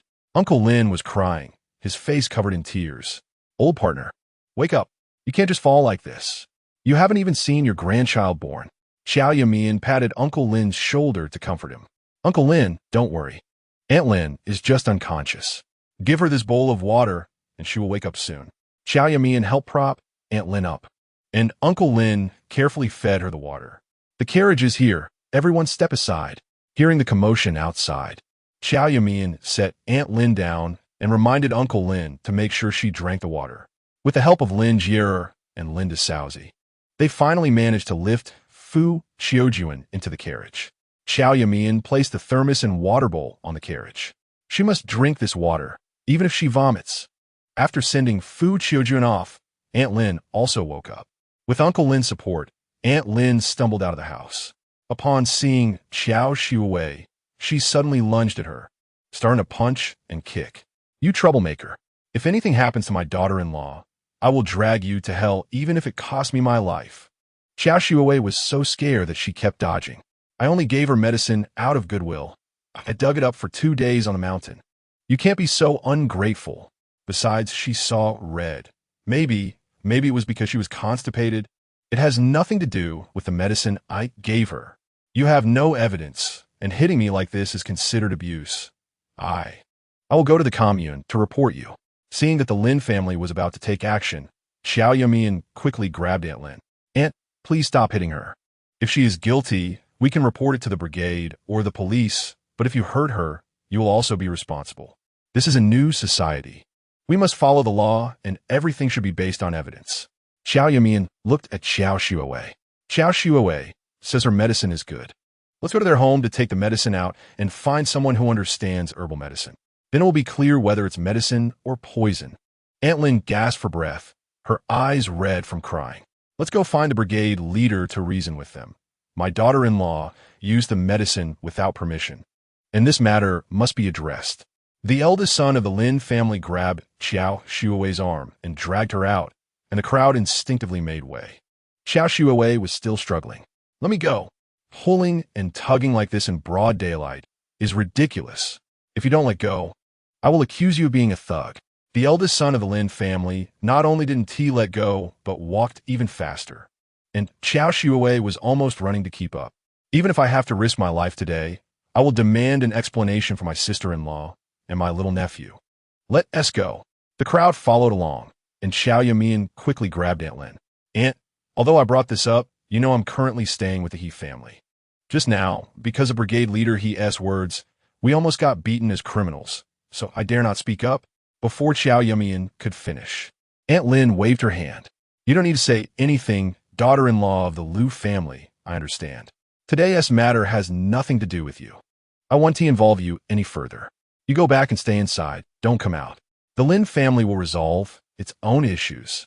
Qiao Yumeian seemed to breathe a sigh of relief. "Aunt, thank you for understanding me." Aunt Lin shed 2 more lines of hot tears. "Thank goodness you exposed that troublemaker's true colors. Otherwise, I really wouldn't know what to do." Uncle Lin hunched over, suddenly looking 10 years older. "Daughter-in-law of the Liu family, we, the Lin family, will remember your kindness. Once this matter is over, our whole family will come to thank you." Qiao Yumeian held Aunt Lin's arm and helped her walk slowly forward. The elderly couple of the Lin family were filled with thoughts of their second daughter-in-law and the little grandson in her belly, their sobs breaking hearts. Qiao Yumeian, however, lowered her gaze, deep in thought. It seemed that He Monsong had not taken her words to heart. She should teach him a lesson. Chapter 45. The Dragon King's fury. As she recalled this incident, she thought of another matter. In her previous life, Lin family's second daughter-in-law gave birth to a healthy baby boy, and the entire Lin family was filled with joy. Although the eldest daughter-in-law was also happy, she felt uncomfortable thinking about the lost child, which prompted her to invite Qiao Yumeian to wash clothes in the unfrozen river. She used a stick to beat her nephew's clothes, and tears fell into the river like rain. Qiao Yumeian wasn't very good at comforting others. She just stayed by her side, listening to the eldest daughter-in-law of the Lin family mumble. "My nephew has grown strong, and this little outfit is already too small for him. I think I'll go to the big market another day to buy some fabric and make it bigger." Qiao Yumeian replied, "Actually, there's no need to make it bigger. You can save it for when you have your own child," she added. As soon as she finished speaking, the eldest daughter-in-law of the Lin family stopped her stick and cried even harder. I can never have children again." Qiao Yumeian, who spoke without thinking, asked why. The eldest daughter-in-law of the Lin family sobbed. "That year when I fell into the river, it was just after the spring thaw. I struggled in the water for a long time, caught a chill, and it became difficult for me to conceive. Saying this, she began to cry out loud. It's all my fault. I angered the Dragon King by killing his dragon child. And that's why I lost my child and can never give birth again. Qiao Yumeian didn't believe this. Sister Lin, don't give up on yourself. There are big hospitals in Huajing and Linhai that specialize in treating infertility. You might want to go see them. You can't believe in feudal superstitions. The eldest daughter-in-law of the Lin family shook her head. This is the custom in Yusher Valley. You wouldn't understand. The first fish caught after the spring thaw must be eaten by a respected man in the village. Because I didn't have enough milk to feed my child. I asked my husband to secretly catch a fish from the river. And you don't know, I didn't just slip and fall into the river. I felt someone push me hard. Qiao Yumeian widened her eyes. Someone pushed you? That means it was intentional. You should report it to the police. The eldest daughter-in-law of the Lin family sighed. When I fell in, I looked back to the shore, and there was no one around. It must have been the Dragon King who pushed me, causing me to fall. It's my fault. I killed my child. The sight of the eldest daughter-in-law of the Lin family, crying, is still deeply etched in Qiao Yumeian's mind. Looking back, the whole thing seems very strange. In rural areas, digging a well is very expensive, and few families have wells. Everyone fetches water from the village well. That's why women wash clothes in the river. According to the eldest daughter-in-law of the Lin family, she had eaten the fish for a long time, but continued to wash clothes in the river every day. Why did she fall on that day of all days, the day of the village chief election? As they approached the He family, Qiao Yumeian casually said, Uncle Lin, Aunt Lin, may I ask if you have offended the He family? The Lin couple immediately stopped in their tracks. Girl, what do you mean by that? Qiao Yumeian hesitated for a moment before slowly saying, I heard that the day Sister Lin's child fell into the river was exactly the day of the village chief election. Other villagers said that if it weren't for your daughter-in-law falling into the river, He Monsong wouldn't have become the village chief. Now your second daughter-in-law's child is also having problems, and it was also He family's daughter-in-law who brought the medicine. With so many coincidences, it's hard not to be suspicious. Qiao Yumeian sighed heavily. Just consider my words as nonsense. After all, I wasn't here when Sister Lin had her accident. She turned to leave without looking at the expressions of the Lin couple. When she returned to the courtyard, she found Lu Huaye standing there holding an enamel teacup. As she entered, Lu Huaye handed her the cup. You must be tired from running and talking for so long. Drink some water to soothe your throat. Qiao Yumeian took a few sips of water. This water was mixed with spring water, and after a few sips, she felt much better. After finishing the water, Qiao Yumeian asked, Where did you go just now? Lu Huaye raised his chin towards the He family. I'm not very good with words and have a quick temper, so I was afraid I'd cause you trouble, which is why I didn't speak. After He Monsong went back, I secretly followed him. Sure enough, after he returned, he went to Qiao Shui's room and threw away the boiled water. Qiao Yumeian sneered. Throwing it away doesn't help. Fu Qiujuan went to the hospital. The doctor will find out what kind of poison it was. Besides, Qiao Shui admitted in front of everyone that she boiled the water for Fu Qiujuan, which is undeniable. A wicked smile appeared on Lu Huaye's face.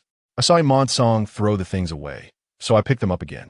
When he wasn't looking, I tossed those several pieces of aconite back into the room. Lu Huaye smiled with a hint of pride. I guess this is a kind of occupational hazard for me. After all, when a criminal kills someone, they still need to find the murder weapon to ensure the evidence chain is clear for a conviction. To get a conviction, it's best to catch the person red-handed. As soon as he finished speaking, the eldest son of the Lin family ran out of the house, holding a few black things in his hands. I found it. It's this medicinal material.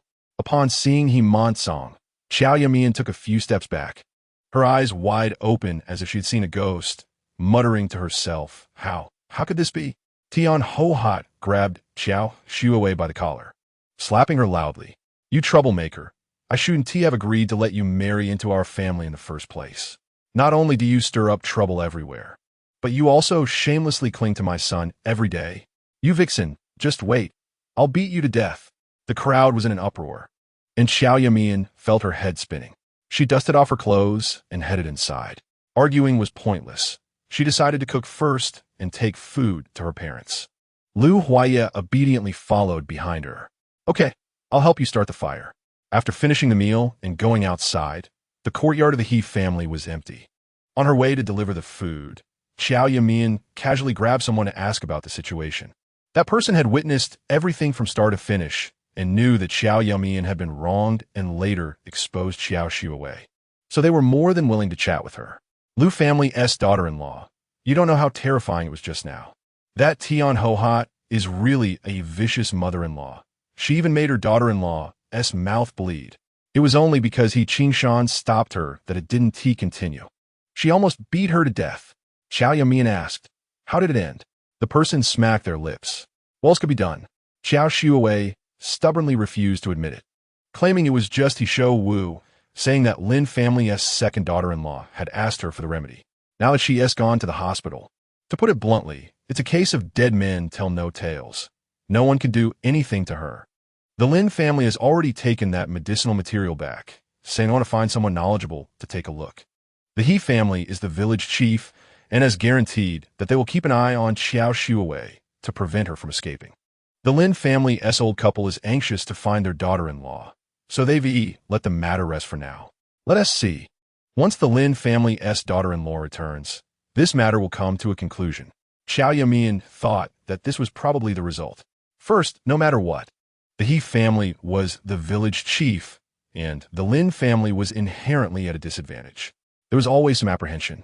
Moreover, the fate of the daughter-in-law was uncertain, and there was no evidence that she was truly poisoned. Without anything, it was hard to be convincing. Additionally, rural people don't have much legal awareness. For thousands of years, the first thing to do when something happens in the village is to find the village head, and everything is resolved internally.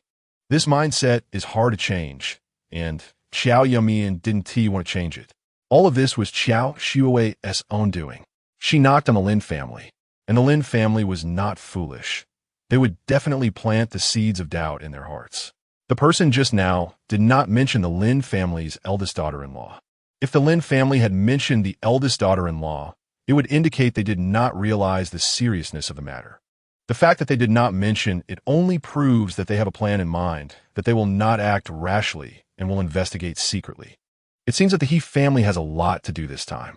Qiao Yumeian stopped thinking about this and went home after delivering the meal to continue setting up the greenhouse with Lu Huaiye. A week passed, and all 3 kangs of the Lu family were set up and used smoothly, and the greenhouse was also completed. During these 7 days, the most discussed topics in the village were the grievances between the Lin family and the He family, as well as Qiao Yumeian's small warm greenhouse.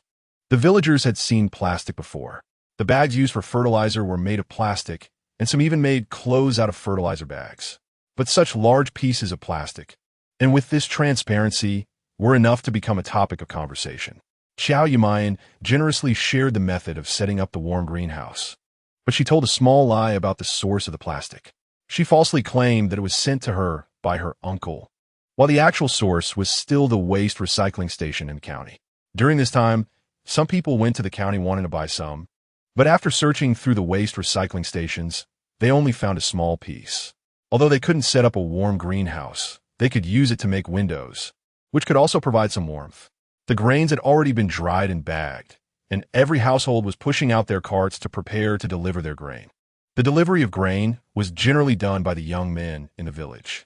Because Yusher Gully Brigade was relatively far from Shahizi Commune, and unlike Xinglong Mountain Brigade, which had tractors and gravel roads, they had to set off at midnight to arrive in time for work at the commune. Once there, they also had to queue for inspection, and delivering grain took a whole day and night. Lu Huaiye was dressed neatly and prepared to go with them to deliver grain, but he was stopped by Lu's father at the door. "You're not allowed to go." Lu Huaiye had an expressionless face. "Dad, if you don't let me go, it's just that you don't want me to attract others' attention. Even if we hide in Yusher Gully for a lifetime, they won't let us go. When they strike next time, are we supposed to hide in the ground? I just want to go out and see what kind of force is harming our family." Lu's father had a stern face. "Now is not the time to stand out. Once the inspection results come out, we will naturally know who is behind this." Lu Huaiye disagreed with this view. Wait until when? If we wait a year or 2 for results, that's fine, but if it takes 3, 5, or even 50 years with no results, what are we supposed to do? If the results come out and they directly convict us, it will be difficult for us to turn things around. Chapter 46, Finding a Breakthrough for the Liu family. Qiao Yumeian was surprised by the fierce argument between the father and son. They were both unwilling to back down, each expressing their views without any intention of compromise. It wasn't until Liu's father became so angry that his face turned red and he raised his hand to hit someone that Qiao Yumeian stood up to block Liu Huaiye.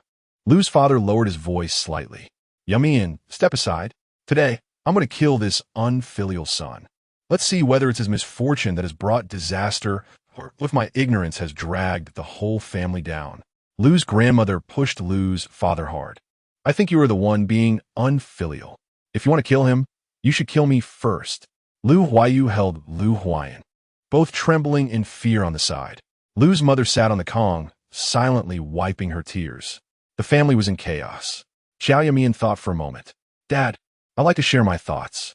Liu's father was strict with others, but always respected himself. As long as she spoke well, he would listen earnestly. Qiao Yumeian organized her words. I think Huaiye is right. No matter who is targeting the Liu family, their intentions are likely twofold. One is to make the Liu family suffer, unable to recover for a lifetime, forever trapped in Yusher Valley. The other is that the Liu family possesses benefits they want. And given the Liu family's current status, they definitely wouldn't trade it for anything. Therefore, they need to suppress the Liu family, make us live a hard life. And when the Liu family is desperate enough, they will extend a helping hand to get what they want.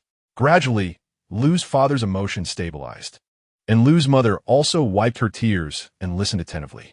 Regardless of the motive, they surely hoped the Liu family would cling to life. So I believe that endurance might not work. The more we lower ourselves, the happier they will be. Being low-key for a few years may indeed bring temporary peace, but countless changes may happen during these years. Perhaps they will no longer need the Liu family and will have better resources to exchange. Maybe you have some connections now that can be useful, but you can't guarantee that these people will still be in their positions or available to you in 3 or 5 years. We are low-key because we fear that greater suppression will directly crush the Liu family, but we can't just sit and wait. At the very least, we need to gather some information without alarming the enemy. One day, we might wait for an opportunity belonging to the Liu family, and then this information will become crucial for our resurgence. Liu's father's expression softened slightly, and after a while, he finally sat back down on the Kong. Yumeian, I still feel that since we don't worry about food and drink, living here is not a problem. Grandma's health is poor, Grandpa is still in a coma, and your mother and I are getting old. Even if I were to be reinstated, I wouldn't be able to do much. Huaiye has started a family and married a capable and wise wife like you, which makes me very happy. In a couple of years, we can find a suitable family for Huaiyu to marry into, and Huaiyan can grow up happily and freely. Living an ordinary life as a family isn't a bad thing. Your grandfather and I have fought for half our lives, but we lived in constant fear, with our lives hanging by a thread, and now it's all in vain. I'm tired and don't want to continue. Liu's grandmother, spirited, pointed at Liu's father and scolded him. What you're saying is irresponsible. Maya Hai is so outstanding, and Shuawei is also intelligent and capable.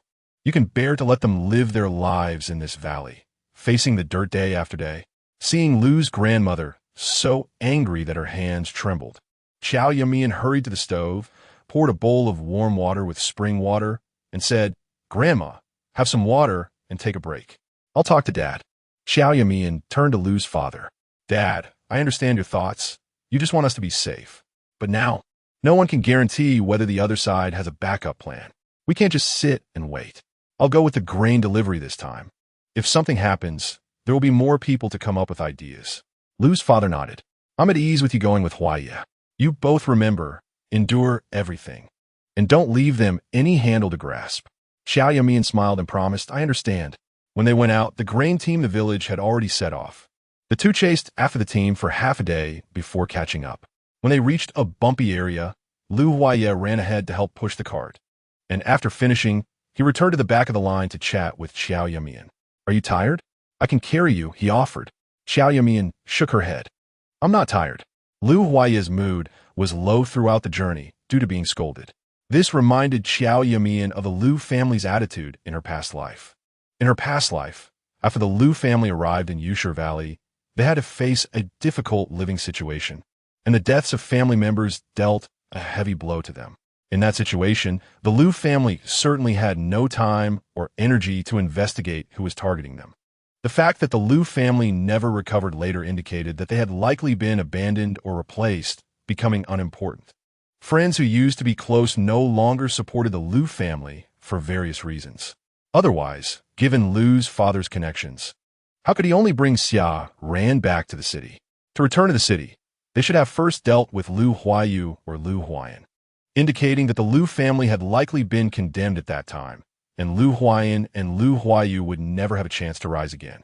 For the Lu family, going back was probably just a matter of time. But for Qiao Yumeian, who was reborn and knew the Lu family situation in her past life, the Lu family was now under a knife, and it was uncertain when it would fall. They couldn't wait. The sooner, the better. What are you thinking about? Lu Huaiya's voice pulled Qiao Yumeian back to reality. She bit her lip and said softly, "Huaiya, can you tell me what exactly happened to your family?" Lu Huaiya sighed. "Actually, I've been wanting to tell you about this, but I couldn't find the right opportunity. This matter dates back to when we were in Huajing. At that time, I was in the army, and my assessment results were fine. I should have been promoted. Moreover, before submitting my promotion application, I had also received a third-class merit award, so promotion should have been guaranteed. But my promotion application was never approved, which felt odd. So I took advantage of the holiday to go home and talk to my dad. As they spoke, they deliberately slowed down to create distance from the people in front. My dad told me that he discovered several of his subordinates and trusted people had been reassigned away from him, and several of his direct leaders only spoke empty words to him. Such changes made our family uneasy. So my father applied to be reassigned back to Qingshan County for rest, citing his poor health. We lived very low-key in Qingshan County, but one day, someone suddenly barged in, pulled out a large pile of documents, and said that during my father's tenure in Huajing, due to issuing an incorrect transfer order, a collective loss had occurred. They accused my dad of being intentional, allowing his subordinates to embezzle, and said they would investigate us. You know what happened later? After hearing this, Qiao Yumeian frowned. It turned out that the actual situation needed to be heard from the person involved, which was completely different from what she had learned in her past life and the present. So you don't know what is going on now? Lu Huaiyan nodded. The only thing worth suspecting is that before I earned my merit, I cooperated with the South China side, and the leaders intended to transfer me to the special team in South China, which I refused. The leaders from South China are notoriously difficult to deal with. And when news of my refusal spread, everyone thought our family was going to be in trouble. So Lu Huayu always believed that this disaster was caused by me. But I don't think that that's the case. Some of my conditions in the team were indeed excellent, but not to the extent that so many people would conspire to suppress me. Qiao Yumeian felt the same way. By the way, who is Miling's father? It seems that he has a cooperative relationship with Feng Haiping, but Feng Haiping won't completely obey the He family.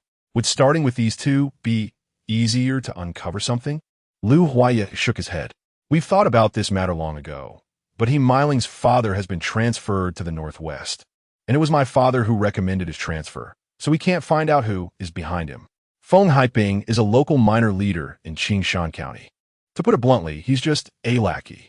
As long as the benefits are sufficient, he can work for anyone. Feng Haiping interacts with all kinds of people. He's quite the old hand and can't be investigated at all. Qiao Yumeian's eyes lit up. Are you saying that Feng Haiping doesn't belong to any faction and is only driven by interests? If that's the case, he must have a very powerful umbrella protecting him as he navigates among people. Can we try to create some trouble for him to see who steps in to help him? Maybe we can find some clues by following the trail. Lu Huaiya shook his head again. Feng Haiping has no backing, or you could say that anyone could be his backing. He has done work for many people and knows many people's secrets, so various forces are protecting him. Protecting him is protecting themselves. Qiao Yumeian couldn't help but stop. According to what you said, we could ask him to do something for us. Right now, he is targeting us. He's working for someone else. If we provide him with enough benefits so that the scale tips in our favor, wouldn't that give us a chance? Because Qiao Yumeian stopped. The people in front turned to look back, and the two of them fell in step with the group again. Lu Huaiya thought for a long time, looking completely at a loss. If Feng Haiping wanted power, he could easily rise through various forces. But he has been in Qingshan town for almost 10 years and hasn't gone anywhere. Look at those red armbands that are always searching around, showing off their power. But in front of Feng Haiping, they look like quails. He could easily find an excuse to have the red armbands raid a house. When it comes to money, he can have as much as he wants. The Liu family currently has neither money nor power, so it's too difficult to offer him something that would impress him. After hearing Liu Huaye's words, Qiao Yumeian was very excited. Liu Huaye, you're mistaken. If what Feng Haiping really wants is money and power, we wouldn't be able to do anything about him. Since he doesn't lack money or power, he must want something that is not easily obtainable. We could find people he has previously helped to ask what he desires, and then we could tailor our approach accordingly. Then he could be of use to us. Liu Huaye excitedly grabbed Qiao Yumeian's hand. Yumeian, you are truly brilliant. These matters seem to be as clear as a map in your mind. When one path doesn't work, you always find another that does. Qiao Yumeian wasn't really that clever. These ideas came entirely from the experience accumulated over 2 lifetimes. The Liu family now seemed to be lost in a fog, unable to find a way out, while she was an observer who could analyze calmly. Therefore, the first breakthrough point the Liu family could find at present is Feng Haiping. Chapter 47. Delivering grain. As the day grew brighter, the road widened. The two no longer chatted, but quietly followed the crowd towards the commune. Upon arriving at the commune's courtyard, everyone was excited. The Yeshigu brigade had little grain, so they delivered early and there weren't many people in line. Qiao Yumeian had been to the Shihizi commune in her past life. When he Qingshan gained fame through fertilization and was invited to the commune to provide guidance. At that time, during land reform, the policy of contracting land to households was implemented, and he Qingshan had the power to withhold the fertilizer formula, insisting on keeping it private regardless of the conditions offered by the production teams. Although this selfish behavior earned him much criticism, it also paved the way for future wealth accumulation. Just thinking about this made Qiao Yumeian grit her teeth in anger. Standing at the end of the line, she saw several villagers stand up and push their carts forward. Initially, she thought they would have to wait until the afternoon, but unexpectedly, they caught the last batch of grain weighing before the lunch break. Just as she was cheerfully helping Liu Huaye push the cart, the line suddenly stopped amid a commotion ahead. Liu Huaye wanted to check what was happening, but Qiao Yumeian stopped him. Since we want to start with Feng Haiping, let's not draw too much attention. You stay here. I'll go take a look. Qiao Yumeian, being small in stature, reached the front where Monsong was standing with his hands behind his back, sulking and silent. The deputy captain, Zhou Dashan, was arguing heatedly, his face red. We were the first to line up here in Yeshigu. Are you guys from Huaishan Brigade trying to cut in line? The commune officials are watching. How can you be so uncivilized? The Huaishan Brigade members stood their ground defiantly. The person in front is one of our brigade's members. We let him come to line up first. This is before the grain arrives. The soldiers move ahead. Zhou Dashan spat. That's just quoting ancient poetry. It's before the soldiers move. The grain arrives. I've been waiting here all morning. He clearly just got here and hasn't been in line at all. The person standing in line then started to act shamelessly. You must be blind. I went to the restroom and just came back. Zhou Dashan's face turned crimson with anger. You little brat, who are you calling blind? The situation escalated, and soon several people were about to start fighting, pulling and shouting, turning the scene chaotic. Qiao Yumeian watched the lively scene and couldn't help but want to laugh. The Huaishan Brigade and the Yeshiga Brigade were practically sworn enemies. While other production teams competed for first place, these two communes competed for second to last. As the two worst production teams in Shihizi, their annual grain delivery was a contest of wits and strength.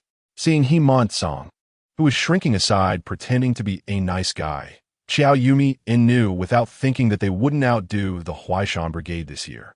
Taking advantage of the fact that all the Huaishan Brigade members were busy arguing, she stealthily blended into the crowd and secretly took a bag of grain from each of the several carts, transferring them into her space. Then, pretending to be tired, she sat on her own brigade's cart to rest, entering her space to loosen the tied bags. She poured a bowl of spring water inside, ensuring the bags looked dry on the outside but were wet on the inside.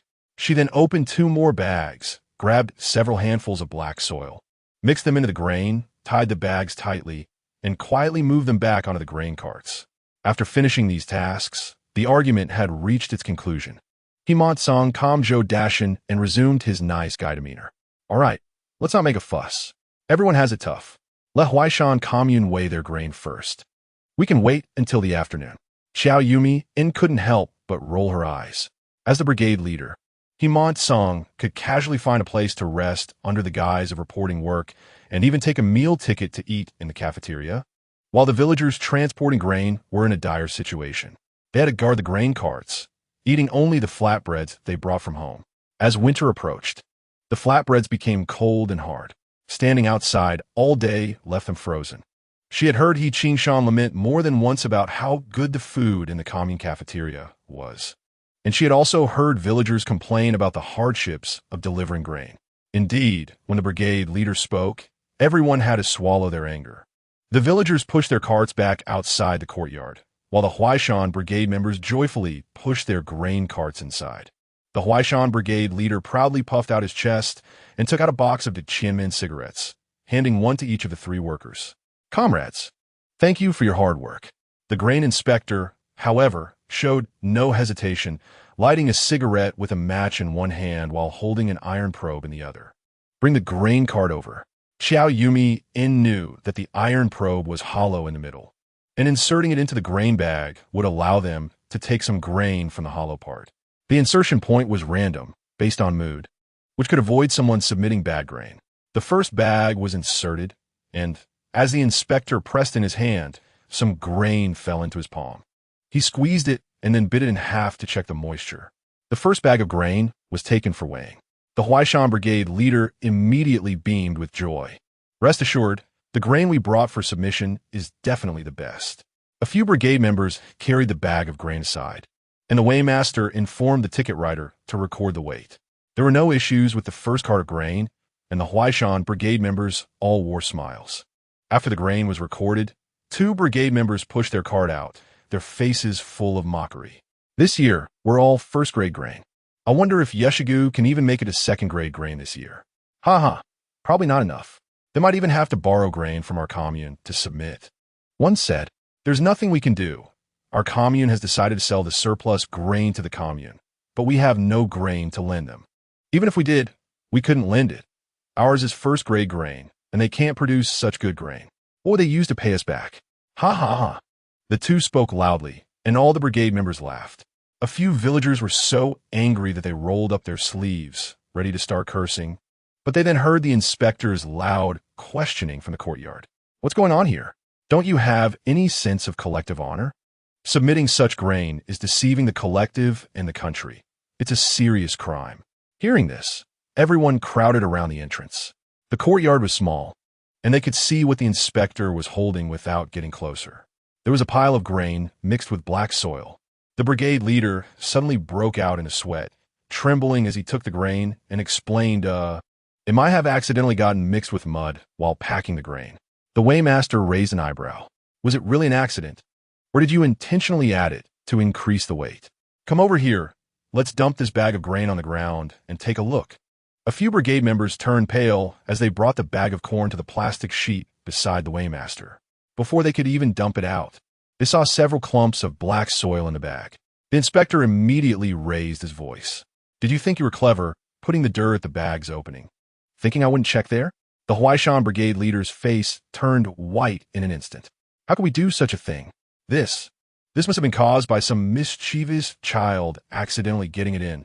The inspector snorted coldly.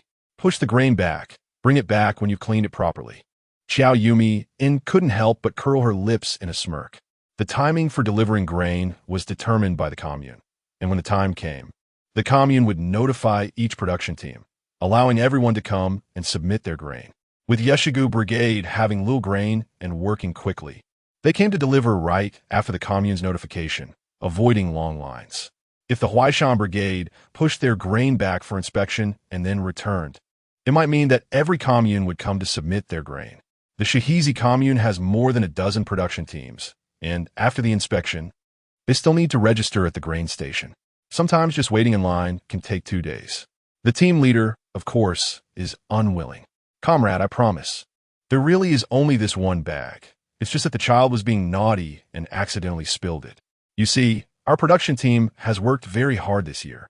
Please give us another chance in light of our first-class grain." While saying this, he handed over a whole box of the Qiao Yumeian cigarettes from his pocket. The inspector looked around and did not accept the box of cigarettes. "All right, take this bag back, and we will continue the inspection." There were 4 bags of grain on the cart, and the last 3 bags were fine. But then a problem arose with the 3rd bag. When the inspector poked it with an iron rod, it turned out that the grain had actually sprouted. Qiao Yumeian bit her lip desperately to keep from laughing out loud.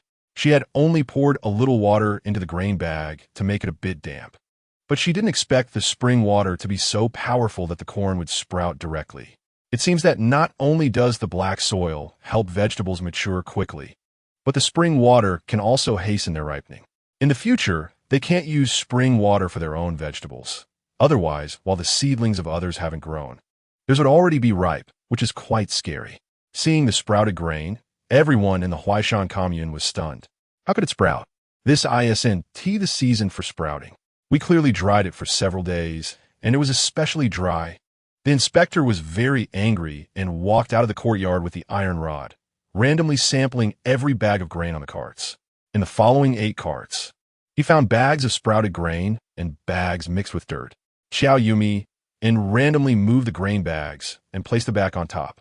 Initially, she had planned to finish delivering the grain in the morning and then go to Qingshan County with Lu Huaye in the afternoon. If she had to wait in line until the afternoon, by the time she finished delivering the grain, it would be dark, and she would have to return to the commune with the team. She knew that growing grain wasn't easy, so she didn't intend to completely sabotage it. She just mixed in a bit of dirt. This kind of grain would be taken back, cleaned up, and then brought back for resubmission. Since the Huaishan commune was unwilling to wait in line, she decided to make them wait enough.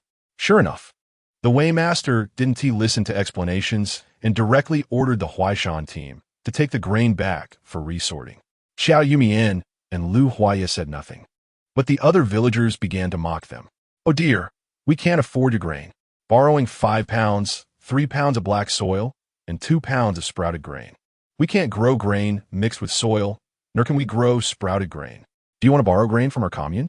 After we finish delivering our public grain, we might still have some state-purchased grain left. Forget it. They wouldn't look down on our second-class grain anyway."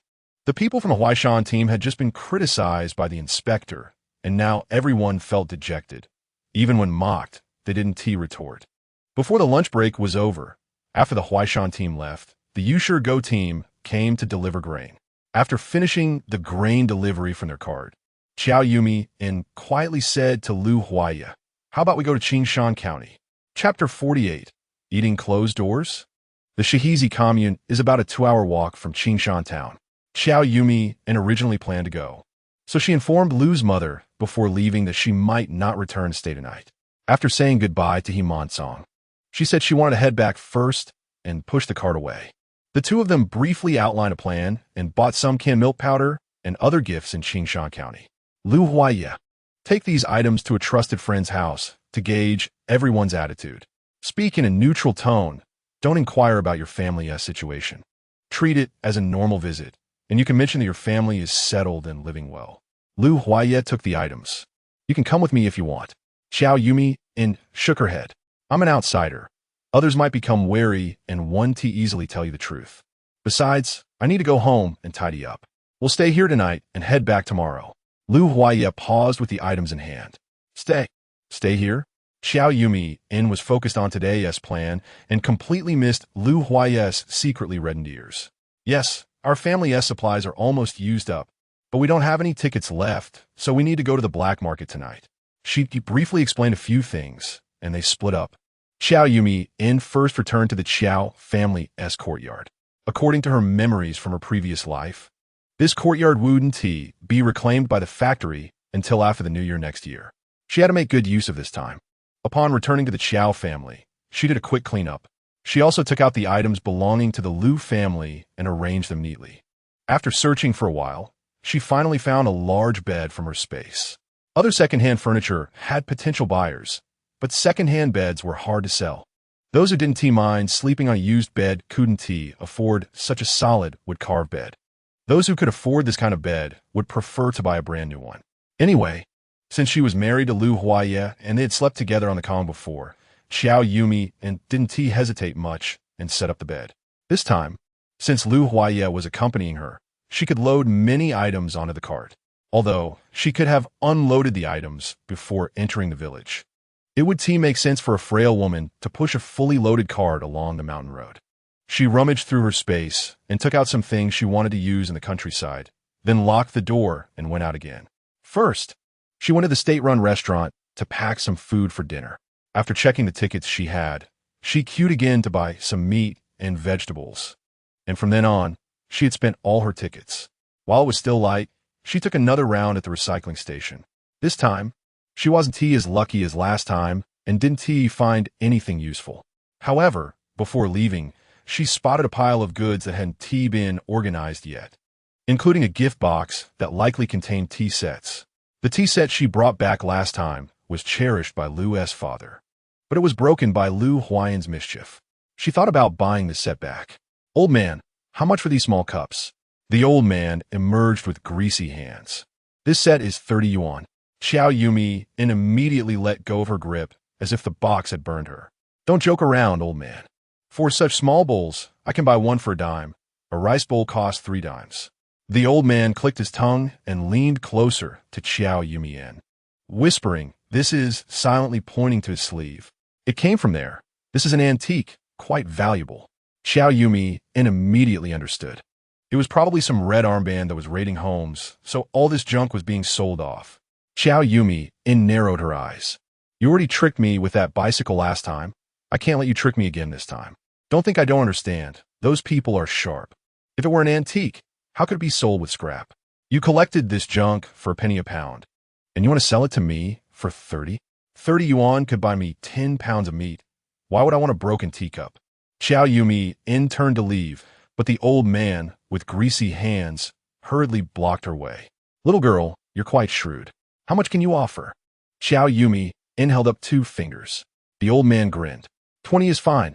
I'll sell it to you." Qiao Yumeian's face turned cold.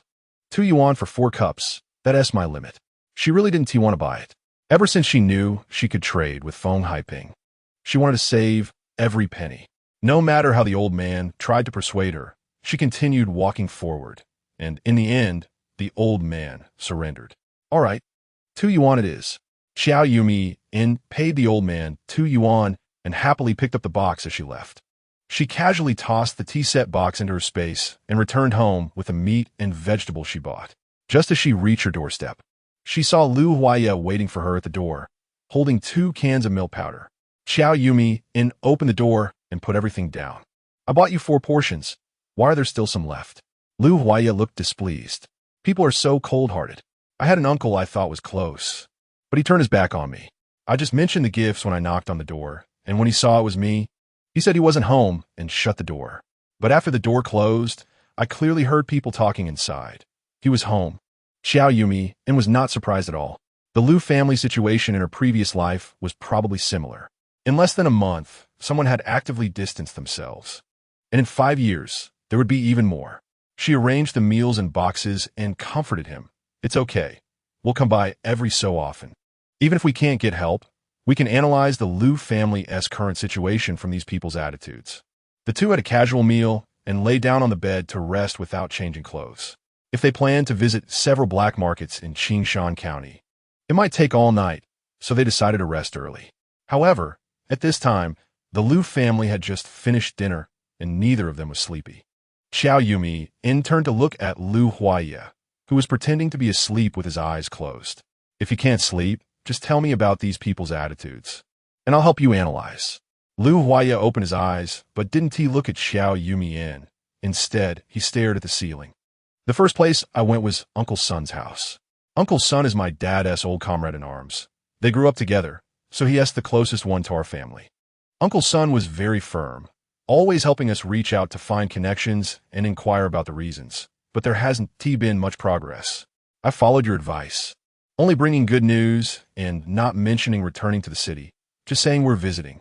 He seemed very worried, feeling that we were wronged, and kept trying to give me money." Lu Huaye's tone was flat, revealing no joy or sorrow. Then I went to Uncle Lee and Uncle Chun's houses. One of them is my dad's old subordinate, just like Miling's father, and the other was transferred to Qingshan County with my dad and usually keeps in touch. They didn't talk much about our situation, only asked if I was doing well, and didn't give me any money, but when I left, they insisted on giving me eggs and meat from their home. The last person, you know him, his surname is Qin, and he has completely turned his back on us. Liu Huaye's voice grew cold, mixed with disappointment. Qiao Yumeian reached out and patted Liu Huaye's arm in comfort. It's okay. We never planned to rely on anyone. Liu Huaye responded with an mm. It seems that among these 4 people, only Uncle Sun is the most trustworthy. Qiao Yumeian buzzed. Wanted to say something, but ultimately held back. However, Liu Huaye very perceptively caught this subtle change in her demeanor. What do you want to say? After thinking for a moment, Qiao Yumeian finally spoke. I don't know if I'm right, but I don't agree with you. On the contrary, I think your Uncle Sun is not trustworthy. Liu Huaye sat up straight from the bed. What do you mean? Qiao Yumeian looked up at Liu Huaye's face and felt a bit uneasy, so she propped herself up on her arms and sat up as well. The attitudes of these 4 people are quite intriguing. Your dad has many friends, and the fact that you picked these 4 among so many indicates that they are not just casual acquaintances. They must have some deeper connections and a certain understanding of each other. Let's talk about Uncle Lee and Uncle Chun first. They didn't bring up what happened with your family. They just listened to you talk about your recent situation.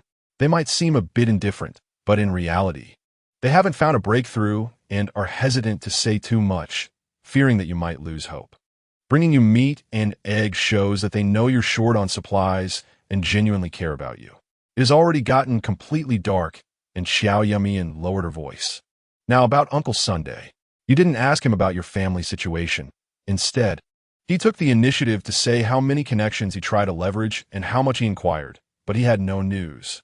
To be honest, I find this behavior somewhat hypocritical. If he truly cared about your family, he wouldn't say such demoralizing things to you. Don't you think his actions seem like he's trying to take credit? Moreover, he gave you money when you left. It's difficult for you to come to the county from the countryside. What can you buy with that money, and how long can it last? Honestly, it would be better to give you some meat and eggs instead. He talks beautifully and acts impressively, but in reality, aside from causing you anxiety, it holds no significance. I suspect he doesn't expect your family to recover or wants to take credit once you do. He's too slick.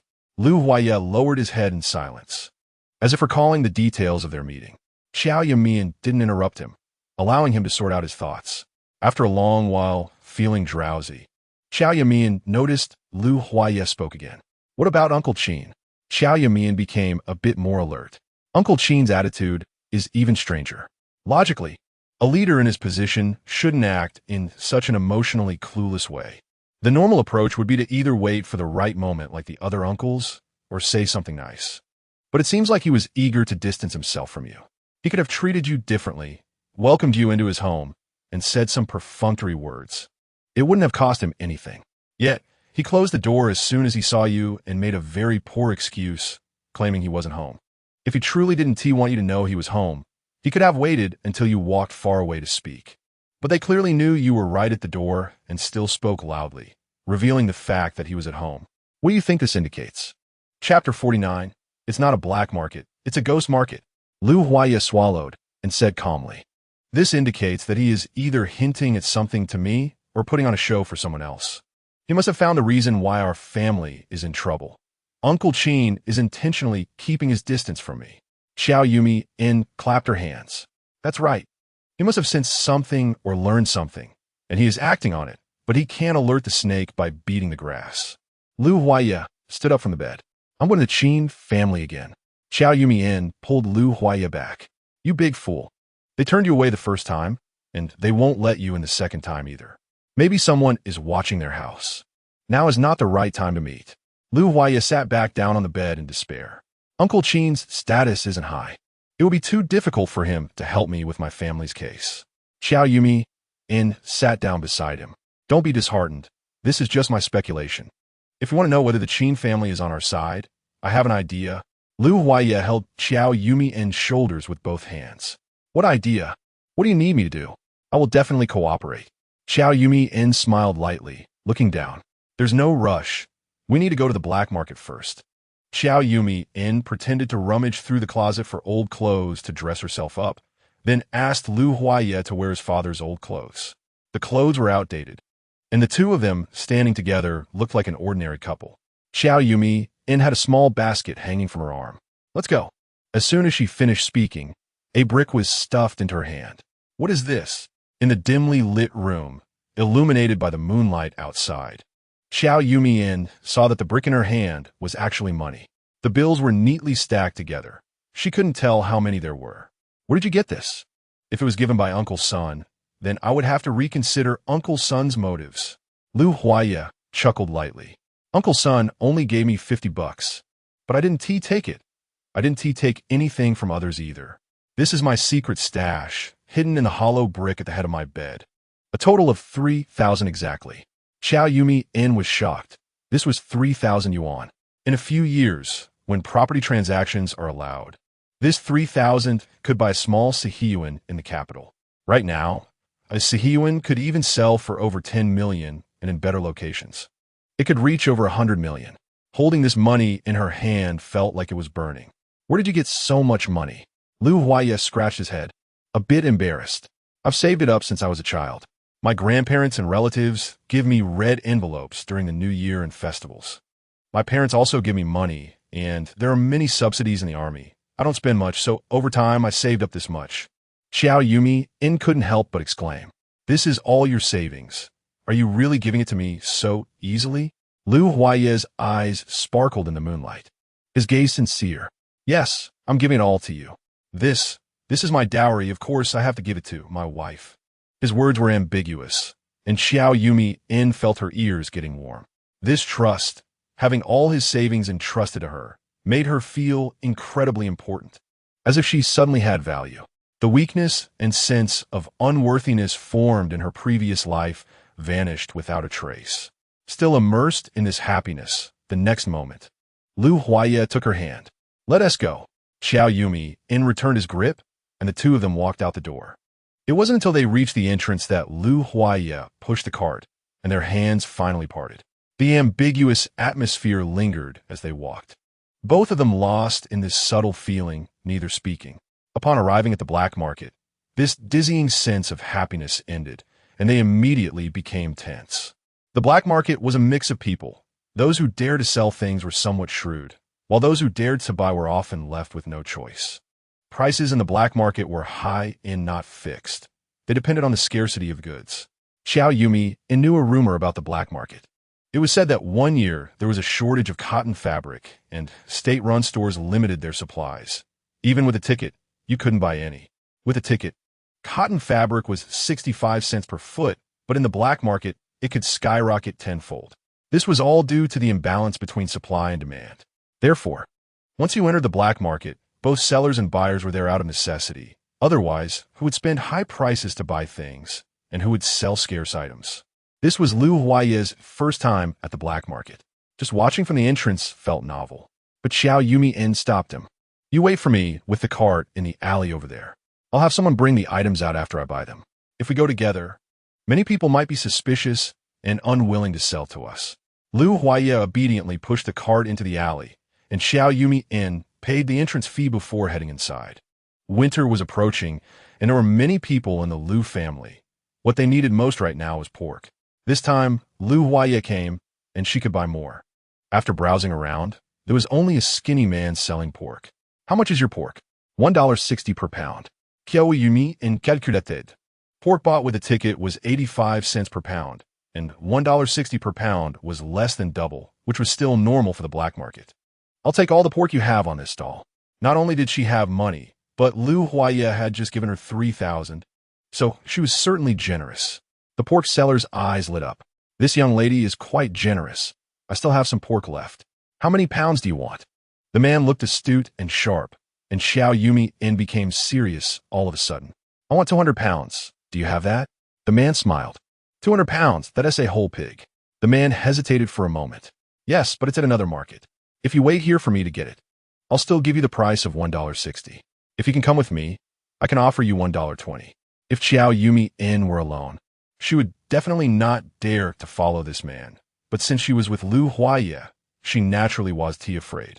I'll go with you. Qiao Yumeian briefly explained and led the man to the entrance, where they placed the pork on the cart. The man led them through quieter alleys, where there were few people, and in some places there were even no lights. Qiao Yumeian felt a bit scared. Lu Huaye could fight, but if 10 people came out with knives, it wouldn't matter how good he was. She stopped in her tracks. Hey, this route is a bit too remote. Isn't it? I've never been this way before. The man stopped and smiled. I know you're afraid I might have people ambush you, but you needn't worry. I, Gao Lu, have been selling pork in the black market for a while. I wouldn't do anything to you for this one pig. If I really robbed you of your pig and money, you could just go to the police and report the black market location, and I would lose my place to make money. Qiao Yumeian thought about it and agreed. If he were that kind of person, the black market would have been reported long ago. Lu Huaye also leaned closer to Qiao Yumeian and whispered, I can take on 20 men alone in the army. And although these alleys are remote, they are inhabited. If you shout, someone will come out. Gao Lu had been quietly leading the way, but now he started talking again. The place I'm taking you to is known to very few people. You'll know once you get there. The two followed Gao Lu through several alleys, bypassing a gravel path, and finally arrived at an abandoned factory on the outskirts. Gao Lu knocked rhythmically 3 times on the door, and someone opened a small hole at the entrance. Gao Lu, why are you back so soon today? We just started our stall over here. Gao Lu chuckled twice. I've encountered a big client. Ho, you better step aside. The man named Ho turned his body, and Qiao Yumeian saw the scene inside through the small door that was opened. In other black markets, everyone keeps their heads down and doesn't speak. Even negotiating prices is done secretly, fearing that a loud voice might attract attention. But this abandoned factory was different. Not only was it not dark and chaotic, but they had also pulled in electric wires, and the people inside were setting up stalls, allowing buyers to clearly see what was being sold. It didn't feel like a black market. It felt more like a night market. Gao Lu turned around. See, I'm doing legitimate business. If you're scared, just wait here. I'll go in and get the meat. Qiao Yumeian nodded. Just as Gao Lu entered, Ho closed the door. Qiao Yumeian instinctively looked up at Lu Huaye, only to find his expression serious. Lu Huaye, what's wrong? Lu Huaye scanned the surroundings warily, and then pulled Qiao Yumeian a little further away. This isn't just any black market. This place is called a ghost market. Qiao Yumeian looked puzzled. What is a ghost market? That sounds creepy. Lu Huaye explained slowly. The crowd trading in a ghost market isn't made up of ordinary people. It includes all kinds of characters from both the legal and illegal sides. And the goods sold vary widely. Stolen items, smuggled goods. Not only can you buy physical items, but you can also buy information and even contract a hit. As long as you have money, you can buy anything you want. Qiao Yumeian felt a wave of fear wash over her. She realized she had been living a simple life, only thinking about getting meat and saving a few cents, nearly putting herself in danger. How do you know all this? Lu Huaye kept a cold expression, staring motionlessly at the door. I've received many missions to eliminate these ghost markets while in the army, but they only communicate internally. Their meeting times and locations aren't fixed, making it hard to catch them. Qiao Yumeian started to feel scared. Lu Huaye, let's go. We don't need the pork. Just as they finished speaking, Gao Lu pushed the door open and walked out. Don't go. I brought you to the door. Why do you want to leave? Qiao Yumeian's body stiffened instantly as she felt the atmosphere around Lu Huaye change. It was as if his whole body had become alert, ready to act at any moment. Qiao Yumeian was already drenched in cold sweat. They had moved a certain distance away from the door, and speaking quietly like this, the people nearby shouldn't be able to hear. But Gao Lu could hear everything inside, and the sharpness of his hearing was frightening. Gao Lu smiled sincerely. Little girl, I admit, bringing you here is not just to sell you pork. I also want to make another deal with you. But don't worry. If you don't want to do business with me, I won't force you. You can take your pork and leave. But if you agree to do this business with me, I can give you the pork for free. Chapter 50.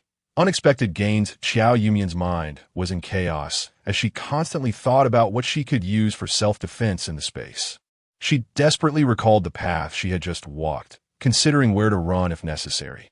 There was a hole in her space that could be used as a weapon. The thermos, the wash basin, and a very heavy stove could all be taken out to hit someone. She also had a bicycle. If she took it out, both of them could escape. Compared to the exposure of her space, saving her life was the priority. With this thought, she calmed down a bit. When a person is calm, their mind is not chaotic and they can think of many things. After a moment of thought, Qiao Yumeian quickly grasped the key point. Gao Lu was very slick. He first attracted her with low-priced pork, then proposed a trade when there were fewer people around. If she hadn't come to the black market today or hadn't followed him earlier, this business wouldn't have happened. This meant that the transaction was just a whim for him, something he could choose to do or not. This reduced their danger somewhat. Lu Huaye had just said that this ghost market posed a threat, and the authorities wanted to eliminate them. By luring them over, Gao Lu had also exposed the location. Moreover, he clearly could have kept silent, but instead revealed his skills to them, which might have been Gao Lu's way of telling her that he was a capable person. Qiao Yumeian turned to see Lu Huaye, who was poised like a leopard, ready to pounce at any moment. If Gao Lu made a move, he would rush in the next second. She had no doubt about Lu Huaye's skills, but she didn't want to confront Gao Lu at this moment. For some reason, she felt that making a deal with Gao Lu would put her in a better position than fighting him and escaping. After thinking this through, she no longer felt afraid.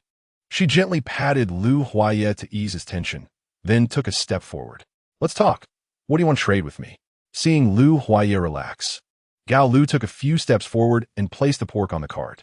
After spending a long time in this business, he could tell that the man opposite him was skilled. The man's gaze was fixed on him, and even the frequency of his blinking had slowed down. Not to mention the imposing presence. The fact that he could keep his eyes open without blinking was something that required training. Indeed, calling his brothers out wouldn't put him at a disadvantage.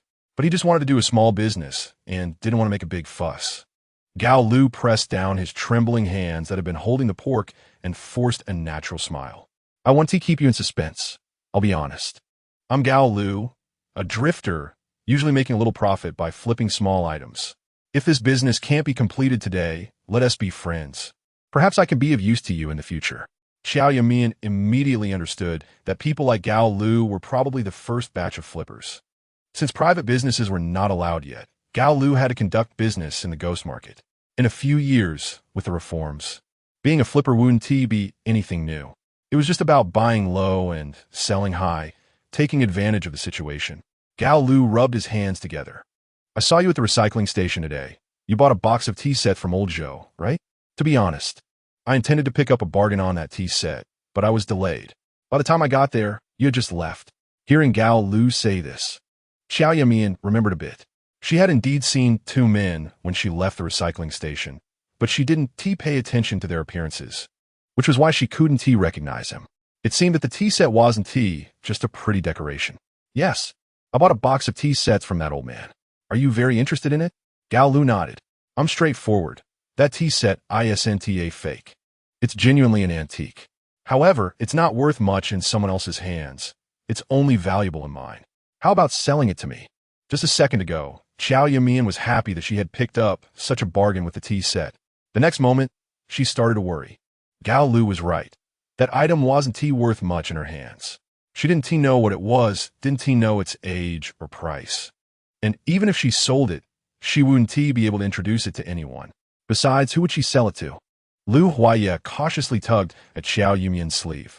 "What is that thing he is talking about?" Qiao Yumeian glanced at Gao Lu. "Can we discuss it between us?" Gao Lu nodded. "Of course." After he spoke, seeing that Qiao Yumeian and Lu Huaye were standing still, he realized they were worried about him overhearing their conversation. Gao Lu smiled and stepped back a good distance. Qiao Yumeian looked at the distance Gao Lu had kept, silently noting it.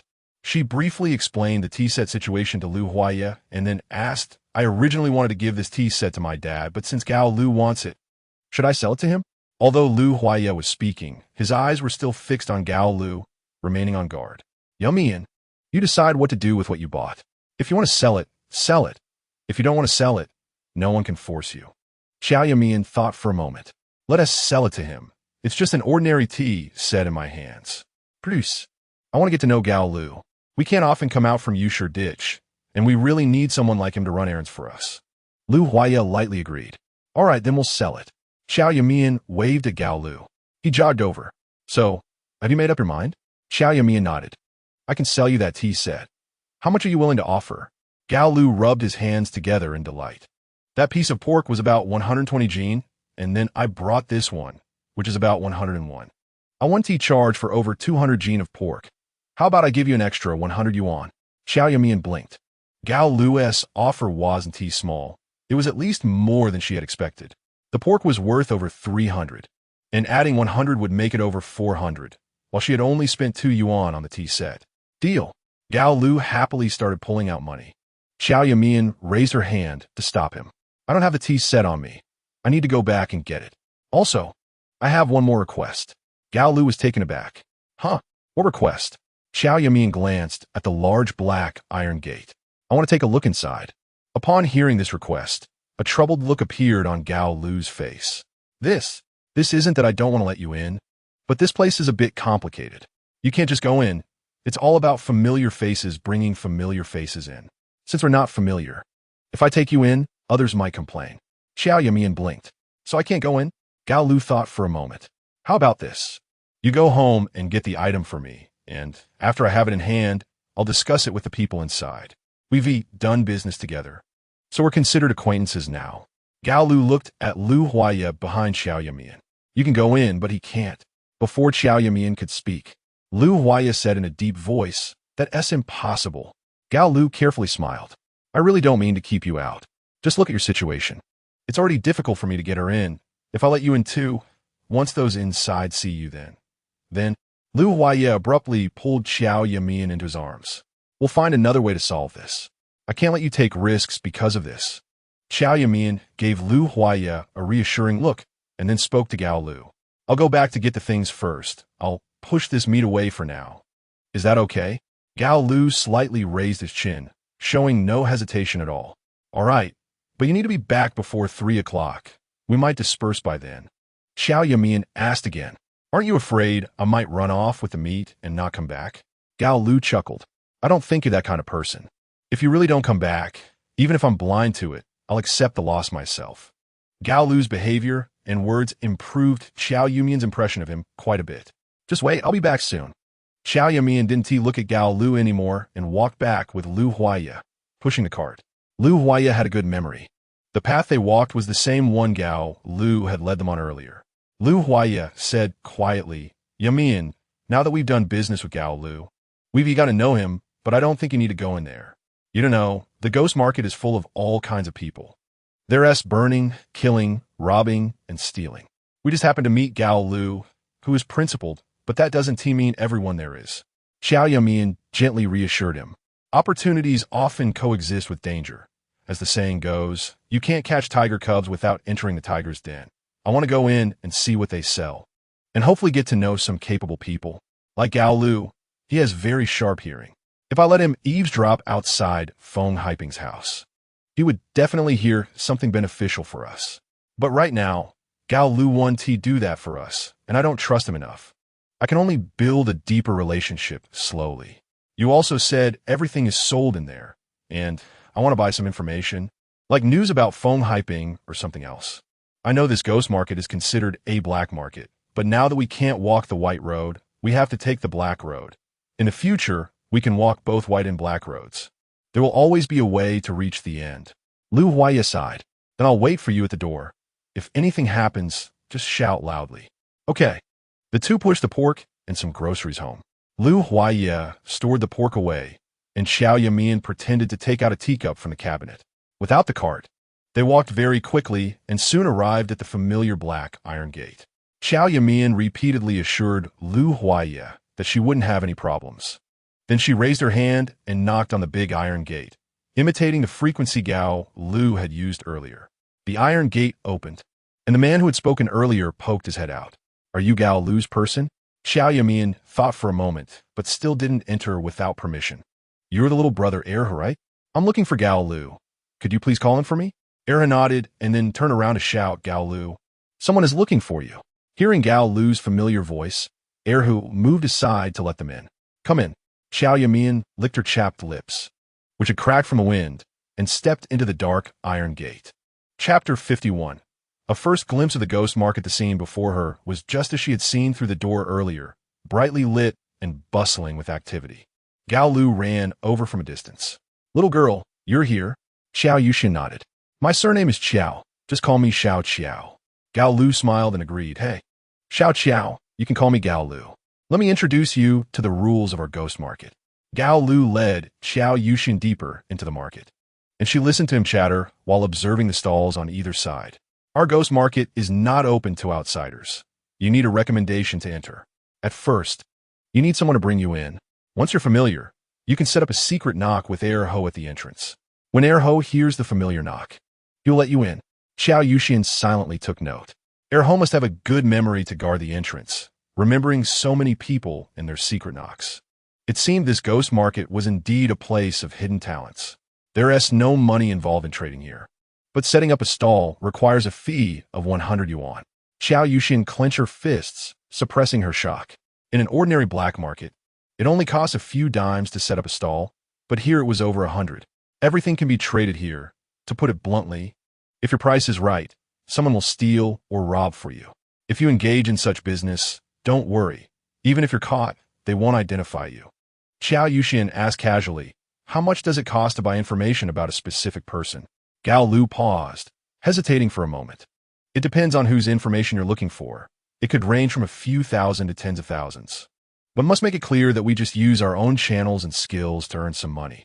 We don't engage in stealing confidential information. Traders are universally condemned." Qiao Yumeian chuckled lightly. "You all seem to have a sense of justice." Gao Lu took out 10 large bills and handed them to Qiao Yumeian. "I need to check on my stall, so I won't accompany you. Feel free to wander around. My stall is the 4th one ahead. If you see something you like, don't buy it right away. Come to me first, and I'll help you appraise it." After thanking Gao Lu, Qiao Yumeian strolled around. There weren't many stalls, but many people were present.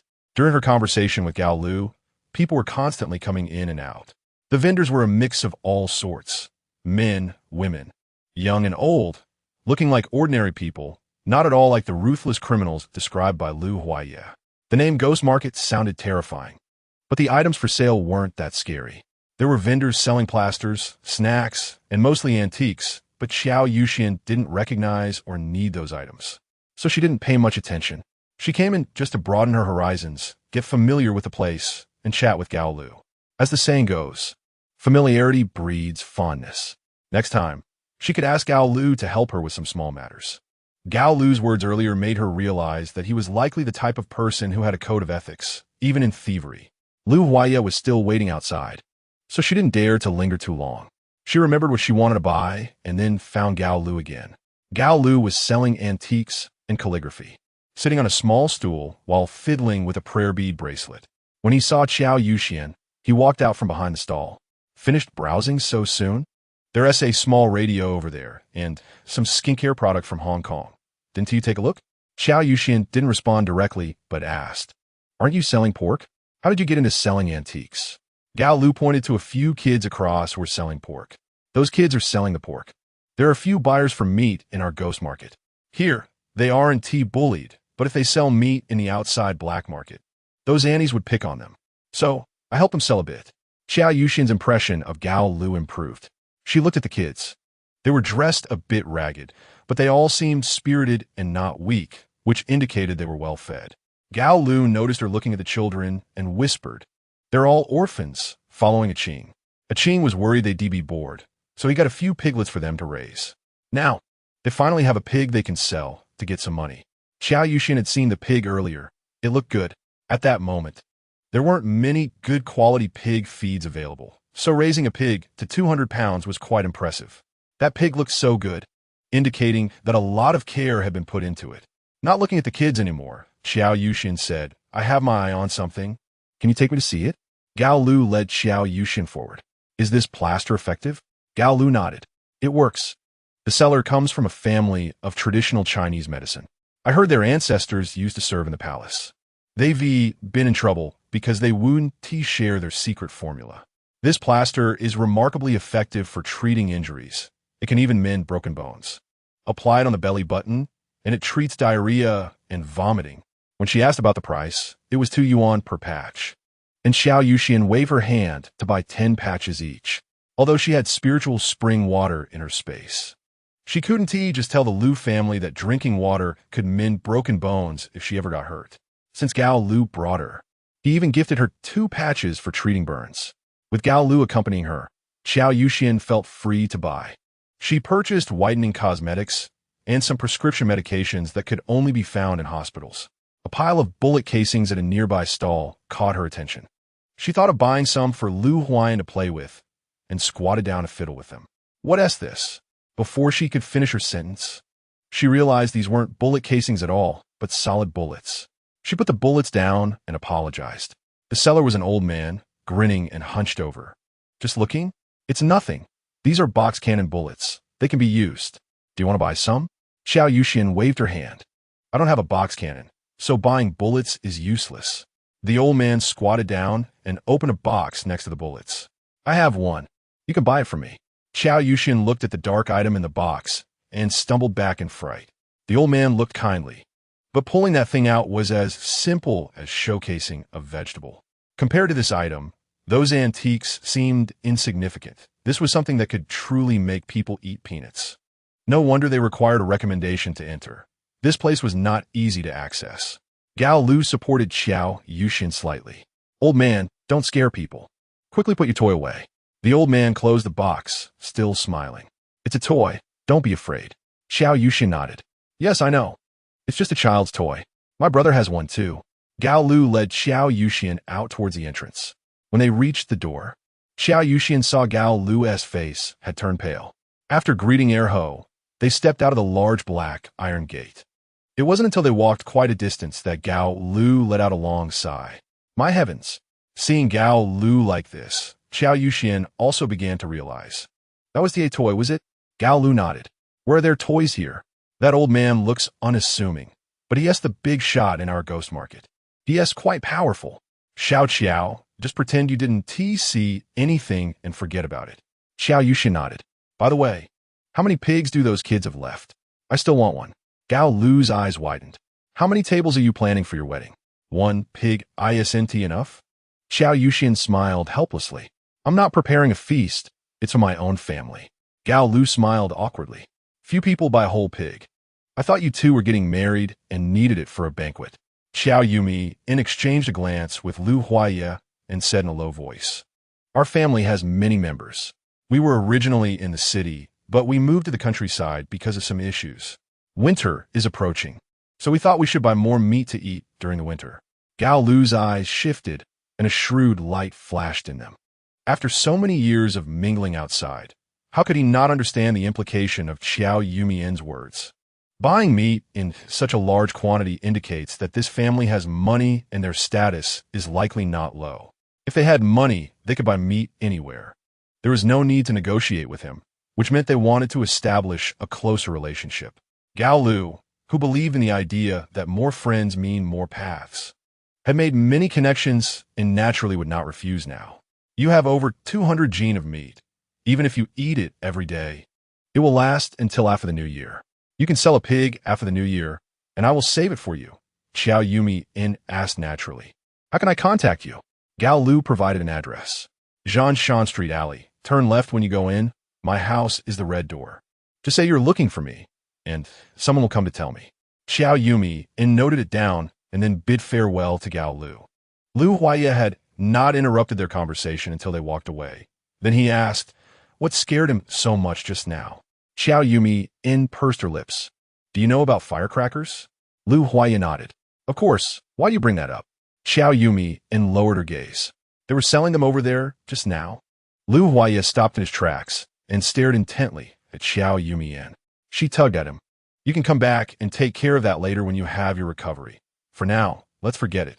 We've already wasted a lot of time. Let's quickly go through the remaining few places and see what else we need to buy. The two of them made another round through the remaining 2 black markets. But it was already quite late, and many scarce items were gone. For example, brown sugar, milk powder, and cotton. Brown sugar and milk powder were to be mixed with eggs to feed Old Man Lu. Although there was still some at home, no one knew how long Old Man Lu would remain in a coma, so they needed to stock up. The Lu family was large, and in the past, They didn't wear cotton jackets or trousers. They had cars to go out, and wherever they went had heating. In winter, they wore cashmere coats and didn't wear cotton clothing at all. Everyone's cotton clothing had to be made on-site, requiring a huge amount of cotton. However, there was still more than a month until the heavy snow would block the mountains, and during this time, she could still come back a couple of times. Even if they couldn't buy enough, there was no need to worry. All 3 houses had been insulated, and if necessary, they could just stay indoors and spend their days on the calm. Both of them were not tired. They decided to pack their things overnight and push the cart back to Yusher Gully. The 2 halves of the pig were too conspicuous, although they could be hidden. It would not be good if someone curious came over to check. Chapter 52. Miscarriage. The 2 of them pushed their load. And with the darkness and the difficult mountain roads, by the time they returned to Yusher Valley, it was already bright. Almost as soon as they pushed the cart into the yard, people started moving about on the road. Qiao Yumeian gave Lu Huaiye a glance, and he directly pushed the cart into the plastic greenhouse at the door. They had walked all night, and even though they were dressed warmly, they could not withstand a cold. As soon as the greenhouse was opened, a wave of warm air rushed out. Although Qiao Yumeian had already informed the Lu family that they would be sleeping outside, the Lu family had still worried all night. Even Lu Huaiyu, who usually loved to sleep in, got up and helped Lu Mu in the kitchen. As soon as the cart appeared at the door, Lu Huaiyu came forward to help pull it. "Brother, what did you buy? Why did you push it into the house?" Qiao Yumeian was afraid of being seen by others and hid the pork tightly. The 2 pieces of pork were wrapped tightly in a bedsheet, with rice bought from the black market and some old clothes on top. After removing these items, 2 pieces of white pork were revealed to everyone. The whole family gathered around. "Oh my God, where did you buy so much pork?" Seeing the surprise on the Lu family's faces, Qiao Yumeian felt quite satisfied. "I went to the black market with Lu Huaiye. There are no roads in Yusher Valley, and when it snows later, the heavy snow will block the mountains, and we won't be able to go out. Our family will eat this meat for the whole winter." Lu Mu looked at the meat, and a hint of difficulty appeared on her originally happy face.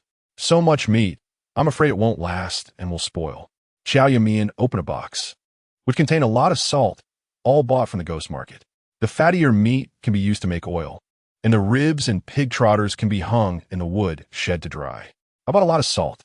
We can cut the meat and then cure it with salt, storing in the cellar for a while. After a while, when it snows, we can just put it outside to freeze.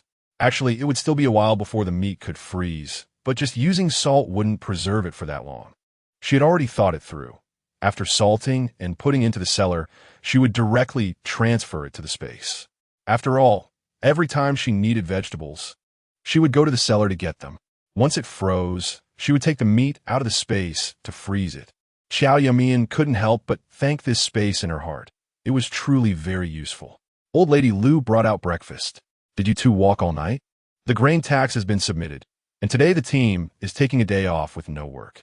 You 2 eat your breakfast and catch up on sleep. Don't wear yourselves out." Qiao Yumeian did not decline. She was indeed very tired. In fact, ever since she frequently drank the water from the spiritual spring, she rarely felt fatigued. Most of it was just her spirit needing rest. After encountering Gao Lu yesterday and going to the ghost market, she had basically exhausted all her energy, and it was time to have a good sleep. After simply eating a bit, she returned to her room to rest. During breakfast, Old Lady Lu had already heated the Kong for her. After a quick wash, she lay down into the warm quilt to catch up on sleep. Before sleeping, she also entered the space and quickly tidied up the unwanted vegetable leaves left in the black soil. Then, she replanted and watered before finally sleeping soundly. She slept very deeply, so much so that when she was woken up by noise, she was particularly angry. There was no clock in the room, and the glass was covered with plastic, making it impossible to tell the time. She could only see shadows of people outside through the plastic. She dressed and opened the door. The plastic insulation was quite good, feeling only a bit cool. But she felt the biting cold as soon as she stepped out of the greenhouse. The first time she stayed here, there had been a conflict with the He family, and the surrounding fence had been kicked down. In the past few days, Lu Huaiye had rebuilt the fence, separating the Lu family's courtyard from the He family's. Now this house was considered to be in the He family's courtyard. Outside the fence, a crowd had gathered, including onlookers and the Lin family couple along with their 2 sons. Qiao Yumeian was kneeling on the ground, her cheeks swollen, and Tian Ho-Hot was also sitting on the ground crying. He Monsong was nowhere to be found, with only He Qingshan standing beside the two with a face full of anger. Aunt Lin had her hands on her hips, pointing at Tian Ho-Hot. The doctor's diagnosis is out. Now you can't deny it. Will He Monsong return? I must have him give me an explanation. He Qingshan looked disdainful. I've already beaten this bitch, and she guaranteed she wouldn't come near your family again. What more do you want? Do you want me to divorce her? If my divorce will calm your anger, then I'll go divorce her right now. Hearing the word divorce, Qiao Yumeian was stunned, then turned and threw herself at He Monsong's legs. Qingshan, please, I don't want to divorce you. I really know I was wrong. I know I was wrong. Qiao Yumeian crawled to Aunt Lin's side. Auntie, please calm down. If I get divorced, where can I go? Isn't that forcing me to death? Aunt Lin took a step back. I'm not forcing you to death, but you should pay the price for what you've done. He Monsong yanked Qiao Yumeian back. You homewrecker, we're getting divorced right now. From now on, you have nothing to do with my family. The sins you've committed, go redeem them yourself. After the divorce, go work like a cow or a horse for the Lin family. Qiao Yumeian was being dragged away, struggling desperately. Mom, I beg you. Please pay the medical expenses for the Lin family. I will pay you back later. I've already written to my mom and dad, and once they receive the letter, they will send the money right away. Tian Ho-Hot cried sorrowfully. I really have no money. If I had money, I would have compensated them. Qiao Yumeian was being dragged out of the yard. Suddenly, she trembled all over and screamed, Ah, my stomach hurts. Then everyone saw that Qiao Yumeian was dragged across the ground, leaving a trail of blood. Everyone froze for a moment, but the experienced women quickly reacted. Oh no, Qingshan, quickly let go of your wife. She might be pregnant. She's bleeding. He Qingshan instinctively released his grip, and Qiao Yumeian's head hit the ground, her eyes rolling back as she fainted. Tian Ho-Hot immediately jumped up from the ground, no longer looking as miserable as before. Pregnant?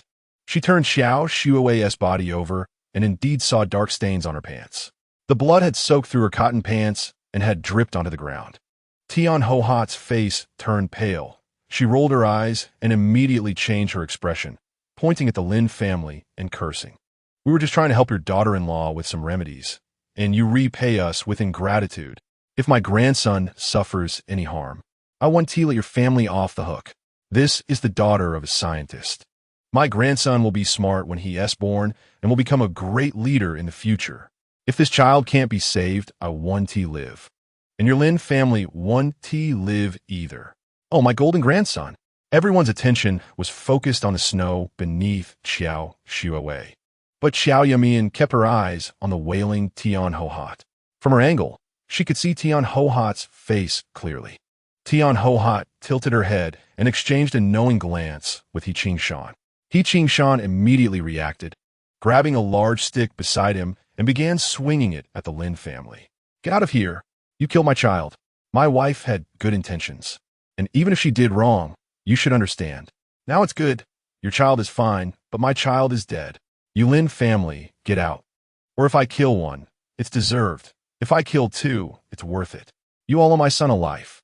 The Lin family members were also caught off guard by the sudden occurrence, and a few of them were dazed.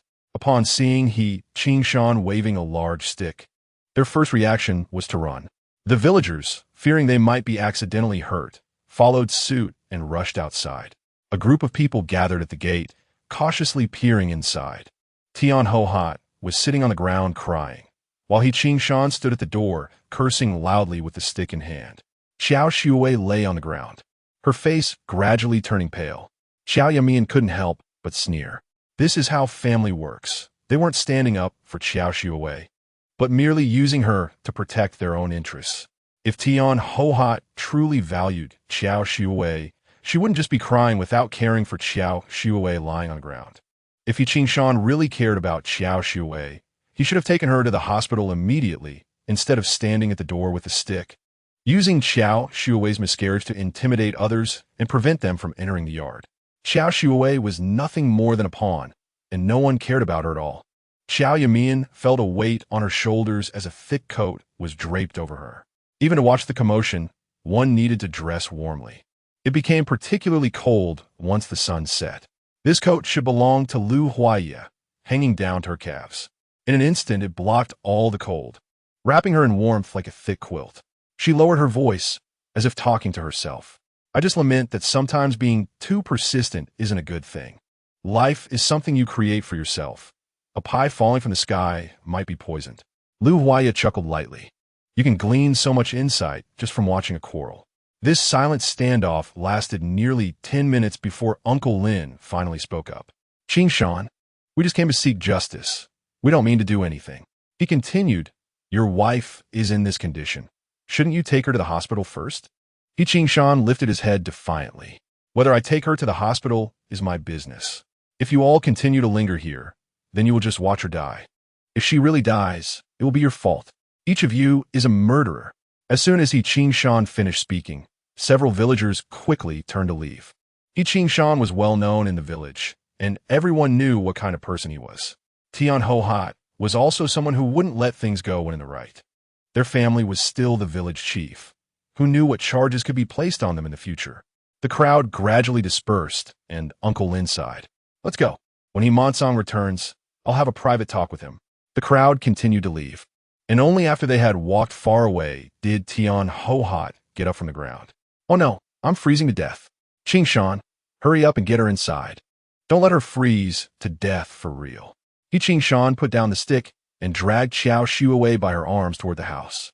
Qiao Yumeian saw that Qiao Yumeian's tightly clenched hands were trembling from the effort, her knuckles already blue and purple from the cold.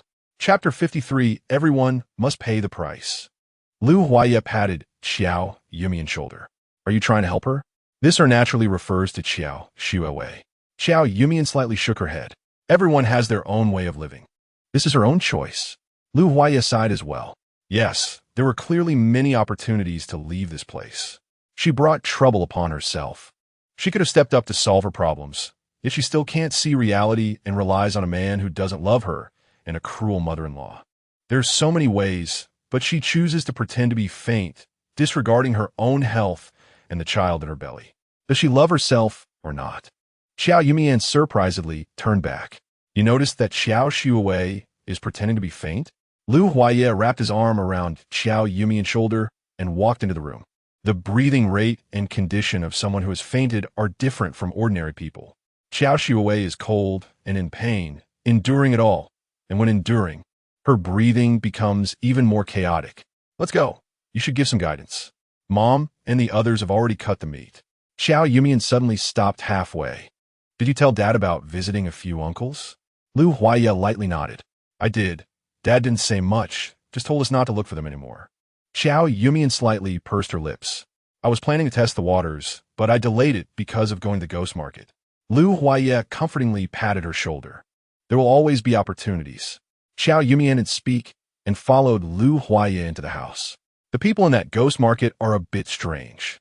She was afraid that someone would keep an eye on her if she left, so she gave up on trying to test the Qiao family. Let's wait a few days before going. As she pushed open the door, the kitchen was filled with the aroma of lard. The pork now is not like in the future, where they feed it with additives and fattening feed. It's almost all grain-fed. Therefore, the meat doesn't have that strong odor, but rather has some of the original pork flavor. The two halves of the pig had already been separated. Lean meat in one pile, fatty meat in another, and the pig's bones in another pile. Lu's mother had brushed all the bowls that could be emptied in the house. Yumeians, do you think this division is okay? Qiao Yumeian scanned it. Perfect. Mom, you're amazing. Lu's mother beamed like a child who had just been praised. Then let's sprinkle some salt now. The Lu family was currently divided into two groups. There was the dinner team, led by Qiao Yumeians, along with Lu Huaya and Lu Huayan as the fire attendants. The rest were all salting the pork, including Lu's father. With such fresh pork, of course, they had to eat dumplings. Qiao Yumeians minced the filling and kneaded the dough. She originally wanted to make a cabbage filling, but after thinking about it, she decided not to take the cabbage and instead chop some green onions. Today we're having pure meat filling. The Lu family had many hands, and she had just finished the filling when the dough was ready and the salt was also rubbed on the meat. Lu Huaya took a ladder down to the cellar, and Qiao Yumeian climbed down. He passed things up while she caught them below. In the Lu family, only Qiao Yumeian usually went down to the cellar. Lu's father, Lu's mother, and Lu old lady were not agile enough to go down. Lu Huaya was too tall, and Lu Huayu thought it was dirty. So if something was missing in the cellar, they wouldn't notice. Qiao Yumeian secretly moved the meat into her space, then wrapped a few bowls with plastic wrap, pretending it was for storing rats, when in fact, she just didn't want anyone to see the meat was gone. After doing all this, the Lu family began to make dumplings. The room was peaceful and bustling like it was New Year's, compared to the warm atmosphere of the Lu family. The He family was not doing so well. Qiao Shuwei lay on the Kong, silently crying, for the first time having the thought of leaving. She calculated how much money she had left on her, and then recalled her past life. Should she go to the northwest to find her mother, or go to Huajing to find that noble person? At least if she went to find her mother in the northwest, she wouldn't have to worry about food and clothing, and there would be no one to beat or scold her. Maybe she could even learn some skills from Qiao Yumeian's father, and 6 years later, she could take possession of the cutting technique. But the Northwest was too harsh. In her previous life, when she reunited with her mother almost cried as she recounted her experiences after going to the Northwest. That place was truly unresponsive, and to spend 8 years there was unimaginable. If she went to Huajing to find that noble person, she knew where they were. But without that token, how could she explain her identity? Moreover, if she went out, she would need Himant Song to write her an introduction letter. With things being this messy, would Himant Song even write her one? The door creaked open, and He Qingshan entered, bringing in a gust of cold air. Qiao Shuwei instinctively shrank back. The oil lamp was lit, and Qiao Shuwei raised her hand to wipe away her tears. He Qingshan placed a bowl on the Kong. This is brown sugar egg water. Mom made it for you. Hurry and drink it. Qiao Shuwei looked at the brown sugar egg water and immediately burst into tears. Why is she experiencing all this? These are things that Qiao Yumeian never went through in her past life. She healed Fu Qiujuan, and the Lin family was very grateful to her. Because of this, people in the village often praised her, saying she was clever, and everyone smiled when they saw her. Tian Hohat also told others that this daughter-in-law was particularly good, and their whole family was very satisfied. She couldn't help but remember when the Lin family came to find her, how He Qingshan had slapped her to the ground, and Tian Hohat had rolled on the ground, saying they had no money to compensate the He family's medical expenses. But it was only $200. Just $200. The He family wouldn't even pay for one of the cashmere coats she used to buy. She was so proud, yet surrounded by the entire village, scolded and watched as a joke. That damned He Qingshan and Tian Hohat even made her, who was fainting, lie on the ground for over 10 minutes. What was most unbearable was that from her slightly squinted eyes, she saw Qiao Yumeian's. Qiao Yumeian was dressed neatly, standing there with an almost imperceptible smile, watching her suffer. Later, Lu Huat even draped a coat over her shoulders, and the two of them chatted and laughed, treating her suffering like a monkey show. Thinking of this, Qiao Shuwei threw the brown sugar egg soup on the ground. The porcelain bowl shattered, and the sweet aroma of brown sugar filled the room. He Qingshan stood up and pointed at her. You. He was about to get angry when he saw the bloodied pants on the ground, and his anger suddenly dissipated. Does your stomach still hurt? Are you still bleeding? My mom said that if you continue to bleed, you won't be able to keep the baby. Qiao Shuwei covered her face and began to cry loudly. This can't be. It can't be like this. I can't leave. I will never leave here. I want Qiao Yumeian to die, and the He family. He Qingshan betrayed her. Tian Hohat harmed her, and Himant Song used her. She couldn't let any of these people go. She wanted everyone to pay for what happened today. After crying out her frustrations for a while, she sniffled and lowered her hands. Qingshan, let us get a divorce. Don't worry. I will raise this child on my own and won't trouble you. I will teach him myself, and will also let my dad teach him. Just like my dad taught me when I was little. He will inherit your cleverness and capability. He will be the smartest little boy. When he grows up, I will tell him that his dad loves him very much and that it was mom who made a mistake, which is why he had to be separated from his dad. After he becomes successful, I will let him come here to find you, and if there is fate, we can happily live together for the rest of our lives. Woo-woo-woo. Qiao Shuwei covered her face and cried again. He Qingshan was so moved by her words that his eyes turned red. Shuwei, why are you saying all this out of the blue? I certainly love my son, and I will give him the best things in the world. How could I let you suffer with him? Qiao Yumeian clutched her chest, tears falling like pearls. But the Lin family wants 200 yuan in compensation. You know, I've given you all my money. I know you're a loyal person. And all this money has been spent on our future plans. When you go out to entertain friends, it's also to broaden your network for our future. I understand all of this. My parents have no money, and I don't want to make things difficult for them. I really don't have the money to compensate the Lin family, so let it be. I won't trouble the He family anymore. He Qingshan sighed heavily. My mom really can't tell the difference between what's important and what's not at this time. Which is more important, 200 yuan or my grandson? It seemed like he had made up his mind. Shuowei, you lie down and rest. I'll go ask my mom for money. Qiao Shuowei looked at He Qingshan with admiration. Really? I and the child don't have to leave you, right? He Qingshan forced out a stiff smile. Yes. We will live together happily as a family. After saying that, Qiao Shuowei weakly lay down under the quilt, watching He Qingshan leave with big strides. Soon, the sound of Tian Ho-Hat's crying and scolding came from the main house. Qiao Shuowei sat up. A faint smile appeared on her lips. And as the scolding grew louder, she couldn't help but laugh out loud. Ha! Ha ha ha! Old witch, if you want to deal with me, wait for your next life. Ha ha ha! Tian Ho-Hat's cries were so loud that the Liu family, who had just finished eating and were chatting, heard it clearly. Whether it was out of consideration for Qiao Yumeian's feelings or not, the Liu family tried to act natural, pretending not to hear the noise. Qiao Yumeian was deeply moved by the Liu family's heartfelt actions. The Liu family has always treated her well in every way, not just superficially. Liu Huaya walked in from outside. Yumeian, you should go take a shower. I just finished and the room is warm. I've already prepared the water for you. And you don't need to clean up after you wash. Just leave it there and I'll take care of it. Liu Huaya pouted. Brother, you're so biased. Why do you clean up for me when I ask you, but not for me? You really are forgetting your sister after getting a wife. Liu Huaya glared at Liu Huaya. Yumeian didn't sleep all night yesterday, and she's tired now. You've been sleeping all day at home. Did you earn any merit for that? Liu Huaya rolled her eyes at Liu Huaya. Wait until later. I'll have my husband clean up. He'll definitely do it better than you. Just as Qiao Yumeian stepped out the door, Liu Huayu's words made her nerves tense. How could someone say such a thing out of the blue? Especially using a specific he?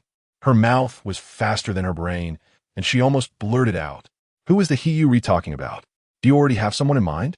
Chapter 54. Picking fruit in the mountains. Qiao Yumeian had a bad premonition, and it came inexplicably. She didn't know how Liu Huayu and Xia Ran got together in her past life, couldn't determine the key points, and had no way to stop it. Moreover, Xia Ran was different from Qiao Shuowei. She understood Qiao Shuowei, who was foolish and unaware, and couldn't stir up any major trouble. Xia Ran was slippery and cunning. The main issue was that when she thought of Xia Ran now, she couldn't recall any bad things about him. The feeling of being unable to control things always made one feel anxious. Liu Huayu blinked nervously. There are only a bunch of farmers in this countryside. Who can I possibly like? I'm going back to the city later. Am I crazy to abandon the daughter of a leader and marry a village woman in the countryside? Are you crazy or am I crazy? Qiao Yumeian, if you have nothing to do, just take a shower and go to bed early. If you don't sleep well, you'll go crazy. Liu's mother scolded Liu Huayu a couple of times, but Liu Huayu kept complaining. Qiao Yumeian held her change of clothes and turned back to quietly observe Liu Huayu's expression. Liu Huayu was usually chattering, so it was hard to see anything different. Maybe she was just overthinking. The Liu family treated Qiao Yumeian particularly well. Unless she had something to do, they would always let her shower and rest first. She lay on the Kong pretending to sleep, but she had actually entered her space to take care of the seeds she had planted. She had just returned several small boxes to the Liu family that she had borrowed from Feng Haiping. They were just some old items, with emotional value far exceeding their actual price. But right now, the most important thing for the Liu family was emotional stability. While tidying up, she came across her mother's jewelry box. She picked up the things inside and looked at the jade bracelet she was wearing. Ever since she entered the space, she had kept the bracelet there. It was fragile, and she was afraid that if she wore it and bumped it, the entire space would disappear along with it. In her past life, Sun Huiqin had used this jewelry box as a threat, forcing her to marry into the He family. But even after she married, Sun Huiqin didn't give her the jewelry, but instead gave it to Qiao Yumeian. Qiao Yumeian wore the bracelet every day, as if it showcased her status. Later, for some reason, it was reported and the bracelet was confiscated. The confiscation of the bracelet indicated that later, their mother and daughter recognized their uncle not because of this bracelet. As Qiao Yumeian flipped through the jewelry, she wondered which piece was the token, and how they had recognized each other. None of the pieces had any special markings. It was unlikely that the two would walk down the street, find this jewelry, and then recognize each other. That would be too hasty. It would be several years before going to Huajing, so she put down the jewelry box and temporarily set those thoughts aside. She took out her notebook and organized her notes, as she planned to go to the mountains tomorrow to pick some wild fruits. If she remembered correctly, the first snow would fall in Yusher Gully the day after tomorrow. She wanted to pick all the fruits before it became impossible to go up the mountain. She also needed to find time to go to Qingshan County to gather the last supplies and, by the way, probe into the Qin family situation. Having made her plans, she gradually fell asleep. In a daze, she seemed to hear Lu Huayu coming back after showering, with the sound of flipping books in her ears. With so much on her mind, she didn't sleep very soundly. When Qiao Yumeian opened her eyes, it was just getting light outside. She got dressed in the dark, put on her hat, and walked up the mountain. As she reached the foot of the mountain, she saw someone coming down from the mountain. The person was tall, and the clothes around their shoulders were pulled in by two thin ropes, indicating they were carrying something heavy. Qiao Yumeian took a couple of steps forward to take a closer look. "Oh, you're out here picking firewood so early." In the 1970s, firewood for heating was a precious commodity. People in the city who didn't live near the mountains had no firewood. Wealthy families burned coal, while poorer families couldn't afford it and bought honeycomb coal made from crushed coal powder mixed with straw powder. Yusher Gully couldn't afford coal, so the main firewood came from the leftover materials from the fields each year. Yusher Gully grew soybeans, sorghum, rice, and corn. The leftover straw from rice could be used to weave straw shoes and cover roofs, so it was hardly used for burning. The main things burned were soybean straw, corn stalks, and corn cobs after the corn kernels were removed. When heavy snow blocked the mountains, picking up some dry branches would ensure a safe winter. Lu Huaya was also surprised to see her. "Our family has little work. We get little corn straw and corn cobs. I thought I'd pick up some firewood before it snows. But what are you doing up here so early?" She didn't want to hide the fact that she was preparing fertilizer. "Remember I told you that my dad used natural fertilizer for seedlings before? Those wealthy villages have fruit trees, and the rotten fruit can be used to make fertilizer, replacing pesticides to irrigate crops. Yusher Gully doesn't have fruit trees, so I thought I'd pick some wild fruits from the mountains and learn my dad's method to make fertilizer. When planting next year, I'll use the fertilizer and see if it can increase the yield." Lu Huaya raised his hand to adjust Qiao Yumeian's hat. "You should have called me. Wait here for a moment. I'll take the firewood home, and then we can look for wild fruits together. I know where there are plenty of wild fruits." After Qiao Yumeian agreed, Lu Huaya quickened his pace. By the time he returned, it was already bright outside. The two of them walked up the mountain and encountered two other people picking firewood. They greeted each other, and Lu Huaya led Qiao Yumeian down another path. The deeper they went, the taller the bushes became and the denser the trees were. If it weren't for Lu Huaya leading her, she would never have ventured this deep into the forest. But once they crossed a small hill, they saw several thorny pear trees. Qiao Yumeian ran over with a prepared woven bag to pick them. It was already winter. Many pears had ripened and fallen, and the ones still hanging on the branches were out of her reach. Seeing this, Lu Huaya took large strides over and quickly climbed the tree. He grabbed the branches with both hands and shook the tree like a gorilla. The remaining pears fell to the ground like rain. He repeated this with a few trees, and soon the ground was covered with pears. Qiao Yumeian held back her laughter while picking the pears from the ground. Lu Huaya jumped down from the tree. "Are you happy to collect so many pears? You go ahead and pick. There are many apple trees over there, way more than these pears. You'll be even happier in a bit." It turned out Lu Huaya had no idea why she was laughing. He thought she was just happy to gather pears. The thought of him shaking the apple trees like a gorilla made her unable to hold back her laughter. She stopped picking pears and squatted down on the ground, laughing out loud. Qiao Yumeian's laughter puzzled Lu Huaya. "Yumeian, it's just some pears and apples. No matter how oddly shaped they are, You can't eat them. Why are you so happy? Qiao Yumeian nodded. I'm just happy, haha. Okay, I won't laugh anymore. Lu Huaya affectionately ruffled her hair. Laugh. You look best when you smile. As Lu Huaya turned to pick up firewood, he made Qiao Yumeian blush deeply. How could anyone say sweet words so straightforwardly? The pears that fell weren't too many. Fortunately, there were some rotten ones on the ground. Qiao Yumeian took a small shovel and scooped the rotten pears along with the decaying leaves into her woven bag. After they finished picking, Lu Huaya carried the woven bag and took Qiao Yumeian to the next location. The path was difficult to walk on, and Lu Huaya used a sickle to clear the way in front. Curious, Qiao Yumeian asked, how do you know there are apples here?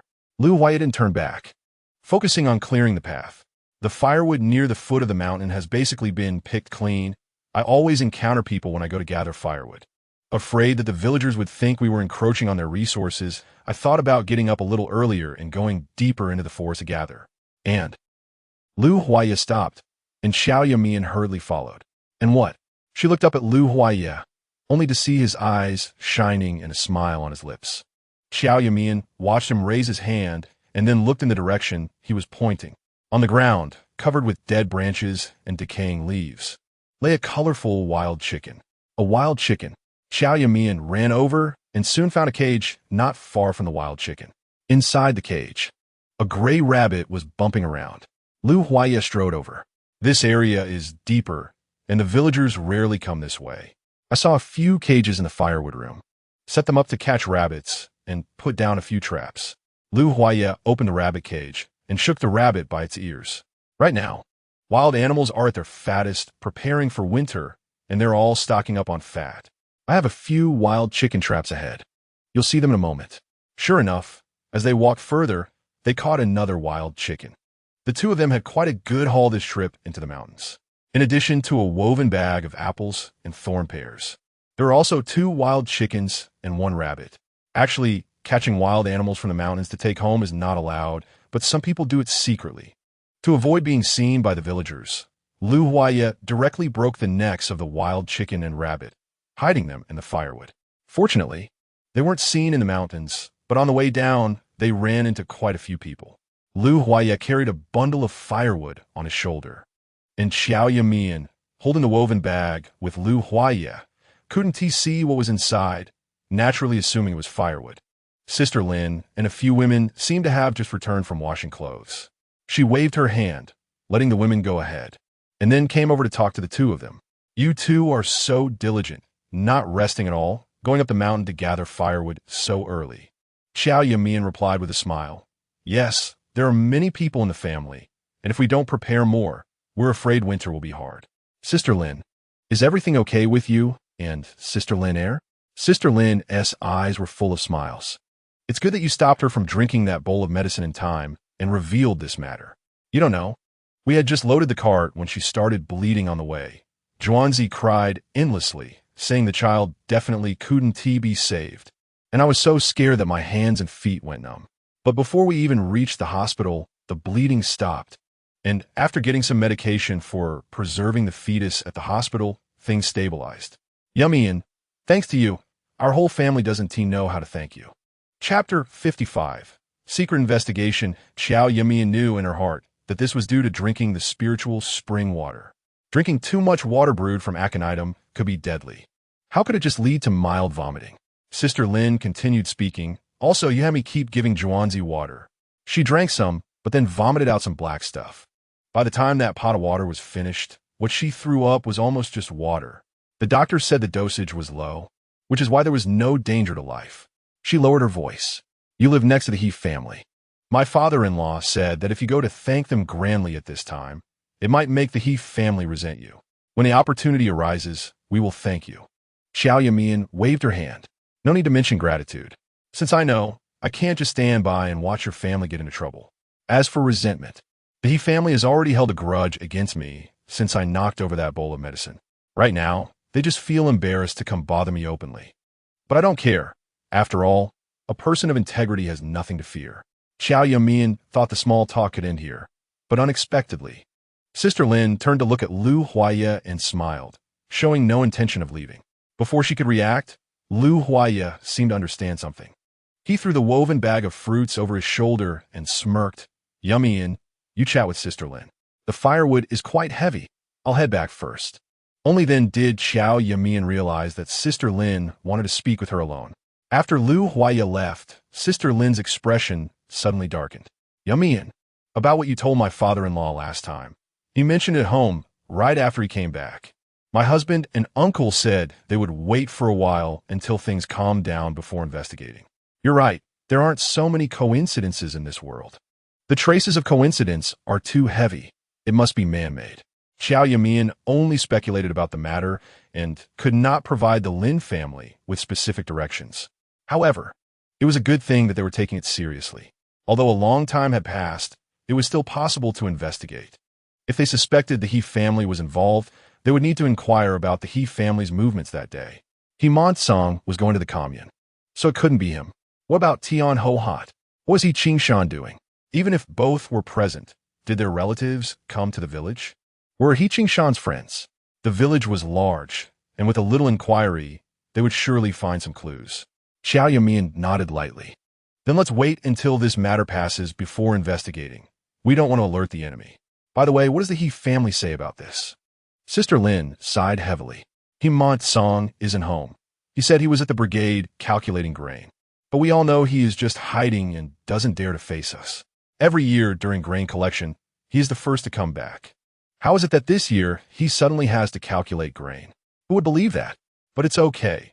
When he comes back, we will naturally demand an explanation. Sister Lin's mood was low. Perhaps the Lin family also understood that demanding an explanation for this matter would be difficult. After all, didn't he know how the child in Qiao Shuowei's womb was doing? If the child couldn't be saved, they wouldn't be able to give any explanation. The two families might become deadly enemies. How could Qiao Shuowei be so fortunate, causing such a huge disaster, yet still have the child in her belly to save her life? At this point, Qiao Yumeian frowned slightly, calculating the days. It had only been a month and a half since Qiao Shuowei married in. How could she have conceived so quickly? She remembered that in her past life, when she married He Qing-shan, it took her 3 years to get pregnant. Tian Ho-hat searched everywhere for remedies, and she drank so many potions that her face turned green. Later, after successfully composting, He Qing-shan had more contact with the leaders of the commune, who suggested they go to the hospital for a checkup. After they went to the hospital for an examination, the doctor prescribed Western medicine, and it was only after a year that she got pregnant. At first, Qiao Yumeian thought there was something wrong with her body, so no matter how Tian Ho-hat urged her to drink those disgusting remedies, she complied. But later, she realized it might have been He Qing-shan's issue. Now she felt uncertain again. Could it really be her problem? When she returned home, Lu Huaya was sitting in front of the stove, tending to the fire. The room became warm again. Yumeian, you're back. I put that bag of fruits at the warm shed by the bathroom. What are we going to do next? Just tell me, and I'll take care of it. Perhaps it was warm by the stove. Lu Huaya took off his coat and sweater, wearing only a military green short-sleeved shirt, probably from his time in the army. The fitted cut accentuated his body-esque curves, making his shoulders look broader and his waist narrower. His exposed arms showed clearly defined muscles, exuding a strong sense of power. Qiao Yumeian couldn't help but have a thought pop in her mind. Whether there was something wrong with her body could be determined by trying with Lu Huaya, right? The next second, she was startled by her own thought. As Lu Huaya stood up and walked toward her, she quickly retreated a few steps. Yumeian, what are you thinking? Before Lu Huaya could finish a sentence, Qiao Yumeian opened the door and ran outside. She dashed to the warm shed in the bathroom, finally calming her racing heart. She couldn't help but hit her head lightly. Qiao Yumeian, what kind of messy thoughts are you having? With a swoosh, the bathroom door opened, and Qiao Yumeian was startled. Seeing it was Lu Huayu, she let out a long sigh of relief.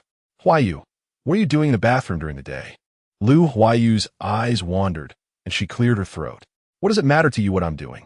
But you, what is that bag of rotten fruit you brought back? If you want to eat, you could just have my brother go buy some from the county. Look at the stuff you picked up. It's already infested with bugs. Qiao Yumeian looked at the fruits on the ground, and her thoughts returned to the present. Why didn't he pick this up to eat? It has other uses. Lu Huayu rolled her eyes. I really don't know what is going on in your head every day. Just as she was about to leave, Qiao Yumeian called out to her. Don't tell anyone about me picking up the fruits, okay? Lu Huayu pouted. I wouldn't mention such an embarrassing thing. After Lu Huayu left, Qiao Yumeian hurried to the storage room in the bathroom. The storage room had been tidied up and no longer looked as messy as before. The previously collapsed bed had been completely removed, and a small firewall was built against the window about knee-high. When there was an opportunity, she would buy a big pot so that she wouldn't have to boil water pot by pot, fearing there wouldn't be enough for a bath. With a big pot, she could boil water and add it at any time, ensuring there was always hot water for the family to bathe without having to wait. The right window had been half removed and turned into a door, allowing access to the storage room from the warm shed. Even if someone was bathing in the bathroom, they could still enter without going through the bathroom. Opening the door allowed the warmth from the room to flow into the warm shed, heating it up. Lu Huaye worked efficiently. She had only suggested her ideas, and he had realized all of them. Qiao Yumeian couldn't help but smile. Revealing a sweet smile she didn't even know she had.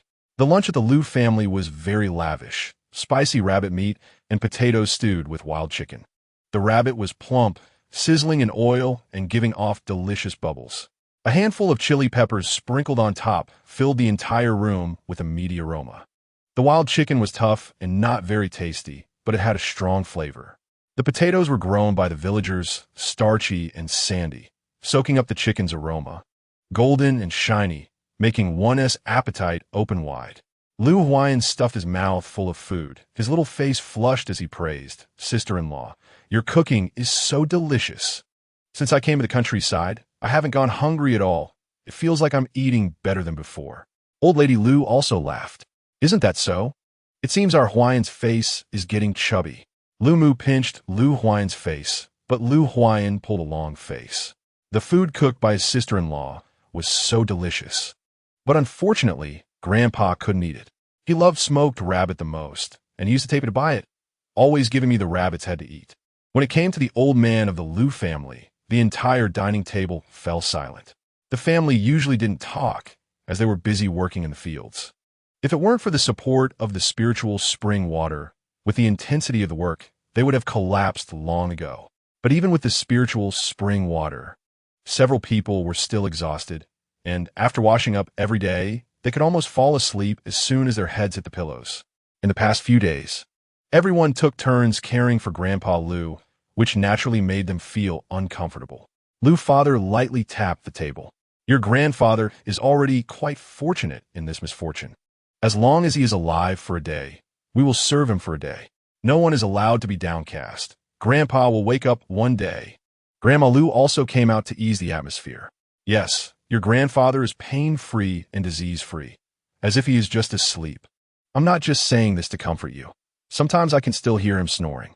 And who says your grandfather can't eat the dishes made by Yumeian? Yumeian changes the way she makes soup and porridge every day. Oil tea, milk powder, malt extract, brown sugar, egg water.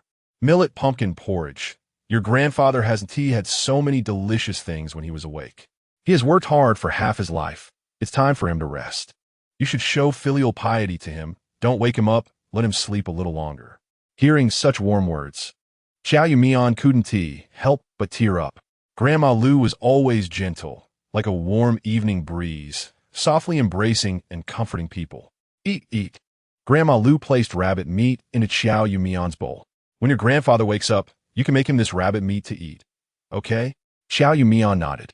"Okay." After finishing lunch, Qiao Yumeian began to clean up the fruit. She moved a small jar from the wood house into the warm shed, which contained the kitchen scraps she had been saving. Rotten vegetable leaves, leftover rice and dishes, and scraps of all kinds.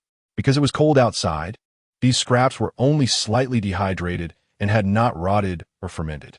She took out the dough starter she had made in the past few days. She tore the starter into pieces and put it into the jar of kitchen scraps to wait for fermentation. Then she used an empty jar to put in the fruit. A layer of good fruit, a layer of rotten fruit. Perhaps, sensing the warmth, the bugs in the rotten fruit crawled out. Qiao Yumeian held back her disgust and picked the bugs back into the jar. These bugs were essential for fermentation. They could speed up the decomposition of the fruit and accelerate fermentation. She was currently using an old jar leftover from Uncle He's house. But there wasn't enough jar as the fruit was not finished yet. The villagers didn't have much, but they had plenty of jars like this. They were used for pickling vegetables and storing lard, so every household had them. Qiao Yumeian thought she should hurry out to find another batch before it got dark. She remembered that Dog Sheng's house had many, so she went there first. As soon as she entered the door, she saw Dog Sheng's mom scolding him. "You usually love to mess with this chicken. If you didn't kill it, who did?" Dog Sheng cried loudly. "I didn't kill it. It wasn't me." Chapter 56. The Cry of the Female Ghost. When others are disciplining their children, it stands to reason that Qiao Yumeian shouldn't have gone in. But Lu Huayan stood by the fence, looking eagerly at his little friend, then turning his big watery eyes towards her for help. Seeing his expression, Qiao Yumeian couldn't bear to refuse and opened the door. "Sister-in-law is at home." "Oh dear, why is the child crying like this?" Gosheng's father is surnamed Lu, and in Yusher Ditch, it's common to refer to someone by their husband's surname, to give each other a way out. Qiao Yumeian chose to pretend she didn't see the child crying as she entered. The clever little Gosheng quickly ran behind Qiao Yumeian. "Sister-in-law Huayan, my mom wants to beat me to death. Please save me." Qiao Yumeian took out 2 pieces of candy from her pocket, squatted down, and placed them in Gosheng's palm. "Go on, go play with Huayan. I'll talk to your mom." Gosheng glanced at his mother, saw that she wasn't angry anymore, and hurried out the door. No matter how angry a parent is, they wouldn't hit a child in front of outsiders. Not only would it be embarrassing for themselves, but it would also make the child feel ashamed. Qiao Yumei's action quickly eased the awkwardness. Gosheng's mother threw down her broom and came over, pulling Qiao Yumeian into the house. The two sat by the Kong and began to chat casually. "You see, I feel so embarrassed to lose my temper in front of you. This little rascal really knows how to annoy people. We only have 2 chickens at home, and I was hoping to save up some eggs to make some extra money, but now one is dead, and we only have one left." Qiao Yumeian comforted her. At this age, children are often disliked. They grow out of it. Don't let your anger hurt yourself. There's nothing you can do about the dead chicken now. You can stew half of it tonight and salt the other half to keep in the cellar for the new year. It won't spoil in this cold. Gosheng's mother frowned even more tightly. "If it could be eaten, I wouldn't be so angry. You might not know since you're from the city, but we don't have enough grain to eat, let alone feed the chickens. So they usually roam free. They can survive eating some grass seeds and bugs on the mountain, and they know to come back home at night. But now that it's getting cold and it looks like it might snow, I thought I'd put the chickens in the coop to prevent them from freezing to death outside. I didn't expect one to come back, and the other one is missing. When I went up the mountain to look, I found the chicken dead. It must have been dead for at least 2 days. The meat is rotten and can't be eaten." Qiao Yumeian still tried to comfort Gosheng's mother. "It might have been killed by something in the mountains. You can't just blame Gosheng." Gosheng's mother immediately widened her eyes. "Impossible. If it had been killed by a weasel or a wolf, it would have been eaten long ago. There wouldn't be a single feather left. This chicken's beak was tied up, and its neck was smashed with a stone. All the blood was drained. Maybe it was Godan who let the chicken's blood out and took it to the big rock to draw." Now Qiao Yumeian was also a bit confused. In this time of scarce resources, with each household only allowed to raise 2 chickens, these chickens are rare commodities, and it's not uncommon for fights to break out over 1 chicken. The village kids, no matter how mischievous, wouldn't touch someone else's chickens for fear of causing trouble. Who would harm a chicken? While Qiao Yumeian was pondering this, Gosheng's mother grasped her hand. "Oh dear, I was so busy being angry that I forgot to ask. Did you come to see me for something?" Qiao Yumeian stopped thinking about it and directly stated her purpose. Gosheng's mother smacked her thigh. "You finally found the right person." Gosheng's grandmother loved pickling vegetables when she was alive. "We have many jars at home. I'll go get them for you." Gosheng's mother brought out a dozen jars of various sizes, which made Qiao Yumeian very happy. With so many jars, she could conduct various recipe experiments. Qiao Yumeian took out 5 yuan and handed it over. Gosheng's mother pushed the money back. "These jars aren't worth much. Why are you giving me so much money?" Qiao Yumeian pulled Gosheng's mother's hand and firmly stuffed the money back. "Sister Lu, these jars are very useful to me, but once I use them, I can't return them to you because they can't hold food anymore. Just consider it a purchase." Gosheng's mother struggled to refuse the money. "Even if it's a purchase, it doesn't cost this much." Qiao Yumeian asked, "Is that dead chicken still around?" "I want that chicken." Gosheng's mother was stunned, then said in disbelief, You want that chicken?" That chicken is rotten and inedible. Qiao Yumi smiled brightly. I'm not going to eat it. I have other uses for it. Just give it to me. Go Sheng's mother pushed back a few more times, but ultimately couldn't resist Qiao Yumi and accepted the money. Qiao Yumi took a cart to push the jars back to the yard, then placed each one into the warm shed. Finally, there was a rotten chicken. Now that the weather was cold, the chicken, although starting to spoil, didn't have a particularly foul smell. After breaking down the chicken, it would make excellent fertilizer. She chopped the chicken into several large pieces and placed them into different jars. While chopping the chicken, she noticed the wound made by the stone and its tied beak.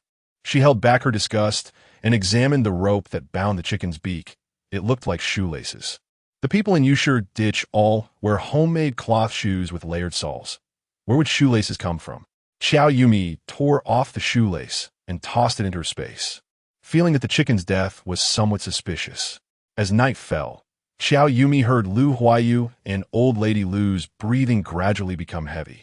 She got up, dressed quietly, and left the room. Today she brought a woven bag to collect wild fruits.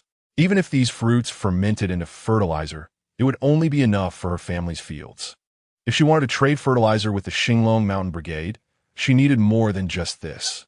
She needed more fruits to ferment in her space and then secretly take them to the Xinglong Mountain Brigade. She hadn't completely picked the pears and wild apples during the day. She was waiting to sneak them into her space at midnight.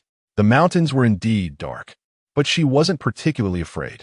She initially wanted to practice her courage. After all, whether heading to Qingshan County or the Xinglong Mountain Brigade, passing through this forest was the fastest route. During the day, Lu Huaye cleared the path with a sickle, and at night she would follow the path he cut, not having to worry about remembering the route or getting lost. As she walked, she suddenly heard a sound, like a woman crying softly. If it were a sound from the grass, she could convince herself it was a wild rabbit or a wild chicken. But a woman crying was another matter. In an instant, Qiao Yumi felt the hairs on her neck stand up and her calves tightened. She could only crouch down, pounding her legs, reciting all the names of the deities she could remember in her mind. Perhaps crouching allowed her to listen more carefully. She gradually began to hear something different. It wasn't just the sound of a woman crying. There seemed to be a man's voice as well.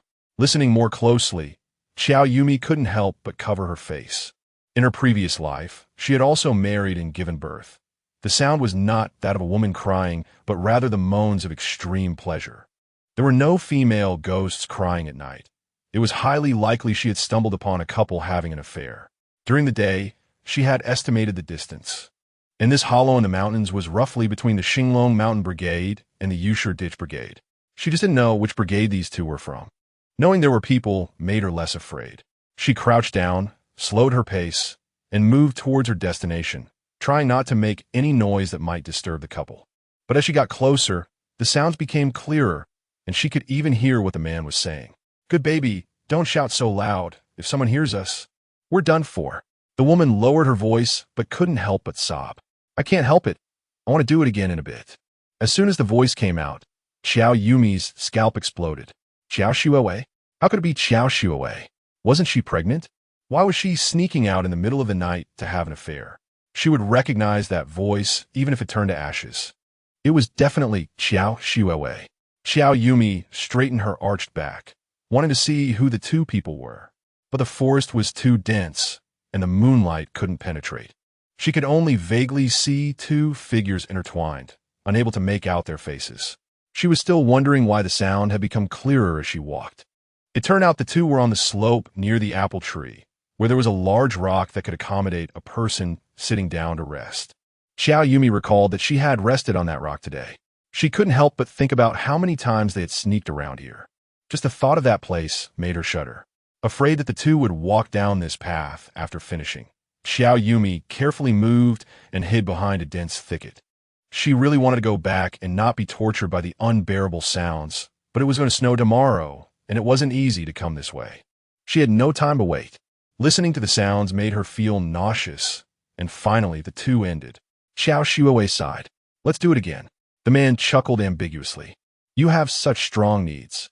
Can't he Qingshan satisfy you?" Qiao Shuowei's voice was high-pitched. "He's just a pretty face, good for nothing. All he does is drool over me. Can't do anything else." The man sighed. This is my first time doing this, and with the cold weather, I just can't do it. Next time, let's go somewhere warmer, and I'll satisfy you properly, okay? There was a rustling sound of clothes, as if the two were getting dressed. Qiao Yumeian sounded disappointed. All right, then tomorrow at the same time here, okay? The man seemed surprised. We meet again tomorrow? Isn't that a bit too frequent? Qiao Yumeian snorted coldly. I don't want that waste, Qing Shan, to touch me. So, I told him I'm pregnant. That way, I can be with you every day. Isn't that good? The two seemed to have finished dressing and started walking down the mountain. Don't you feel guilty about Qing Shan for looking for men every day? Their figures passed right in front of the bush where Qiao Yumeian was hiding, walking down the same path she had come up. Qiao Yumeian thought to herself that it was good she hadn't been squatting there just now. Otherwise, they would have definitely seen her. Qiao Yumeian leaned half her body against the man, as if she had no bones. I'm a decent person. I don't just follow anyone.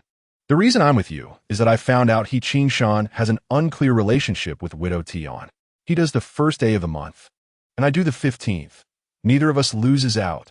The man laughed heartily, his laughter very cheerful. Suddenly, the laughter stopped abruptly. The man's voice became alert.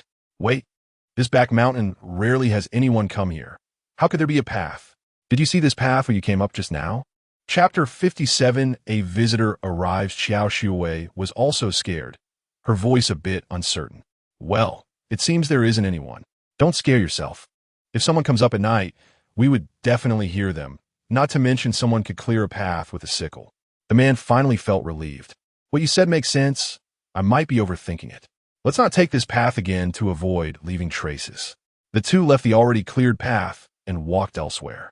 Qiao Yumeian thought to herself that she was walking slowly to avoid disturbing the small animals in the forest.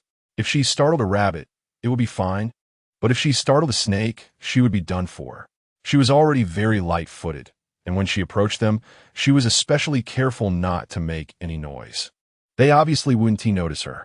As they walked further away, Qiao Yumeian wanted to straighten her back, but suddenly heard a scream. The man's pained voice came through. Who the hell set a trap here? Qiao Yumeian desperately covered her mouth to keep from laughing. The trap had been set by Lu Huaiya.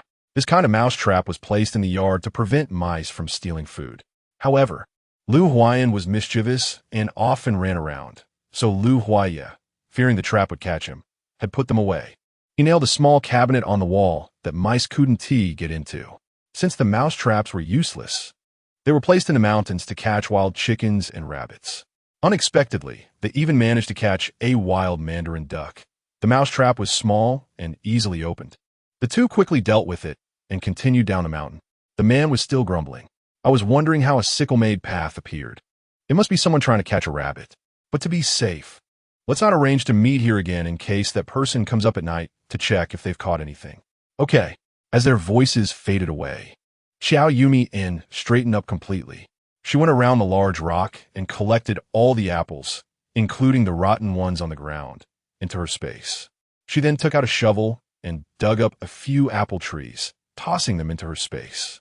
Retracing her steps, she found the pear trees, scooped up the rotten pears from the ground, and dug up 2 pear trees. Thankfully, they were all wild, the trees were not large, and their root systems were not deep. Otherwise, she wouldn't have been able to dig them up, since she had delayed a bit to avoid the two. Qiao Yumeian didn't linger on the mountain and went straight back to the Lu family home. She observed for a long time at the foot of the mountain. No one came out. After waiting a bit further from home, feeling that Qiao Yumeian truly would not suddenly appear, she ran back to the Lu family as fast as she could. Qiao Yumeian originally thought that after digging trees all night, she would be so exhausted that she'd fall asleep immediately. But perhaps because she had seen such absurd things, her nerves were extremely excited, and she couldn't fall asleep at all. She tossed and turned, unable to sleep. So she consciously entered her space to sort the fruits she had just picked and the trees she had dug up. She dug a hole by the spiritual spring and planted the trees right by the river for easy watering in the future. She then took out the jar she had placed in her space during the day and poured the fruits into it. While doing this, she thought. She was not surprised that Qiao Yumeian was having an affair. She had shamelessly seduced a married man in her previous life. The most important thing was that their conversation revealed too much information. Qiao Yumeian was extremely arrogant. She would never sleep with another man just to take revenge on He Qingshan. He Qingshan was important, but she didn't love him at all. She only wanted He Qingshan's formula for composting. Essentially, she looked down on He Qingshan, so how could she sleep with others out of revenge?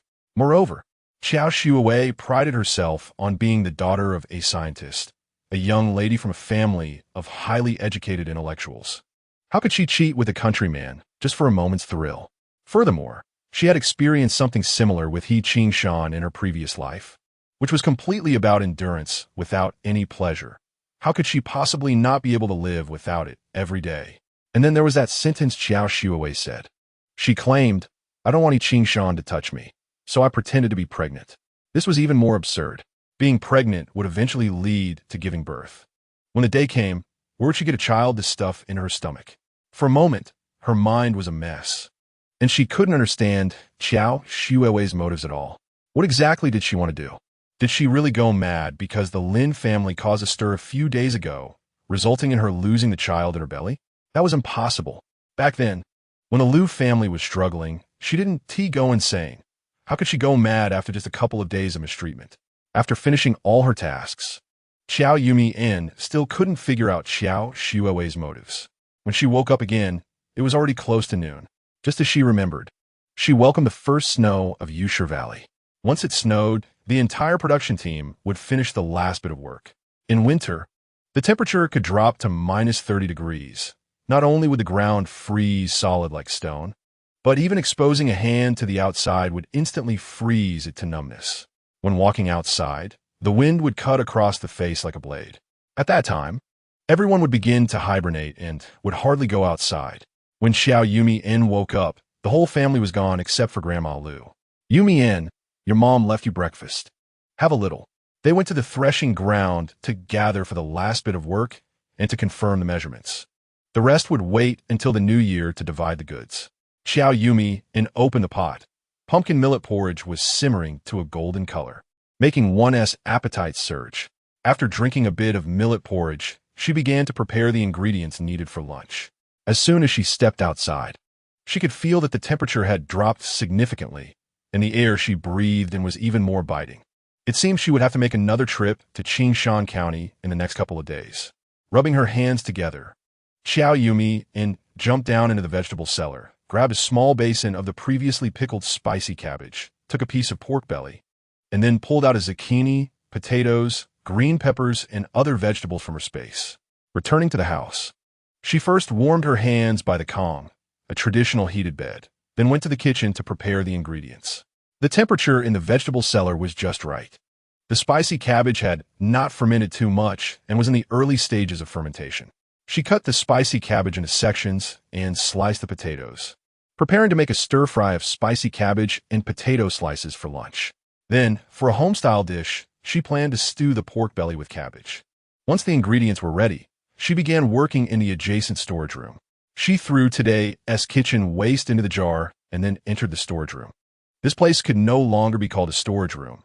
It should be called a planting room. While collecting firewood, Liu Huaiye casually picked up some stones of similar size. He used these stones mixed with yellow mud to build a rectangular structure resembling a flower bed. The flower bed was about the height of a calf, filled with soil that was slightly lower than the stones. Qiao Yumeian dug some black soil from her space to mix in, then began to dig holes to plant vegetables. She carefully selected a few types of vegetables. One was chives, and the other was lettuce. These two could be harvested in batches and grow very quickly. She also planted peppers and tomatoes, which had high yields and short growth cycles, allowing for replanting after harvest. She took some old newspapers left over from past wall pasting, covered the window, seems to maintain temperature while allowing the plants inside to photosynthesize with scattered light. As soon as the firewall was lit, the temperature inside the room immediately rose. Qiao Yumeian took out some spring water mixed with regular water to water the soil. She really didn't dare to use pure space soil and spring water. Like in the space, they sprouted in a day, emerged in 2 days, and bore fruit in a week. That would be too terrifying. She only hoped they could grow well in this place lacking warmth and sunlight. The yield didn't need to be too high. She already had some spare fruits in her space. When the time came, She could take them out and say she grew them herself. Qiao Yumeian sat at the table in the bathroom to rest, contemplating what excuse to use to go to Qingshan County this time and what to bring back. It's not easy to visit Qingshan County. She tried her best to remember the things she needed to buy in her notebook, hoping not to forget anything. After finishing these tasks, she prepared lunch and waited for the Liu family to come back to eat. Just as Qiao Yumeian set the food on the worn door panel, she heard some noise at the door. She happily pushed the door to look towards the kitchen. "You're back." But when she saw who was coming in, her smile froze on her face. "Qiao Shuwei, Tian Ho Hot, what are you doing here?" Thinking about what happened yesterday, seeing Qiao Shuwei again gave Qiao Yumeian goosebumps. Qiao Shuwei smiled and touched the lid of the water tank. "You've really decorated this place nicely." Qiao Yumeian frowned slightly and said in a low voice, "Don't touch anything." Qiao Shuwei's expression immediately soured. "Is it not okay to touch just a little? It's not made of paper." Qiao Yumeian lifted her gaze to Qiao Shuwei and calmly said one word, "Dirty." Qiao Shuwei stiffened her neck. "You, Tian Ho Hot," with a forced smile, spoke up from the side. "Isn't that right? These things are so dirty. There's dust everywhere. Don't touch them. What if you catch something?" They had only just entered and hadn't said much before they started to argue. Qiao Yumeian wished she could kick these two out, but with old lady Liu present, she couldn't be too unreasonable. Qiao Shuwei was her nominal sister, and Tian Ho Hot had lent them the house.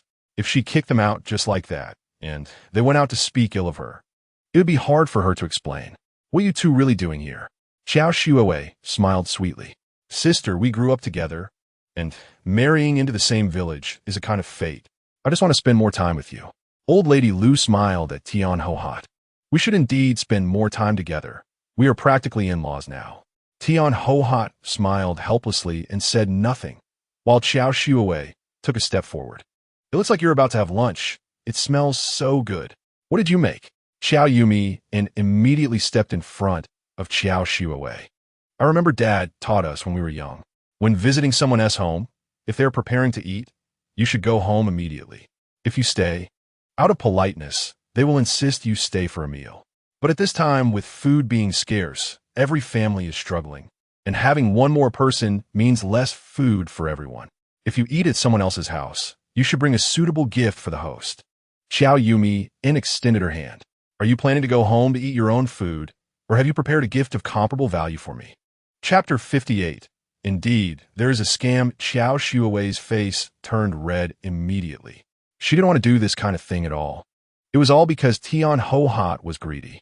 When she smelled the delicious food from the Liu family, she suggested that Qiao Yumeian persuade them to treat them to a meal. This behavior, which was almost akin to begging, especially when it came to asking Qiao Yumeian, made her feel extremely ashamed. However, due to the recent issues with the Lin family, she didn't dare to go against Tian Ho Hot's wishes and had to muster the courage to come. Qiao Yumeian's harsh words made her want to leave, but she was pulled back by Tian Ho Hot. "Qiao Yumeian, I think you're truly forgetful. The house you live in was lent to you by my He family. By rights, you should invite us to dinner. Jiao Sheng's father merely helped you with a few Kong beds, and you gave him meat and eggs. Our family has given you such great kindness. Why haven't you given us anything in return? You close the door every day and eat secretly. Don't you feel embarrassed? I've never seen someone so selfish." Tian Ho Hot suddenly shoved Qiao Yumeian aside and opened the door to grab the dishes from the table. "I'll take this dish. Consider it your invitation to me." Tian Ho Hot was quite robust, and Qiao Yumeian was knocked back, stumbling directly into a pile of firewood in the corner. By the time she struggled to get up, she blocked the path of Tian Ho Hot and Qiao Shuwei. "And you are really too funny. The arrangement of our house and your family was done by Captain He, and it was his duty as the village head. How did it become a favor to you? Why, cooking my own house can't be called stealing. What is there to be embarrassed about? You come to someone else's home and directly snatch their food. Don't you feel ashamed?" Tian Ho Hot was used to taking advantage of others. Relying on her husband being the team leader, she had been overbearing for years. If she heard of any family having good food, she would definitely visit during mealtime. She even learned to employ several widows without sons to do laundry and chores for her family, mimicking how people in the city hired maids. She knew Qiao Yumeian was not easy to deal with, but she had to follow the instructions given to her by Himant before he left. Himant had instructed her to create chaos by snatching their food after Qiao Yumeian finished cooking at noon today. Although she didn't know why, she still did as told. Holding the dishes, Tian Ho-Hot anxiously looked outside. However, there was a layer of plastic outside the Liu family's door, making it impossible to see clearly. While she stared outside, her mouth didn't stop. I'm determined to have this dish today. If you stop me, don't blame me for being rude. Qiao Yumeian was just about to rush to snatch it back when she noticed that Tian Ho-Hot's expression and actions were not quite right. She also felt that it was strange for Qiao Shuwei and Tian Ho-Hot to come today, even if they were greedy. They wouldn't just run into someone else's house to snatch food. After all, Tian Ho-Hot was the daughter-in-law of the team leader. Even if she didn't care about her reputation, Himant wouldn't allow her to act this way. Moreover, her demeanor now didn't seem like someone who was just after that dish. It seemed like she was waiting for something. If Qiao Yumeian wanted to snatch that dish, she certainly could, but she always felt that something was amiss. Did they somehow find out that Qiao Shuwei wasn't pregnant? Were they deliberately trying to create chaos so that Qiao Shuwei would fall and blame her for losing the baby? Looking at Qiao Shuwei, her face was already flushed, and she looked extremely annoyed. It seemed this matter had nothing to do with Qiao Shuwei. So what was it about? As Qiao Yumeian was guessing, she saw a hint of a smile at the corner of Tian Ho-Hot's mouth. Then Tian Ho-Hot turned around and gave Qiao Shuwei a look. Qiao Shuwei hurriedly reached for Qiao Yumeian's hand, trying to pull her aside, while Tian Ho-Hot took the opportunity to push the door and run outside. This move startled Qiao Yumeian. She shook off Qiao Shuwei's outstretched hand and jumped back a distance. Qiao Shuwei, don't think of framing me. I didn't even touch you. And don't think of framing my grandmother. If she were on the ground, you two might end up hurting yourselves. Qiao Shuwei looked at her empty hands, not having touched a single hair on Qiao Yumeian. She rolled her eyes in disgust. Who wants to frame you? My son is precious. How could I be stupid enough to use her comfort to frame you? Or are you a valuable person? She rolled her eyes and followed in Tian Ho-Hot's footsteps out. Qiao Yumeian walked to the door to look outside. Old Lady Liu thought she was going to chase after them and pulled her back. Forget it. Let them take it. It's just a dish. No need to create conflict. Qiao Yumeian helped Old Lady Liu to the side. Grandma, I always feel that the He family's mother-in-law and daughter-in-law are strange, as if they are waiting for someone. Let me take a look. She opened the door and cracked open the warm shed door to look outside. Sure enough, Himant was leading two men through the main gate. Tian Ho-Hot stood in the yard holding the basin, waiting for them to come over. One of the two men was the deputy director of the commune, Chunsheng, and the other man she had never seen before. Just with a slight thought, Qiao Yumeian had a gut feeling. Himant seemed to be plotting against them. Without time to think further, she rushed out the door and spoke before Tian Ho-Hot. Captain He, are you bringing relatives home for dinner? Then she looked at Tian Ho-Hot with a face full of fear. Captain's wife. I didn't know the captain would bring relatives back today. Please wait a moment. I'll see if there are any decent dishes at home. Qiao Yumeian bowed to Yu Chunsheng. I apologize, Captain's relative. Last time you came, you said you wanted to eat meat, but our family really has no meat left. How about this? Please wait a moment. I'll go see who in the village has some meat to borrow. Just as Qiao Yumeian was about to leave, Yu Chunsheng shouted sternly, What nonsense are you talking about? When did I ever come here to eat? Himant, you explain to me clearly what is going on here. Himant turned pale and looked at the unfamiliar man. Leader, she is talking nonsense. The unfamiliar man snorted coldly. Captain He, you tell me. The Liu family has not actively corrected their attitude since being sent down here. They have not only been overbearing, but also harmed your daughter-in-law, almost causing a member to miscarry. I don't think that is how it is. Qiao Yumeian rubbed her eyes, and, turning around, her eyes were slightly red with unshed tears. What? These two are leaders? The last time this leader came to our house for dinner, didn't you say he was your family's relative? Captain He, why are you defaming our family like this? Since we moved to the countryside, we have been sincerely working hard to reform. You said my cooking is good, often asking me to cook for your family, to do laundry and clean for your son and daughter-in-law. To put it bluntly, I work for your family like a servant from the old society. Qiao Yumeian extended her hand, trembling as she pointed at the bowl of food in Tian Ho-Hot's hands. Others slander me, I demand a bit of meat in compensation. But our family can't bear to eat. It has all been taken by the captain's wife under various pretenses. We are already living so humbly. What else do you want from us?" Imitating Tian Ho-Hat's usual demeanor, Qiao Yumeian sank down and sat on the ground. "Oh my life is already so bitter. Why must I be forced like this? What exactly have I done wrong?" It was mealtime, and the villagers were returning home to eat, with people passing by occasionally. Soon, several people had gathered at the entrance. Hearing Qiao Yumeian crying on the ground, they began to discuss. "Oh my, it turns out the Lu family has such a hard life."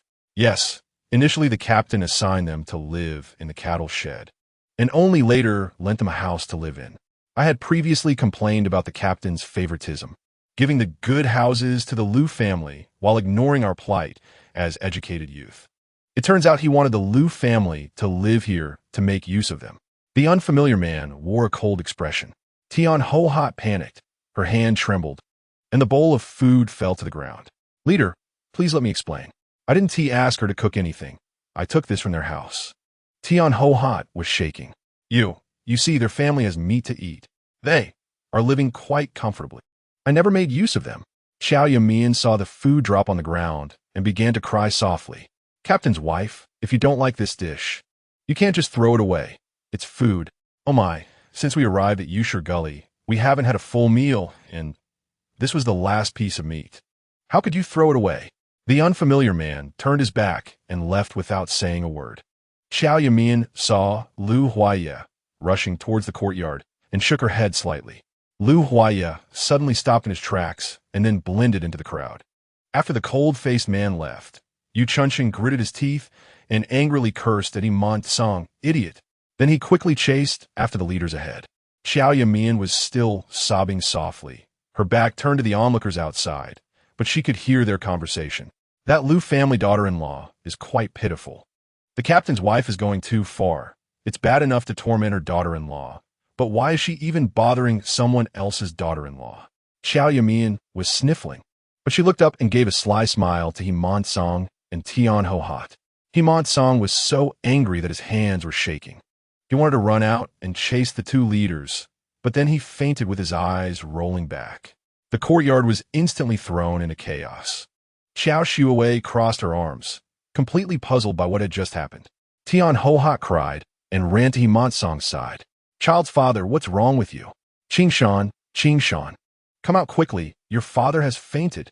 Qiao Yumeian stood up, instinctively distancing herself from the couple. After shouting for a while, Qingshan finally came out of the house, pants on and a cotton coat draped over him, moving slowly. "Mom, it's the middle of the day. I wanted to sleep a bit. Why are you shouting?" He rubbed his eyes and saw Iman Tsang lying on the ground, rushing over. "Dad, what's wrong? Dad!" Tian Ho-Hat was crying. "Your father has fainted. Hurry and carry him to the bed." Qingshan was already overweight and rarely exercised, so he struggled to lift Iman Tsang after several attempts. Finally, a young man from the crowd came over, and together they helped Iman Tsang into the house. Tian Ho-Hat leaned against the doorframe and shouted at Qiao Yumeian, "I won't let you off." Chapter 59, Take the Initiative. Qiao Yumeian patted the dust off her clothes, shot a cold glance at Qiao Shuwei, and walked into the house. Through the plastic sheet of the greenhouse, she saw that the onlookers at the entrance had all left. Soon, the Lu family members returned. Lu Huaiya rushed forward to grab Qiao Yumeian's hand, stretching her arm and looking around. "Yumeian, are you okay?" Qiao Yumeian's cheeks flushed slightly, and she withdrew her hand after he let go. "I'm fine." Father Lu's expression was grave. "Yumeian, what on earth is going on?" The family couldn't care less about eating, and Qiao Yumeian briefly explained the situation with Tian Ho-Hat and Xiao Shuwei coming to their house. I found Tian Ho-Hat very strange. At first, I thought they wanted to use the child in Xiao Shuwei's belly to extort me, so I didn't dare get too close to them. Later, it was Tian Ho-Hat who went out when she saw Iman Tsang returning with people. Those two men, one is the deputy team leader of the commune, and the other I don't know, but seeing how attentive Yu Chunxing was to him, his rank must be higher than Yu Chunxing's. If a leader comes to our house, the first thing they do is put down the dish and greet the guests.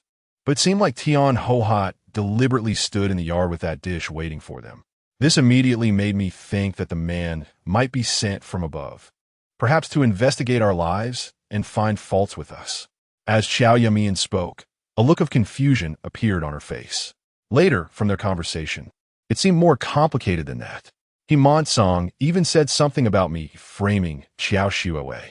They seemed to want to pin this matter regarding Qiao Shuiwei on me. Father Lu stood up from the Kong with a start. That son of a bitch Himon. I'll go kill him right now.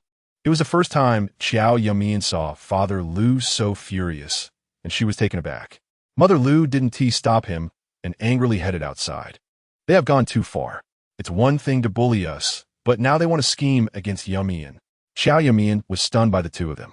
Lu Huaye was quick to act, and Lu Huayu was like a firecracker, igniting at the slightest provocation. Seemingly having inherited their parents' fine qualities, she quickly blocked the doorway. Dad, Mom, calm down. That unfamiliar leader has already left, and this matter is over. Father Lu was panting as if he were extremely angry. It's not over. They didn't get their way today. They continue to act like this and push their luck.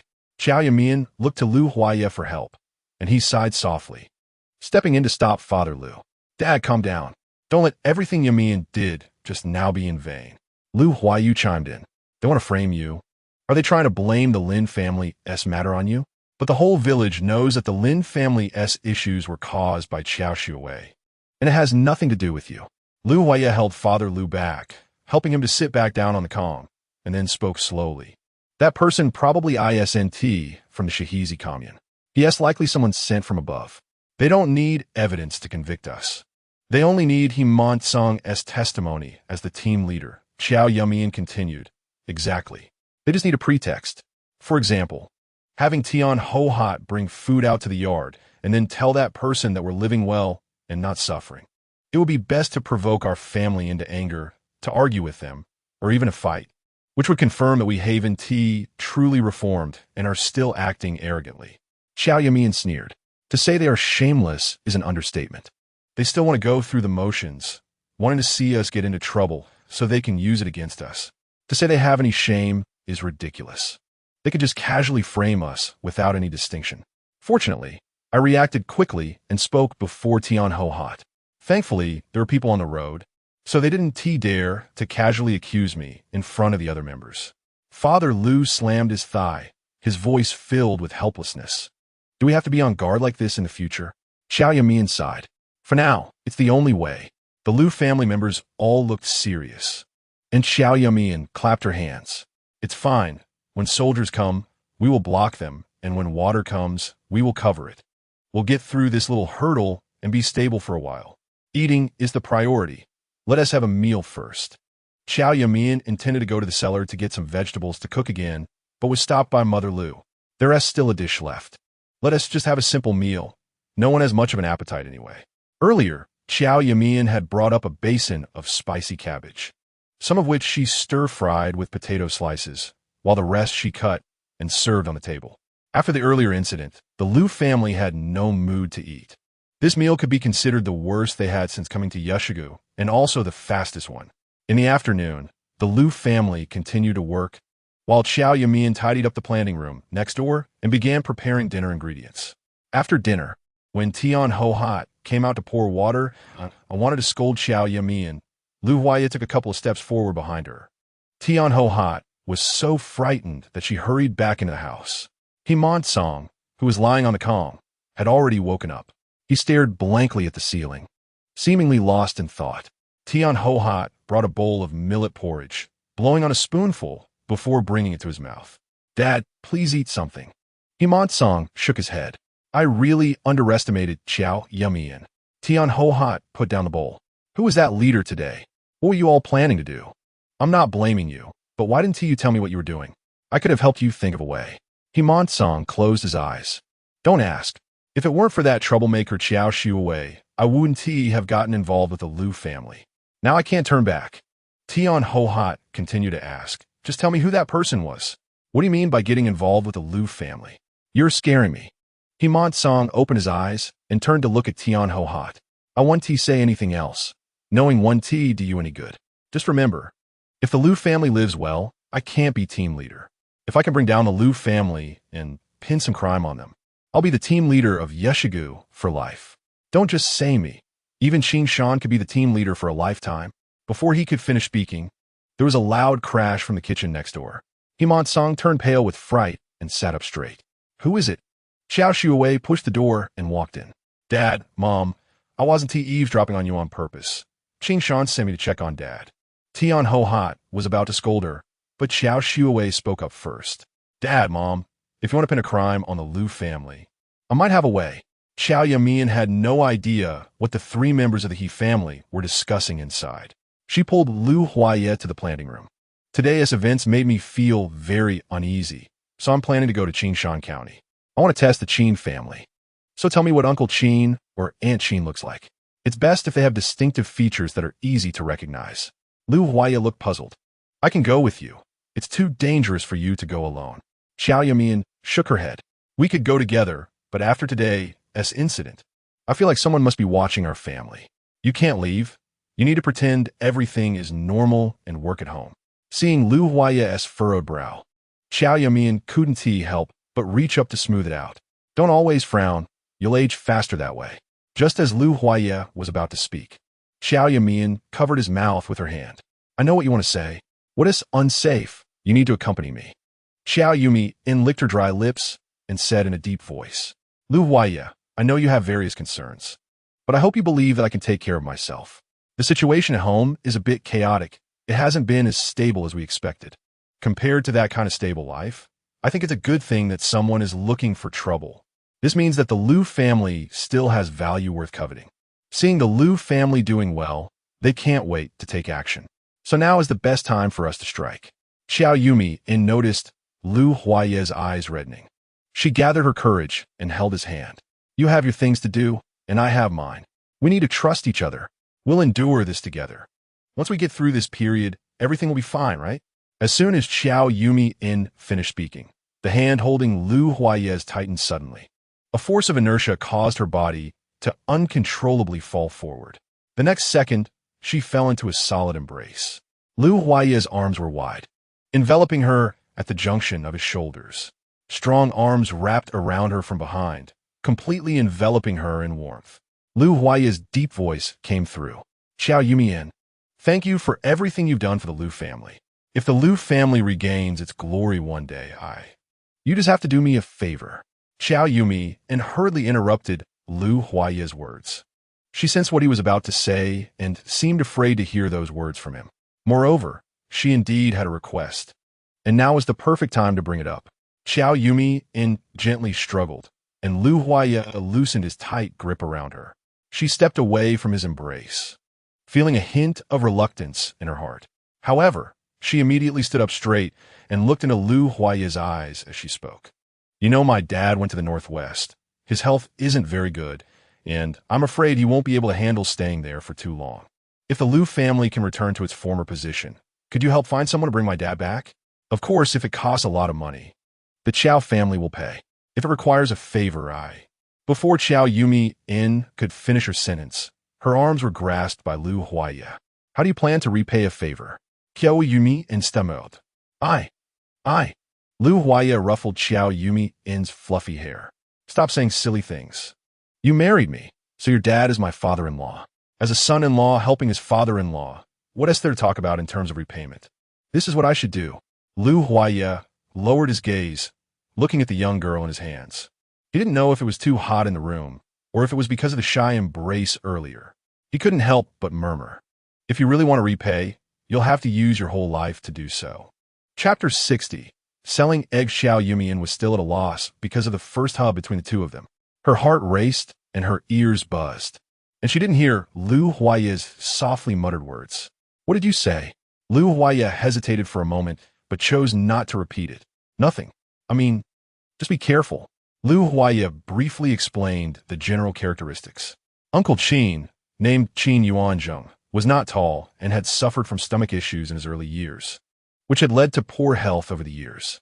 His wife, named Zheng Peixian, whom we all call Aunt Zheng, was a typical loud woman from northeast China. You could recognize her just by listening to her speak.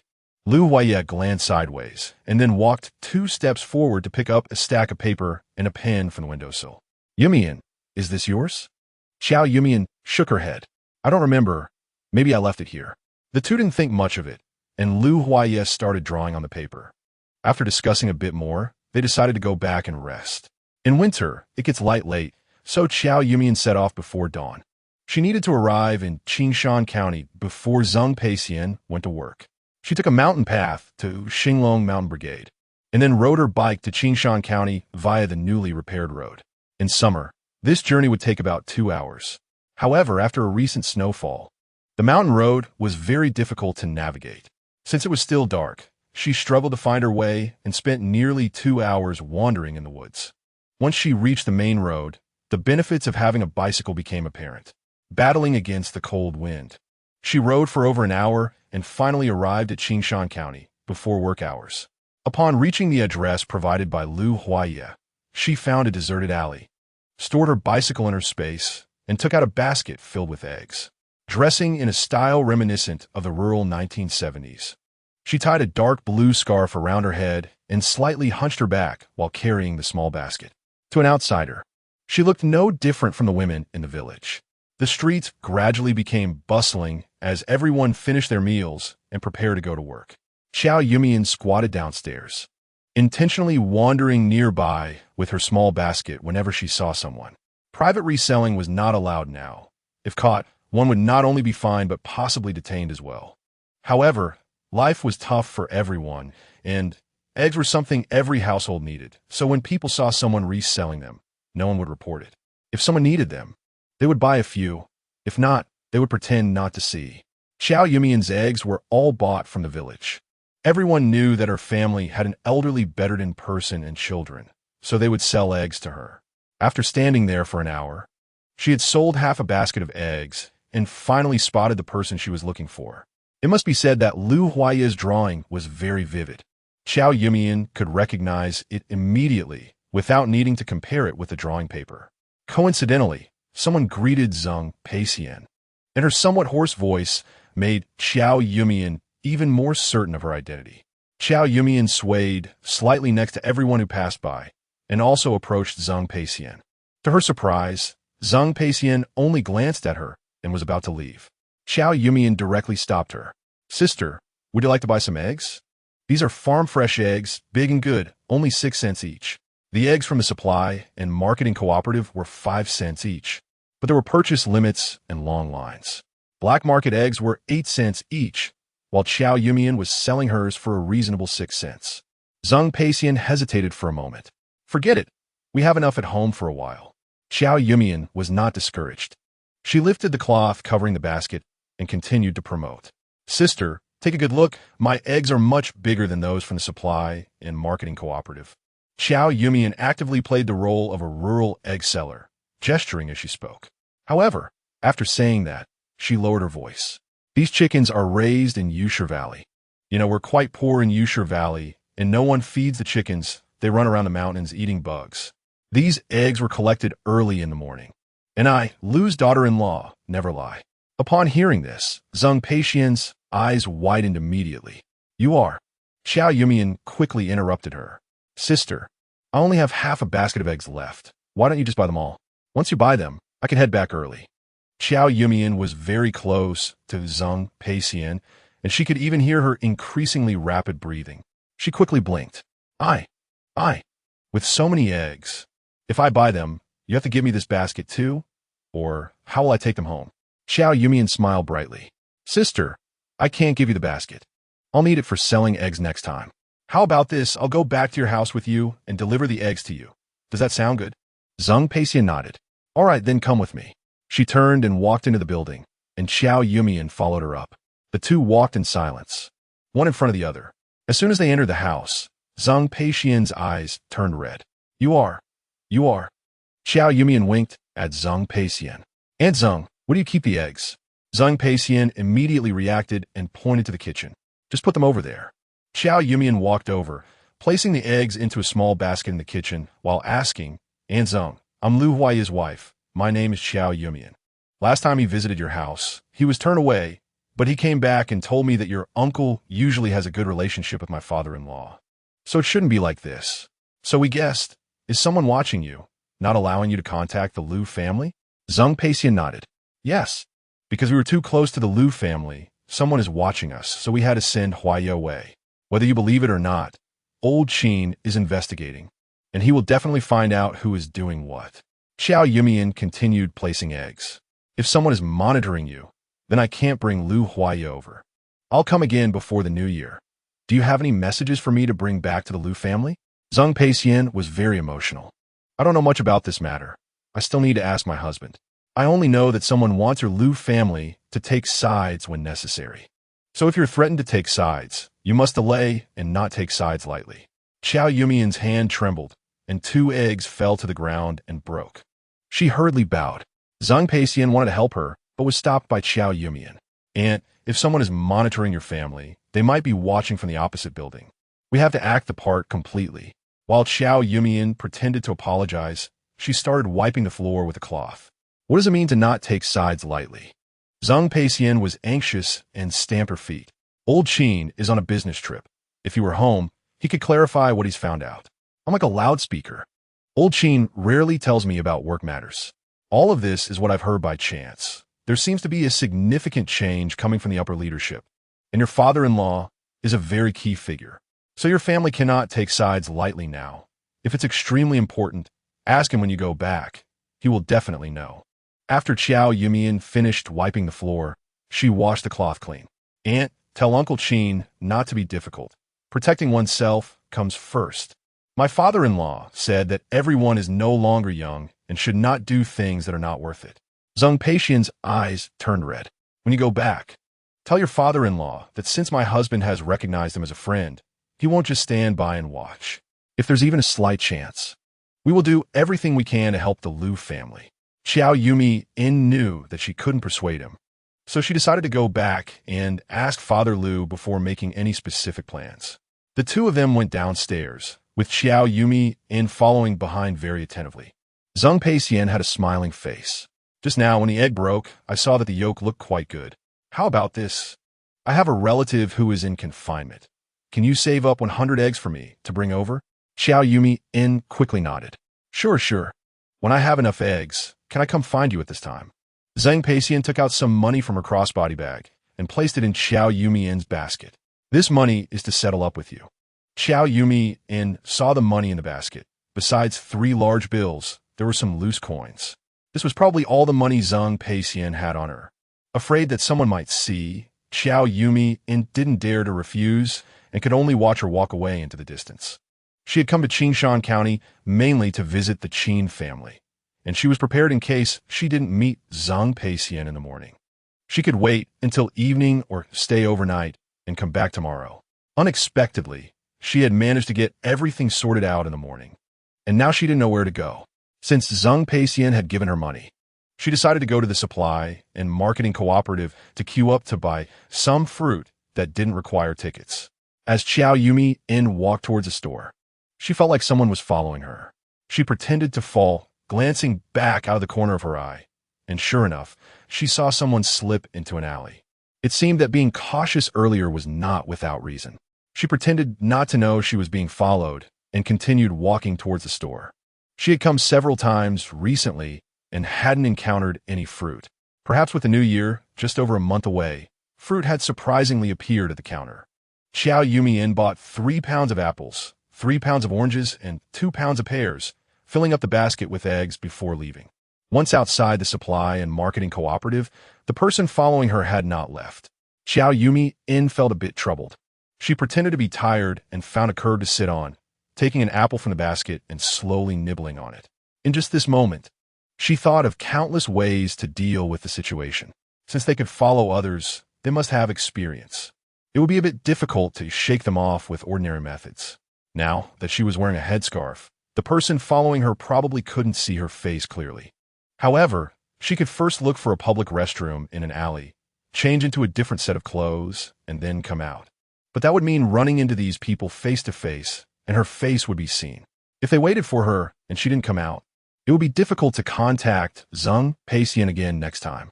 The best plan was to find a reliable person, return her clothes, and then completely convince those following her that she was just an egg seller. With only a core left of the apple, Qiao Yumeian suddenly thought of someone. Chapter 61 Nail Qiao Yumeian followed her memory to find Zhanshan Street. Zhanshan Street was different from other places. It was a gathering place for the families of workers from the machinery factory. The machinery factory was a large one with many workers, and the allocation of housing was tight, so several households lived in one courtyard. Compared to where Qiao Yumeian lived, this place was referred to as a slum, crowded and chaotic with a mix of people.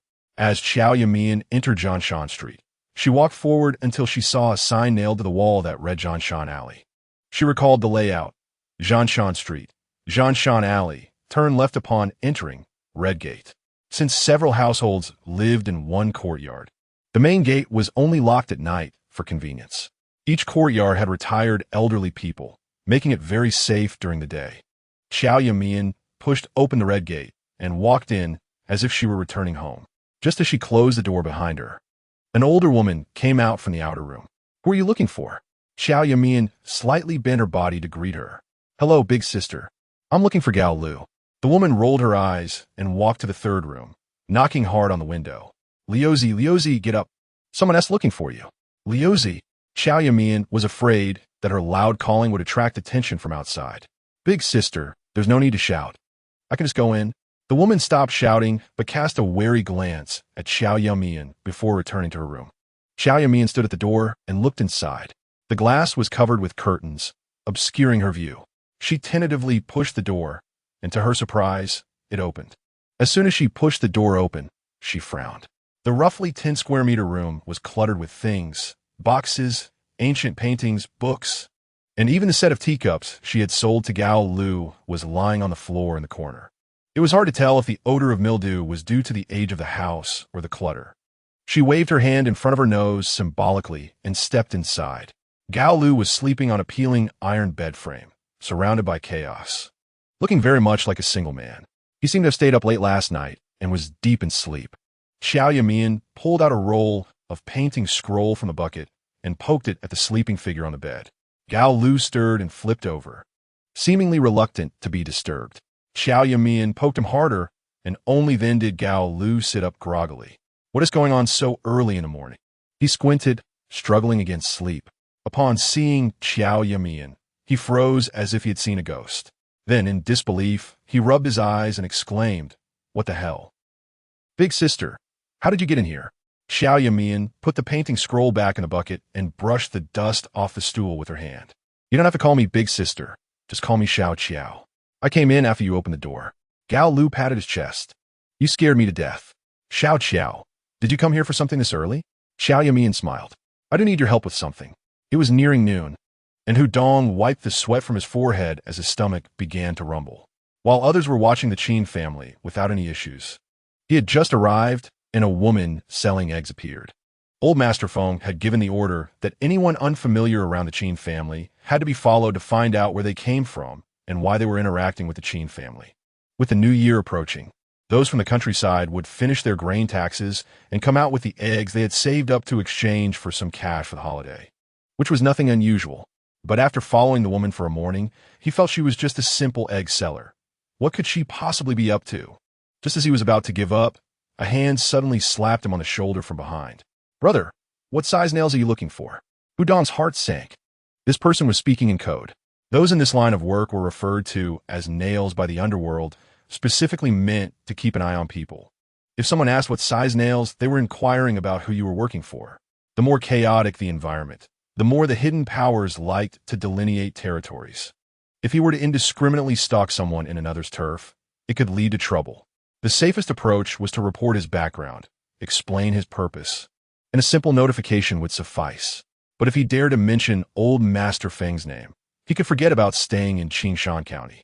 After years in this business, his mind was sharp, and he quickly formulated a response. "What size nails?"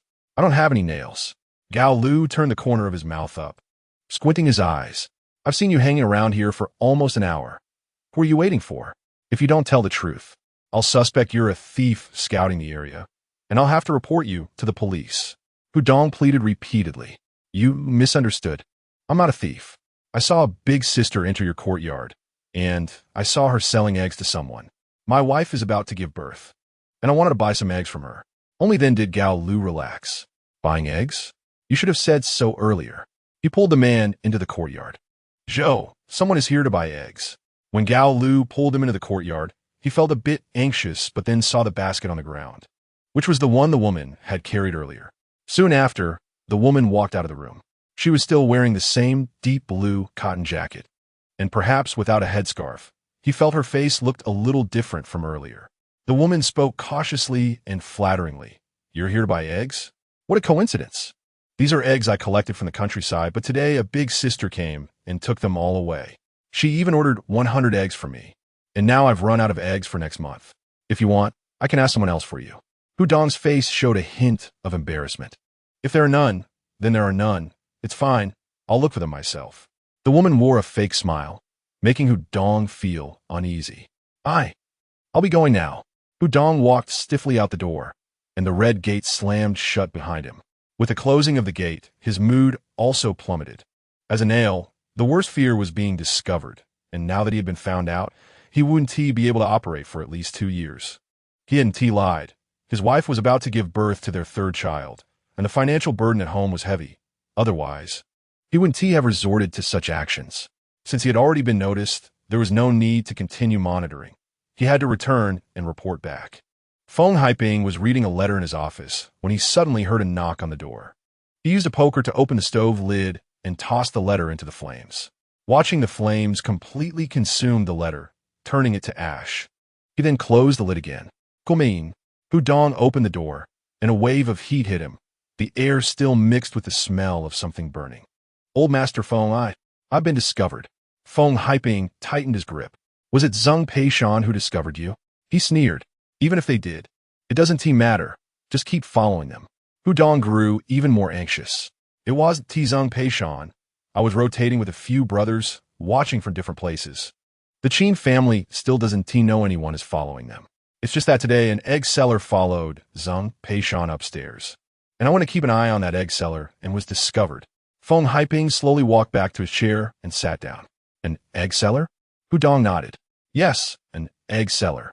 He explained in detail how he encountered the egg seller, how he followed her to Zhanshan Street, how he was discovered, and how he managed to escape. Feng Haiping closed his eyes, seemingly pondering something, and remained silent for a long time. Hudong finally understood why several brothers were so afraid of making mistakes when reporting to Master Feng. It was indeed quite daunting. When he felt his back was soaked with sweat, he heard a question. Can you confirm that the woman who went to Zheng Peishan's house to sell eggs is the one you saw in the courtyard? Hudong blinked and nodded. I'm sure. I followed her all the way and saw her enter that courtyard with my own eyes. Moreover, when I went in, I saw the egg basket on the ground, and that woman was wearing the same clothes she had on while selling eggs. She even said she sold eggs to Zheng Peishan. Only then did Feng Haiping let out a long sigh of relief. All right, you can go back now. I'll transfer you to another county. Pack your things with your family and leave tonight. Hudong bowed. Thank you, Master Feng. Feng Haiping rolled his eyes and showed a fierce expression. What Master Feng? I'm just the deputy director of the textile factory. Be mindful of how you speak. Hudong quickly apologized. Yes, Deputy Director Feng. Trembling, he walked out of the textile factory, feeling like he was about to be scared to death. If it weren't for Master Feng's outburst, he would have wanted to report one more thing. Zheng Peishan had ordered 100 eggs. Forget it, after all. It's just an egg seller. Keeping an eye on the Qin family was no longer his job, and he didn't need to add to his troubles. In the office, Feng Haiping received a phone call. Hello, leader. There hasn't been any movement over at Yusher Gully. Don't worry, I have people monitoring it. Once there's news, I'll personally go to the Lu family. Okay, goodbye. After hanging up, Feng Haiping habitually picked up a pen and wrote the character on the paper, then quickly crossed it out. Finally, he threw the paper into the stove to burn it to ashes. On this side, Qiao Yumeian knew nothing about all of this. She was in Gao Lu's house listening to him introduce those antiques, until the woman changed her clothes and returned them to her. Qiao Yumeian handed the fruit from the basket to the woman. Sister Zhou, thank you for helping me with this.